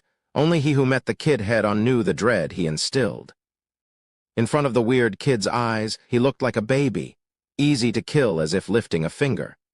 This was his first time ever Mad Dipper experienced such powerlessness. Zhuo Fan and the others were watching bug-eyed in fear and shock. None saw it coming, that a pup had such insane amount of power. Not even in the sacred domain Zhuo Fan saw such freaks. Lai Jingxian was in the 6th layer of Radiant Stage and a body cultivator genius while using a profound ranked martial art. He had enough power to face a peak Radiant Stage expert. But today, before a mere boy in the 2nd layer of Radiant Stage, he was powerless. The kid didn't use any kind of martial art, only the power of his hand to topple and throw Lai Jingxian. What kind of freaky power is this? Zhuo Fan paled, watching the air with a blank mind. There the kid happily sat in midair. With the mountain ruined, I'll be waiting for you on that peak. Don't forget 3 days. Oh, and your 10 ingredients? Zhuo Fan wiped his brow, shivering as he took the ingredients for the boy. The kid was delighted as he took them. You're not bad, kiddio. The more ingredients you find, the invincible scamp, Gu Santong, will reward you heavily. Then he vanished into thin air. Zhuo Fan bobbed his head on, and only after hitting his chest did the shivering stop. He sighed. God, that monster is insanely powerful. Steward Zhuo, who did he say he was? The wounded Lai Jingxian swayed in his flight to Zhuo Fan. His eyes were incredulous. Zhuo Fan frowned. He seemed to have called himself Invincible Scamp Gu Santong. What, you know him, Elder Lai? Holy Mother of God, no wonder I lost so miserably. Of all the rotten luck, why did I have to meet that devil? How could I be so blind? Lai Jingxian slapped his head, regretting so much he was close to tears. Zhuo Fan asked hurriedly, just who is this Gu Santong? Hi, for Steward Zhuo to not know even the likes of Invincible Scamp Gu Santong. You must be dumber than a rock. A creepy snicker came from behind Zhuo Fan. Zhuo Fan's temple popped a vein, his mouth twitched and glared at the 4 demons. You knew who he was and what he was capable of, didn't you? Damn right we knew. We are demonic heroes, knowing all the experts in Tianyu. With how renowned this devil is, how couldn't we recognize him? You think everyone's a bonehead like you. Violent demons snickered and laughed at the two's misfortune. Zhuo Fan tightened his fists and cooled his anger. Then, did you make us come here on purpose and face that devil? Moreover, that bet was fake, right? Hi, of course. We are demonic heroes, never done a good thing in our lives. We were so angry when that devil suppressed us and had no way to vent. But got you to join in too, and seeing you suffer brings a tear of joy in my eyes. And have you ever seen a demonic cultivator holding one's end of a bet? You got served, ha. The 4 scheming demons danced in joy and made a mockery out of Zhuo Fan. Zhuo Fan popped another vein, red from anger. Never thought the clever him, the cunning him, would be had by a bunch of schmucks. God damn it! Zhuo Fan's finger moved and made a sign. The 4 were now sporting bloody marks on their forehead, wailing on the ground from pain and begging for mercy. But Zhuo Fan held no pity for them. If I don't put these little shits in their place, they'll be the death of me. Lai Jingxian watched the 4's pain in silence. They were total retards. They knew their lives were in the hands of another, yet still dared to fool him. They only had themselves to blame for this. Now that they were also caught in the middle with invincible scamp Gu Santong, he knew they were in deep trouble now. Lai Jingxian frowned and sighed. Chapter 230, The Legend of a Monster. Steward Zhuo, we know our wrongs. Spare us. Sly Demon rolled on the ground begging. What's Steward Zhuo? It should be Daddy Zhuo. Let us go, we won't do it again. Scrooge Demon was wailing in pain. What Daddy Zhuo? It should be Granddaddy Zhuo. Please. Violent Demon was even crying, but he didn't get to finish as he glared at Scrooge Demon. Then he punched his face. Damn it, you dare take advantage of me? Scrooge Demon held his purple eye, having no clue what happened. But Wimp Demon couldn't take the pain and said, Elder Bro, it was the second bro calling him Daddy. Then you started calling him Granddaddy. Don't blame him. Widening his eyes, Violent Demon cuffed Wimp Demon. Bastard, silence is frickin' golden. Why do you hit me when it was all your fault? Scrooge Demon instantly understood, having heard Wimp Demon. He charged with a rage-filled fist. Wimp Demon was glum, and even though he didn't join the hustle and bustle, he circled behind eldest brother and whacked him with a fist whenever he had the chance. Third bro, Sly Demon, who wished for nothing more than to see the chaos blow out of proportions, held his head from the pain while cheering from the side. The 4 thus entered their routine squabble, making it all so lively. Zhuo Fan's face twitched from all the ruckus, popping a third vein. He never met such hard-to-deal-with weirdos. They even had time to quarrel while being tortured by the bloodworm. It seems a bit of pain is not up to your standards. Then how about we kick things up a notch? Zhuo Fan made another sign. PFF. The 4 demons spurted blood and turned blood red all over as they scrambled from the pain. It was so excruciating they hadn't had the mind to quarrel anymore. Zhuo Fan panted, almost blowing his top at the 4.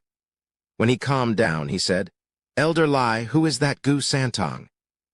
"Why is he so dreadful?" Shaking his head, Lai Jingshan sighed.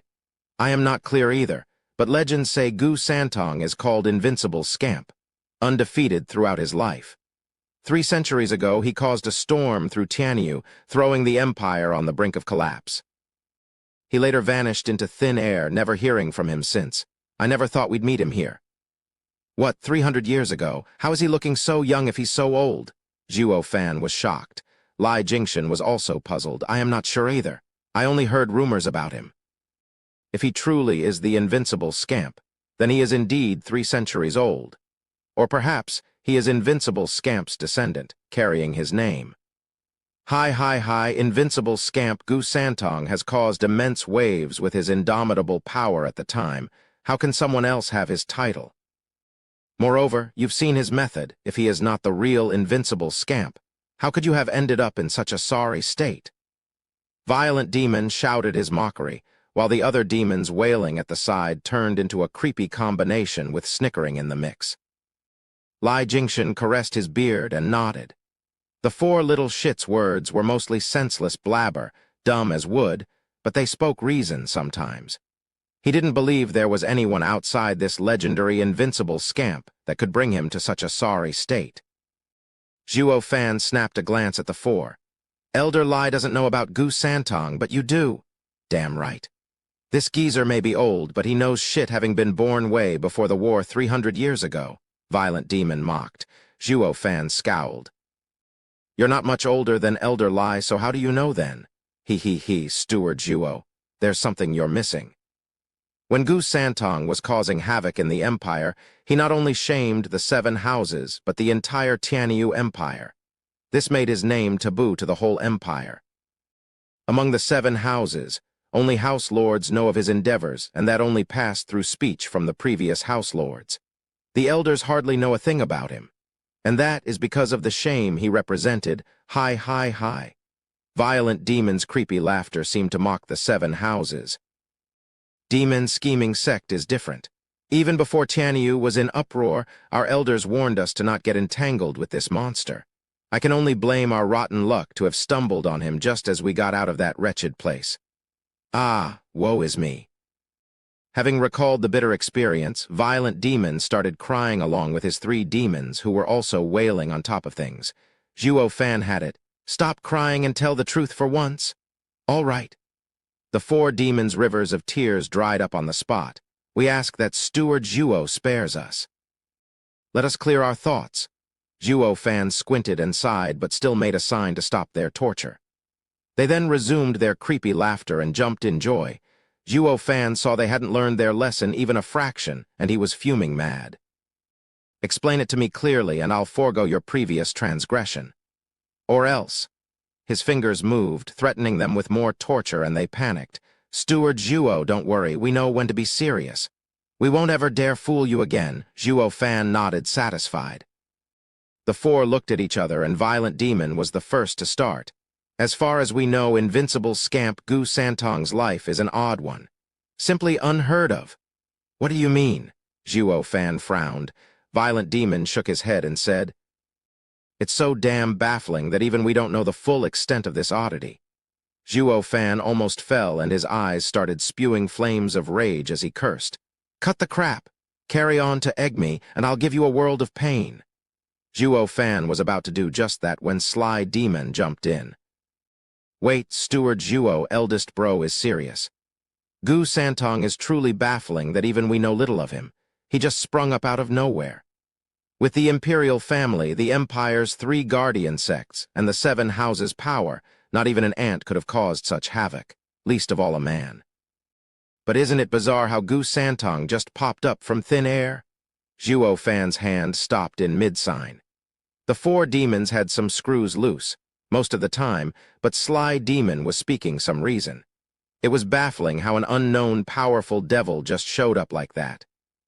From the sacred domain, perhaps, Zhuo Fan spoke. Go on, Violent Demon continued. The kid always had this appearance, that of an 8-year-old boy, but he was only in the 5th layer of Profound Heaven stage at the time. But after 300 years, he is still as young, yet his cultivation increased to the 2nd layer of Radiant stage, quite slow, I might add. What never changed all this time is him holding the title of Tianyu's strongest. Before, he was the strongest beneath the Radiant stage, and now he is the strongest in the Radiant stage. Oh, that baffling.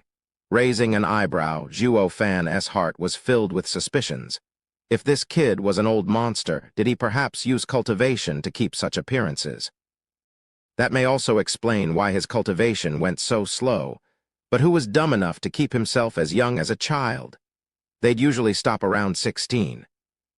This way they could partake in some of the more pleasant aspects of life. He. This seemed to have made Zhuo Fan recall a veil-covered face and the demure figure. But Zhuo Fan shook his head at that thought. He was aiming to become an overlord on the demonic path. How could he ever let himself get bogged down by kinship? Perhaps the kid's thinking the same thing. So far, Zhuo Fan could understand him. Continue. He is really queer. He doesn't like anything except eating ingredients. If it was anyone else, he'd be already blown to bits by the potent ingredients. But he is unscathed. Steward Zhuo, I'm sure you can imagine by now which houses' ingredients are the most appealing when this freak ever ran out of them. Imperial family and the 7 houses. Zhuo Fan's eyes widened and suddenly showed a sly grin. Could it be? Hi, Steward Zhuo sure is evil, thinking about plunging the world into chaos, though it is the truth nonetheless.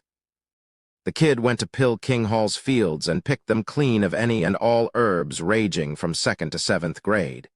He even gobbled those 8th grade ones that took 1,000 years to grow. How could Pill King Hall sit still after that? So their elders chased after him. The kid didn't use any martial art, but his fists are insanely powerful. In just a single move, the elders were wiped out completely.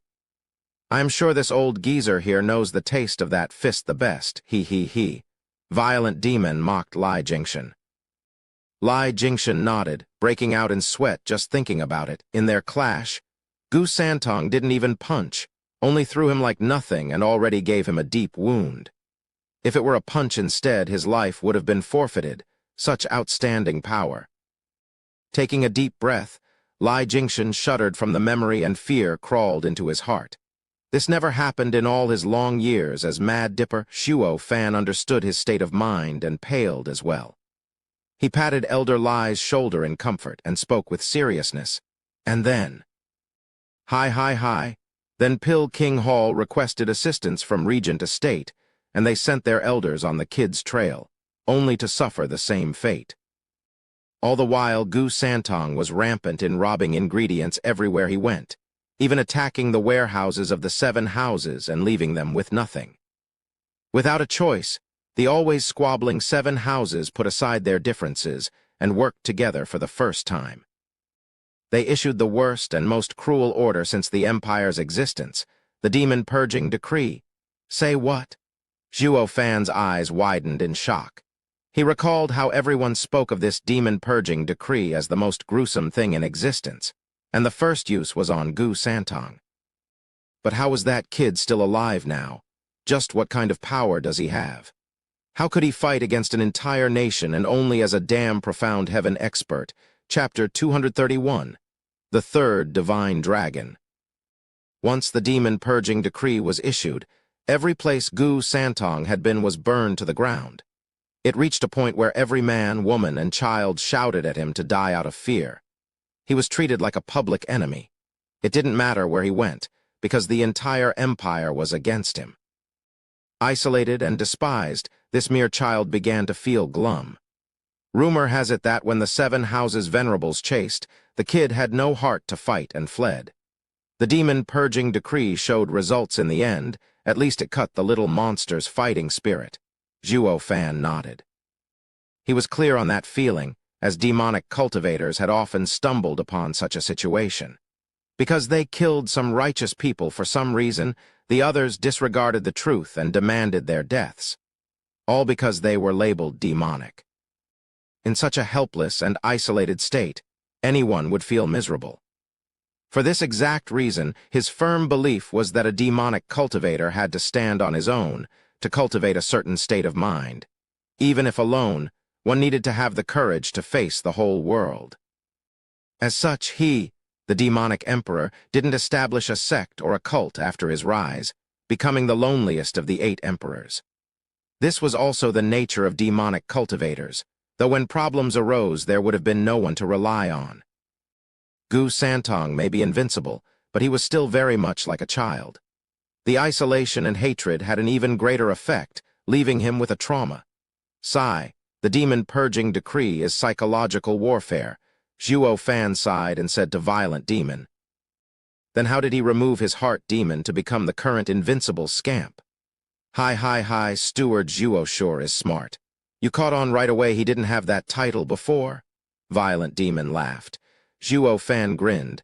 Becoming isolated bores heavy on one's mind. In this state, even if powerful, it was still far from becoming invincible. Ha, precisely. When the 7 Houses Venerables went after the kid, he was slowly reaching the end of his rope on the brink of annihilation. But something happened then, and the kid changed completely. After only 3 months, when people thought he was on his deathbed and were searching for his corpse, he emerged. But if before he still had an innocent and childish manner, this time he was devil incarnate. His actions struck fear in not only the 7 houses, but the imperial family as well. His style was very much like ours from the demonic path. Hi.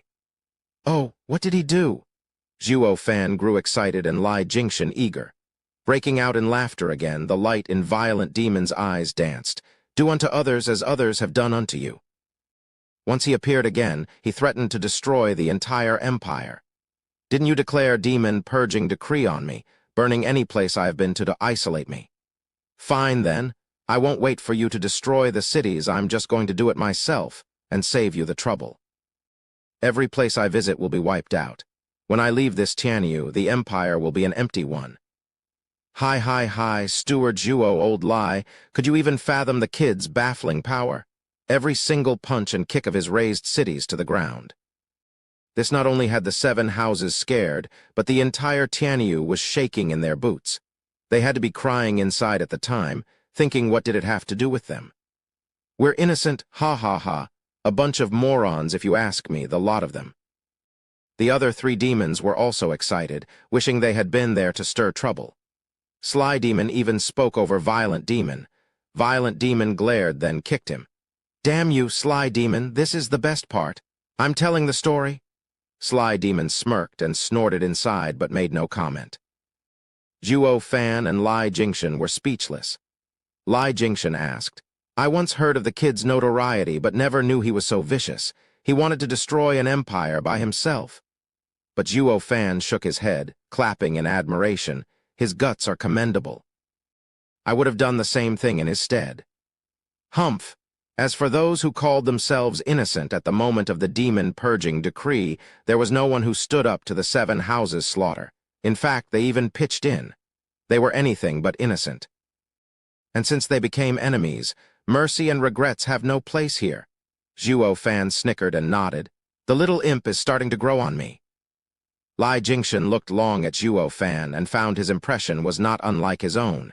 In this cruel world, it was kill or be killed.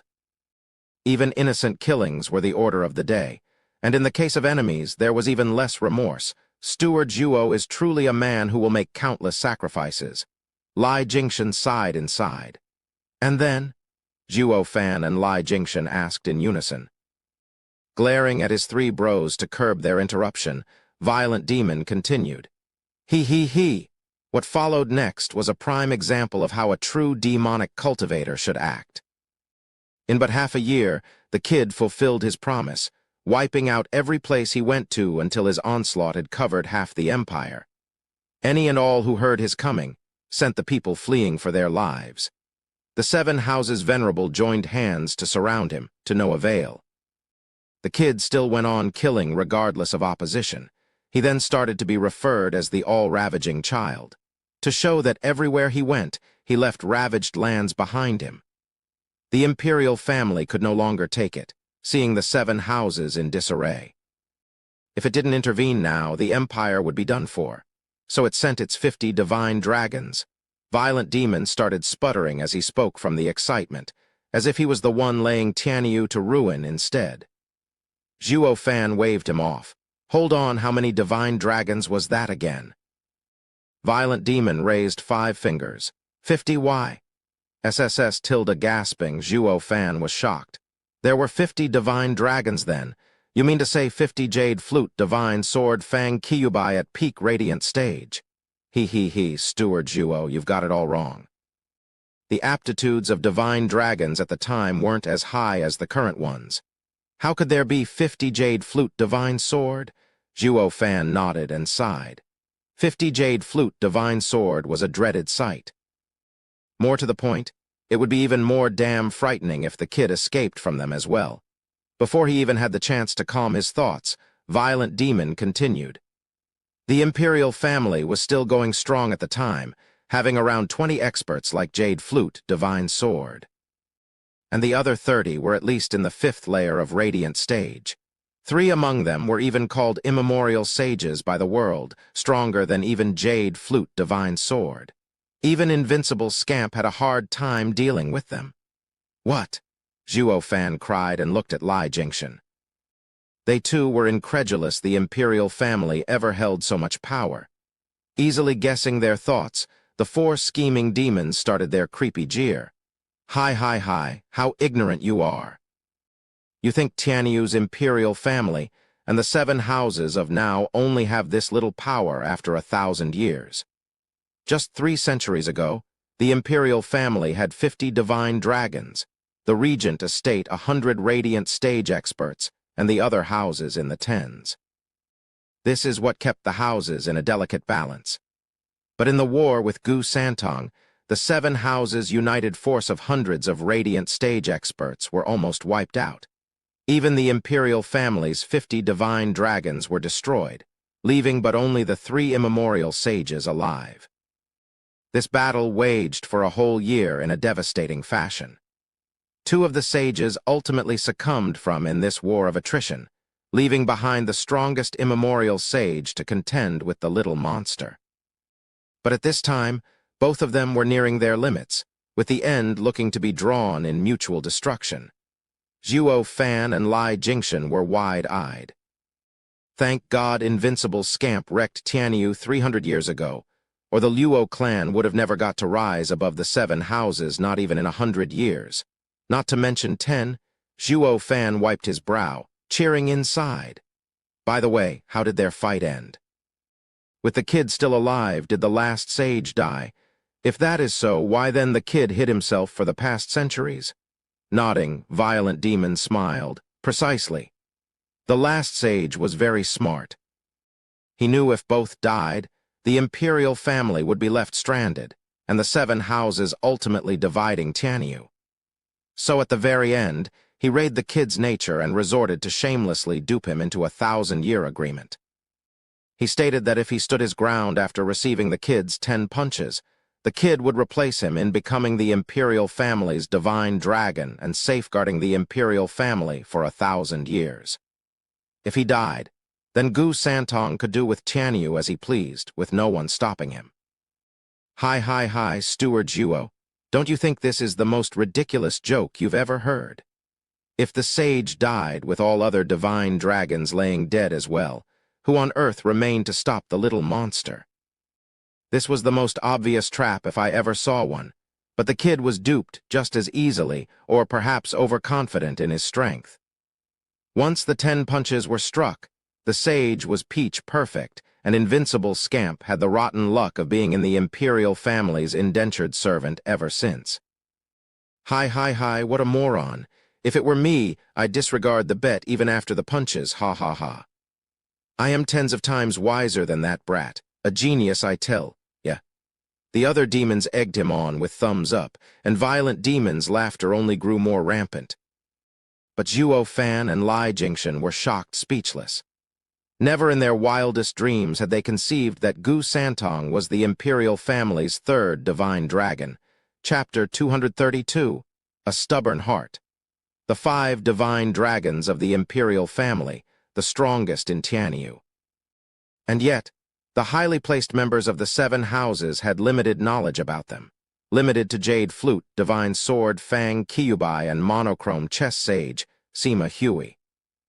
The House Lords were the only ones entitled to the matters pertaining 3 centuries ago, that the invincible scamp Gu, the devil who pushed Tianyu on the brink of collapse, was now a divine dragon. But this resolution only brought more problems than solved. Zhuo Fan squinted at the 4 demons. Since the imperial family is rearing this behemoth, what is it doing getting scared of the 7 houses? He, Steward Zhuo, you clearly know nothing. That last immemorial sage was the strongest in Tianyu, on the brink of breaking out of the radiant stage's shackles and reaching the void consciousness and becoming undying. A pity he met Gu Santong, that little monster. Regardless of how strong he was, he couldn't stand the kid's 10 punches. But even so, thanks to his consciousness on the brink of becoming void, he endured the kid's onslaught for a full hour before having his soul scattered. Gu Santong admired his dedication, who was willing to stake his soul in winning the bet.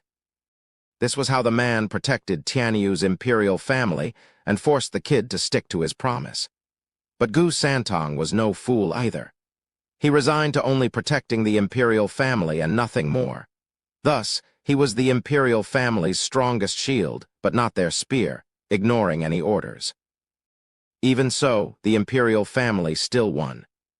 Would anyone dare disobey them when they had him on their side? Of course, his existence was never accepted by the 7 houses. If he went berserk again, what would become of the 7 houses? So they went to the emperor again and again for a resolution, or they would be leaving the empire. For lack of a better choice, the imperial family could only ask for the kid to make a vow as a divine dragon to not attack the 7 houses unless provoked. Also, the imperial family will have him under strict supervision. He is not to step 1 foot outside the imperial capital without the emperor's explicit approval. With how Tianyu lost its backbone in that war, if the 7 houses withdrew, the empire was open to foreign invasions. And the kid had no choice but to agree to this and protect the imperial family through the oath. The 7 houses begrudgingly compromised as well, and the imperial family changed his title into Invincible Scamp, as if to mean all that happened was just a kid throwing a tantrum. But now, the Invincible Scamp who's been locked away for 3 centuries by the imperial family was set free by the emperor. Violent Demon and the 3 demons wore their brows in a frown. Zhuo Fan and Lai Jingshan nodded and sighed. Gu Santong was indeed savage, but also honorable, far more than these little shits. Zhuo Fan squinted at the 4 and snickered. Is that all? Pretty much. Now then, Steward Zhuo, you have the boundless honor of listening to the legends of the much greater, much more heroic 4 demons than even the likes of Invincible Scamp Gu Santong. Correct, those 4 are without a doubt yours truly, the demonic heroes. 4 scheming? Not interested. With a sneer and a sign, the 4 demons started wailing in torment as they tousled the ground. Among the screams of pain, they voiced their doubts. Steward Zhuo, what did we do this time? Is this how you repay us? Nothing bad, in fact, you did exemplary work. I'm only dishing out premeditated punishment. Zhuo Fan snickered and cackled. The 4's hearts were in grief as they shouted, Steward Zhuo, you're breaking your promise. You said you'll forget about everything if we told you about Gu Santong. TCH, Zhuo Fan mocked. We're all demon cultivators here, right? Since when can you believe anything we say? You're morons to have trusted me in the first place. PFF. Lai Jingshan almost burst out laughing. It was the 4 little shits who duped Zhuo Fan in the first place, and now he was paying them back in spades. Steward Zhuo isn't one to take a loss, regardless how small. The four scheming demons were on the verge of tears. Zhuo Fan returned their mocking words right back at them, leaving them speechless. Being tricked made them feel anger, sorrow, pain, the works. My head hurts, my face hurts, my whole body hurts. They could only resort to begging now. But Zhuo Fan turned a deaf ear to their pleading, speaking to Lai Jingshan with a smile. Elder Lai, do you know what I'm thinking? He, Steward Zhuo wants Gu Santong. Lai Jingshan's eyes lit up. Nodding, Zhuo Fan's eyes shined with exceptional greed. I've never wanted a subordinate as much as I want him. But if the imperial family finds out you've stolen their cornerstone from under their feet... Lai Jingshan was worried. Grinning, Zhuo Fan mocked. With Gu Santong in the bag, what good will it do to them if they know? They couldn't handle his power 3 centuries ago, but can they now? Lai Jingshan laughed. Zhuo Fan launched into the air, flying for Gu Santong's mountain. Elder Lai, look after them. I'm going to probe the devil. I am going to confirm some suspicions of mine. Steward Zhuo, don't worry. Leave this to me, ha ha ha. Cupping his hands, Lai Jingshan turned to 4, their wailing music to his ears. Whoosh, Zhuo Fan landed on the peak. He saw Gu Santong sitting on the edge of a cliff with his dainty feet dangling and enjoying the sunset. Seeing him approach, the kid's eyes lit up. Oh, you're back so fast. Did you already get an ingredient? Ha ha ha, yep. Zhuo Fan nodded. Gu Santong was caught by surprise and cheered as he jumped to Zhuo Fan. How are you so fast? Take it out and let me see. Zhuo Fan's hand shined and revealed a purple leaf. Another 5th grade ingredient. Gu Santong was overjoyed, eager to dig in since the smell was intoxicating. Without preamble, he bit into it as he praised Zhuo Fan. You're not bad at all, far better than the others. Those 4 couldn't get one in 3 days, but you found one in an instant. Ha ha ha, you did well, I won't forget it. Oh, and how will you repay me? Zhuo Fan smiled. Gu Santong hesitated, his eyes darting all over before holding out 2 fingers in all seriousness. I'll give you 2 more attempts. You just have to defeat me once and I'll let you all go. With the old guy using 1, you are left with 11? Ha ha ha, so this is your reward. Zhuo Fan chuckled and shook his head as he cursed the brat in his head. This punk was corrupted by the strongest immemorial sage, all right, giving fake rewards. Blast it, if I could beat you, what need do I have of you to let me go? We'd be leaving anyway. But since we can't, more attempts only means getting beaten by you even more. Are you taking us for fools? You'll get yours. Oh, don't you worry. In a jiffy, I will put your cheeky ass in place. I'll show you how it's really done, Zhuo Fan snickered. Then I'll be going to get more and more attempts. Go, go, work hard now. Gu Santong waved him off, as if Zhuo Fan was nothing to him but a precious ingredient dispenser. Zhuo Fan left with a smile and returned 15 minutes later to Lai Jingshan. The 4 scheming demons rushed to beg for mercy, but Zhuo Fan didn't even spare them a glance. Elder Lai, the kid's only redeeming feature is his brawn. Easy to handle? Eh, what do you mean? Lai Jingshan asked, eager. Zhuo Fan showed 2 items. One was the bloodworm gourd, the other, a glowing ingredient more precious than a mere 5th grade. Zhuo Fan took a bloodworm from the gourd and placed it on the ingredient. The worm then disappeared deep inside it. Lai Jingshan still didn't understand, but Zhuo Fan explained. In your fight with the kid, I noticed how he never used discerning field despite being in the radiant stage. So I tested him again with a 5th grade ingredient. Seeing him gobble it up like candy, we'll give him this bloodworm spiked ingredient and then... The 2 shared a look and sank into a choreographed evil snicker. In the middle of the 4's cries, Wimp Demon was about to say something, but Violent Demon's glare cut him short. The other 2 demons, along with Violent Demon, snickered. But their mockery of the pair didn't sound much different from their wails, making it fall under Zhuo Fan and Lai Jingshan's radar. Whoosh, Zhuo Fan went to Gu Santong again. Gu Santong was suspicious now. How are you so fast? Did you get another one? Yep, Zhuo Fan nodded. Gu Santong was overjoyed. You're the very definition of an expert, not like those 4 snails. Give it here and I'll give you 10 attempts. Ha ha ha, much obliged. Smirking, Zhuo Fan presented the ingredient and Gu Santong cried in joy. It's a 6th grade ingredient. You're incredible. Zhuo Fan only smiled, but he mocked him inside. To make you take the bait and drop your guard, I'm even giving you a 6th-grade ingredient. Curses, I didn't even get that many off of drifting Flower's edifice, but it's fine. Using it in exchange for such a powerful expert is bloody worth it. His eyes shining, Zhuo Fan licked his lips, staring closely at Gu Santong. As long as the brat ate it, then he would have the strongest in Tianyu at his fingertips. Even Zhuo Fan couldn't control his excitement as his heart hammered in his chest. But Gu Santong didn't eat it and frowned. There's something off about this ingredient. Bam! Zhuo Fan's heart hit rock bottom, watching on nervously. Did the brat find out? Chapter 233, Complete Loss. How can a genuine 6th-grade ingredient have problems? Zhuo Fan scratched his nose as worry crept in his heart. Scrunching his nose, Gu Santong frowned and split the ingredient in two with his fingers. A red worm was seen wiggling further into the ingredient, but Gu Santong picked it up. What is this? Gu Santong set his eyes on Zhuo Fan. Zhuo Fan was shocked inside, but didn't show it. If the kid found out, he'd be pulverized with a flick alone. Zhuo Fan knew he couldn't admit it even in death. He had to play innocent. Strange, how did a worm get inside an ingredient? Yeah, ingredients are worldly treasure, so how could this grand 6th-grade ingredient caught a worm? Gu Santong stared Zhuo Fan down, but could only shake his head in the end, having not detected any abnormalities. He killed the bug and ate the ingredient. Whatever, anything is possible in this world, but be more careful next time you go pick ingredients. Zhuo Fan nodded and hightailed it out of there with a soaked back. How did this kid, without a discerning field, find out about the bloodworm?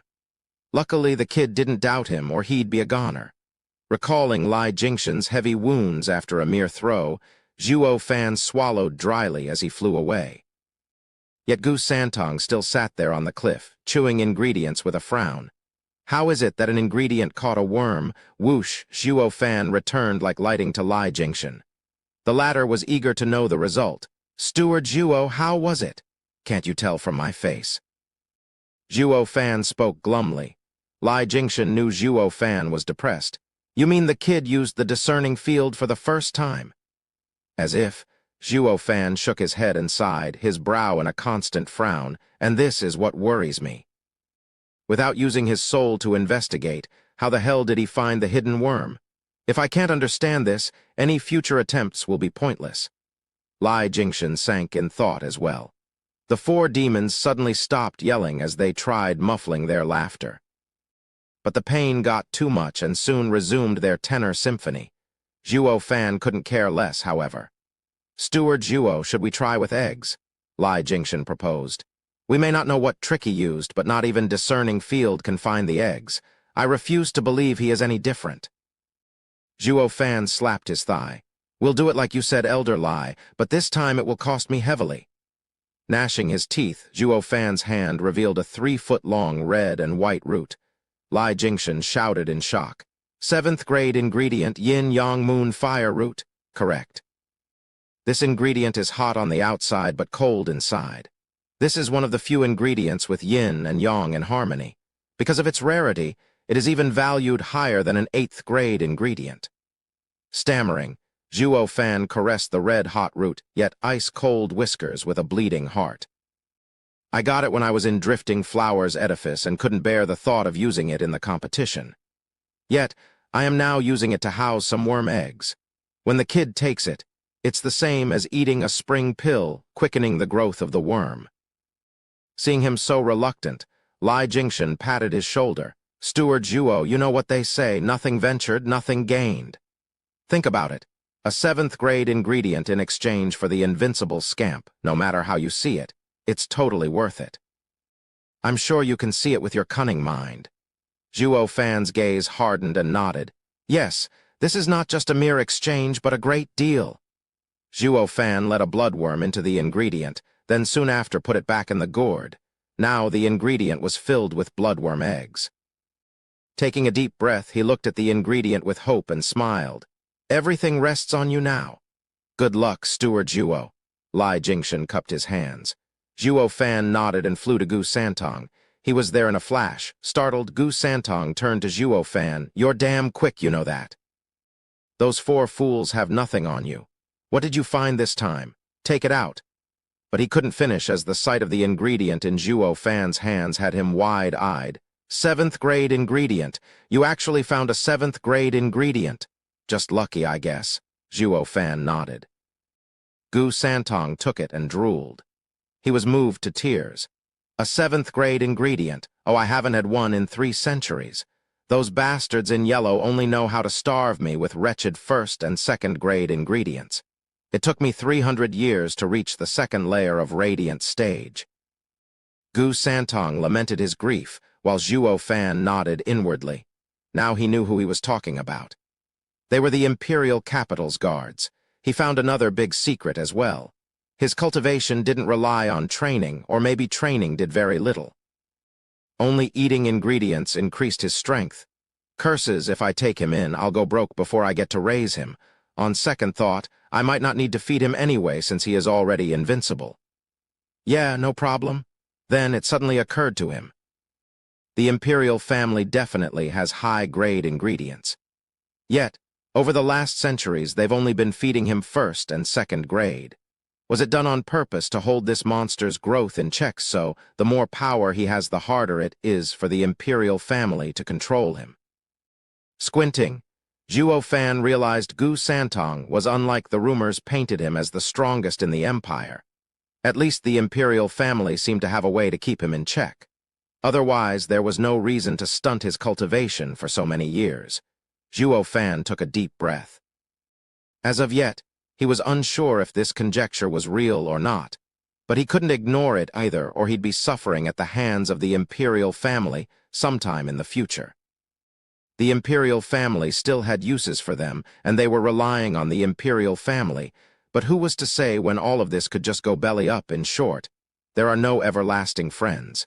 Anyone can become an enemy. Zhuo Fan's eyes flashed coldly. "Hey." Gu Santong suddenly frowned and cried out. He looked at the ingredient and shook his head. "This one is also fishy. Why are all the ingredients you find so queer?" His heart drumming in his chest, Zhuo Fan swallowed dryly. "Ha ha ha, what could possibly be wrong?" Gu Santong snapped the ingredient in 2 and pointed. "See that?" Zhuo Fan saw the core of the ingredient in shock. Gu Santong broke it right where the bloodworm laid its eggs. The middle of this 7th grade ingredient was white as the moon and released a deep chill. But in this whiteness, there were some grayish dots, bloodworms' eggs. The average man would definitely miss them even with scrutiny. Not even a radiant stage expert searching it with his soul could find them. Lai Jingshan bore testament to that. Yet this little monster actually did it. Not only found them, but even accurately struck their exact spot. Even Zhuo Fan had to admire his prowess. This ain't the time to gawk. Wiping his brow, Zhuo Fan squinted and faked. What are you saying? I can't see anything." Gu Santong pointed his childlike finger. "See these dots? They don't match the ingredient. They are in fact closely resembling the worm in the last ingredient. They must be its eggs." Zhuo Fan's heart sank and his legs almost gave. He looks like a clueless brat, but his eyesight is spot on. He can even see similarities between the eggs and the bloodworm. Zhuo Fan was gripped with fear. If the kid blames me for the worm and the eggs, a single hit from him will reduce me to pulp. But that didn't happen as Gu Santong waved the eggs off the ingredient and started chewing it. He chewed as he smiled. "I can't blame you for this, just like the ingredient with the worm in it. How can I throw away a 7th grade ingredient? I don't mind taking it, ha ha ha." Gu Santong laughed brightly and Zhuo Fan felt his heart bleed. "Ah. Not only I lost a fortune, but I couldn't get the kid either. I lost everything." But as he was mourning the loss, Gu Santong's words drifted over. "Hey, you're really good at finding ingredients, so why don't I shorten the time? 1 ingredient every 2 hours, a 7th grade one." Stumbling, Zhuo Fan was close to spurting blood. He had no one to blame but himself. Giving the kid so many ingredients ended up with him admitting defeat. And instead of getting him wrapped around Zhu Fan's fingers, the kid asked a 7th grade ingredient per 2 hours. He's killing me. Not even he had so many on hand. Chapter 234, Godlike Nose. In a place filled with rubble, Zhuo Fan and Lai Jingshan sat glumly on a big stone. Four were howling in the background, completing the picture with the odd twist and turn as pain stabbed through them. Zhuo Fan sighed at the sky and stood. I need to go give the imp another ingredient. If this keeps up, I'll lose everything. Steward Zhuo, can't we just flee? Why must we suffer at his hands? Lai Jingshan frowned. Zhuo Fan shook his head. Flee. I am not giving up. I already lost 6 7th-grade ingredients, but still can't find that brat's weakness. If I leave now, all of that will go to waste. Humph! I've never once suffered so much in a deal. Lai Jingshan understood him. Now was time to go all out against this invincible scamp Gu Santong. Zhuo Fan refused to believe he couldn't subdue him, not after wasting so many ingredients on the prick. So Lai Jingshan only shook his head, unable to figure out what Gu Santong's trick is to leave even the cunning Zhuo Fan out of options. But just then, creepy laughter resounded. Zhuo Fan looked back in reflex to see the 4 demons wrecked with pain, yet slipping a sneer among the tortured faces. It was an odd sound for sure. The combination of groans and jeers coming out of those twisted faces didn't seem natural. You couldn't tell if it was crying or laughing. But their eyes spoke enough for Zhuo Fan to pick on their naked mockery. What are you laughing at? Zhuo Fan snapped. You know, don't you? The creepy laughter grounded to a halt, and the 4 turned around and wailed in pain once again. Zhuo Fan tightened his fists. This was silent protest. Zhuo Fan could bet his ingredients that the 4 knew something. Speak, and your mistakes shall be crossed out. Or I can promise you will go through such pain you can't even begin to imagine. Zhuo Fan squinted and spoke with bloodthirst. Wimp Demon shuddered, but Violent Demon's glare stopped him from saying anything. Damn 4th bro, did you forget how he played us? If you say one word, I will... Ah! Violent Demon couldn't finish as Zhuo Fan's hand sign ramped up the pain. He could only flop around from agony. The other demons were startled, and Wimp Demon was downright shaking. Steward Zhuo, Gu Santong's nose is very sharp. It doesn't matter what you do to the ingredient, he'll always find out. Nose. His eyes widening, Zhuo Fan turned to Lai Jingshan. Then his sign changed, and Wimp Demon's pain up and vanished. Wimp Demon moved around in joy. Zhuo Fan spoke. Wimp Demon, tell me all you know. Wimp Demon held Zhuo Fan in fear and nodded. Gu Santong isn't only outrageously powerful, his nose is more so, godlike even. The last time we gave him an ingredient, we laced it with poison, but he sniffed it out instantly and beat us to a pulp. Then we thought of fleeing, but he could easily sniff us out in 1,000 miles, giving us another beating. Then there is no then. We searched seriously, knowing we can't escape his evil clutches, and looked for ingredients for him. Zhuo Fan's eyes twitched, but he believed him. He was amazing enough to sniff out the poison out of an ingredient. But to track them down in 1,000-mile radius, that was godlike.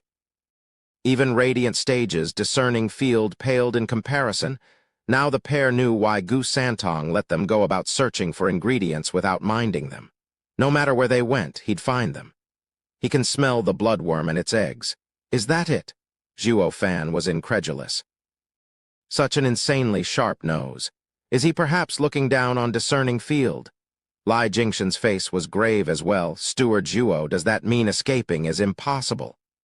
I urge you not to flee, or you'll only suffer instead. Wimp Demon warned. Zhuo Fan took a deep breath and nodded. Gu Santong was even more amazing than he thought. Now not only striking back at him was impossible, even fleeing was out. Zhuo Fan was glum. But he showed a smile to Wimp Demon, patting him.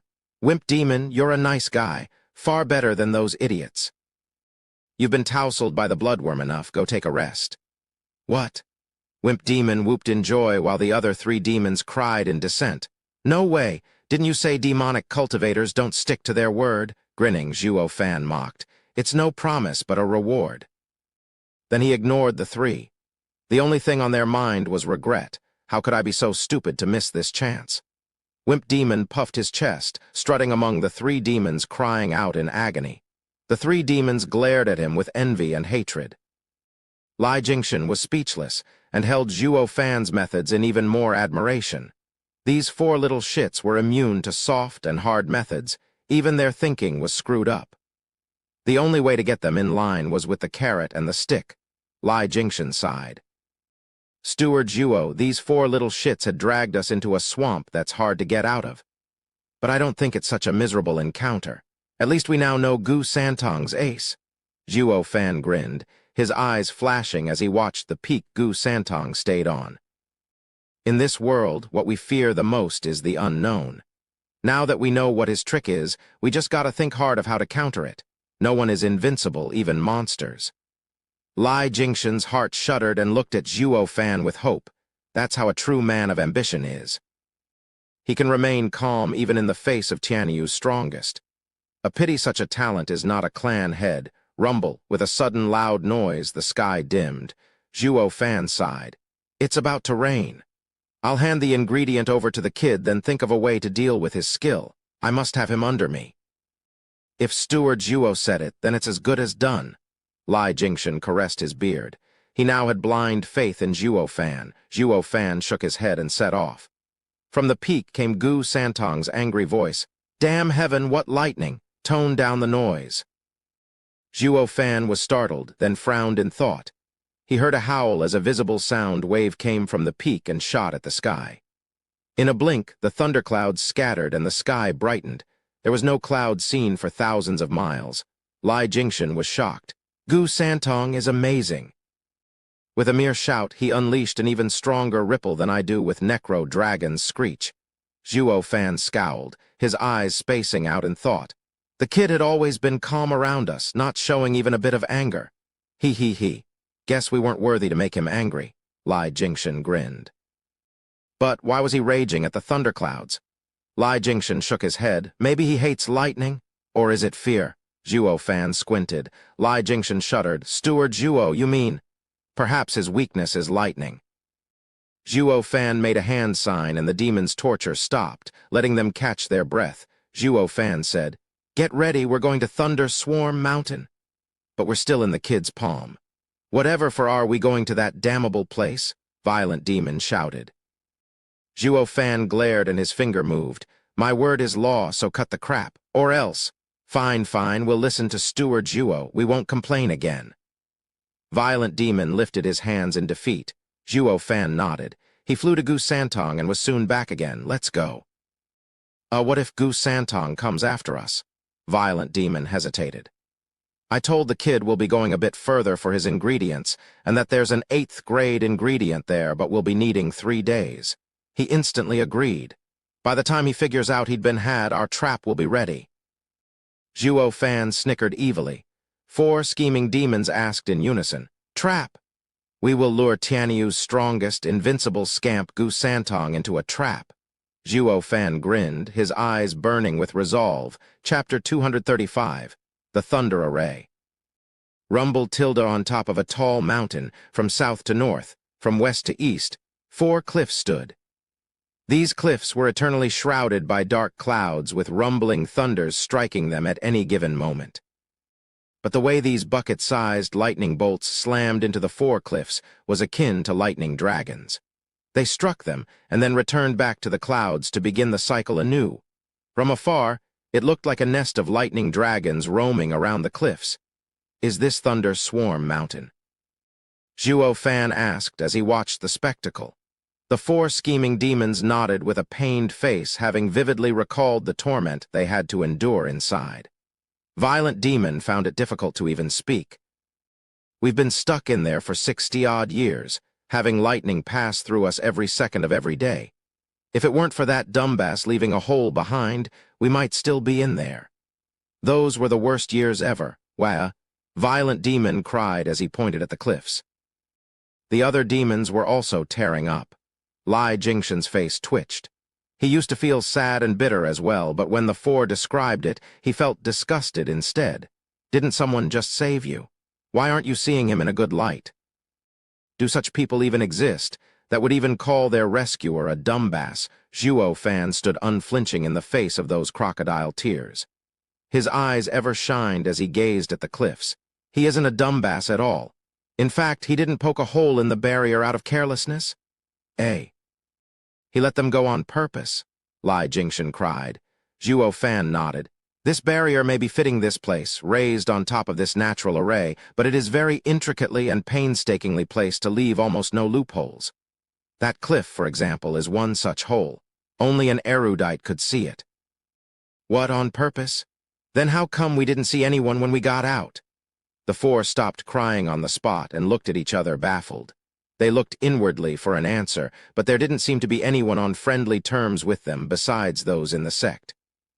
Who could be so kind as to let them out? Scratching his nose, Zhuo Fan smiled. He must have done it for his own reasons, but he never would have imagined he helped me instead. Ha ha ha, don't dwell on it. What's crucial is that we set up an array and bait Gu Santong inside. This 6th grade array is slightly damaged. Once I fix it, its power will double. Zhuo Fan pointed at the cliff. Lai Jingshan nodded and frowned. Steward Zhuo, are you sure the kid will enter? What if he sees the array and waits for us outside instead? We won't be able to hold on then. No worries. Others will hesitate while he will jump straight in, because he is the invincible scamp, undefeated throughout his life. He never suffered defeat, which makes him cocky. And cockiness leads to neglect. I believe there's not a best radiant stage sucker out there as this Gu Santong. Zhuo Fan cackled with confidence. Lai Jingshan gave a thumbs up. Steward Zhuo sees through everyone. My admiration for you knows no bounds. Enough sucking up to me. I am certain he'll go in, but I can't gauge his power, making success uncertain. But with this natural 6th grade array and with us controlling it, success will be ours. Otherwise, Zhuo Fan frowned and sighed. 4 scheming demons jumped over and shouted, "What do you need us to do? Your job is to go in the array and distract Gu Santong? No way. We have had enough of this array. Even in the demon scheming sect, everyone was against us controlling arrays. That's blatant discrimination." The 4 demons demanded fairness. Zhuo Fan's face darkened. "You damn idiots. Of course no one will let you. They were afraid you'd go messing it all up, and you'll go farther than mere discrimination against them." His face was solemn. "I'm also discriminating against you. But don't you dare friggin' meddle with the array as I work on it. And you'd better listen to every one of my orders when Gu Santong gets inside and give your all while doing it. Or else." Zhuo Fan's finger moved, sending the 4 demons shivering into bobbing their heads. Then they instantly switched to an aggrieved expression and kicked the stones at their feet in dissent. Why is everyone hell-bent against us? We are 4 demonic heroes. What's not to like? Lai Jingshan laughed wryly at the 4's lonely figures. Zhuo Fan didn't know if he should laugh or cry at these buffoons' antics. 3 days came and went, soon revealing Gu Santong landing at the foot of Thunder Swarm Mountain. But the mountain was different than before, its black clouds gone. It was a particularly sunny afternoon, with birds singing on this barren Thunder Swarm Mountain. Only the occasional flickers on the rocks bore testament this place was once flooded with lightning. But Gu Santong saw none of that. He only sniffed and shouted, "You bastards have taken advantage of my trust and good nature. Get the hell out right now. I don't have much time to waste here. If you don't go out to get me ingredients, I'll be bitter all my life. Who knows when I will get to eat so many good ingredients? Listen up. I know you're on that mountain. Get out right now. I am pressed for time, so I will forego your transgression. Don't make me come after you, or you'll be sorry." Gu Santong's childish voice reverberated for miles, but no reply came from the mountain. Gu Santong was pissed. "Fine, have it your way, it's on you. See how I'll put you in your place once I get my hands on you." With a loud sound, Gu Santong charged straight into Thunder Swarm Mountain Center. But just as he arrived in between the 4 cliffs and wiggled his nose in search of their location, a fierce gale blew. Black clouds started rolling in swiftly, submerging the cliffs in darkness. Then, peals of lightning flashed within the dark clouds, surrounding Gu Santong in the middle. Gu Santong's eyes widened and cried, "An array!" Zhuo Fan and Lai Jingshan hid in the tallest and shortest cliffs caves, controlling the array. They snorted at Gu Santong's shock again and again. He, invincible scamp, your day has come, rumble." A thunderous sound came from above, and a lightning dragon spiraled around the 4 cliffs, setting up the barrier to seal in even a radiant stage expert. Gu Santong shuddered and frowned. He covered his ears and cursed. "You bastards, is it not enough you set up an array, but did it have to be a thunder one?" Zhuo Fan and Lai Jingshan cracked up. "Ha ha ha, only thunder can keep you little freak in check who is scared of it. Elder Lai, this is just the start. But be careful, the lightning may have a heavy impact on him, but I don't want to kill him. I want him alive." Zhuo Fan transmitted words to Lai Jingshan. Lai Jingshan nodded and laughed. "I got it, Steward Zhuo. We can't have those ingredients go to waste. I know what to do." The two changed hand signs as they laughed. Rumble. With another loud sound, hundreds of lightning fell from the sky straight for Gu Santong. Boom tilde with a cacophony of explosions, Gu Santong's frail figure slammed into the ground, kicking up dust. Zhuo Fan stopped, worried for his safety as he shouted, "Wait, why isn't he resisting? You're telling me lightning is fatal for him? That's bad, I don't want him dead. Steward Zhuo, should I go take a look?" Lai Jingshan suggested. Zhuo Fan hesitated. When the dust cleared, the two saw something incredulous. A huge hole in which Gu Santong was slammed. But the child in question was unscathed, covering his ears and raining curses. His face was filled with loathing, but otherwise not a scratch on him. No way, lightning should be his weakness. Zhuo Fan was incredulous and shouted, "Abominable 4 scheming demons, keep him busy and show me how he handles the lightning." "Elder Lai, raise the power." "Understood." The 4 shouted, and the demons gave a creepy snicker as they shot for Gu Santong in a series of afterimages. Lai Jingshan and Zhuo Fan were shifting through the hand signs. Hi, hi, hi, hearing their jeer, Gu Santong sniffed and looked at the afterimages with loathing. "I knew you were messing around here. I could smell you a mile away. Shut down the array. I hate lightning the most." He, lightning is the little monster's bane. We won't stop it, so what are you going to do about it?" Violent Demon laughed, his afterimage shifting to Gu Santong to land a punch. But Gu Santong still held his ears and stood unmoving, despite his mouth spitting out endless curses. Then Violent Demon's face sank as he held his hand and cussed. "God damn it, the kid's hard as a rock. My hand almost got ruined." Rumble. Just then, thousands of lightning struck Gu Santong. Chapter 236, Invincible Fist. Boom tilde lightning struck Gu Santong constantly, smashing him into another hole. Even a peak radiant stage expert would have a hard time facing such a hit yet. Zhuo Fan was still unclear if all of this was enough for the likes of Gu Santong. He was invincible scamp, the strongest in Tianyu. His eyes fixed on the settling dust, Zhuo Fan's heartbeat quickened. When the dust cleared, his eyes widened and gasped. Gu Santong was still covering his ears and standing there unharmed, but his face took a darker shade out of anger. 4 scheming demons, how did he take on the lightning? You should have seen it clearly from your angle. Zhuo Fan roared through the transmission. 4 scheming demons turned into gray afterimages around Gu Santong as they reported in fear. Steward Zhuo, this kid didn't stop one lightning. Each bolt was a direct hit, but he is still standing there like nothing happened. What? 4 scheming demons report froze Zhuo Fan. You mean to tell me lightning doesn't do a damn thing to this kid? Was my assumption wrong? Steward Zhuo, what now? He's just standing here in the array, but we can't do anything to him. Something bad is bound to happen if this goes on. And once he gets out, he'll want to settle the score. We'll be finished, squinting, Zhuo Fan said. Elder Lai, the lightning isn't his weakness, but he always shouts profanities at it. I was wrong, he just hates lightning. But this 6th grade array is built on a natural formation. Let's use all we have on him. No matter how ridiculously powerful he is, it'll be worth it if we can wear him out even a little. All right, Lai Jingshan agreed. Zhuo Fan sighed. Despite saying that, he had a feeling they'd fail from the moment he set up the array. As this was all based on the premise his guess was right, that Gu Santong was weak to lightning. He was now holding the fates of everyone in his hands. He knew there was only a 50% chance of success. But he wanted to get Gu Santong so badly that he was willing to gamble on that measly 50%, using even the lives of others. But even in this case he had a fail-safe. Just escaping was also 50-50. If Gu Santong bore through it as well, they were dead. This was indeed a very risky move from his part, totally opposite for his usual style. Steward Zhuo, I'm ready. How are you? Lai Jingshan sent over. Zhuo Fan sighed and his hands moved. I as well. Begin!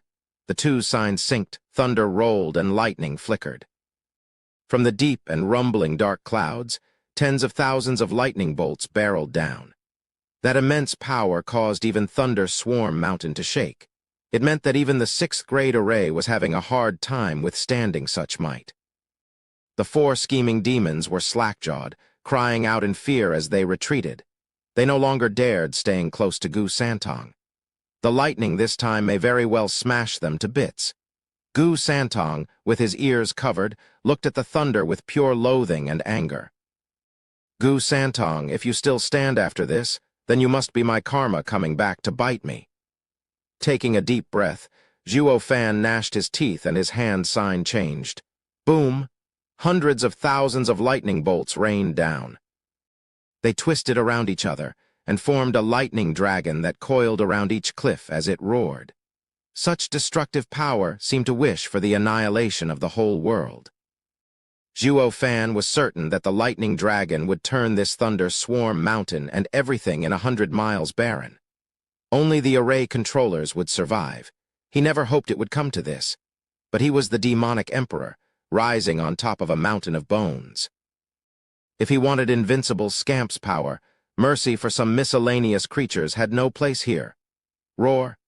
The entire sky was roaring as it came crashing down.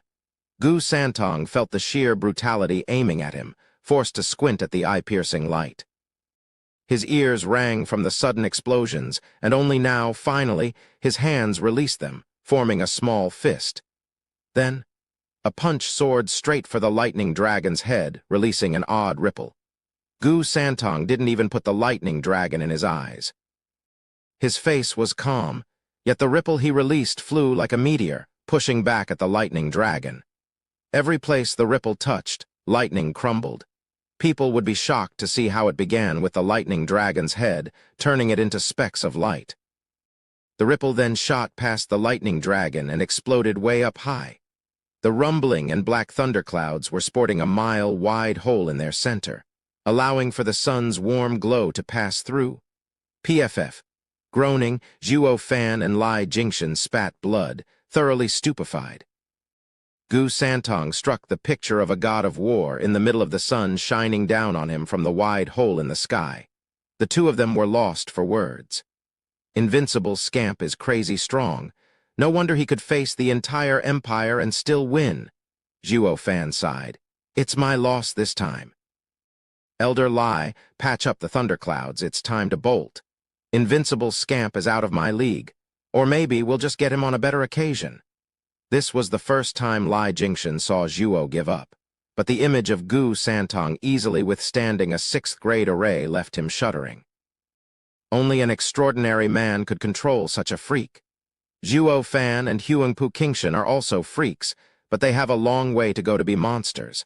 Lai Jingshan smiled dejectedly and copied Zhuo Fan's sign in patching the hole in the sky. They then sent the order for retreat to the 4 demons.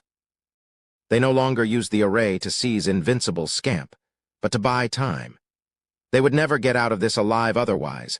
This may very well be the first time he and Zhuo Fan felt so utterly powerless, especially Zhuo Fan, with his cunning mind and foolproof plans. They all were rendered powerless in the face of that kid. Absolute power indeed trumped over any ploy. But seeing the looming black clouds gathering, Gu Santong roared. You 6 bastards, I told you already that I hate lightning. Yet you dare continue. With a snort, Gu Santong stomped. With 2 steps, Thunder Swarm Mountain's 4 cliffs shook ceaselessly. Zhuo Fan and Lai Jingshan wobbled, shaken to their core, but the next thing had them swept by panic. Gu Santong tightened his fists at the side, as if focusing his power. Then he struck. Another ripple spread everywhere, making everything it touched quake. With Gu Santong at the center, all around him crumbled to dust. The ripple looked slow when in fact had incredible speed, leaving nothing but dust in its wake. Zhuo Fan cried out, "The kid's power is insane." He can shake space itself with a punch alone. Run, the 6th grade array can't do anything to him. We can't deal with him. Go underground, there's no escaping it. Lai Jingshan paled from shock. He knew Gu Santong was godlike, but now it was no longer an exaggerating description. The kid shook off the 6th grade array as if it was a breeze, an array that held radiant stage experts for tens of years prisoners. How is he even human? They didn't get to make 2 steps as the ripple passed by them and into the horizon. Boom! Anything in 100 miles was pulverized. Once the dust settled, the sight was overwhelming and impossible to fathom. As far as the eye could see, in any given direction, down to the last blade of grass, all was just gone.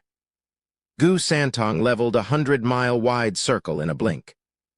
As to Thunder Swarm Mountain and the black clouds, it looked as if they never even existed in the first place. Zhuo Fan and Lai Jingshan crawled from underground, shivering at this sight. The 4 demons came out as well and stood agape, scared to the core. Wimp Demon was holding his head as it shook like a leaf. He wanted to bury his head anything, so long as it rid that little monster's image out of his head. Gu Santong was an abomination. If not for Steward Zhuo's timely advice, they'd be nothing but dust by now. Violent Demon lamented inside. Invincible Scamp is a real freak. We can't mess with him ever again, no matter how Steward Zhuo tortures us. We must never agree to such a reckless plan ever again, the 4 vowed to themselves. Though clueless they all were to the fact Gu Santong was standing right behind them with a cold face. Bloodthirst flashed in his eyes as he looked at their dusty backs. Chapter 237, Sophistry. "I got you now, you bastards," a chilling voice crept from behind the 4. Their body froze and looked back in reflex to see Gu Santong's furious gaze. Scared out of their wits, the 4 shivered as they lowered their heads, not daring to look him in the eye. Gu Santong scratched his nose, sweeping the 4 with a cold eye and snorting. "Who was it that threw the punch on me? Step forward." He did it. The 4 didn't even lift their heads as 3 demons pointed straight at Violent Demon. Violent Demon felt like kicking these bunch of ignoble bastards' arse, but he was weak as a kitten before Gu Santong's stern gaze. He then showed a miserable and crying smile. "It's not my fault. I never would have done it if I wasn't compelled." "Oh, who forced you then?" Furrowing his brow, Gu Santong's fists tightened. Swallowing dryly, Violent Demon squeaked. "It's..." Creak. Violent Demon shuddered in that instant, and his jaw froze open but could not utter a sound. As if something was shoved down his throat. Then a cheerful cry entered their ears. "Gu Santong, you're finally here. Thank the heavens, I thought we'd never see you again." Zhuo Fan and Lai Jingshan staggered their wretched bodies over. While Lai Jingshan's face was tense from anxiety, by contrast, Zhuo Fan's was that of joy, as if guileless. He even went as far as give Gu Santong an old-fashioned cozy hug. The 4 demons now knew why Violent Demon was choking on his own voice. Zhuo Fan's bloodworm was doing its thing. These 2 had the life of the 4 demons in their hands, and offending any side now was certain death no matter how they sliced it. So the 3 demons buried their heads in the dirt to avoid looking at anyone. Violent Demon's face twitched and shivered. He was fearing for his life. Thinking Zhuo Fan would take his life to protect his own, getting out of Zhuo Fan's hug, Gu Santong stared at him with resentment. Zhuo Fan was startled and faked innocence. "What's wrong? Why did you run? Why did you set up a lightning array here?" Gu Santong snapped at him. Lai Jingshan swallowed dryly, his whole body frozen while the 4 demons shivered. Only Zhuo had a downright shocked expression. "What are you talking about? Who set an array?" "You didn't set the lightning array." "As if. You think we'd still be trapped with you if we could." Zhuo Fan rolled his eyes. Gu Santong was speechless, the 4 demons startled, all while confusion predominated to all present. "You're saying you've been trapped in there as well?" Gu Santong spoke. His tone still carried anger, albeit subdued. Sighing, Zhuo Fan shook his head. "Of course, or we'd have long returned with the ingredient." "What, you've been trapped here just to get an ingredient?" Gu Santong cried, now his anger deflated. Zhuo Fan nodded, running his mouth. "Gu Santong, do you know why there's a 6th grade lightning array here?" Gu Santong shook his head. a telltale sign he bought into Zhuo Fan's lie completely. Because there's a precious 8th grade ingredient here. Someone used the array to protect it. Zhuo Fan spoke. To help you get that ingredient, we had to go into the lion's den and barely got out alive. But thankfully you got here just in time. But why do you say we ran away? Didn't I tell you we'll be going on an ingredient hunt? That's? Gu Santong blushed, fiddling with his hands like a child caught with his hand in the cookie jar, somewhat aggrieved and somewhat guilty. They were braving danger for his sake, yet he was here casting blame on them for shame. Zhuo Fan sighed, giving Lai Jingxin a look, and the two showed a carefree smile. Gu Santong sure was an abomination, but pure as a child and, more importantly, easy to fool. The 4 scheming demons were struck dumb. They had feared the kid for his power. But even after 3 centuries, he was still but a child, easy to dupe. Why didn't they think of that? But Gu Santong's shyness only lasted a second as he pointed at Violent Demon with a frown. Why then were they moving around the array so freely, even giving me a punch? You were clearly against me. Shuddering, they all felt shock and fear, with the 4 demons lowering their heads.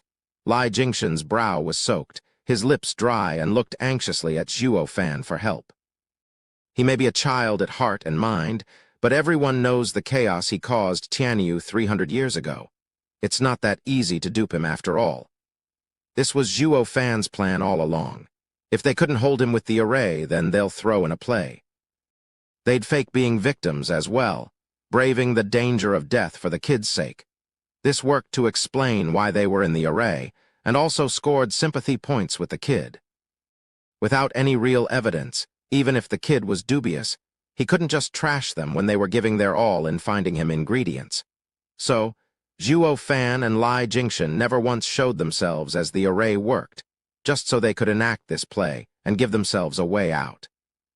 Who'd have thought, however, that the 4 scheming demons Zhuo Fan asked to keep the kid busy went as far as punching him. Now this was throwing a wrench in his act. Steward Zhuo, how about we throw these little shits to the wolves? Lai Jingxin spoke with his eyes. Zhuo Fan squinted as the 4 demons looked nervously at him. They could feel it in their bones how his next words had the power to save them and condemn them. If Zhuo Fan made them scapegoats, they'd have no chance at all, except at a swift death. At this very moment, no one moved. Gu Santong stared at Zhuo, waiting for his answer. Lai Jingxin was also looking at him, waiting for his decision. 4 scheming demons were begging him with their faces, their miserable and pitiful faces. Evyon's lives rested on him. Zhuo Fan finally opened his mouth, and instead of answering, he gave Gu Santong a question. Do you know arrays? Nope. Gu Santong was blunt. I guessed as much. That's great. Gu Santong glared at him, and Zhuo Fan rushed to say, ha ha ha, don't misunderstand. I only want to explain to you clearly so as to not weigh your conscience with innocent killings. Zhuo Fan rubbed his chin as he began. Arrays are graded from 1 to 12 according to their power. As for their type, they are trapping, killing, and bewildering arrays.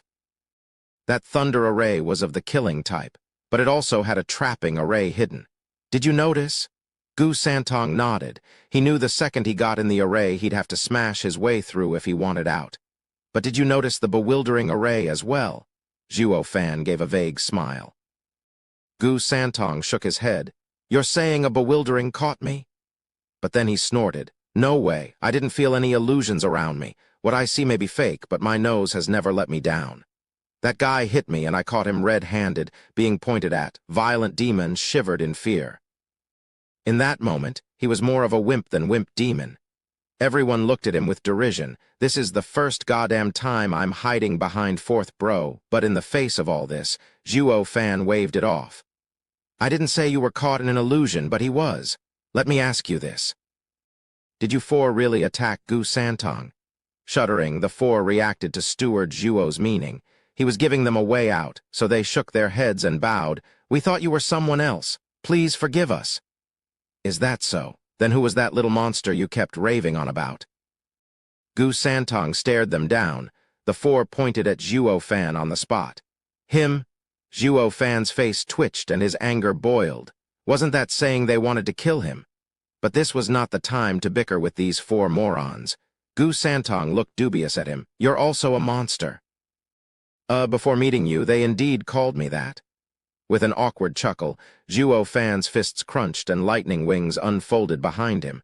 "Can anyone do this?" Gu Santong's eyes twitched. "I see. I always thought you used a flying demonic treasure when in fact it is tied to your body.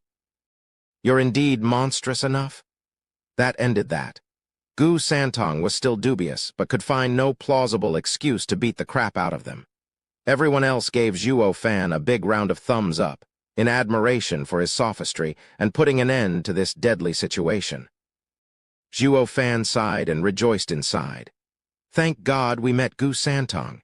If it was anyone else, this blatant lie wouldn't fly and would have got us all killed instead. All because they harbored doubts.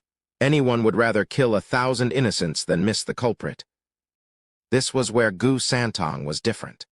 Zhuo Fan knew he guarded the imperial family for 300 years all for the sake of a promise. But only after being his prisoner did he fully understand that to this kid, words were gold, and he needed a good reason when handling anyone. When he slaughtered half the empire's cities, that was because others pushed him. He didn't start it. So Zhuo Fan made a heroic, reckless, and gutsy gamble, but even this had only a 50-50 chance. If Gu Santong was still stubborn, they could only resign to their fate and the kid's temper. Thankfully, the kid was quite moral, not swinging around his weight without proper reason. Taking a deep breath, Zhuo Fan smiled.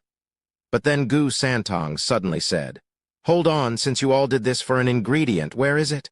They all froze up again. An 8th-grade ingredient was a heavenly treasure. How were they supposed to just find it? Gu Santong's glare once again descended. Chapter 238, Lightning Canyon appears. If there's no 8th-grade ingredient, then all of this is a lie cooked up by all of you. Gu Santong eyed each one with suspicion. Violent Demon was frantic. You fist-leveled everything in 100 miles. That ingredient is dust by now. Bullshit. Gu Santong cursed. An 8th-grade ingredient is a worldly treasure possessing spirituality. If you could think of burrowing underground at a crucial moment, then so could it. Then it must have fled, Wimp Demon whimpered. Gu Santong snorted. More bullshit. My nose can pick up its scent even 1,000 meters below. How the hell can it escape my notice? Then. It was Sly Demon's turn to take the stands and patch the growing hole in the lie. But he stuttered so greatly, none of his words made sense, despite how much his eyes showed he wanted to. Gu Santong snorted, eyeing them with thick bloodthirst. Humph, without the 8th-grade ingredient, all you've said so far was a big fat lie. You are the ones who set up the lightning array. They were all nervous now and chilled to the bone. Hold on, Zhuo Fan shouted with a pained face. The 8th-grade ingredient is indeed real. It truly wanted to flee, but I managed to grab it just as the lightning array crumbled. You didn't pick up its scent because I placed it in my ring. Zhuo Fan's hand revealed a glowing ingredient. The sweet smell it released worked to soothe everyone's weary minds. Gu Santong was dumbstruck. The 8th-grade ingredient was real. Even if he didn't believe Zhuo Fan, he now had no choice but to. The proof was incontestable. The Six's reason for rushing into the array held strong. What they did in the array, only they knew, and no matter how they explained it, Gu Santong would never find the truth. But now he no longer cared. With an 8th-grade ingredient in hand, what's the big problem being trapped in an array by them? This compensation was enough if he even had to go through a second array. Licking his dry lips, Gu Santong scratched his head in embarrassment. Ops, I've been wrong about you guys. You really gave it all for my sake. Then, is this 8th-grade ingredient mine? Zhuo Fan was silent, having to go through great difficulty to squeeze a nod. Gu Santong then took it and threw the ingredient into his mouth and started chomping. In fact, even if you did set the array up, it's all water under the bridge. If every array has an 8th-grade ingredient, I'd jump in head first, ha ha ha. Rest easy, our efforts weren't for nothing. Zhuo Fan smiled but was crying inside. His heart bled with every chomp. He got that 8th-grade ingredient from Drifting Flowers Edifice's 100-pill meeting, and only the one. He was keeping it for a special occasion, all right. Who'd have thought it'd be wasted on Gu Santong to calm his anger? But it was either that or his life. This was Zhuo Fan's first time losing out to such an extent. While Gu Santong was gorging himself with the ingredient, Lai Jingshan slipped next to him and patted him. "It's only a worldly possession, Steward Zhuo. Only by being alive will you get to have more of them." "Yeah, I never knew Steward Zhuo had an 8th grade ingredient. What's more, Steward Zhuo loves us so much, he gave it up." "We are touched." The 4 scheming demons sniffed. Zhuo Fan glared instead. "Shut it. I've made an investment in you, and I expect you to pay me back tenfold at the least."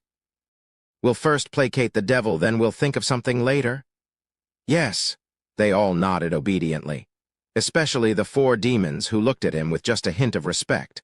Unlike before, when there was only fear, rumble, a sudden thunderous noise traveled for thousands of miles. Zhuo Fan frowned and looked around. "Isn't Thunder Swarm Mountain flattened? Where is that noise coming from? Maybe it's a real thunderstorm." Lai Jingshan scratched his beard, but Zhuo Fan shook his head. "Unlikely." The kid's 2 fists silenced everything in 100 miles, even removing clouds. "So where's this lightning coming from without any clouds around?" Lai Jingshan found Zhuo Fan's explanation to be reasonable. "Steward Zhuo, look, something's off with the kid. Did you poison the 8th grade ingredient?" Sly Demon shouted and pointed at Gu Santong. Zhuo Fan saw Gu Santong covering his ears and crouching his shivering body. Even his most delicious treat, the 8th grade ingredient, laid half-eaten on the ground. Violent Demon cried in joy. "Steward Zhuo, you're amazing, of ultimate cunningness to have dealt with the kid. Tell us, how did you poison him? Our plans have always been foiled by that godlike nose. Knock it off, I didn't do anything." Zhuo Fan glared at them, then turned to Gu Santong. "It doesn't look like something's wrong with the kid, so it must be his mental state." Lai Jingshan raised an eyebrow, but after a bit of mulling he cried, "It's fear. How come the great Gu Santong actually knows fear?" "What?" Zhuo Fan was startled, and Lai Jingshan explained. "When I was teaching brats in Regent Estate, I was very strict. So much so, some weak-minded ones caved in just at my voice alone, taking the same posture as he is now. I'd usually go on and kick out anyone I've seen behaving like this. Without guts, I was not going to waste time on them. You're saying he's scared.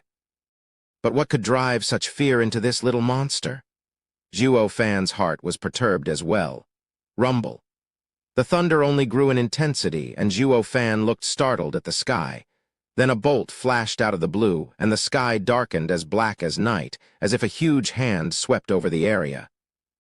Next, purple lightning began to fall non-stop. Each place they hit was turned to dust, wafting everywhere. Zhuo Fan's eyes widened and cried, "Lightning Canyon?" Correct, this was one of the continent's 3 danger zones, Lightning Canyon. It was the place Zhuo Fan had been aiming for all this time, the Heavenly Emperor's remnant. Long Jiu once told him about it, and has been preparing himself since. But having met with one strange and unavoidable event after another, he had to put them on hold. And now, with a flash, the Thunder Skylark's egg appeared in his hand. His eyes looked at this flickering egg with a bitter face. He felt regret. Why haven't I hatched this egg the moment I got here? Now that Thunder Swarm Mountain is gone, how do I do it? But even if he had, the chick wouldn't be of any use in the Lightning Canyon. If only I hatched it sooner. It would have matured after a few years. It was as if fate dictated it was not his time to enter Lightning Canyon. Watching the purple lightning falling from the clouds, Zhuo Fan sighed and flew away from them. "Let's go." The other 5 were quick to follow. They all heard of the notorious Lightning Canyon's danger. Going in was suicide. The best way is to get out of here following Zhuo Fan. Luckily, Lightning Canyon just showed up, and their speed was more than enough to get them in the clear.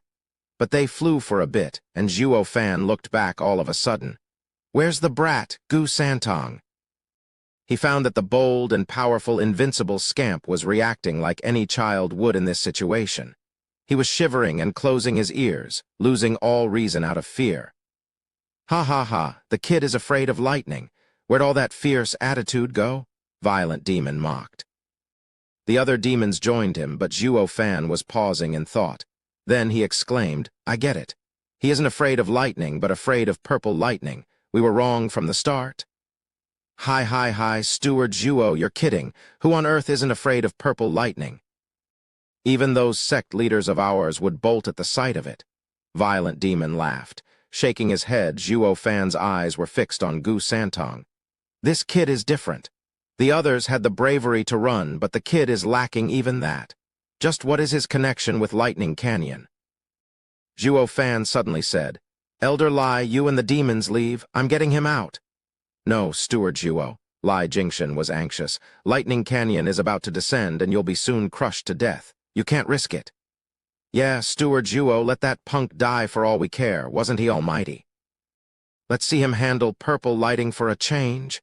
Violent Demons spat, and the demons nodded. The 4 demons had been nothing but trouble so far, but ever since Zhuo Fan saved their lives by paying an 8th-grade ingredient, their view changed. They held Zhuo Fan with favor, albeit slightly. Zhuo Fan was gratified, but his mind was made. "Elder Lai, if anything happens to me, take care of these 4. Don't let them turn the clan upside down." Zhuo Fan shot for Gu Santong. "Steward Zhuo?" Lai Jingshan shouted, but all he could see was his vanishing figure among the purple lightning. Gnashing his teeth, he eyed the demons and flew away. "Let's go." "What about Steward Zhuo? He'll be back." Lai Jingshan's eyes were firm. Chapter 239. Azure Flame Guard. Whoosh. The purple lightning bolts spun a spider's web as they hammered the skies. It was as if the heavens were becoming fragmented. Then, a lightning bolt fell before Gu Santong. Zhuo Fan saw the shivering child among the lightning and cried, "Gu Santong, stop daydreaming and run. Don't you want to live?" "Save." Gu Santong shook his head and stuttered. "What?" Zhuo Fan shouted. "Save me." Gu Santong showed his pitiful face, his eyes filled with tears. Zhuo Fan was shocked, never would have thought it possible that the great Gu Santong's nightmare was purple lightning. He truly became a child gripped by fear. Frowning, Zhuo Fan showed a particular grin. Then he grabbed the kid and flew away. Wasn't it obvious he should fulfill his request? Zhuo Fan had been going all this time about having the kid under him, but since the kid was a tough nut to crack, how could he succeed? Only now. At the kid's weakest, the best chance presented itself. This was the sole reason why Zhuo Fan braved the danger of rescuing him. Otherwise, with his rotten character, he wouldn't be caught dead saving anyone. This was the opportunity of a lifetime to have the strongest in Tianyu at his behest. When the stakes were high, so was the return. And only through this grave risk might he be able to gain an invincible subordinate. Zhuo Fan laughed coldly inside. Gu Santong has been keeping a promise for 300 years after losing one lousy bet. Now that I save him, won't he give his all in repaying me? He, with Gu Santong behind me, let's see how those Regent Estate bastards dare lift even a finger against me. Zhuo Fan could already see the future, one in which the 7 houses were at his feet. Too bad, though. What man proposes, God disposes. This time, his risk may very well be fatal. With a shocking boom, the fragmented sky was now thoroughly wrecked, revealing a huge black hole in the sky.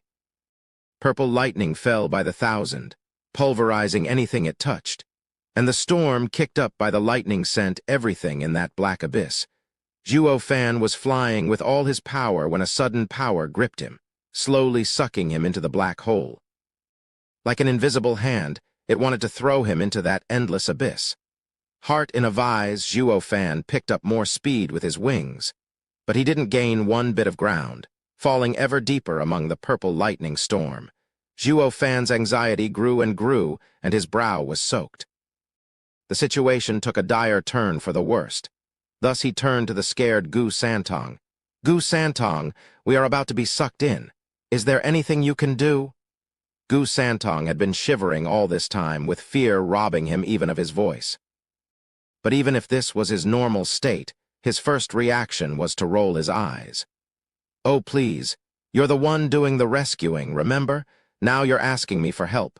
You'd think I'd be shivering here doing nothing if I had a way out." Sighing, Zhuo Fan knew the kid was out for the count, scared witless by the purple lightning.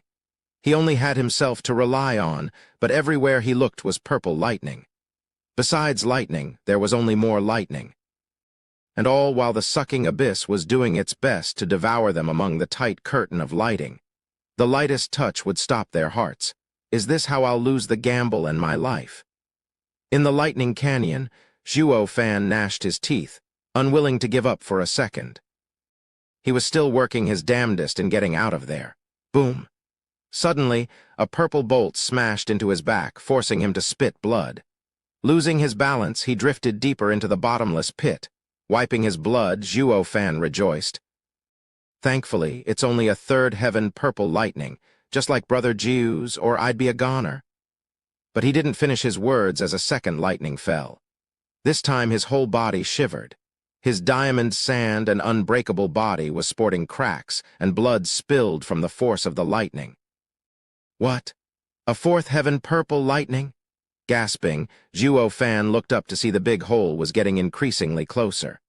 And the closer it got, the stronger the lightning. If a sixth heaven lightning struck him, he would be pulverized in body, and soul. Zhuo Fan was out of his depth this time. He was about to die a second time at a moment's notice if he didn't come up with something, and fast. It was time to exert the power he gathered all these years. But the crucial thing was, 9 Serenity's secret record's secret technique could not be used so frequently. Each subsequent use would break the tie between the soul and his consciousness. After all, he was making use of another's soul.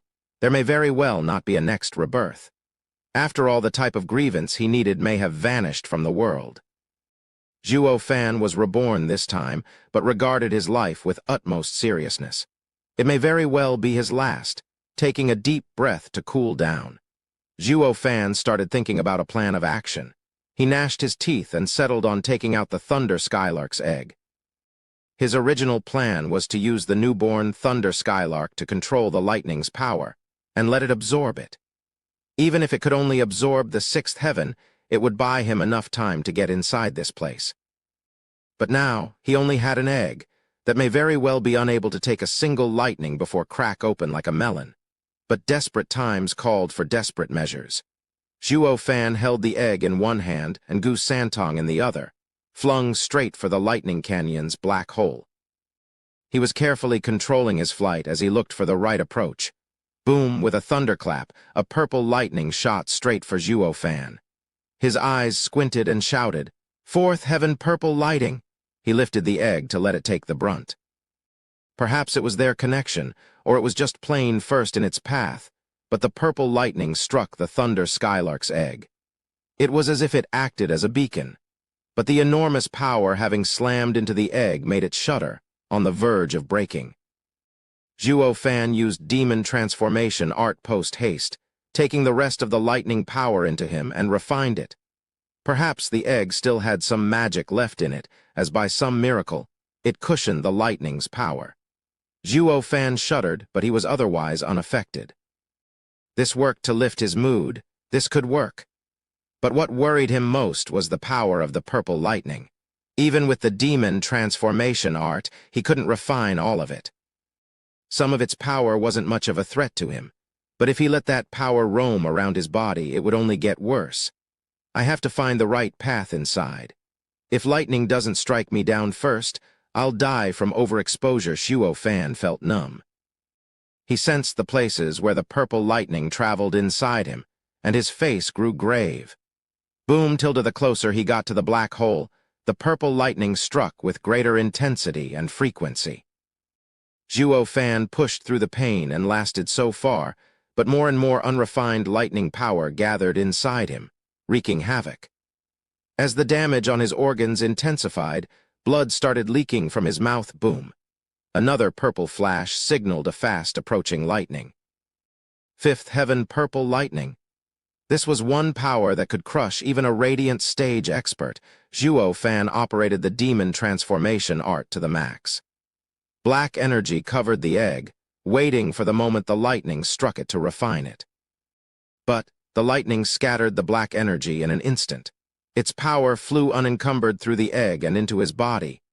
PFF, blood and gore spewed out of his mouth, Zhuo Fan having suffered a heavy blow. He was incapable of refining such powerful lightning in time and was taking its toll on him. He was now on the brink of collapse, so weak he couldn't handle another, but when it rained, it poured. As if that strike was the curtain's call, another lightning slammed down. Zhuo Fan was now pale, looking at the incoming attack bitterly, his eyes having lost its last thread of hope. Blast it, another fifth heaven purple lightning. I'm finished. He looked at the shivering Gu Santong and patted his head. Who'd ever knew this would happen, that I would ultimately die saving a kid?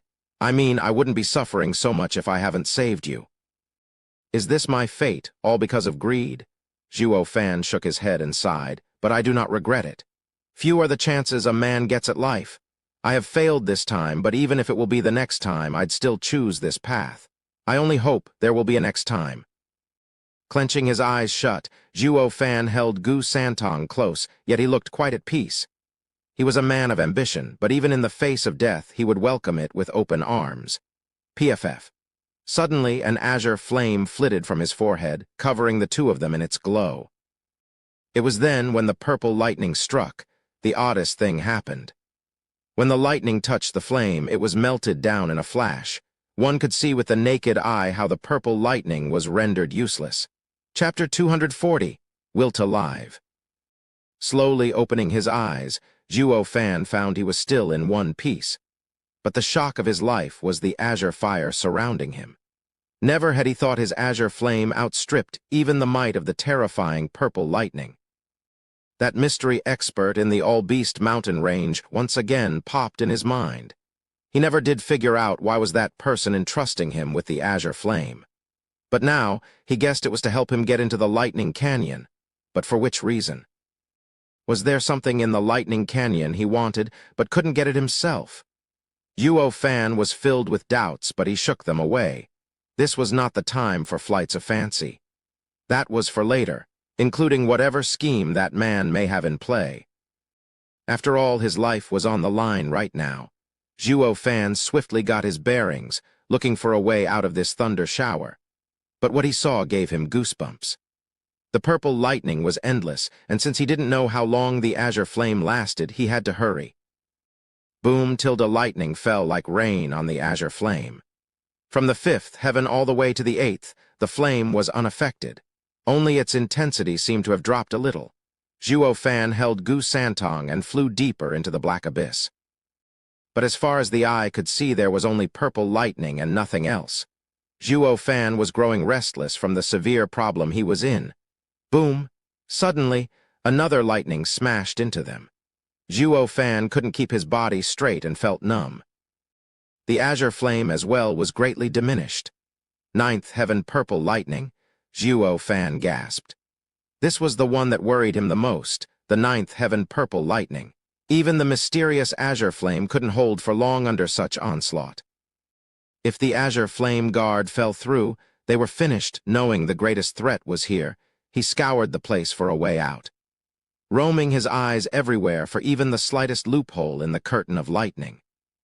But even he, a demonic emperor expert in arrays, couldn't find one thread of hope. It was clear at a glance that a great expert set this up to prevent any other intruders. This was the heavenly emperor's remnant after all, one of the three strongest emperors in antiquity. How could this puny demonic emperor hold a candle to him? Slapping his head to get rid of such thoughts, Zhuo Fan was pushed to the edge, his nerves wound tight as he looked for an exit to no avail. Facing the endless array the heavenly emperor placed personally, he felt utterly powerless. Boom! Another ninth heaven purple lightning struck, marking the drop in the azure flame's intensity. He even started feeling the purple lightning's power on his skin. His azure guard wouldn't last long like this. Zhuo Fan sighed. His early thinking was too naive. It was a pipe dream using Thunder Skylark to resist sixth heaven purple lightning to explore the heavenly emperor's remnant. Even with the azure guard protecting him from the ninth heaven purple lightning, he was deep within the abyss, but could not find its entrance. The great heavenly emperor's array was not something the demonic emperor could just break out of. Even the most outstanding 9 serenities emperor would need days to figure it out. But he didn't have days, not even hours. There was no way a measly bone-tempering cultivator ever could pull it off. Zhuo Fan slapped his head. His previous act of defying Gu Santong was an act of bravery, but now it slowly started to resemble suicide, because he was now entering Lightning Canyon in advance instead of later. If he couldn't break out of it this time, then he could never do it any time. By coming here now, he only hastened his death. Ah, Azure Flame, you came at such a perfect timing all to say I told you so, didn't you? If it weren't today with Gu Santong, but later alone, it wouldn't make a difference still. Right, Zhuo Fan lamented. In the end, I was too conceited. Thinking with the Demon Emperor's legacy, I could rule the world and even look down on the Heavenly Emperor's array. I am such a lame joke. At least no one knows me for the Demon Emperor that I was, or I'd be the world's biggest laughingstock. Zhuo Fan shook his head, downcast, his eyes losing their light, uncaring of the relentless hammering the purple lightning did. Suddenly, a flash of red came from deep within the black abyss. Zhuo Fan turned his head to see it and found it very small, but it had no purple lightning around it. His eyes lit up and Zhuo Fan shouted, "Right, Brother Jiu said that he was suddenly swept by this purple thunderstorm and entered by chance. That means Heavenly Emperor's array isn't perfect. And this loophole wasn't left intentionally by the Creator, but by someone who actually broke a hole into it." Zhuo Fan looked at the red glow with more attention, filling him with joy. Correct, that red light was a loophole and following it would take them in. But if they followed it in, they'd enter the remnant. Am I supposed to just flee now that I reached thus far? Of course I'll go in and make a thorough investigation inside. Who knows when such a God-sent chance will be presented to me? Whether or not I'll find the loophole again in this huge array is the real question. Zhuo Fan lost his dispirited gaze and turned ecstatic.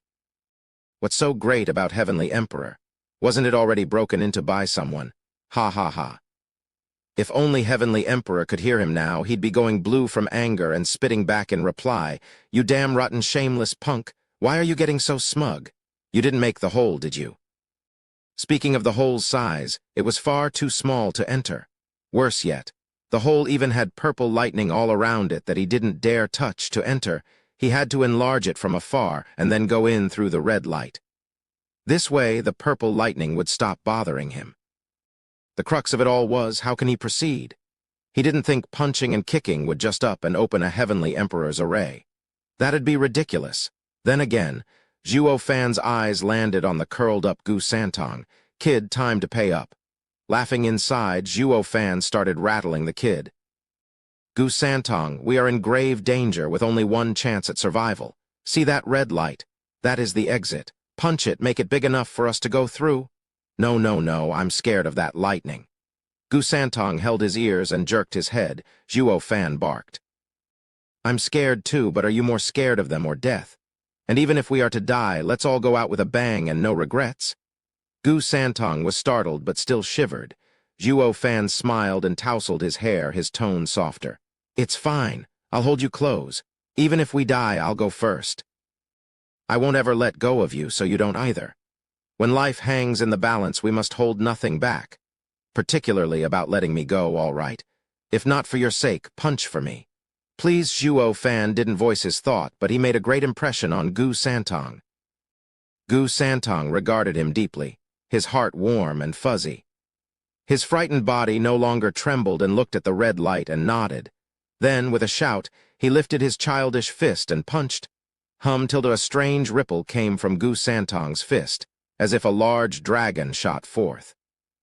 It was so excessive that even the purple lightning was warped in its wake as it shook the very fabric of space. Boom! The red light grew and turned into a man-sized hole, sending out a red pillar of light this time. Where it shined, no purple lightning dared go near it. Zhuo Fan was ecstatic and rubbed the kid's head. "You were brilliant, kid." Gu Santong grinned like an innocent child, but then a purple lightning slammed into Zhuo Fan. The azure flame shuddered and up and vanished. The remaining lightning power snaked its way into Zhuo Fan and forced him to spat flickering blood. His face paled. Are you all right? Gu Santong cried. Suddenly hugging the kid, Zhuo Fan showed a weak smile. It's fine. I told you, I'll be holding on to you as long as I have a breath in my body. There's nothing scary about this purple lightning. Zhuo Fan gnashed his teeth and flew towards the red light. But when he entered the cover of the light, he blacked out, all while his arms still held Gu Santong close. The two floated like that among the red light, with only Gu Santong aware, moved seeing Zhuo Fan's pale face. Outside of the purple storm, not long after Lightning Canyon came, it vanished again. It left behind absolutely nothing. Gu Santong's two fists at least left dust, but the Lightning Canyon annihilated everything. It reshaped the land in its wake, leaving behind a place where not even dust remained. And where the purple lightning struck the earth, it left boiling lava. Lai Jingshan and the four demons sent a soul ripple to search the area, but found no trace of Zhuo Fan and Gu Santong. Steward Zhuo and that devil had to be destroyed body and soul, Sly Demon sighed. Wow, Steward Zhuo is so pitiful. Why did he have to die with that devil? Wimp Demon sniffed. Steward Zhuo was so good to us, not abandoning when it mattered most. Yeah, unlike our sect leader, who would use us as pastries in a heartbeat. Violent Demon sighed in sorrow as well. But soon he grinned and laughed. Well, look on the bright side, aren't we free again? Ha ha ha. The three demons froze, then jumped in joy. Yeah. Lai Jingshan's face was glum, his brow twitching as he barked. Who told you that lie? Now that you're in the employment of the Luo clan, you won't get out so easily. Humph, think you can scare us? Who do you think you are, Steward Zhuo? Violent Demon mocked. Snorting, Lai Jingshan's fingers moved. You think only Steward Zhuo can control the bloodworms? Think about it. Why would Steward Zhuo leave you in my care if not for teaching me how to control you? Shuddering, the demons watched him vigilant. Humph, you don't believe me. Want a taste to refresh your memories? No, we believe you. Just as Lai Jingshan was about to do it, the demons begged. Then they bowed with lamenting faces. Elder Lai, we will listen to you. Nodding smugly, Lai Jingshan glared. That's better. Now let's get back to Wingay's city and guard the Luo clan. I still have to ask young miss to confer you the rank of elders. Or if you stay in my care, I'll put you on latrine duty. We will be elders, the four shouted in panic as they flew to Wingay's city. Seeing them go, Lai Jingshan sighed at the empty space behind. Steward Zhuo, staying with you for so long, I've picked up a few tricks. Don't worry, no matter where you are, I believe you're still alive. I'll look after these clowns and await your return. Lai Jingshan then followed after the demons, leaving behind the desolate place. Chapter 241. I'll be your father. Boom tilde the crackling of lightning never stopped jarring his ears, rousing the weakened and pale Zhuo Fan. Above, all he saw was a dome of blackness, with only a hazy red light shining down on the earth around him. Earlier, they jumped inside that hole in the sky after following the curtain of red light, the same one that kept changing positions. Looking further, one could see above the red curtain, the purple lightning raining havoc like dragons all around and towards it. But once the lightning touched the red light, it bounced back. The red light was a haven, freeing this patch of earth from the lightning's deadly assault. Is this Heavenly Emperor's remnant? With a faint smile, Zhuo Fan was heavily wounded, but that didn't stop the joy he felt. He was finally here. Looking around, all he saw was yellow rocky outcrops everywhere. It didn't look like much, but he wasn't disappointed in the least. It was the person that made a mountain known, not the hunk of rock itself. Even if the Heavenly Emperor's remnant was a wasteland, it still hid treasures. Zhuo Fan crawled to his feet, eager to begin searching. He tried getting up, but then found something heavy on him. Gu Santong was holding on for his dear life, his small face in tranquil sleep. Gu Santong was stirred awake and wiped the drool for his face. He opened his hazy eyes and gave an innocent smile. Ha ha ha, you're awake? Zhuo Fan smiled a nod. But then, another lightning roared nearby and Gu Santong was frightened into burying his head in Zhuo Fan's chest, his hands holding onto Zhuo Fan for his dear life. Zhuo Fan shook his head, never imagining Invincible Scamp would be such a shy kid. It is understandable if we were outside, but why are you acting all scared here when you know the lightning can't touch you? Gu Santong, we're safe here. You should let go and let me look around. Don't wanna. Gu Santong shook his head, holding him tighter. I'm scared of purple lightning. Holding you feels safe? Zhuo Fan smiled dejectedly and shook his head. Oh please, you're much stronger than me, so how can you feel safe next to me? It'd make more sense if I was the one holding on to you. Gu Santong grumbled and lifted his head. You kinda remind me of Dad and felt safe holding on to you. Dad, Zhuo Fan started. You have a dad? Gu Santong rolled his eyes and Zhuo Fan's face twitched. What the hell am I saying? Who doesn't? It's not like this kid came out of a rock or something, right? He hurriedly brushed it off with a chuckle. That's not it. I was just surprised. With how strong you are, your dad must be amazing. I don't know. I've never seen my father for as long as I can remember. Gu Santong said downcast. Zhuo Fan raised an eyebrow in thought. Knowing what he was thinking, Gu Santong added, the dad I'm talking about is Godfather. He is surnamed Gu and had 2 sons. When I was chased around because of the demon purging decree, it was he who saved and nursed me. Did he give you your name? Zhuo Fan asked. Gu Santong nodded and showed a bittersweet smile. The Gu clan was a clan of scholars with every generation working as officials. They weren't very high-ranked, neither held important positions, but they had a happy life. After he saved me, he took me as his 3rd son and taught me to read and write. He wished for me to be a sensible man, so he named me Santong. Star Reader. San equals 3, Tong equals communication. I see.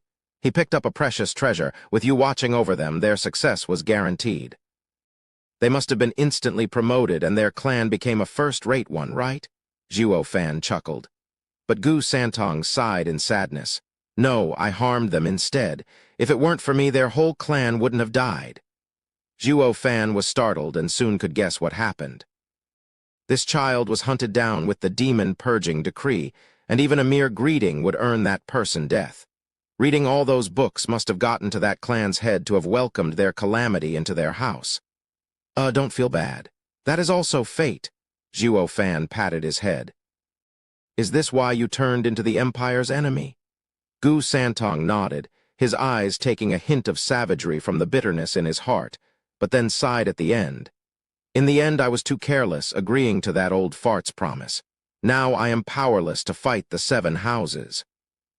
You could have just broke your promise. A child's words do not hold weight. No one would blame you. Zhuo Fan ruffled his hair, like a devil on his shoulder, pushing him towards malice and destruction. But Gu Santong shook his head vehemently. Dad taught me the value of reading, taught me honor. I won't disgrace his teaching just because he died. Good child? Zhuo Fan nodded, but inwardly sighed. Such an ambitious sapling got ruined in an instant. But all bookworms are suckers, but that's fine as well. How else could I've had such leeway if this kid was immoral? Zhuo Fan felt like extending that Gu scholar a gesture of gratitude. Thanks for having misled this mighty kid onto the path of a bookworm and off my kill list. Zhuo Fan rejoiced and showed a sneaky grin. You must always listen to your godfather. He was right. Gu Santong nodded, falling for Zhuo Fan's ploy like a baby. By the way, what did you mean when you said I reminded you of your dad? Zhuo Fan's eyes beamed. Gu Santong blushed, turning meek as he mumbled. When you held me as we charged in here and protected me from lightning, remind me of the time when Dad protected me and told me to escape. Oh, I see, Zhuo Fan exclaimed. The kid took my act as fatherly love. The difference here, though, was while that Gu guy loved kids, Zhuo Fan loved himself. His selfless act in protecting Gu Santong was all so he could have him under him, that his death would be such a pity. If the scenario was instead a one guaranteed survivor, Zhuo Fan wouldn't hesitate to throw the kid to the wolves. Who knew this act would lead to a huge misunderstanding instead? So Zhuo Fan showed a queer smile. Santong, how about I'll be your dad? This rotten and shameless punk even had the balls to call the kid by his name to get closer. Gu Santong seemed opposed to the idea, feeling quite awkward as well. Why would I do that? I'm 300 years old. And how old are you? That's too queer. What's so queer about it? You may have 3 centuries over me, but you're a child at heart and need looking after. Zhuo Fan shouted his righteousness, his tone growing soft, and we are also here by fate. I was fond of you the moment I saw you. Really? Gu Santong was expectant. Zhuo Fan nodded. Damn right I am. Particularly of your insane power. I like that the best, so hurry up and work under me like a good little soldier. Gu Santong rubbed his chin and lifted his head. What's in it for me? Why, you little prick. Zhuo Fan cursed inside, but he soon accepted the fact since all kids were pricks. I can protect you. Do I even need your protection? What was that just now then if not protection? Zhuo Fan said. Also, you may be unreasonably strong, but far too gullible and easy to dupe. Just think, if you hadn't readily believed that guys lie ending up protecting the imperial family for a millennia, wouldn't you be exacting revenge on the 7 houses by now? Accept me as your godfather and I will safeguard you, as well as show the world who they really are. Bloody bastards, dare to cheat my son. You must be tired of living. Zhuo Fan sputtered, talking big words that made Gu Santong laugh, but still couldn't stop from making the kid feel warm inside. We, father and son, are the strongest and smartest combination. Did you see that old guy and the 4 little shits listening to every word I say? They are all stronger than me, but aren't they still hanging on my every word? That is wisdom. The wise controls, and so do the powerful. Gu Santong bobbed his head. Zhuo Fan finished off with his biggest sales pitch. Join me, and with my power, no one will pick on you. Above all, you will never have to eat that garbage ingredients again. If I can find an 8th grade, I won't ever give you a 7th grade. Zhuo Fan then showed him 27th grade ingredients. As a token of my sincerity, these are all the 7th grade ingredients from my ring. I also admit all those other ingredients I've given you were already in my storage ring. Only the 8th grade ingredient had to be found. I truly had to enter the lightning array and suffer untold hardships for it. Zhuo Fan's speech was impeccable, mixing truth and lies flawlessly and hiding his greatest offense in order to gain trust. He knew Gu Santong cared most about others' intent to hurt him. It was a shadow left in his heart a long time ago. Zhuo Fan must never ever admit to having set the lightning array himself, ever. I know. Gu Santong took the ingredient, he's hooked. As he drooled, I still had my doubts about you trying to harm me, but now I trust you. Since you are forthcoming with the ingredients from your ring, I'm sure there is nothing else hidden. Zhuo Fan nodded and sighed inside. How can I feel at ease leaving this gullible child all alone in the world? Most of all, letting others use him would be poor judgment from my part. That'll cause me endless trouble. He's far more fitting in the care of my adequate and fatherly hands, he. As for you hiding ingredients, I knew it already. You did? Zhuo Fan was shocked. If the kid did know, and with his temper, he'd have stolen them by now from Zhuo Fan. But why didn't he? Gu Santong smiled. To be honest, eating ingredients isn't important. It's the wait for them that I find most appealing. Godfather usually went out for weeks, even a month sometimes, to find me ingredients to eat. He always returned with 1st or 2nd grade ones, but the image of him appearing filled with hope at sunset gave me peace. Oh, I see. Then give them back and I will return one every 1 or 2 weeks. Zhuo Fan licked his lips, still hoping to not waste them like this. But Gu Santong held them close and turned around. How can you ask back something you've already given? What kind of dad are you? Zhuo Fan's eyes shined and laughed. Does that mean you will take me as a godfather? Gu Santong meekly nodded. Zhuo Fan burst out laughing at the heavens. Ha ha ha, with this monstrous son, what 7 houses? What regent estate would ever dare mess with me? Chapter 242. Ancient sacred beast, soaring killin'. PFF. In the middle of laughing, Zhuo Fan's eyes bulged, he shivered, and under a purple lightning's effect, spat blood. When the blood hit the ground, it exploded and left a black mark. Gu Santong cried, Godfather, are you all right? I'm fine. This purple lightning is just too powerful. Zhuo Fan wiped the blood and panted with a grave look in his eyes. The purple lightning exceeded his calculations. The part that he failed to refine with demon transformation, art roamed around his body just now and caused disaster in its wake. but he had no way to stop it either. This was akin to slow-acting poison. He knew it ravaged his body and would one day rob his life, but couldn't do anything about it. Looking further at the rocks and yellow sand, Zhuo Fan took a deep breath and stood up, his face hard. "Santong, help me search for anything suspicious." He knew the purple lightning was one of Heavenly Emperor's abilities, and the Emperor must have had to have a way to dispel it. He had no choice but to scour Heavenly Emperor's remnant and find that cure. Gu Santong nodded genially and helped Zhuo Fan up. Godfather, you can just call me young Sanzi. That's how my old dad used to call me. Anyone who was friendly with me called me that." Zhuo Fan nodded, smiling weakly. "All right, young Sanzi. Go scout ahead." "Understood." Gu Santong cupped his hands and skipped away. Having recognized Zhuo Fan as godfather and finding someone close to him did wonders for his ego, even ignoring the ceaseless rumbling above. Since Zhuo Fan was right behind him, he had nothing to fear. The duo had been wandering this endless stretch of yellow sand for over 6 hours but still couldn't reach the end. Zhuo Fan ceased his walk and frowned. Gu Santong stopped as well and looked back. "What is it, godfather?" "Young Sanzi, don't you feel we've been going in circles?" Zhuo Fan looked around and his doubts grew. "Damn, it's a bewildering array." Gu Santong's eyes widened and rushed to him. "What, a bewildering array? How could I have been fooled by it?" Gu Santong pouted.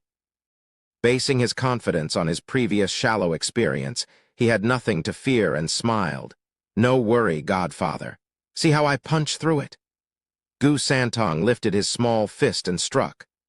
Tilde, but the usual sight of seeing a ripple level 100 miles of land didn't appear. The ground just shook a bit, then quietened. Gu Santong was dispirited. "This can't be." This never happened before, not once. Zhuo Fan shook his head, having already guessed it. This was not your average array, but one set up by Heavenly Emperor, one of the 3 strongest emperors of ancient times. If a little monster could simply force his way through, then the Heavenly Emperor would have been an empty title. If he could break this array so easily, what would then be the point of finding some Heavenly Emperor's remnant when I could straight up take this little monster as master instead? "Young Sanzi, save your energy. Come here." Zhuo Fan shook his head, seeing him punch everywhere. "Young Sanzi, I want you to be honest with me. You've never been here before." Gu Santong shook his head, puzzled. Zhuo Fan frowned. "Then why are you afraid of purple lightning? Did you see it before?" "I haven't." Gu Santong paused, then shook his head in the end. "How strange, this is the first time I'm seeing it, yet I felt instinctual fear towards it. At its thunderclaps, I can't help but shiver. It's not like the common lightning, which I hate but am not scared." This was odd. According to Zhuo Fan, the kid had to have a connection with Lightning Canyon, but now, scratching his nose, Zhuo Fan mulled it over. "Can't be. No one has instinctual fear against anyone, not to such extent at least. Was it perhaps ancestral memories?" Zhuo Fan asked. "Young Sanzi, who is your master to have trained you so powerful?" "I don't have a master." "Then how did you reach the profound heaven stage 3 centuries ago?" Now that he stopped to think about it, Gu Santong said, puzzled, "I don't know. For as long as I can remember, I've been in the profound heaven stage. I had no one to call a friend, looking for ingredients alone." Zhuo Fan was shocked as a radical conclusion crawled into his mind.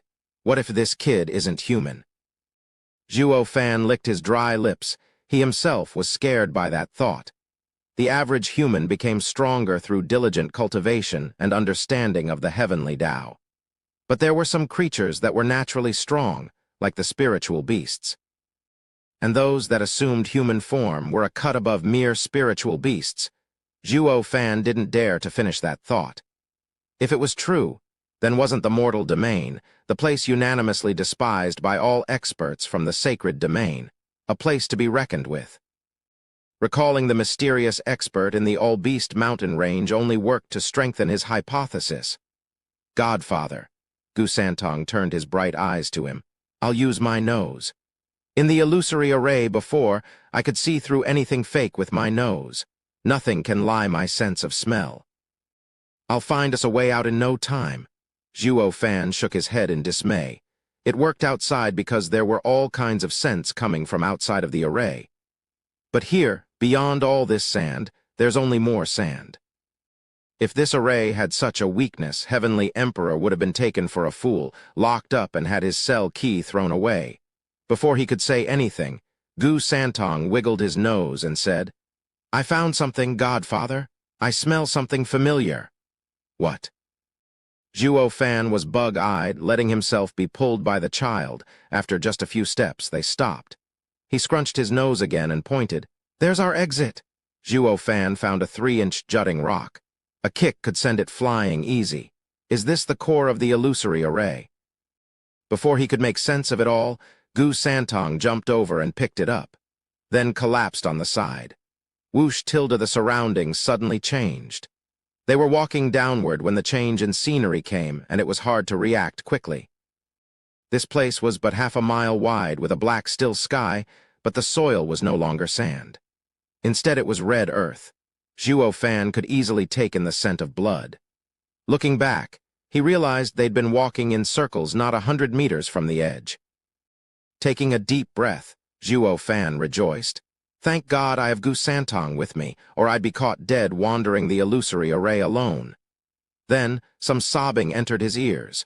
Zhuo Fan looked to Gu Santong leaning on a red pillar and shedding tears. He struck an incredibly sorry figure with his tear-streaked face. Young Sanzi, what's wrong?" Zhuo Fan raised an eyebrow, shaking his head. Gu Santong was trying to hold in his crying. "I don't know either. I only picked up its scent, and all of a sudden, my heart couldn't bear the sorrow." Startled, Zhuo Fan eyed the red pillar closely. That look alone made him jump in fright. It was hundreds of meters tall, jutting out of the ground like a mountain. It even passed the black sky. The purple lightning not once stopped striking it, making out a scorched sound, yet couldn't make a single dent on it. Zhuo Fan clicked his tongue. "What is this thing? How can it withstand so many purple lightning strikes without so much as a scratch?"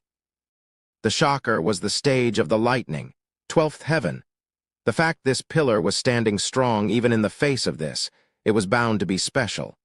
Zhuo Fan inwardly smiled, so the Heavenly Emperor is a fool in the end. Letting such a huge pillar with such an obvious scent. Of course someone will find it.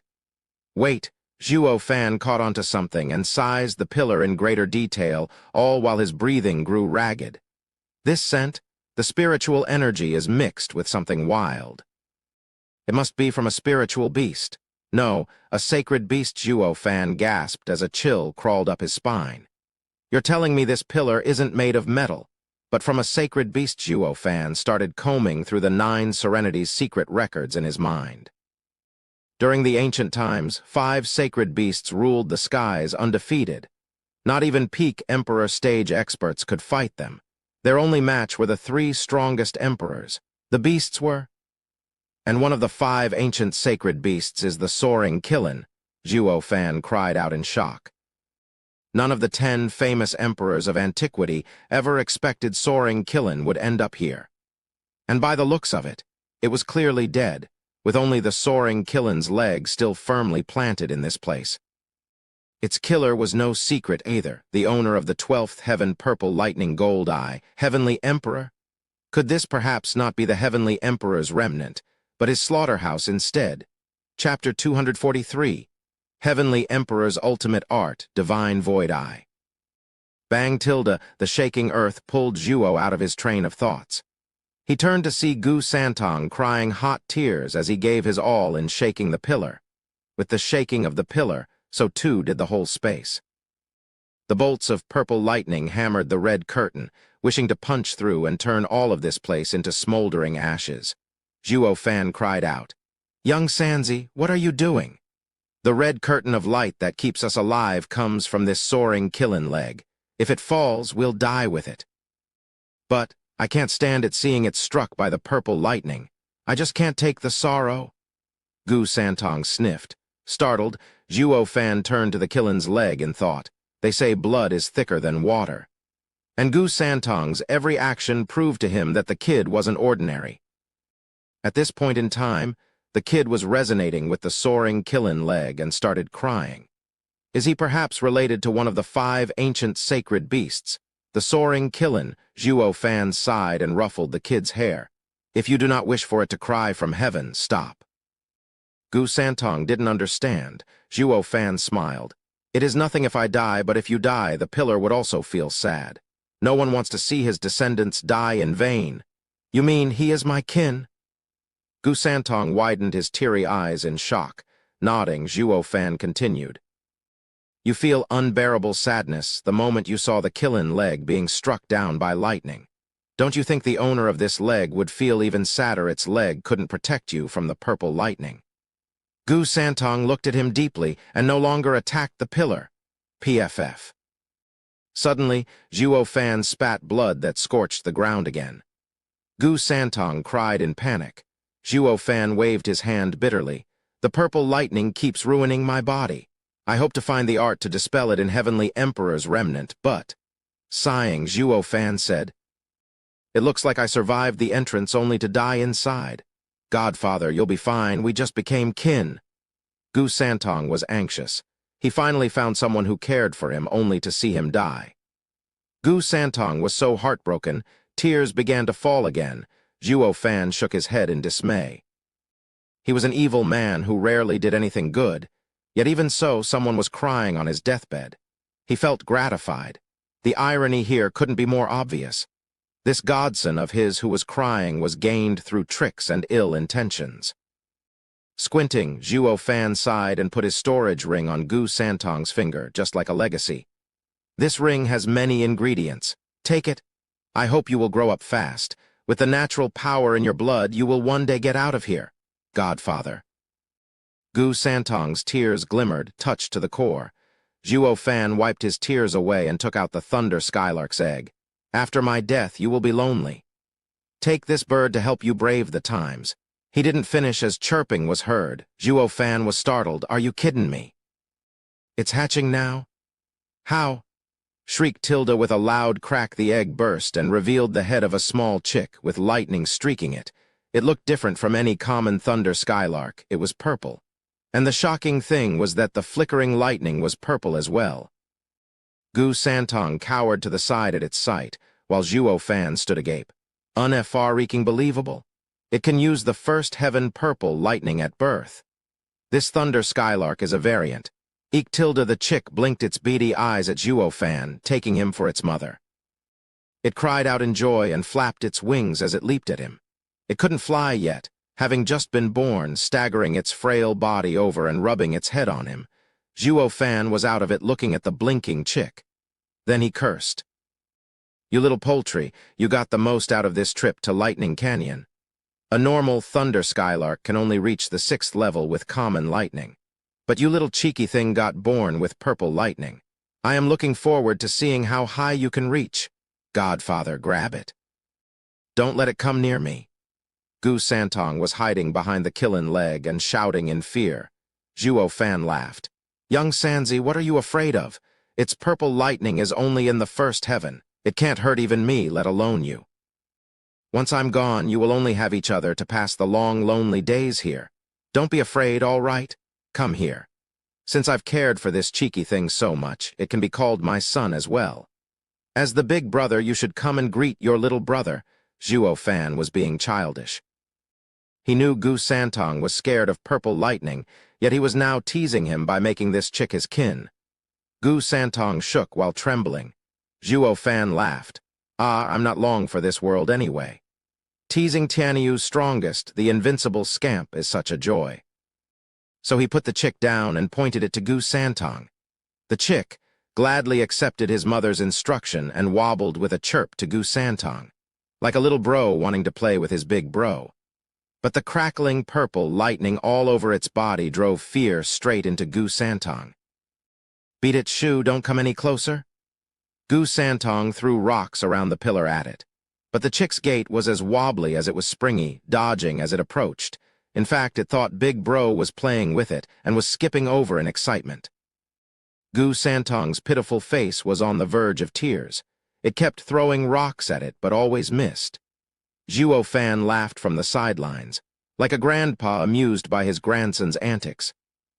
Perhaps from being pushed into a corner, seeing the rocks were of no help, Gu Santong looked around and noticed something white sticking out.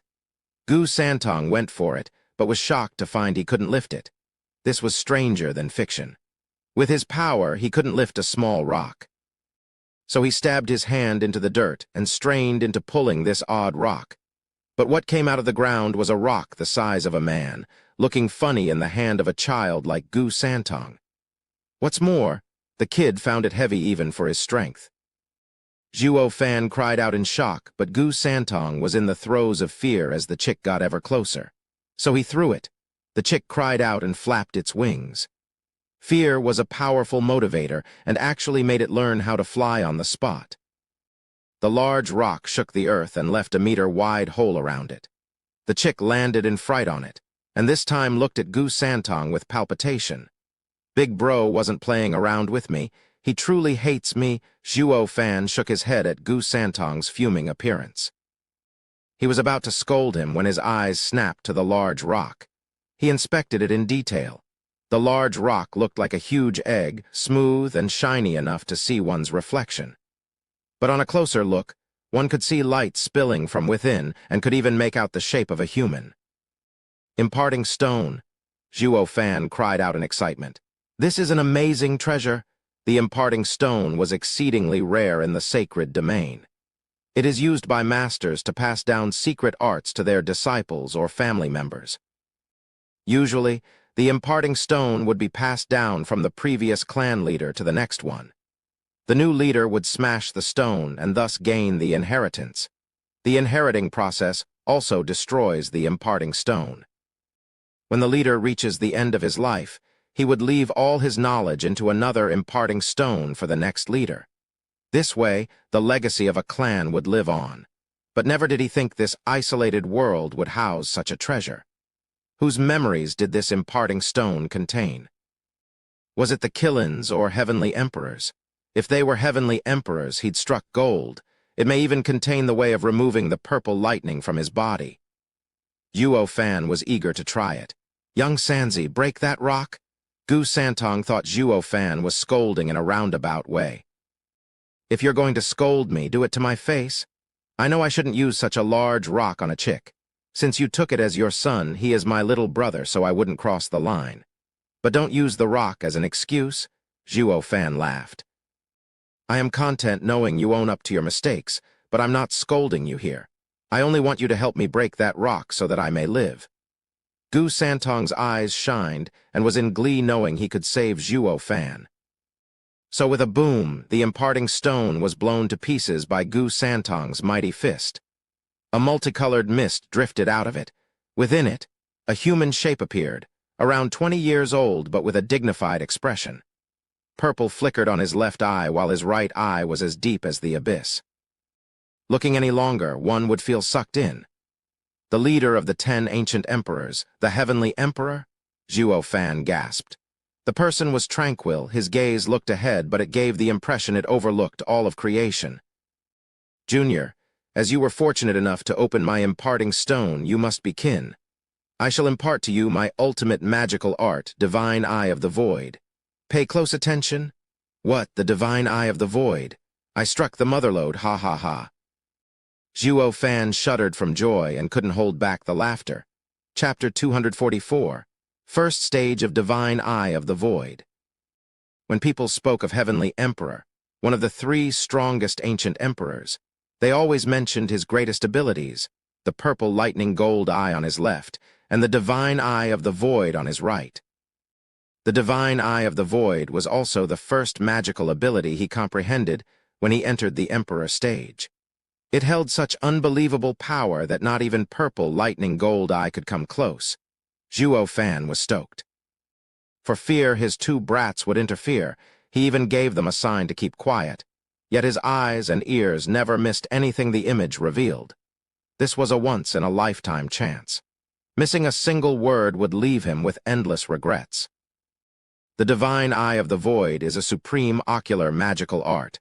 Place your attention on the word void. It is another word for emptiness. Only in emptiness can one have space, and to be one with the emptiness is a virtue. After all space is emptiness and not emptiness at the same time. Heavenly Emperor's image stood tall as he imparted the art. Zhuo Fan didn't even blink.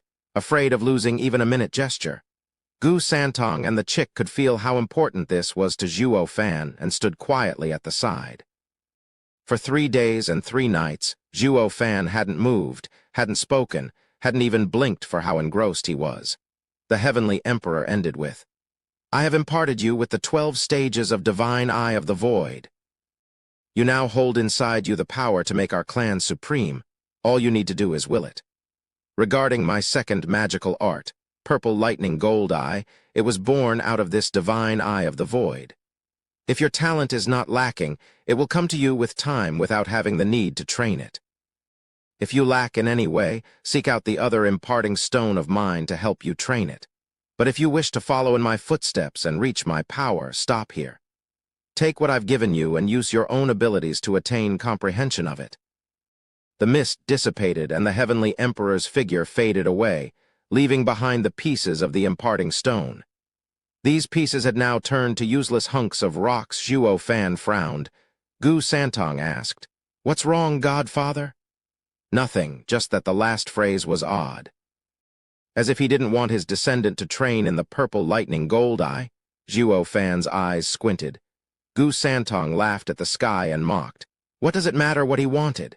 It all comes down to your decision to train or not." "Of course I want to. That's one of his masterpieces." Zhuo Fan widened his eyes. "Then what are we waiting for? I'll help you search for it." Gu Santong jumped right into scrounge through the rocks on the ground, looking for another imparting stone. Zhuo Fan shook his head in the end. The Heavenly Emperor didn't want for his descendant to train the Purple Lightning Gold Eye, but deduce it by himself instead of blindingly following the teachings of others. And yet, he was still afraid his descendant was unable to achieve it, so he left the training method for the Purple Lightning Gold Eye behind. Zhuo Fan, however, was not Heavenly Emperor's descendant, so there was no point in abiding by Heavenly Emperor's teachings. Who cares? Waste not, want not. It's here anyway, so I might as well use it. But what struck him as odd was that the image clearly intended to leave it all for his descendant. So how on earth did it end up being taken advantage of by this down-on-his-luck, rebirthed demonic emperor who stumbled his way inside? Looking at the jutting Qilin leg, Zhuo Fan was in deep thought. He, who the hell cares? Since it fell in my lap, if I don't take it, who will? Zhuo Fan grinned and scoured the place with Gu Santong. The chick was skipping around at the side, chirping oddly. What is Daddy and Bro doing? Looking for worms to eat. The chick hopped into the fun an hour later. Most of the place was turned upside down, but no sign of anything that remotely resembled another imparting stone. Zhuo Fan was curious. Does this place have only the Divine Eye of the Void imparting stone? Then he face-palmed and cursed. I'm such a fool. How could he forget about Long Jiu? Long Jiu said he'd been sucked into the Purple Lightning Storm and punched everywhere. In sheer coincidence, he entered through the gap in the array and smashed the Purple Lightning Gold Eye's imparting stone by chance. So when he was listening to that strange voice, he'd been training Purple Lightning Gold Eye without even realizing. But in his frantic state, he forgot the training method to the art, thus making the art lost. Zhuo Fan shook his head. I can't decide if it was bad luck or dumb luck. His dumb luck was because of the ridiculously low chance of any of those events ever happening to him. Furthermore, in a row too. And bad luck since he was clearly being taught an ultimate skill, yet he was too much of a chicken to keep it together to remember it. Zhuo Fan sighed, then recalled Heavenly Emperor's words. It may perhaps be a blessing in disguise. Young Sanzi, we can stop now. The Purple Lightning Gold Eye isn't fated for me. Let it go. Zhuo Fan sighed and chuckled. Gu Santong said, concerned, but can you alleviate your wounds with only that Divine Eye of the Void? As the saying goes, whoever started something must also have a way of ending it. The Purple Lightning is harming you, so the Purple Lightning Gold Eye must cure you as well. Zhuo Fan shuddered, felt warm and fuzzy inside. He only wanted the Purple Lightning Gold Eye to boost his power. But Gu Santong's main priority was to cure him. I may have cheated him into the fold, but he's starting to really grow on me. It's of no importance. The Divine Eye of the Void is enough to cure me. Zhuo Fan smiled and beckoned his two sons over. Gu Santong still felt somewhat repelled by the purple lightning chick, but he was doing his best to accept this little bro of his. Zhuo Fan patted their heads and spoke solemnly. Young Sanzi, and you two little bird, I'll just call you Kaior. Your dad is going to set up an array and enter seclusion to heal and train. I do not know when I'll come out. You will be staying here, but don't wander off outside of the light's curtain. Worry not, Godfather, I won't. Gu Santong waved, his face showing fear as he looked at the purple lightning outside. But Kaior cocked its head, oblivious. Zhuo Fan had no time to explain, handing it over in Gu Santong's care as he immediately set up an array. He sat cross-legged in its center and closed his eyes. Months flashed by.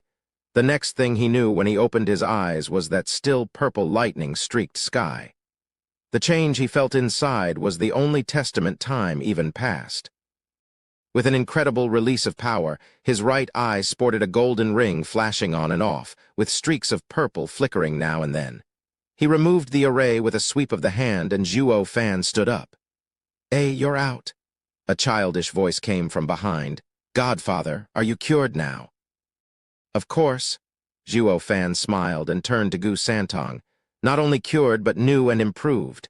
Now we can leave this place. I will show both of you my power as we fly out of here." Face twitching, Gu Santong sighed. "Godfather, when you boast, at least make it reasonable. You took 5 years to get to the 9th layer of bone tempering stage. How can you fly us out when you're not even in the profound heaven stage? I actually have more hope on Kaior." Gu Santong pointed at the sky and shouted, "Kaior, Dad is out." Shrieked Tilda with a sharp cry. A 3-meter-long purple bird was soaring above the red curtain. The endless booms of purple lightning struck its body but could do nothing to it. Zhuo Fan went slack-jawed. Is that Kaior? He's already a 4th-level spiritual beast and can produce 4th heaven purple lightning. But how is it that the 12th heaven purple lightning outside has no effect on him? I was also worried at first, but he must be of the same nature as the purple lightning. Gu Santong shrugged. Those purple lightning never once harmed him. He absorbs them by instinct and then releases it without any consequences. Zhuo Fan was blinking in shock. My godson is a monster, and my spiritual beast is also a goddamn freak of nature. Not even a 12th heaven purple lightning phases him. But that's only obvious. I reckon I have also stepped into the ranks of monsters. I may have been called a monster by others, but now I'm sure I can even surprise young Sanzi. Ha ha ha. Zhuo Fan turned his smiling face to Gu Santong. Young Sanzi, did you eat all the ingredients I gave you? Ages ago, and Kaior ate half. I haven't had an ingredient to eat for 3 years now and couldn't get out as well. I'm starving here.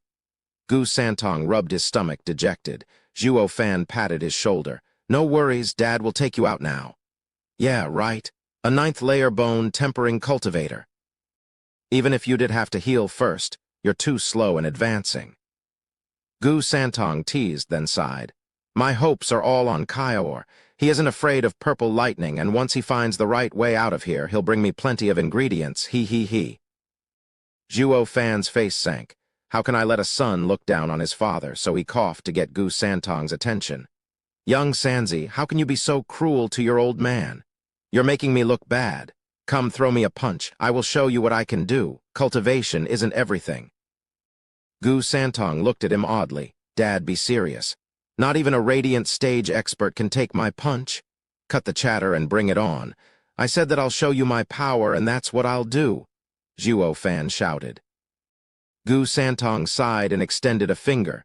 Dad is so stubborn that I have no choice but play with him. Sigh, I just hope I don't overdo it. Gu Santong simply flicked. A ripple shot like an arrow straight for Zhuo Fan. Gu Santong had controlled his power to the bare minimum, but Zhuo Fan couldn't even take this lightly. Yet he was standing there unfazed for the attack to approach swiftly. Watch out, Godfather! Gu Santong cried in panic. Why didn't I hold back more? Even if Dad is a body cultivator, his level is just too low, and this will leave him a pulp. His shock didn't end there as Zhuo Fan's right eye flashed golden and vanished into thin air. When he appeared, he was behind Gu Santong. Divine Eye of the Void's first stage, Zhuo Fan snickered. Gu Santong was shocked, because the moment Zhuo Fan was gone, he lost all traces of him. Not just sight, but smell and hearing as well. All senses failed to detect him, as if he was no longer in this world. This can't be. Chapter 245, Getting Out. Young Sanzi, here comes my punch. Before Gu Santong could get his wits about him, Zhuo Fan shouted. Gu Santong mocked in the end. Dad, dodging is easy, but punching. Starting with a flicker, a purple lightning shot for him. Gu Santong's eyes widened and instinct screamed at him to dodge behind the pillar with a jump. The lightning crossed space in a flash, striking the pillar with a boom. Gu Santong peeked out and saw Zhuo's fist wrapped in purple lightning. Gee, Godfather, how can you use purple lightning? Ha ha ha, that's thanks to Divine Eye of the Void. Zhuo Fan flicked his hand, being smug after seeing young Sanzi's reaction. He finally got to show off in front of his godlike adopted son of his. The Divine Eye of the Void pays emphasis on the void part. Its main use is control over space. The first stage allows me to switch places anywhere in my soul searches range. And Zhuo Fan's right eye flashed golden and Gu Santong's ring appeared on his finger. Allows me complete control over inanimate items, changing their location. Ha ha ha, young Sanzi.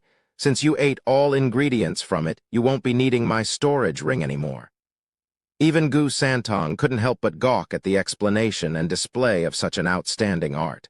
This was the first time in the life of Invincible Scamp to show such a shocked face. Won't that make you invincible, since no one can hit you? Gu Santong blinked. Scratching his chin, Zhuo Fan nodded. You can say that, but not quite either. If the first stage of Divine Eye of the Void is so invincible, what would be the point of the remaining 11 stages? In truth, this is only control over space. If space is sealed or I'm inside another space, I'm finished. Then what's with the purple lightning? How? Gu Santong stammered. Zhuo Fan grinned and his right eye flashes purple. After training Divine Eye of the Void to the first stage, my right eye can open up a pocket dimension. Those purple lightning remnants that wrecked my body and couldn't be removed are now stored in that pocket dimension. To use them at my discretion? That is why I said cultivation isn't everything. I may have used most of my time on healing and comprehending the first stage of Divine Eye of the Void, but true power is a whole other matter. Zhuo Fan grinned, leaving Gu Santong dumbfounded. Despite Zhuo Fan not having gone through immense changes in the past 5 years, training in a remarkable art turned him into a freak nonetheless. If Gu Santong hadn't seen it with his own eyes, he wouldn't have believed it. Going out like this, he'd be like a wolf hiding among sheep, ready to strike at any so-called expert out there. Who'd ever suspect a 9th layer of bone-tempering cultivator to have such an insane trump card? Then what of the second stage, Godfather? Let me see it. Gu Santong was eager to witness even more of Divine Eye of the Void's power. Blushing, Zhuo Fan coughed drily. Divine Eye of the Void is very hard to understand. Even I only learned the first stage after so long. Gu Santong's face sank in disappointment before he even finished. Zhuo Fan scratched his head, helpless. The kid's face changes tune faster than the weather. But then he said something that brightened Gu Santong's day. But since this space has the same origin as my Divine Eye of the Void, we can now leave this place. Young Sanzi, you'll get to eat more ingredients? Awesome? Gu Santong jumped 10 feet in joy, already back to his cheerful self. He heard Zhuo Fan say that before, but didn't believe him one bit. Now, after Zhuo Fan's demonstration, he was very much a believer. Kaior also flew before Zhuo Fan and circled Zhuo Fan in jubilation. Zhuo Fan laughed and repeated his explanation before showing his thunder ring. Don't resist as I place you in my ring. We will then shortly leave this place and get you out. Kaior flapped its wings in joy. It felt very close to the thunder ring since it was refined from its mother and entered it without complaint. Gu Santong was hesitating. Godfather, wait a moment. Gu Santong turned to the pillar, fell to his knees and knocked his head on the ground 3 times, tears streaming down his face. I do not know who you are, but I know you're my kin. I don't know how you died, but I feel heartbroken over your death. I am leaving now, leaving you alone. Take care of yourself." Gu Santong wiped his face and went to Zhuo Fan. He didn't look back in fear he might not want to ever leave. Putting Gu Santong in the ring, Zhuo Fan looked at the pillar and sighed. "Soaring Qilin, I am not a good man, and I do not wish to go between you and the Heavenly Emperor. As a soaring Qilin, you're a heaven-sent ingredient for me. How could I not want you? But, as this child's godfather, I still hope I can ease his pain." Sighing, Zhuo Fan's eye flashed with light and struck the pillar. With a bang, the pillar swayed and fell. With its collapse, the red curtain vanished as well. The purple lightning above the black sky rushed to Zhuo Fan like jackals, wishing to tear him limb from limb. But Zhuo Fan was calm as ever. He placed the Qilin leg in his ring, then his golden eye flashed, right as the purple lightning was about to hit him, vanishing from this world. The next thing he knew, he was outside the hole he used to enter into this space. But the lightning didn't hit him as he vanished again. Thus, in the sea of purple lightning, a flash of golden could be seen on and off, growing further and further away. And the purple lightning could do nothing to stop it. When they reached the edge of the lightning canyon, Zhuo Fan's golden eye flashed one more time. Whoosh tilde his last stop was in a thick forest. Looking up, the bright moon hung in the sky, bathing this corner of the world in its moonlight. Finally out, but where am I? Taking a deep breath, Zhuo Fan tasted freedom again. With Lightning Canyon wandering the continent, he was hard-pressed to pinpoint his exact location. Who cares anyway? It's fine as long as I'm out. He took Gu Santong and Kaior out of his ring, and the kid was ecstatic to finally be out again. This was Kaior's first time seeing the real world and cried in joy. It flew everywhere, curious to explore it. "Young Sanzi, I have a gift for you." Zhuo Fan showed the kid a tender smile. Gu Santong asked ecstatic, "What, did you have more hidden ingredients in your ring?" Zhuo Fan shook his head. "You little twerp, you picked my ring clean of them. Where could I find any? I think you will find this far more attractive." Zhuo Fan then showed the Qilin leg that was still flickering with lightning. Gu Santong had tears in his eyes as he expressed his gratitude. "You got it out." "Of course. I know how much you care for it and don't want it to be hacked by purple lightning. Since I have the power, of course I'll help you." "Thank you." Gu Santong wiped his tears and bowed deeply. Zhuo Fan was truly the spitting image of his former godfather, bearing the same amount of care for him as well. He valued Zhuo Fan far more greatly now, more than even his real parents. This perhaps was one of Zhuo Fan's very rare acts of kindness. He always looked at Gu Santong and thought how to use him. But the kid's pure heart touched him, making fatherly love blossom in his cruel and dead heart.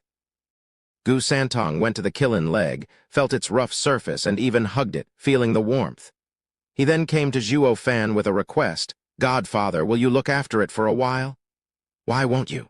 Zhuo Fan asked, but saw Gu Santong's sad face and could easily guess. Gu Santong was forced into a promise to defend the imperial capital and wasn't even allowed to eat the ingredients he liked so much. How could he be allowed a storage ring then?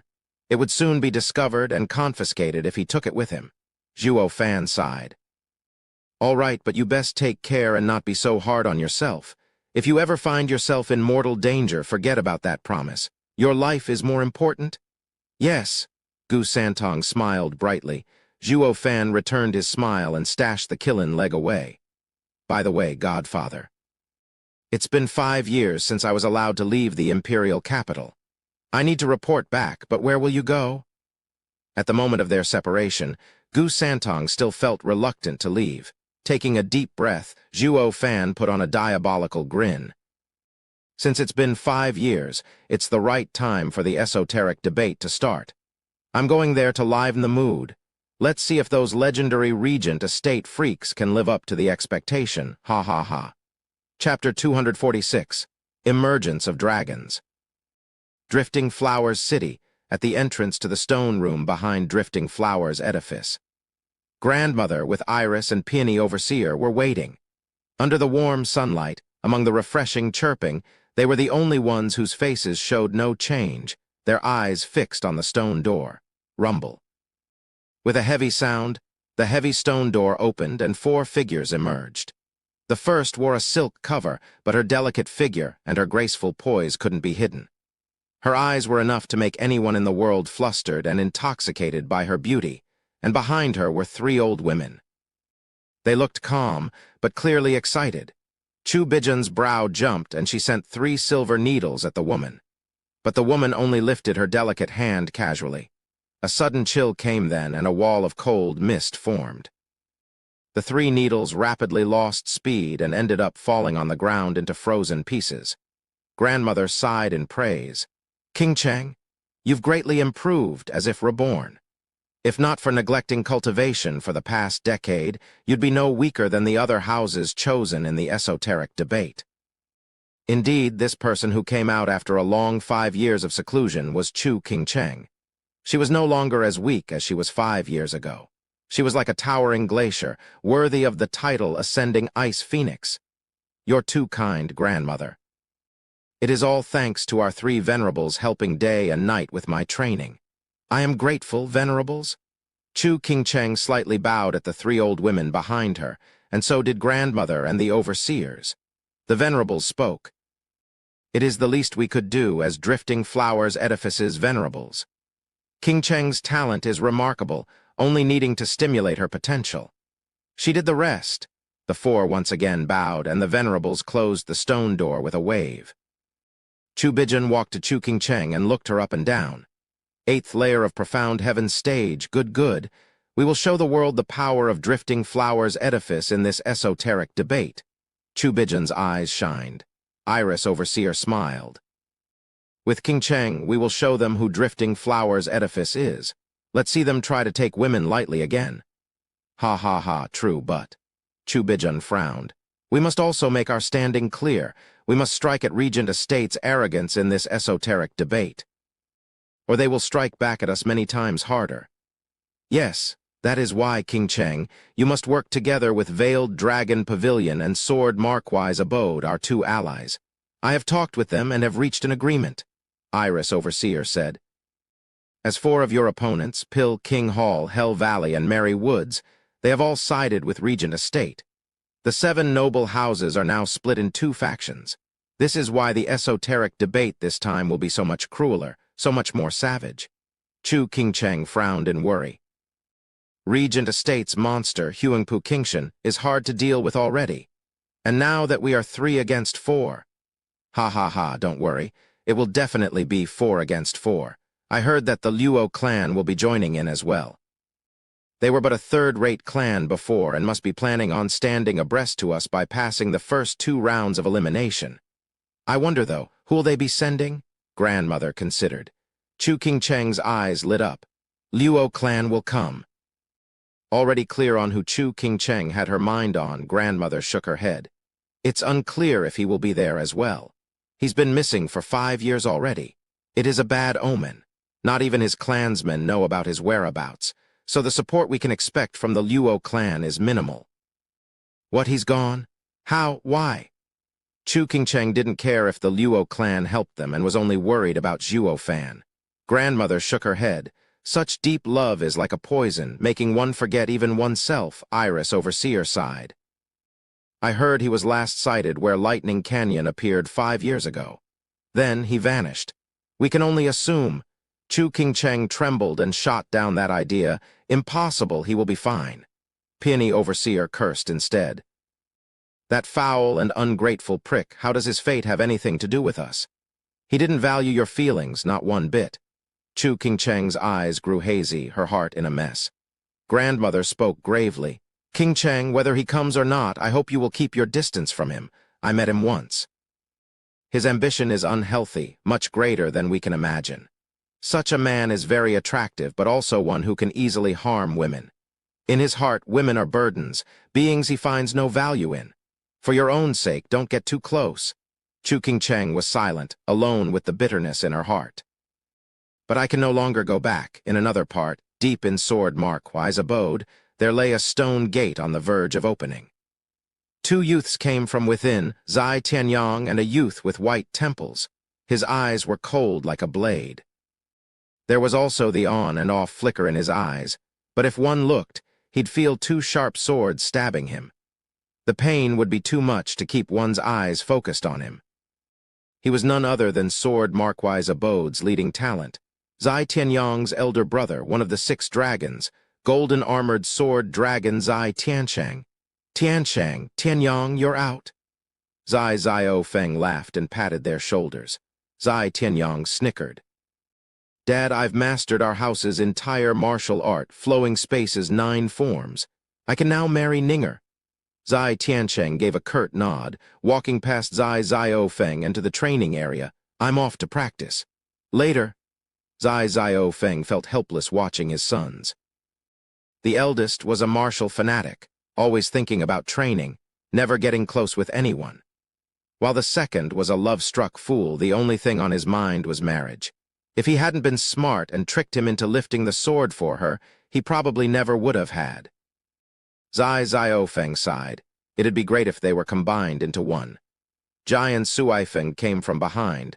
Abode Lord, don't worry, Tianyong's temper will smooth over time. As for Tianshang, he only has one person in mind.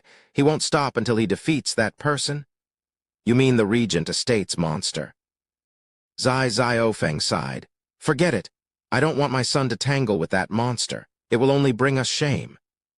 Jian Suifeng nodded and sighed. In another part, in the rear gardens of Veiled Dragon Pavilion, a youth in fine green clothes was taking a walk and showed an infatuated look.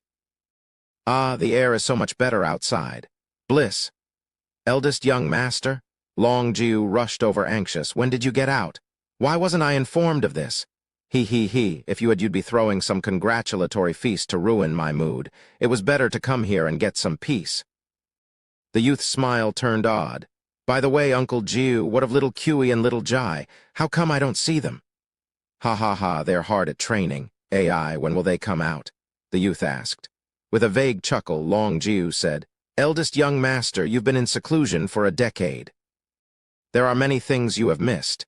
If you'd have witnessed the Battle of Drifting Flowers Edifice, you'd have been as stimulated as them. What do you mean? The youth rose an eyebrow. But Long Jiu only smiled in response. Kids these days won't work hard without a well-placed stimulus. Similar occurrences happened in the other houses, as the 6 dragons and 1 phoenix came out of seclusion to join the esoteric debate. Especially in Caged Dragon City, people gathered outside a secret room on the mountain behind Regent Estate. As the stone gate moved, 2 people were made known to all. One was a calm youth, his every step at ease and firm. His incredible air made even the profound Heaven Elders step back in shock. Behind him was High Venerable Huangpu Finglay with pride in his eyes. High Venerable, any progress? Huangpu Tianyuan asked. Huangpu Finglay caressed his beard with a smile. I oversaw his training personally. He is the pinnacle in the world, second to none. High Venerable, that is hardly the case. The youth's cold tone came in rebuke. My current self isn't taught on, only my nature. And father, your words are pointless. Shuddering, everyone watched Huangpu Tianyuan speak with such crass and lack of manners. Yet all nodded, this is the air of a lord. Taking a deep breath, Huangpu Tianyuan chuckled. Seeing you so confident, I won't ask any further. I believe that in the esoteric debate you will bring shock on everyone's faces. Let them see that Regent Estate's power shrouds the 7 houses.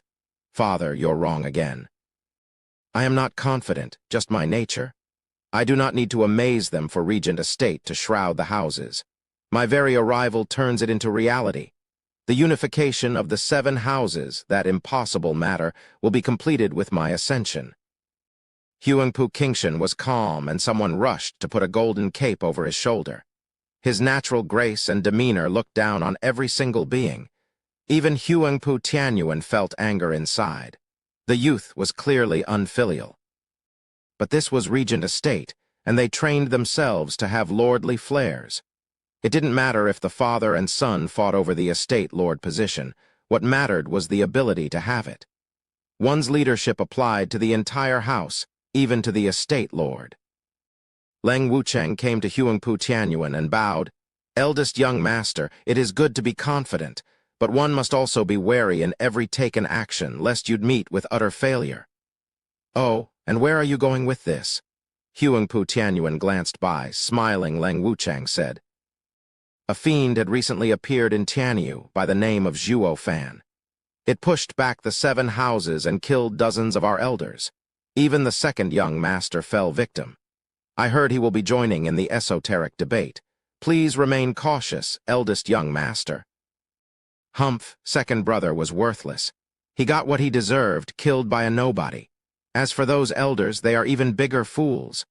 But for that kid to kill so many and still live, that makes you the biggest fools of all. Are you telling me he's as invincible as that Gu Santong from 300 years ago? Huangpu Qingshan snapped coldly. Lang Wuchang shook his head. Gu Santong is a monster seen perhaps once a millennia, but he is not like Gu Santong. Gu Santong may be unbridled but gullible. While that kid's treachery runs deep, expert at gathering people to stand by his side. The reason why we failed to get his head is because 3 houses have formed an alliance with him. He is also relying on one of the 4 pillars, war god Dugu Zhanshan, and even the imperial family is protecting him. Our hands were tied. Oh, a schemer, you say? Shaking his head, Huangpu Qingshan said. Fine then, since you're all so worthless, I will personally end that man in the esoteric debate. Eldest young master, please exercise extreme caution. Every single one that has underestimated the kid has died in agony. Lang Wuchang bowed, but his words earned a snort from Huangpu Qingshan.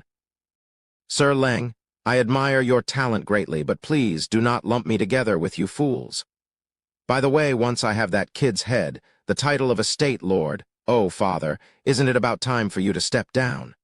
Trembling, Huangpu Tianyuan's face was a mask of darkness and rage. This was his good son, the strongest talent in the 7 houses, the head of the 6 dragons, one that at this crucial time was only thinking of how to snatch his father's position. The heaven-shaking dragon, Lord Huangpu Qingshan, Chapter 247, The Biggest Underdog. 5 months later, at the imperial capital, the emperor was reviewing reports in the study. Suddenly, a black figure knelt at his side. Hands cupped in respect, black figure spoke. Your Majesty, Dragon Cloud City's report on the Luo clan has come. Deliver. The emperor spoke, but didn't spare the man a glance. The man offered the report with both hands. The emperor took one glance at it and threw it back into the man's face. Every damn report over the past 5 years has been either all quiet or all normal. The Luo clan is set to make waves in the esoteric debate, but where is that bone-tempering stage kid? How the hell are you even getting your intelligence? Please soothe your anger, your majesty. I've been at fault.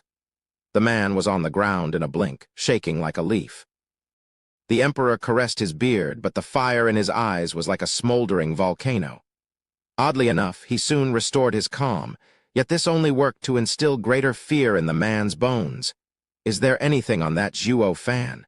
The emperor's tone was cold. The man shook his head. Nothing, your majesty? And what of divine dragon Gu Santong? The emperor followed. The man was on the verge of tears. Unknown, your majesty. You've been searching for 5 years, but can't find anything about Zhuo Fan. That rampant guy Gu Santong must still be stirring trouble somewhere, and yet you can't even find a trace of him. Humph, why am I even raising you worthless mongrels? You can't do anything? The emperor's eyes flashed with bloodthirst. The man kowtowed 3 times, pleading. Your majesty, please quell your anger. I am incompetent. Please spare me. Out. The emperor flicked his sleeve. The man kowtowed 3 more times and bolted. Thank you, your majesty, thank you. The emperor took a deep breath and lifted his head. Gu Santong and Zhuo Fan are missing. Can this piece of information even be trusted? Did they perish in the Lightning Canyon? It's fine if Gu Santong is gone from this world. It might actually be a blessing. But Zhuo Fan? He is yet to fulfill his task. His death would be such a waste. But this boy brings too many surprises. He lifted up a wretched 3rd-rate clan to one that is brimming with power. A miracle, really. But I just can't tell if the Luo clan can still complete the task without Zhuo Fan. Ha ha ha. The emperor chuckled quite cheerfully, like a sly rogue. Just then, a guard fell to his knees before the emperor. Your Majesty, Divine Dragon Gu Santong has returned. Ugh, the laughter came to a grunting stop, and the Emperor sighed, understood. But his good mood was gone. Ah, the worst trouble is yet to come. Meanwhile, before the great gates of a city, a familiar figure appeared.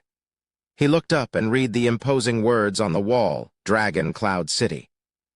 Rumor had it that the imperial family, Yuan clan's efforts to raise an army to found the empire in historic times all began from this place. As such, every single esoteric debate was held here. I got held up for too long in the Lightning Canyon. I hope I made it in time. Hope those guys didn't get themselves wiped out again. Zhuo Fan sighed under his black cloak as he entered the city. There were soldiers all around the city, but that did not stop anyone from milling about. This city, after all, was a gathering place of the empire's most distinguished houses and clans. Everyone was free to come and go or even join the esoteric debate if they wished. But the army was tasked with breaking any conflicts among these clans, most of all among the 7 houses. Once a fight broke out, it was easy to plunge the entire empire into unrest. This made the soldiers stationed here ready to act at a moment's notice. The only one in the whole empire able to shake the 7 houses was none other than the second of the 4 pillars and Tianyu's marshal, god of war, Dugu Zhanshan. Though meeting this big man was the last thing on Zhuo Fan's mind, inside the city, Zhuo Fan was shocked. The place was packed, like a sea of people. It was more packed than Drifting Flowers City at the time of the 100-pill meeting. Then again, how many clans did the 100-pill meeting attract? The esoteric debate, however, drew in all the clans that hoped for a swift rise to fame and power. The difference was obvious. He didn't have the time to let the sights distract him. His top priority was to get back to the Luo clan and ascertain the situation, but only after a few steps, a ruckus entered his ears. Windgaze City's Luo clan has landed their 27th win, advancing into the second-rate clans finals and becoming this esoteric debate's biggest underdog. Raising an eyebrow, Zhuo Fan looked towards the speaker but only found a small tavern, so he stepped in to learn more.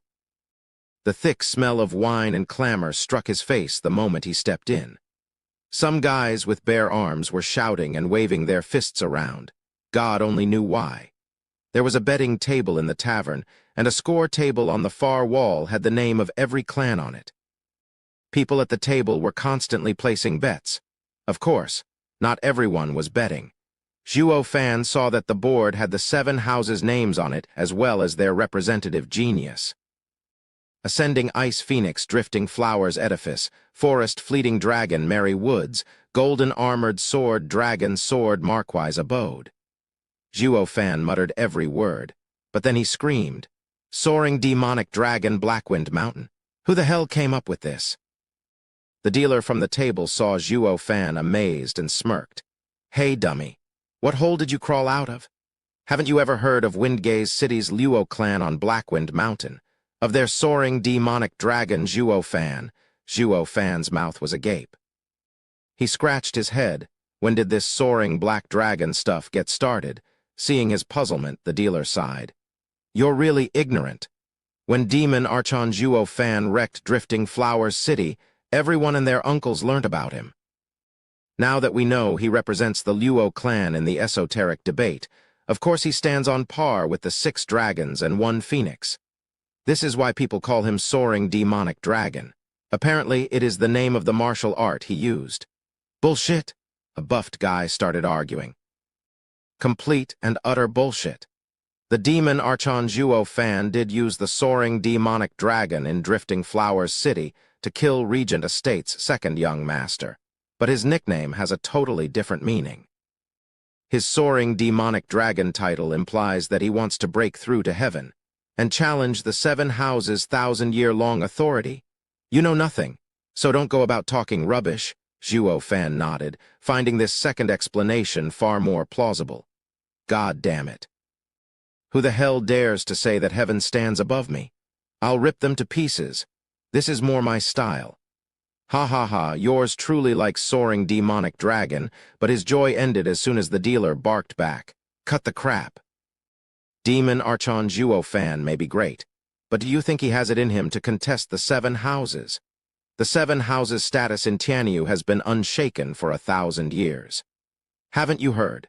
Luo clan has the sword Markwise abode, veiled dragon pavilion and drifting flowers edifice backing them. I reckon that even if the Luo clan climbs high enough to enter the fight between the 7 houses, it will only fight as a vassal clan of the 3 houses. Bam! Zhuo Fan slapped the table, his face twisted in grimace. Who the hell told you that Luo clan is their vassal? Get your head straight. Luo clan will become an independent clan, competing on the same level as the 7 houses. It will not cower behind some other house for safety. Just wait and watch. The two looked at Zhuo Fan puzzled. What's his connection with the Luo clan? Why is he so fired up in protecting this underdog? But they didn't have the time to talk back and curse Zhuo Fan for being a mental case as an aged voice laughed. Ha ha ha, indeed. Luo clan should aim for the best clan and challenge the unwritten rule that has held on for millennia. If not, like every single time, the esoteric debate would end with only the 7 houses competing. Wouldn't that be too boring?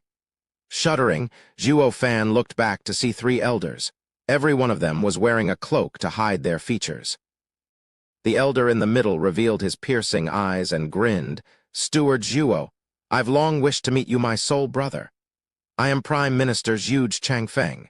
Care to join me for a chat? Zhuo Fan's eyes widened and he looked at him deeply. He never thought that the head of the 4 pillars, Zhuge Changfeng, would personally grace him with his presence.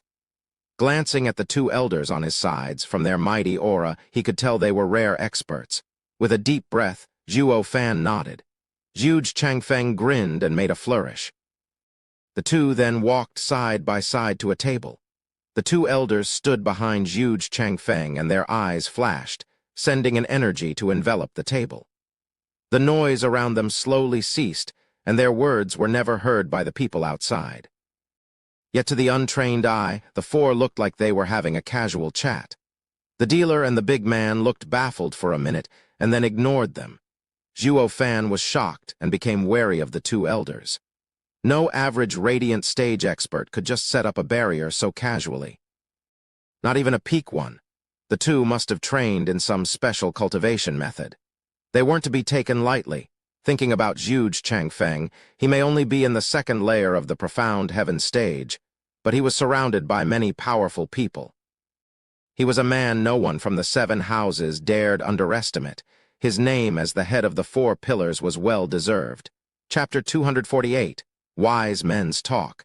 Steward Zhuo, you must be wondering why I was looking for you. Zhuge Changfeng's beard trembled. Zhuo Fan nodded, but his only reply was a fixed stare. Zhuge Changfeng held him in greater admiration. In fact, just by answering, Zhuo Fan would have fallen in his trap. Regardless of the content, Zhuo Fan's reply would have given him the rights to lead the conversation and, ultimately, Zhuo Fan by the nose. But Zhuo Fan kept silent, thus keeping his right to speak. It may be some minor detail, but to a leader of Zhuge Changfeng's stature, it was very important. Right of speech translated into power. If one's right to speak was taken away, then that person was at a disadvantage. On this aspect, Zhuge Changfeng was an expert, and he admired Zhuo Fan's response greatly. Steward Zhuo, your rumors do not do you justice. I am in awe after meeting you. Prime Minister Zhuge is exaggerating. Your illustrious name has given me far more shock. Zhuo Fan laughed. Zhuge Changfeng sighed. Wise men speak plainly. Let us dispense with the tricks, or we'll be at it for 3 days and still not finish. Ha ha ha, Prime Minister Zhuge is quite open, so I shall do the same. Zhuo Fan nodded cheerfully. Zhuge Changfeng went straight to the point. Steward Zhuo, I fear that someone may have instigated the Luo clan's participation in the esoteric debate. Oh, what makes you say that? Zhuo Fan raised an eyebrow. Zhuge Changfeng replied, We are both men who look at things from all perspectives. I am certain that with you as its steward, Luo clan's rise beyond the 7 houses would only be a matter of time. But your coming out in the open has been far too soon. With Steward Zhuo's cunning, I believe you are not a man looking for short-term gain. I surmise that you've been forced or perhaps lured into a choice that you could not refuse. Zhuo Fan was impressed. Huge Changfeng is amazing, able to understand everything. Indeed, Luo clan jumping into the esoteric debate and starting a fight with the 7 houses was far too soon. Earlier, he was quite pleased with Luo clan's power, but even he couldn't be as bold as to declare that this fight was a sure win. He chose this situation so he wouldn't lose the imperial family's support, or worse, offend them instead. Saying that he was lured was accurate. Forced, also correct. These assumptions were both correct. Above all, Luo clan's power coming out in the open at this moment allowed Huge Changfeng, possibly the only person in the empire, to surmise that Luo clan would one day surpass the 7 houses. This guess couldn't be called brazen, but calamitous. And Zhuo Fan was hoping to see the day when Luo clan would reach such a level. But now, no one out there would ever believe it, except Huge Changfeng. Even Zhuo Fan had to admire his foresight. If it were anywhere else, even he wouldn't make such an absurd guess. Head of the 4 pillars, Prime Minister Huge is truly wise. I admire you. Zhuo Fan's flattery was sincere. Huge Changfeng chuckled. Steward Zhuo is too kind. This old bag of bones has been soaked in this world for far too many years, thus gaining some thoughts about its revolutions. I fall utterly short to young Steward Zhuo wisdom. Carrying on your shoulders the honor of the entire clan, you've earned my respect, ha ha ha. Then Prime Minister Huge is saying, to watch your back. Huge Changfeng's eyes shined, his voice solemn. Raising an eyebrow, Zhuo Fan looked a little lost. Clearly knowing his heart, Huge Changfeng chuckled. I can tell what Steward Zhuo is thinking. Yes, my words are full of suspicion. Who on earth would be so selfless, so caring for their fellow neighbor? And yes, I have a reason. But rest assured, Steward Zhuo, you are not my enemy. In fact, he may very well be yours too. Oh, care to elaborate? Zhuo Fan started. Huge Changfeng twirled his white mustache, his eyes shining. I am sure Steward Zhuo is more than familiar with the saying, when 2 fight the 3rd wins. So will you be among the first 2, or the 3rd? Huge Changfeng shook his head. I'm sure the wise Steward Zhuo has caught on my meaning by now, scratching his nose. Zhuo Fan looked him in the eye and showed a broad smile. Huge Changfeng read his intent, and only smiled in reply. The 2 shared a smile full of countless implications, and nodded. Ha ha ha. Talking with smart guys is so refreshing and easy. Steward Zhuo, I have said my piece and I'll be leaving. But before I do, please be kind enough to fulfill this selfish request of mine and explain something to me. Huge Changfeng rose to his feet and cupped his hands. Zhuo Fan smiled. I don't see why not. I am the Empire's Prime Minister. Leng Wucheng is the Regent Estate's steward, and you, sir, are Luo clan's steward. This makes the 3 of us cut from the same cloth, with each of us scheming and lording over people. Myself and Leng Wucheng are both selfish, and luckily our interests are shared for now and not set on a colliding path. But considering your talent, why would you pick the Luo clan? I can tell that sir is not doing this out of sympathy or any kind of feelings. It escapes my capacity to understand.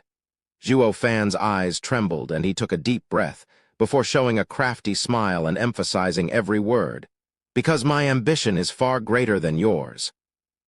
The head of the 4 pillars, for the first time, trembled and his fists clenched. The yin-yang elders saw this, and for the first time looked at Zhuo Fan with shock and ill intent. The thick bloodthirst they oozed couldn't be concealed. But Zhuo Fan was still composed, only his right eye flashing golden. Wait! On the brink of war, Huge Changfeng put a stop to the hostilities. The elders calmed down and Zhuo Fan relaxed, but Huge Changfeng was perplexed and said to Zhuo Fan, I may not know the extent of sir's ambition, but I nevertheless look forward to that day and hope that it won't all come crashing down instead. Huge Changfeng signaled the 2 elders and left. A good distance from the tavern, one elder snorted, Prime Minister, why did you stop us? His words were far too rude. No, I don't think that was mere boasting. Huge Changfeng furrowed his brow. However, what is his aim? With his ability, it's only a matter of time before he becomes an overlord. But instead he chooses to be bogged down by that burden, Luo clan. To what end? Sigh, this kid is the first one I cannot see through. The yin-yang elders shared a glance but didn't say anything, in fear of disturbing him. But for some reason, Zhuge Changfeng was frowning constantly, leaving the elders at a loss.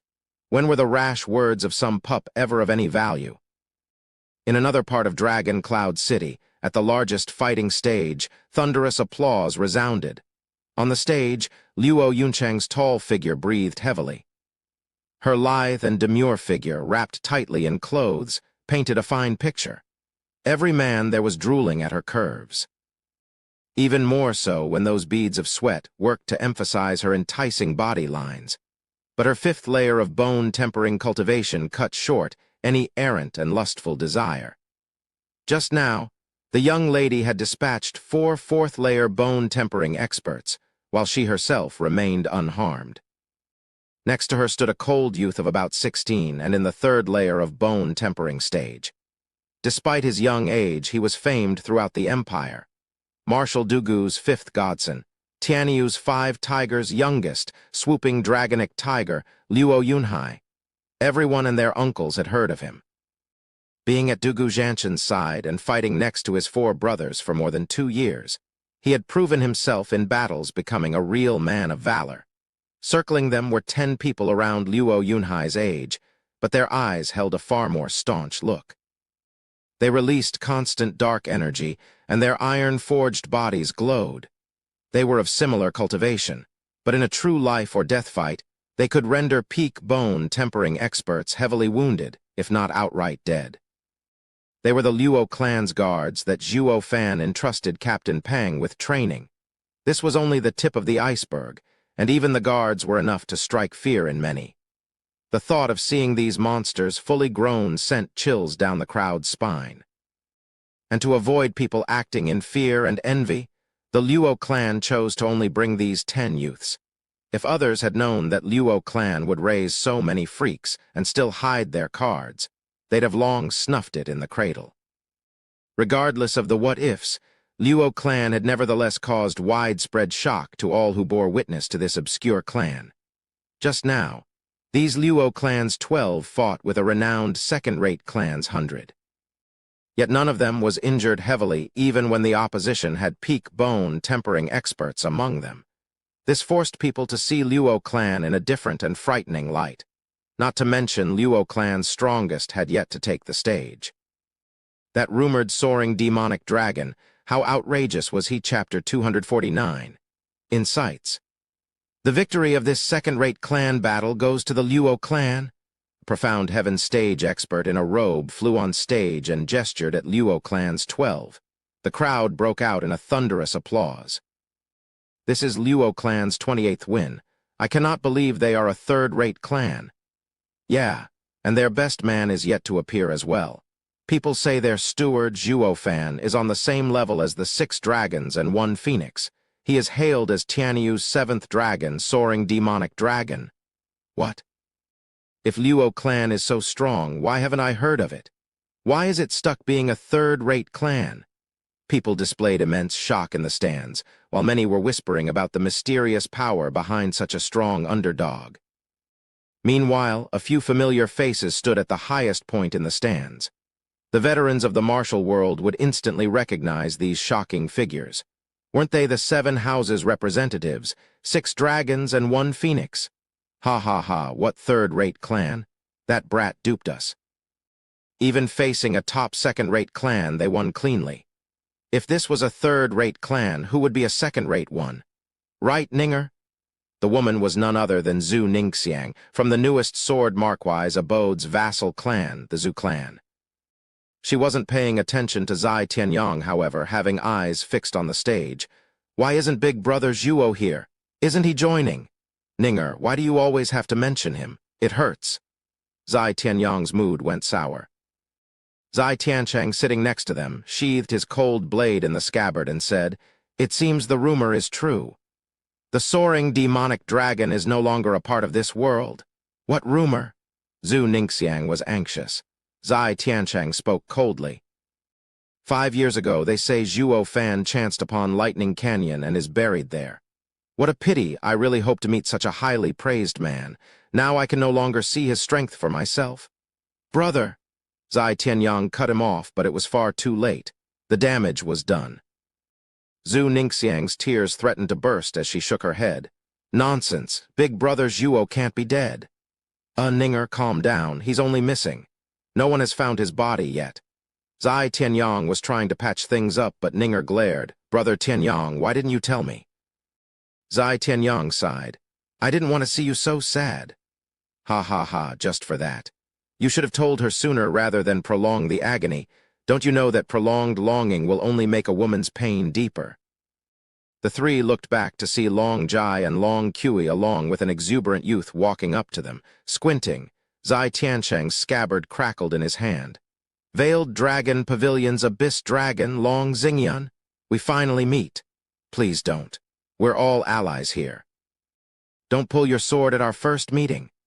Long Xingyan noticed Zai Tiancheng's thirst for battle and waved frantically.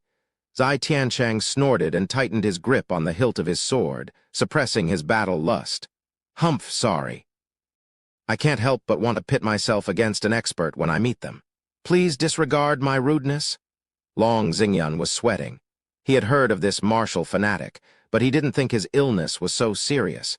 You aren't going to go after me after chopping the enemy, are you? Sighing, Long Xingyan turned to the Luo clan on stage. I've heard of the soaring demonic dragon Zhuo Fan's resounding name and hope to see him. A shame I will never have the chance. Why do you say that? You also believe big brother Zhuo is dead. His body hasn't been found? Ninger shouted. Shaking his head, Long Xingyan turned solemn. The lives that Lightning Canyon robs are left without a corpse. If his fortune was the same as Uncle Jiu, surviving that disaster, he would most likely appear here. But after 28 fights, he is still missing. The first 27 fights were nothing, but the last one was only won by using all they had, even if they were unharmed. If he didn't appear even now when it matters the most, I fear he's gone from this world. Shuddering, Zhu Ningxiang was far from just believing this, but her heart knew the truth. With everyone around telling her so, she couldn't help but think the same as well, and this only worked to make the pain worse. Zai Tianyang clenched his fists and bit his lip, hating himself for being powerless. By the way, do you guys think that the Luo clan without Zhuo Fan is worth being our ally? Long Xingyan suddenly spoke. Zai Tiancheng shuddered and spoke. In my eyes, ally or whatever doesn't matter. Whether they are worthy of a challenge or not matters. Ha ha ha, that's a martial fanatic for you. Long Xingyan laughed and admired him. Zai Tianyang was glum. I don't care what you think. Me and Zhuo Fan are brothers, and even if he isn't here, I hope to see Luo clan leave this place safely. A second young master sure is milder among the two. Long Xingyan smiled. But Veiled Dragon Pavilion's ally is Zhuo Fan. Without him around, the agreement is void. Whether the Luo clan can hold on to the agreement, it will rest solely on their performance. I fear, however, that they will never achieve it. Long Xingyan gestured to the front. Look, without the care of that demonic dragon, most of the savage dragons have them in their sights. Second young master, are you capable of stealing the dinner from the claws of those savage dragons? Zai Tianyang's group turned to look in shock. 4 figures suddenly showed up across from them. Hell Valley's specter dragon, Yu Yushin. Zai Tiancheng's eyes trembled at the sight of a man in gray. Mary Woods' forest fleeting dragon, Lin Xuan Feng. Zai Tianyang looked at another gravely, and also Pil King Hall's plague dragon, Yan Bangui. Long Xingyan pointed at a youth with half a face purple. They say he went insane cultivating his poison, and this is the result.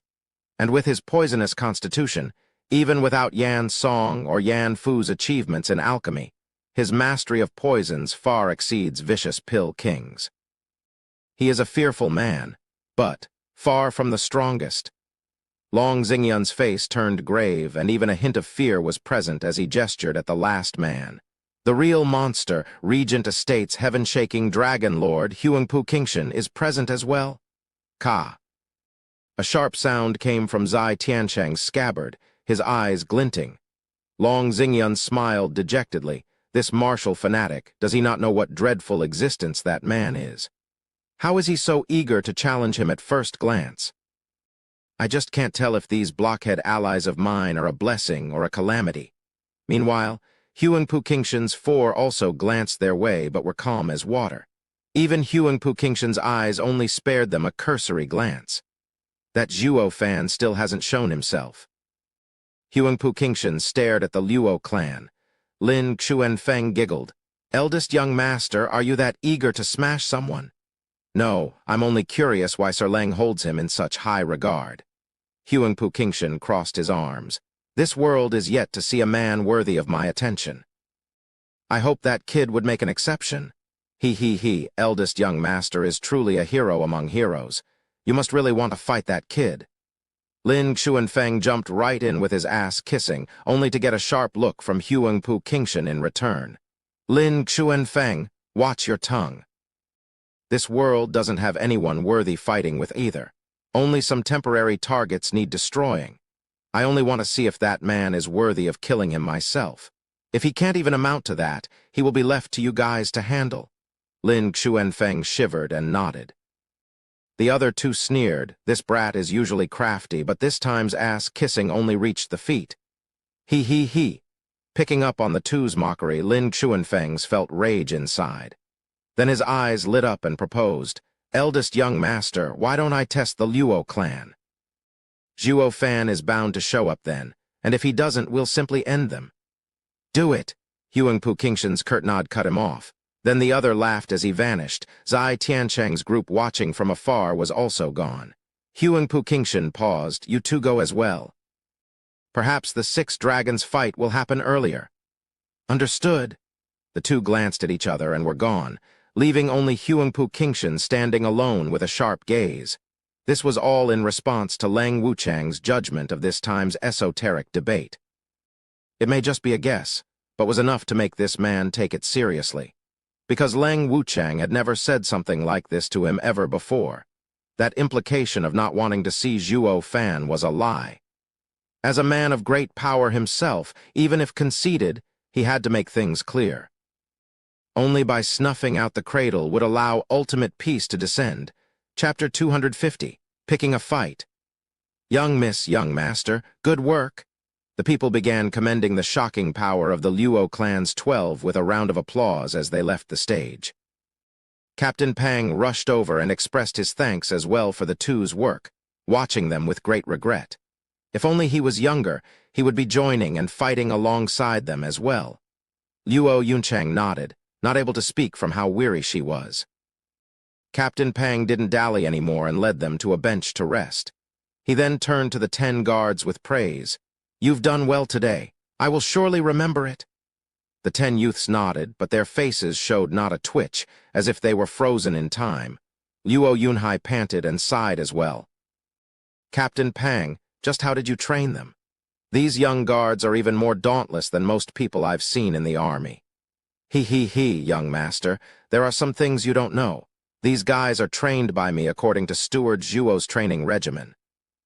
He said that great soldiers are good when fighting back, but these fellows are men willing to lay down their lives for the Luo clan when it matters the most.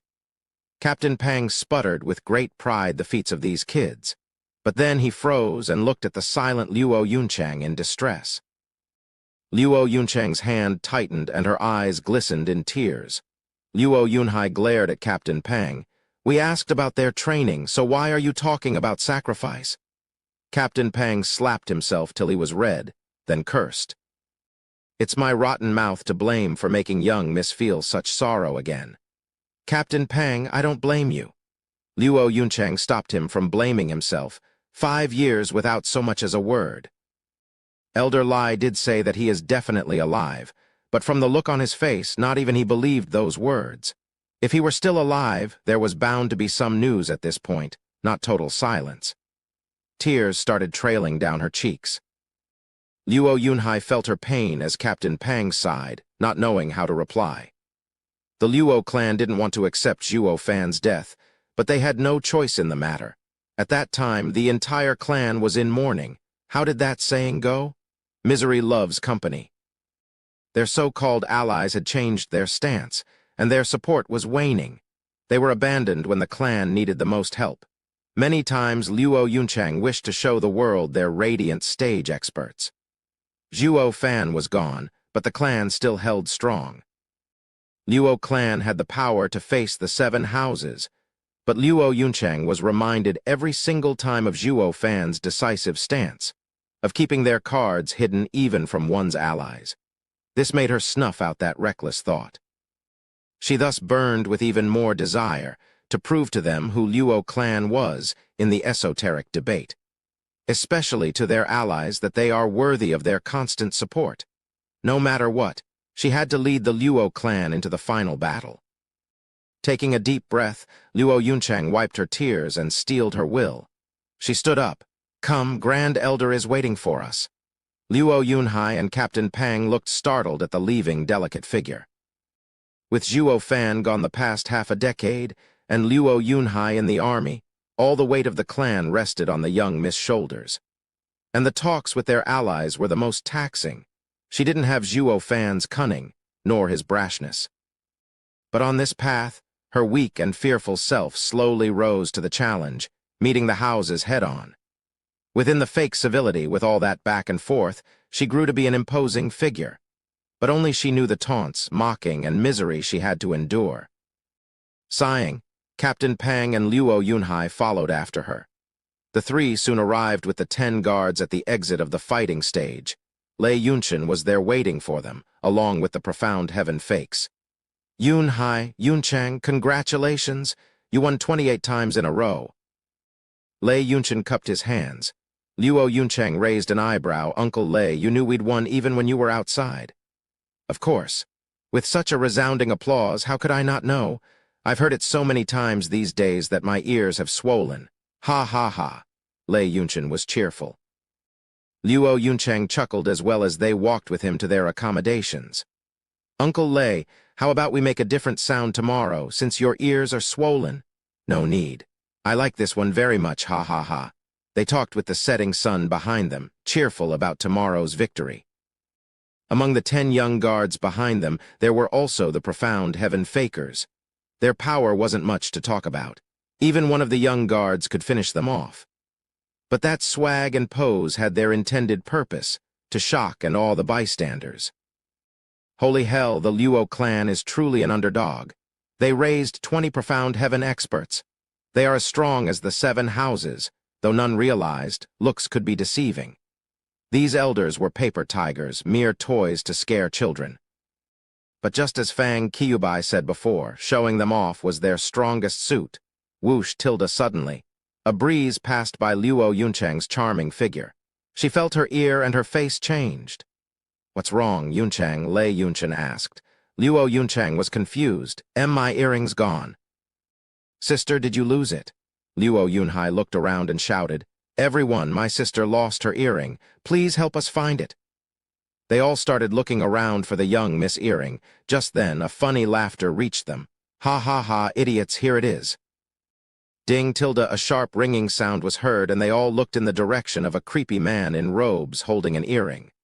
Luo Yuncheng cried, That's mine." Mary Woods's forest fleeting dragon, Lin Chuen Feng? Luo Yuncheng was quite shocked. All eyes were now on that man. Was this one of the strongest disciples in Tianyu, one of 6 dragons and 1 phoenix, forest fleeting dragon? The cheerful mood had long been replaced with heavy silence. Even those 20 Profound Heaven fakes felt their scalps go numb. These guys were no match for the 6 dragons and 1 phoenix. Even if they weren't fakes, even among Profound Heaven experts, the 6 dragons and 1 phoenix were the best. Why was this Lin Chuen Feng suddenly approaching them? Was he picking a fight? What are you doing picking a fight with us? Aren't you from the 7 houses? Aren't you afraid of shaming yourself? This was on everyone's mind. Lin Chuen Feng looked at Luo Yunhai in provocation. Such a remarkable godson that old Guy Dugu Zhanshan has gained. You recognized me with just one look. Of course. We may be soldiers, but the Godfather has told us about the renowned figures in Tianyu. Luo Yunhai straightened his back and shouted, And you? What do you think you're doing? This is Dragon Cloud City, and it is time for the esoteric debate. The houses and clans are forbidden from making a ruckus. Are you challenging Marshal Dugu's order, and is that why you're blocking our way? He, stop scaring people with that old guy's name. I'm not everyone, Lin Xuanfeng mocked. Kid, do you know why the old man told you about Tianyu's strongest? It was to warn you that even he can't offend some people. It was something for you to watch out for. That order is for the average clans only, not for us, the 7 houses. Luo Yunhai seethed from anger.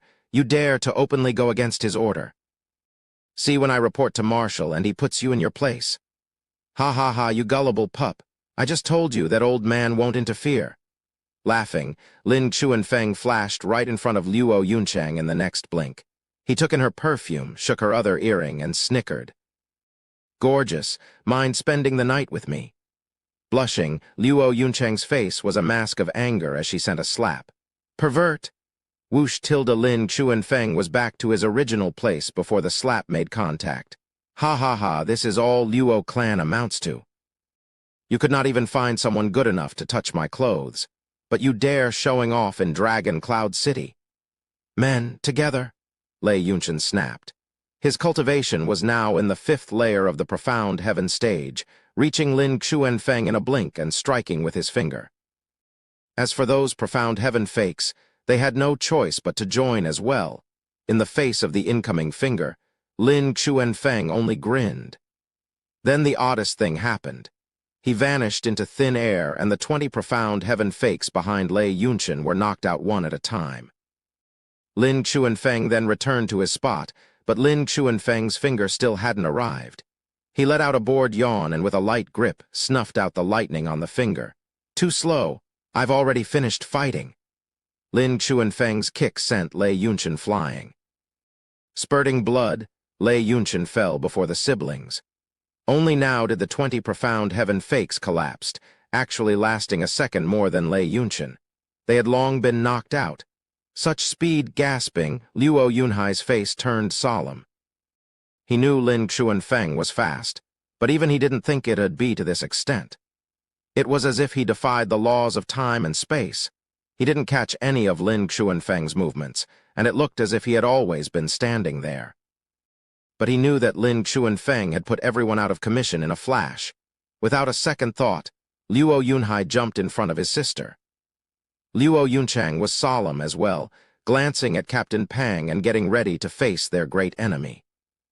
The power of the 6 dragons wasn't something they could contend with. They were all wishing from the bottom of their hearts that that person would come.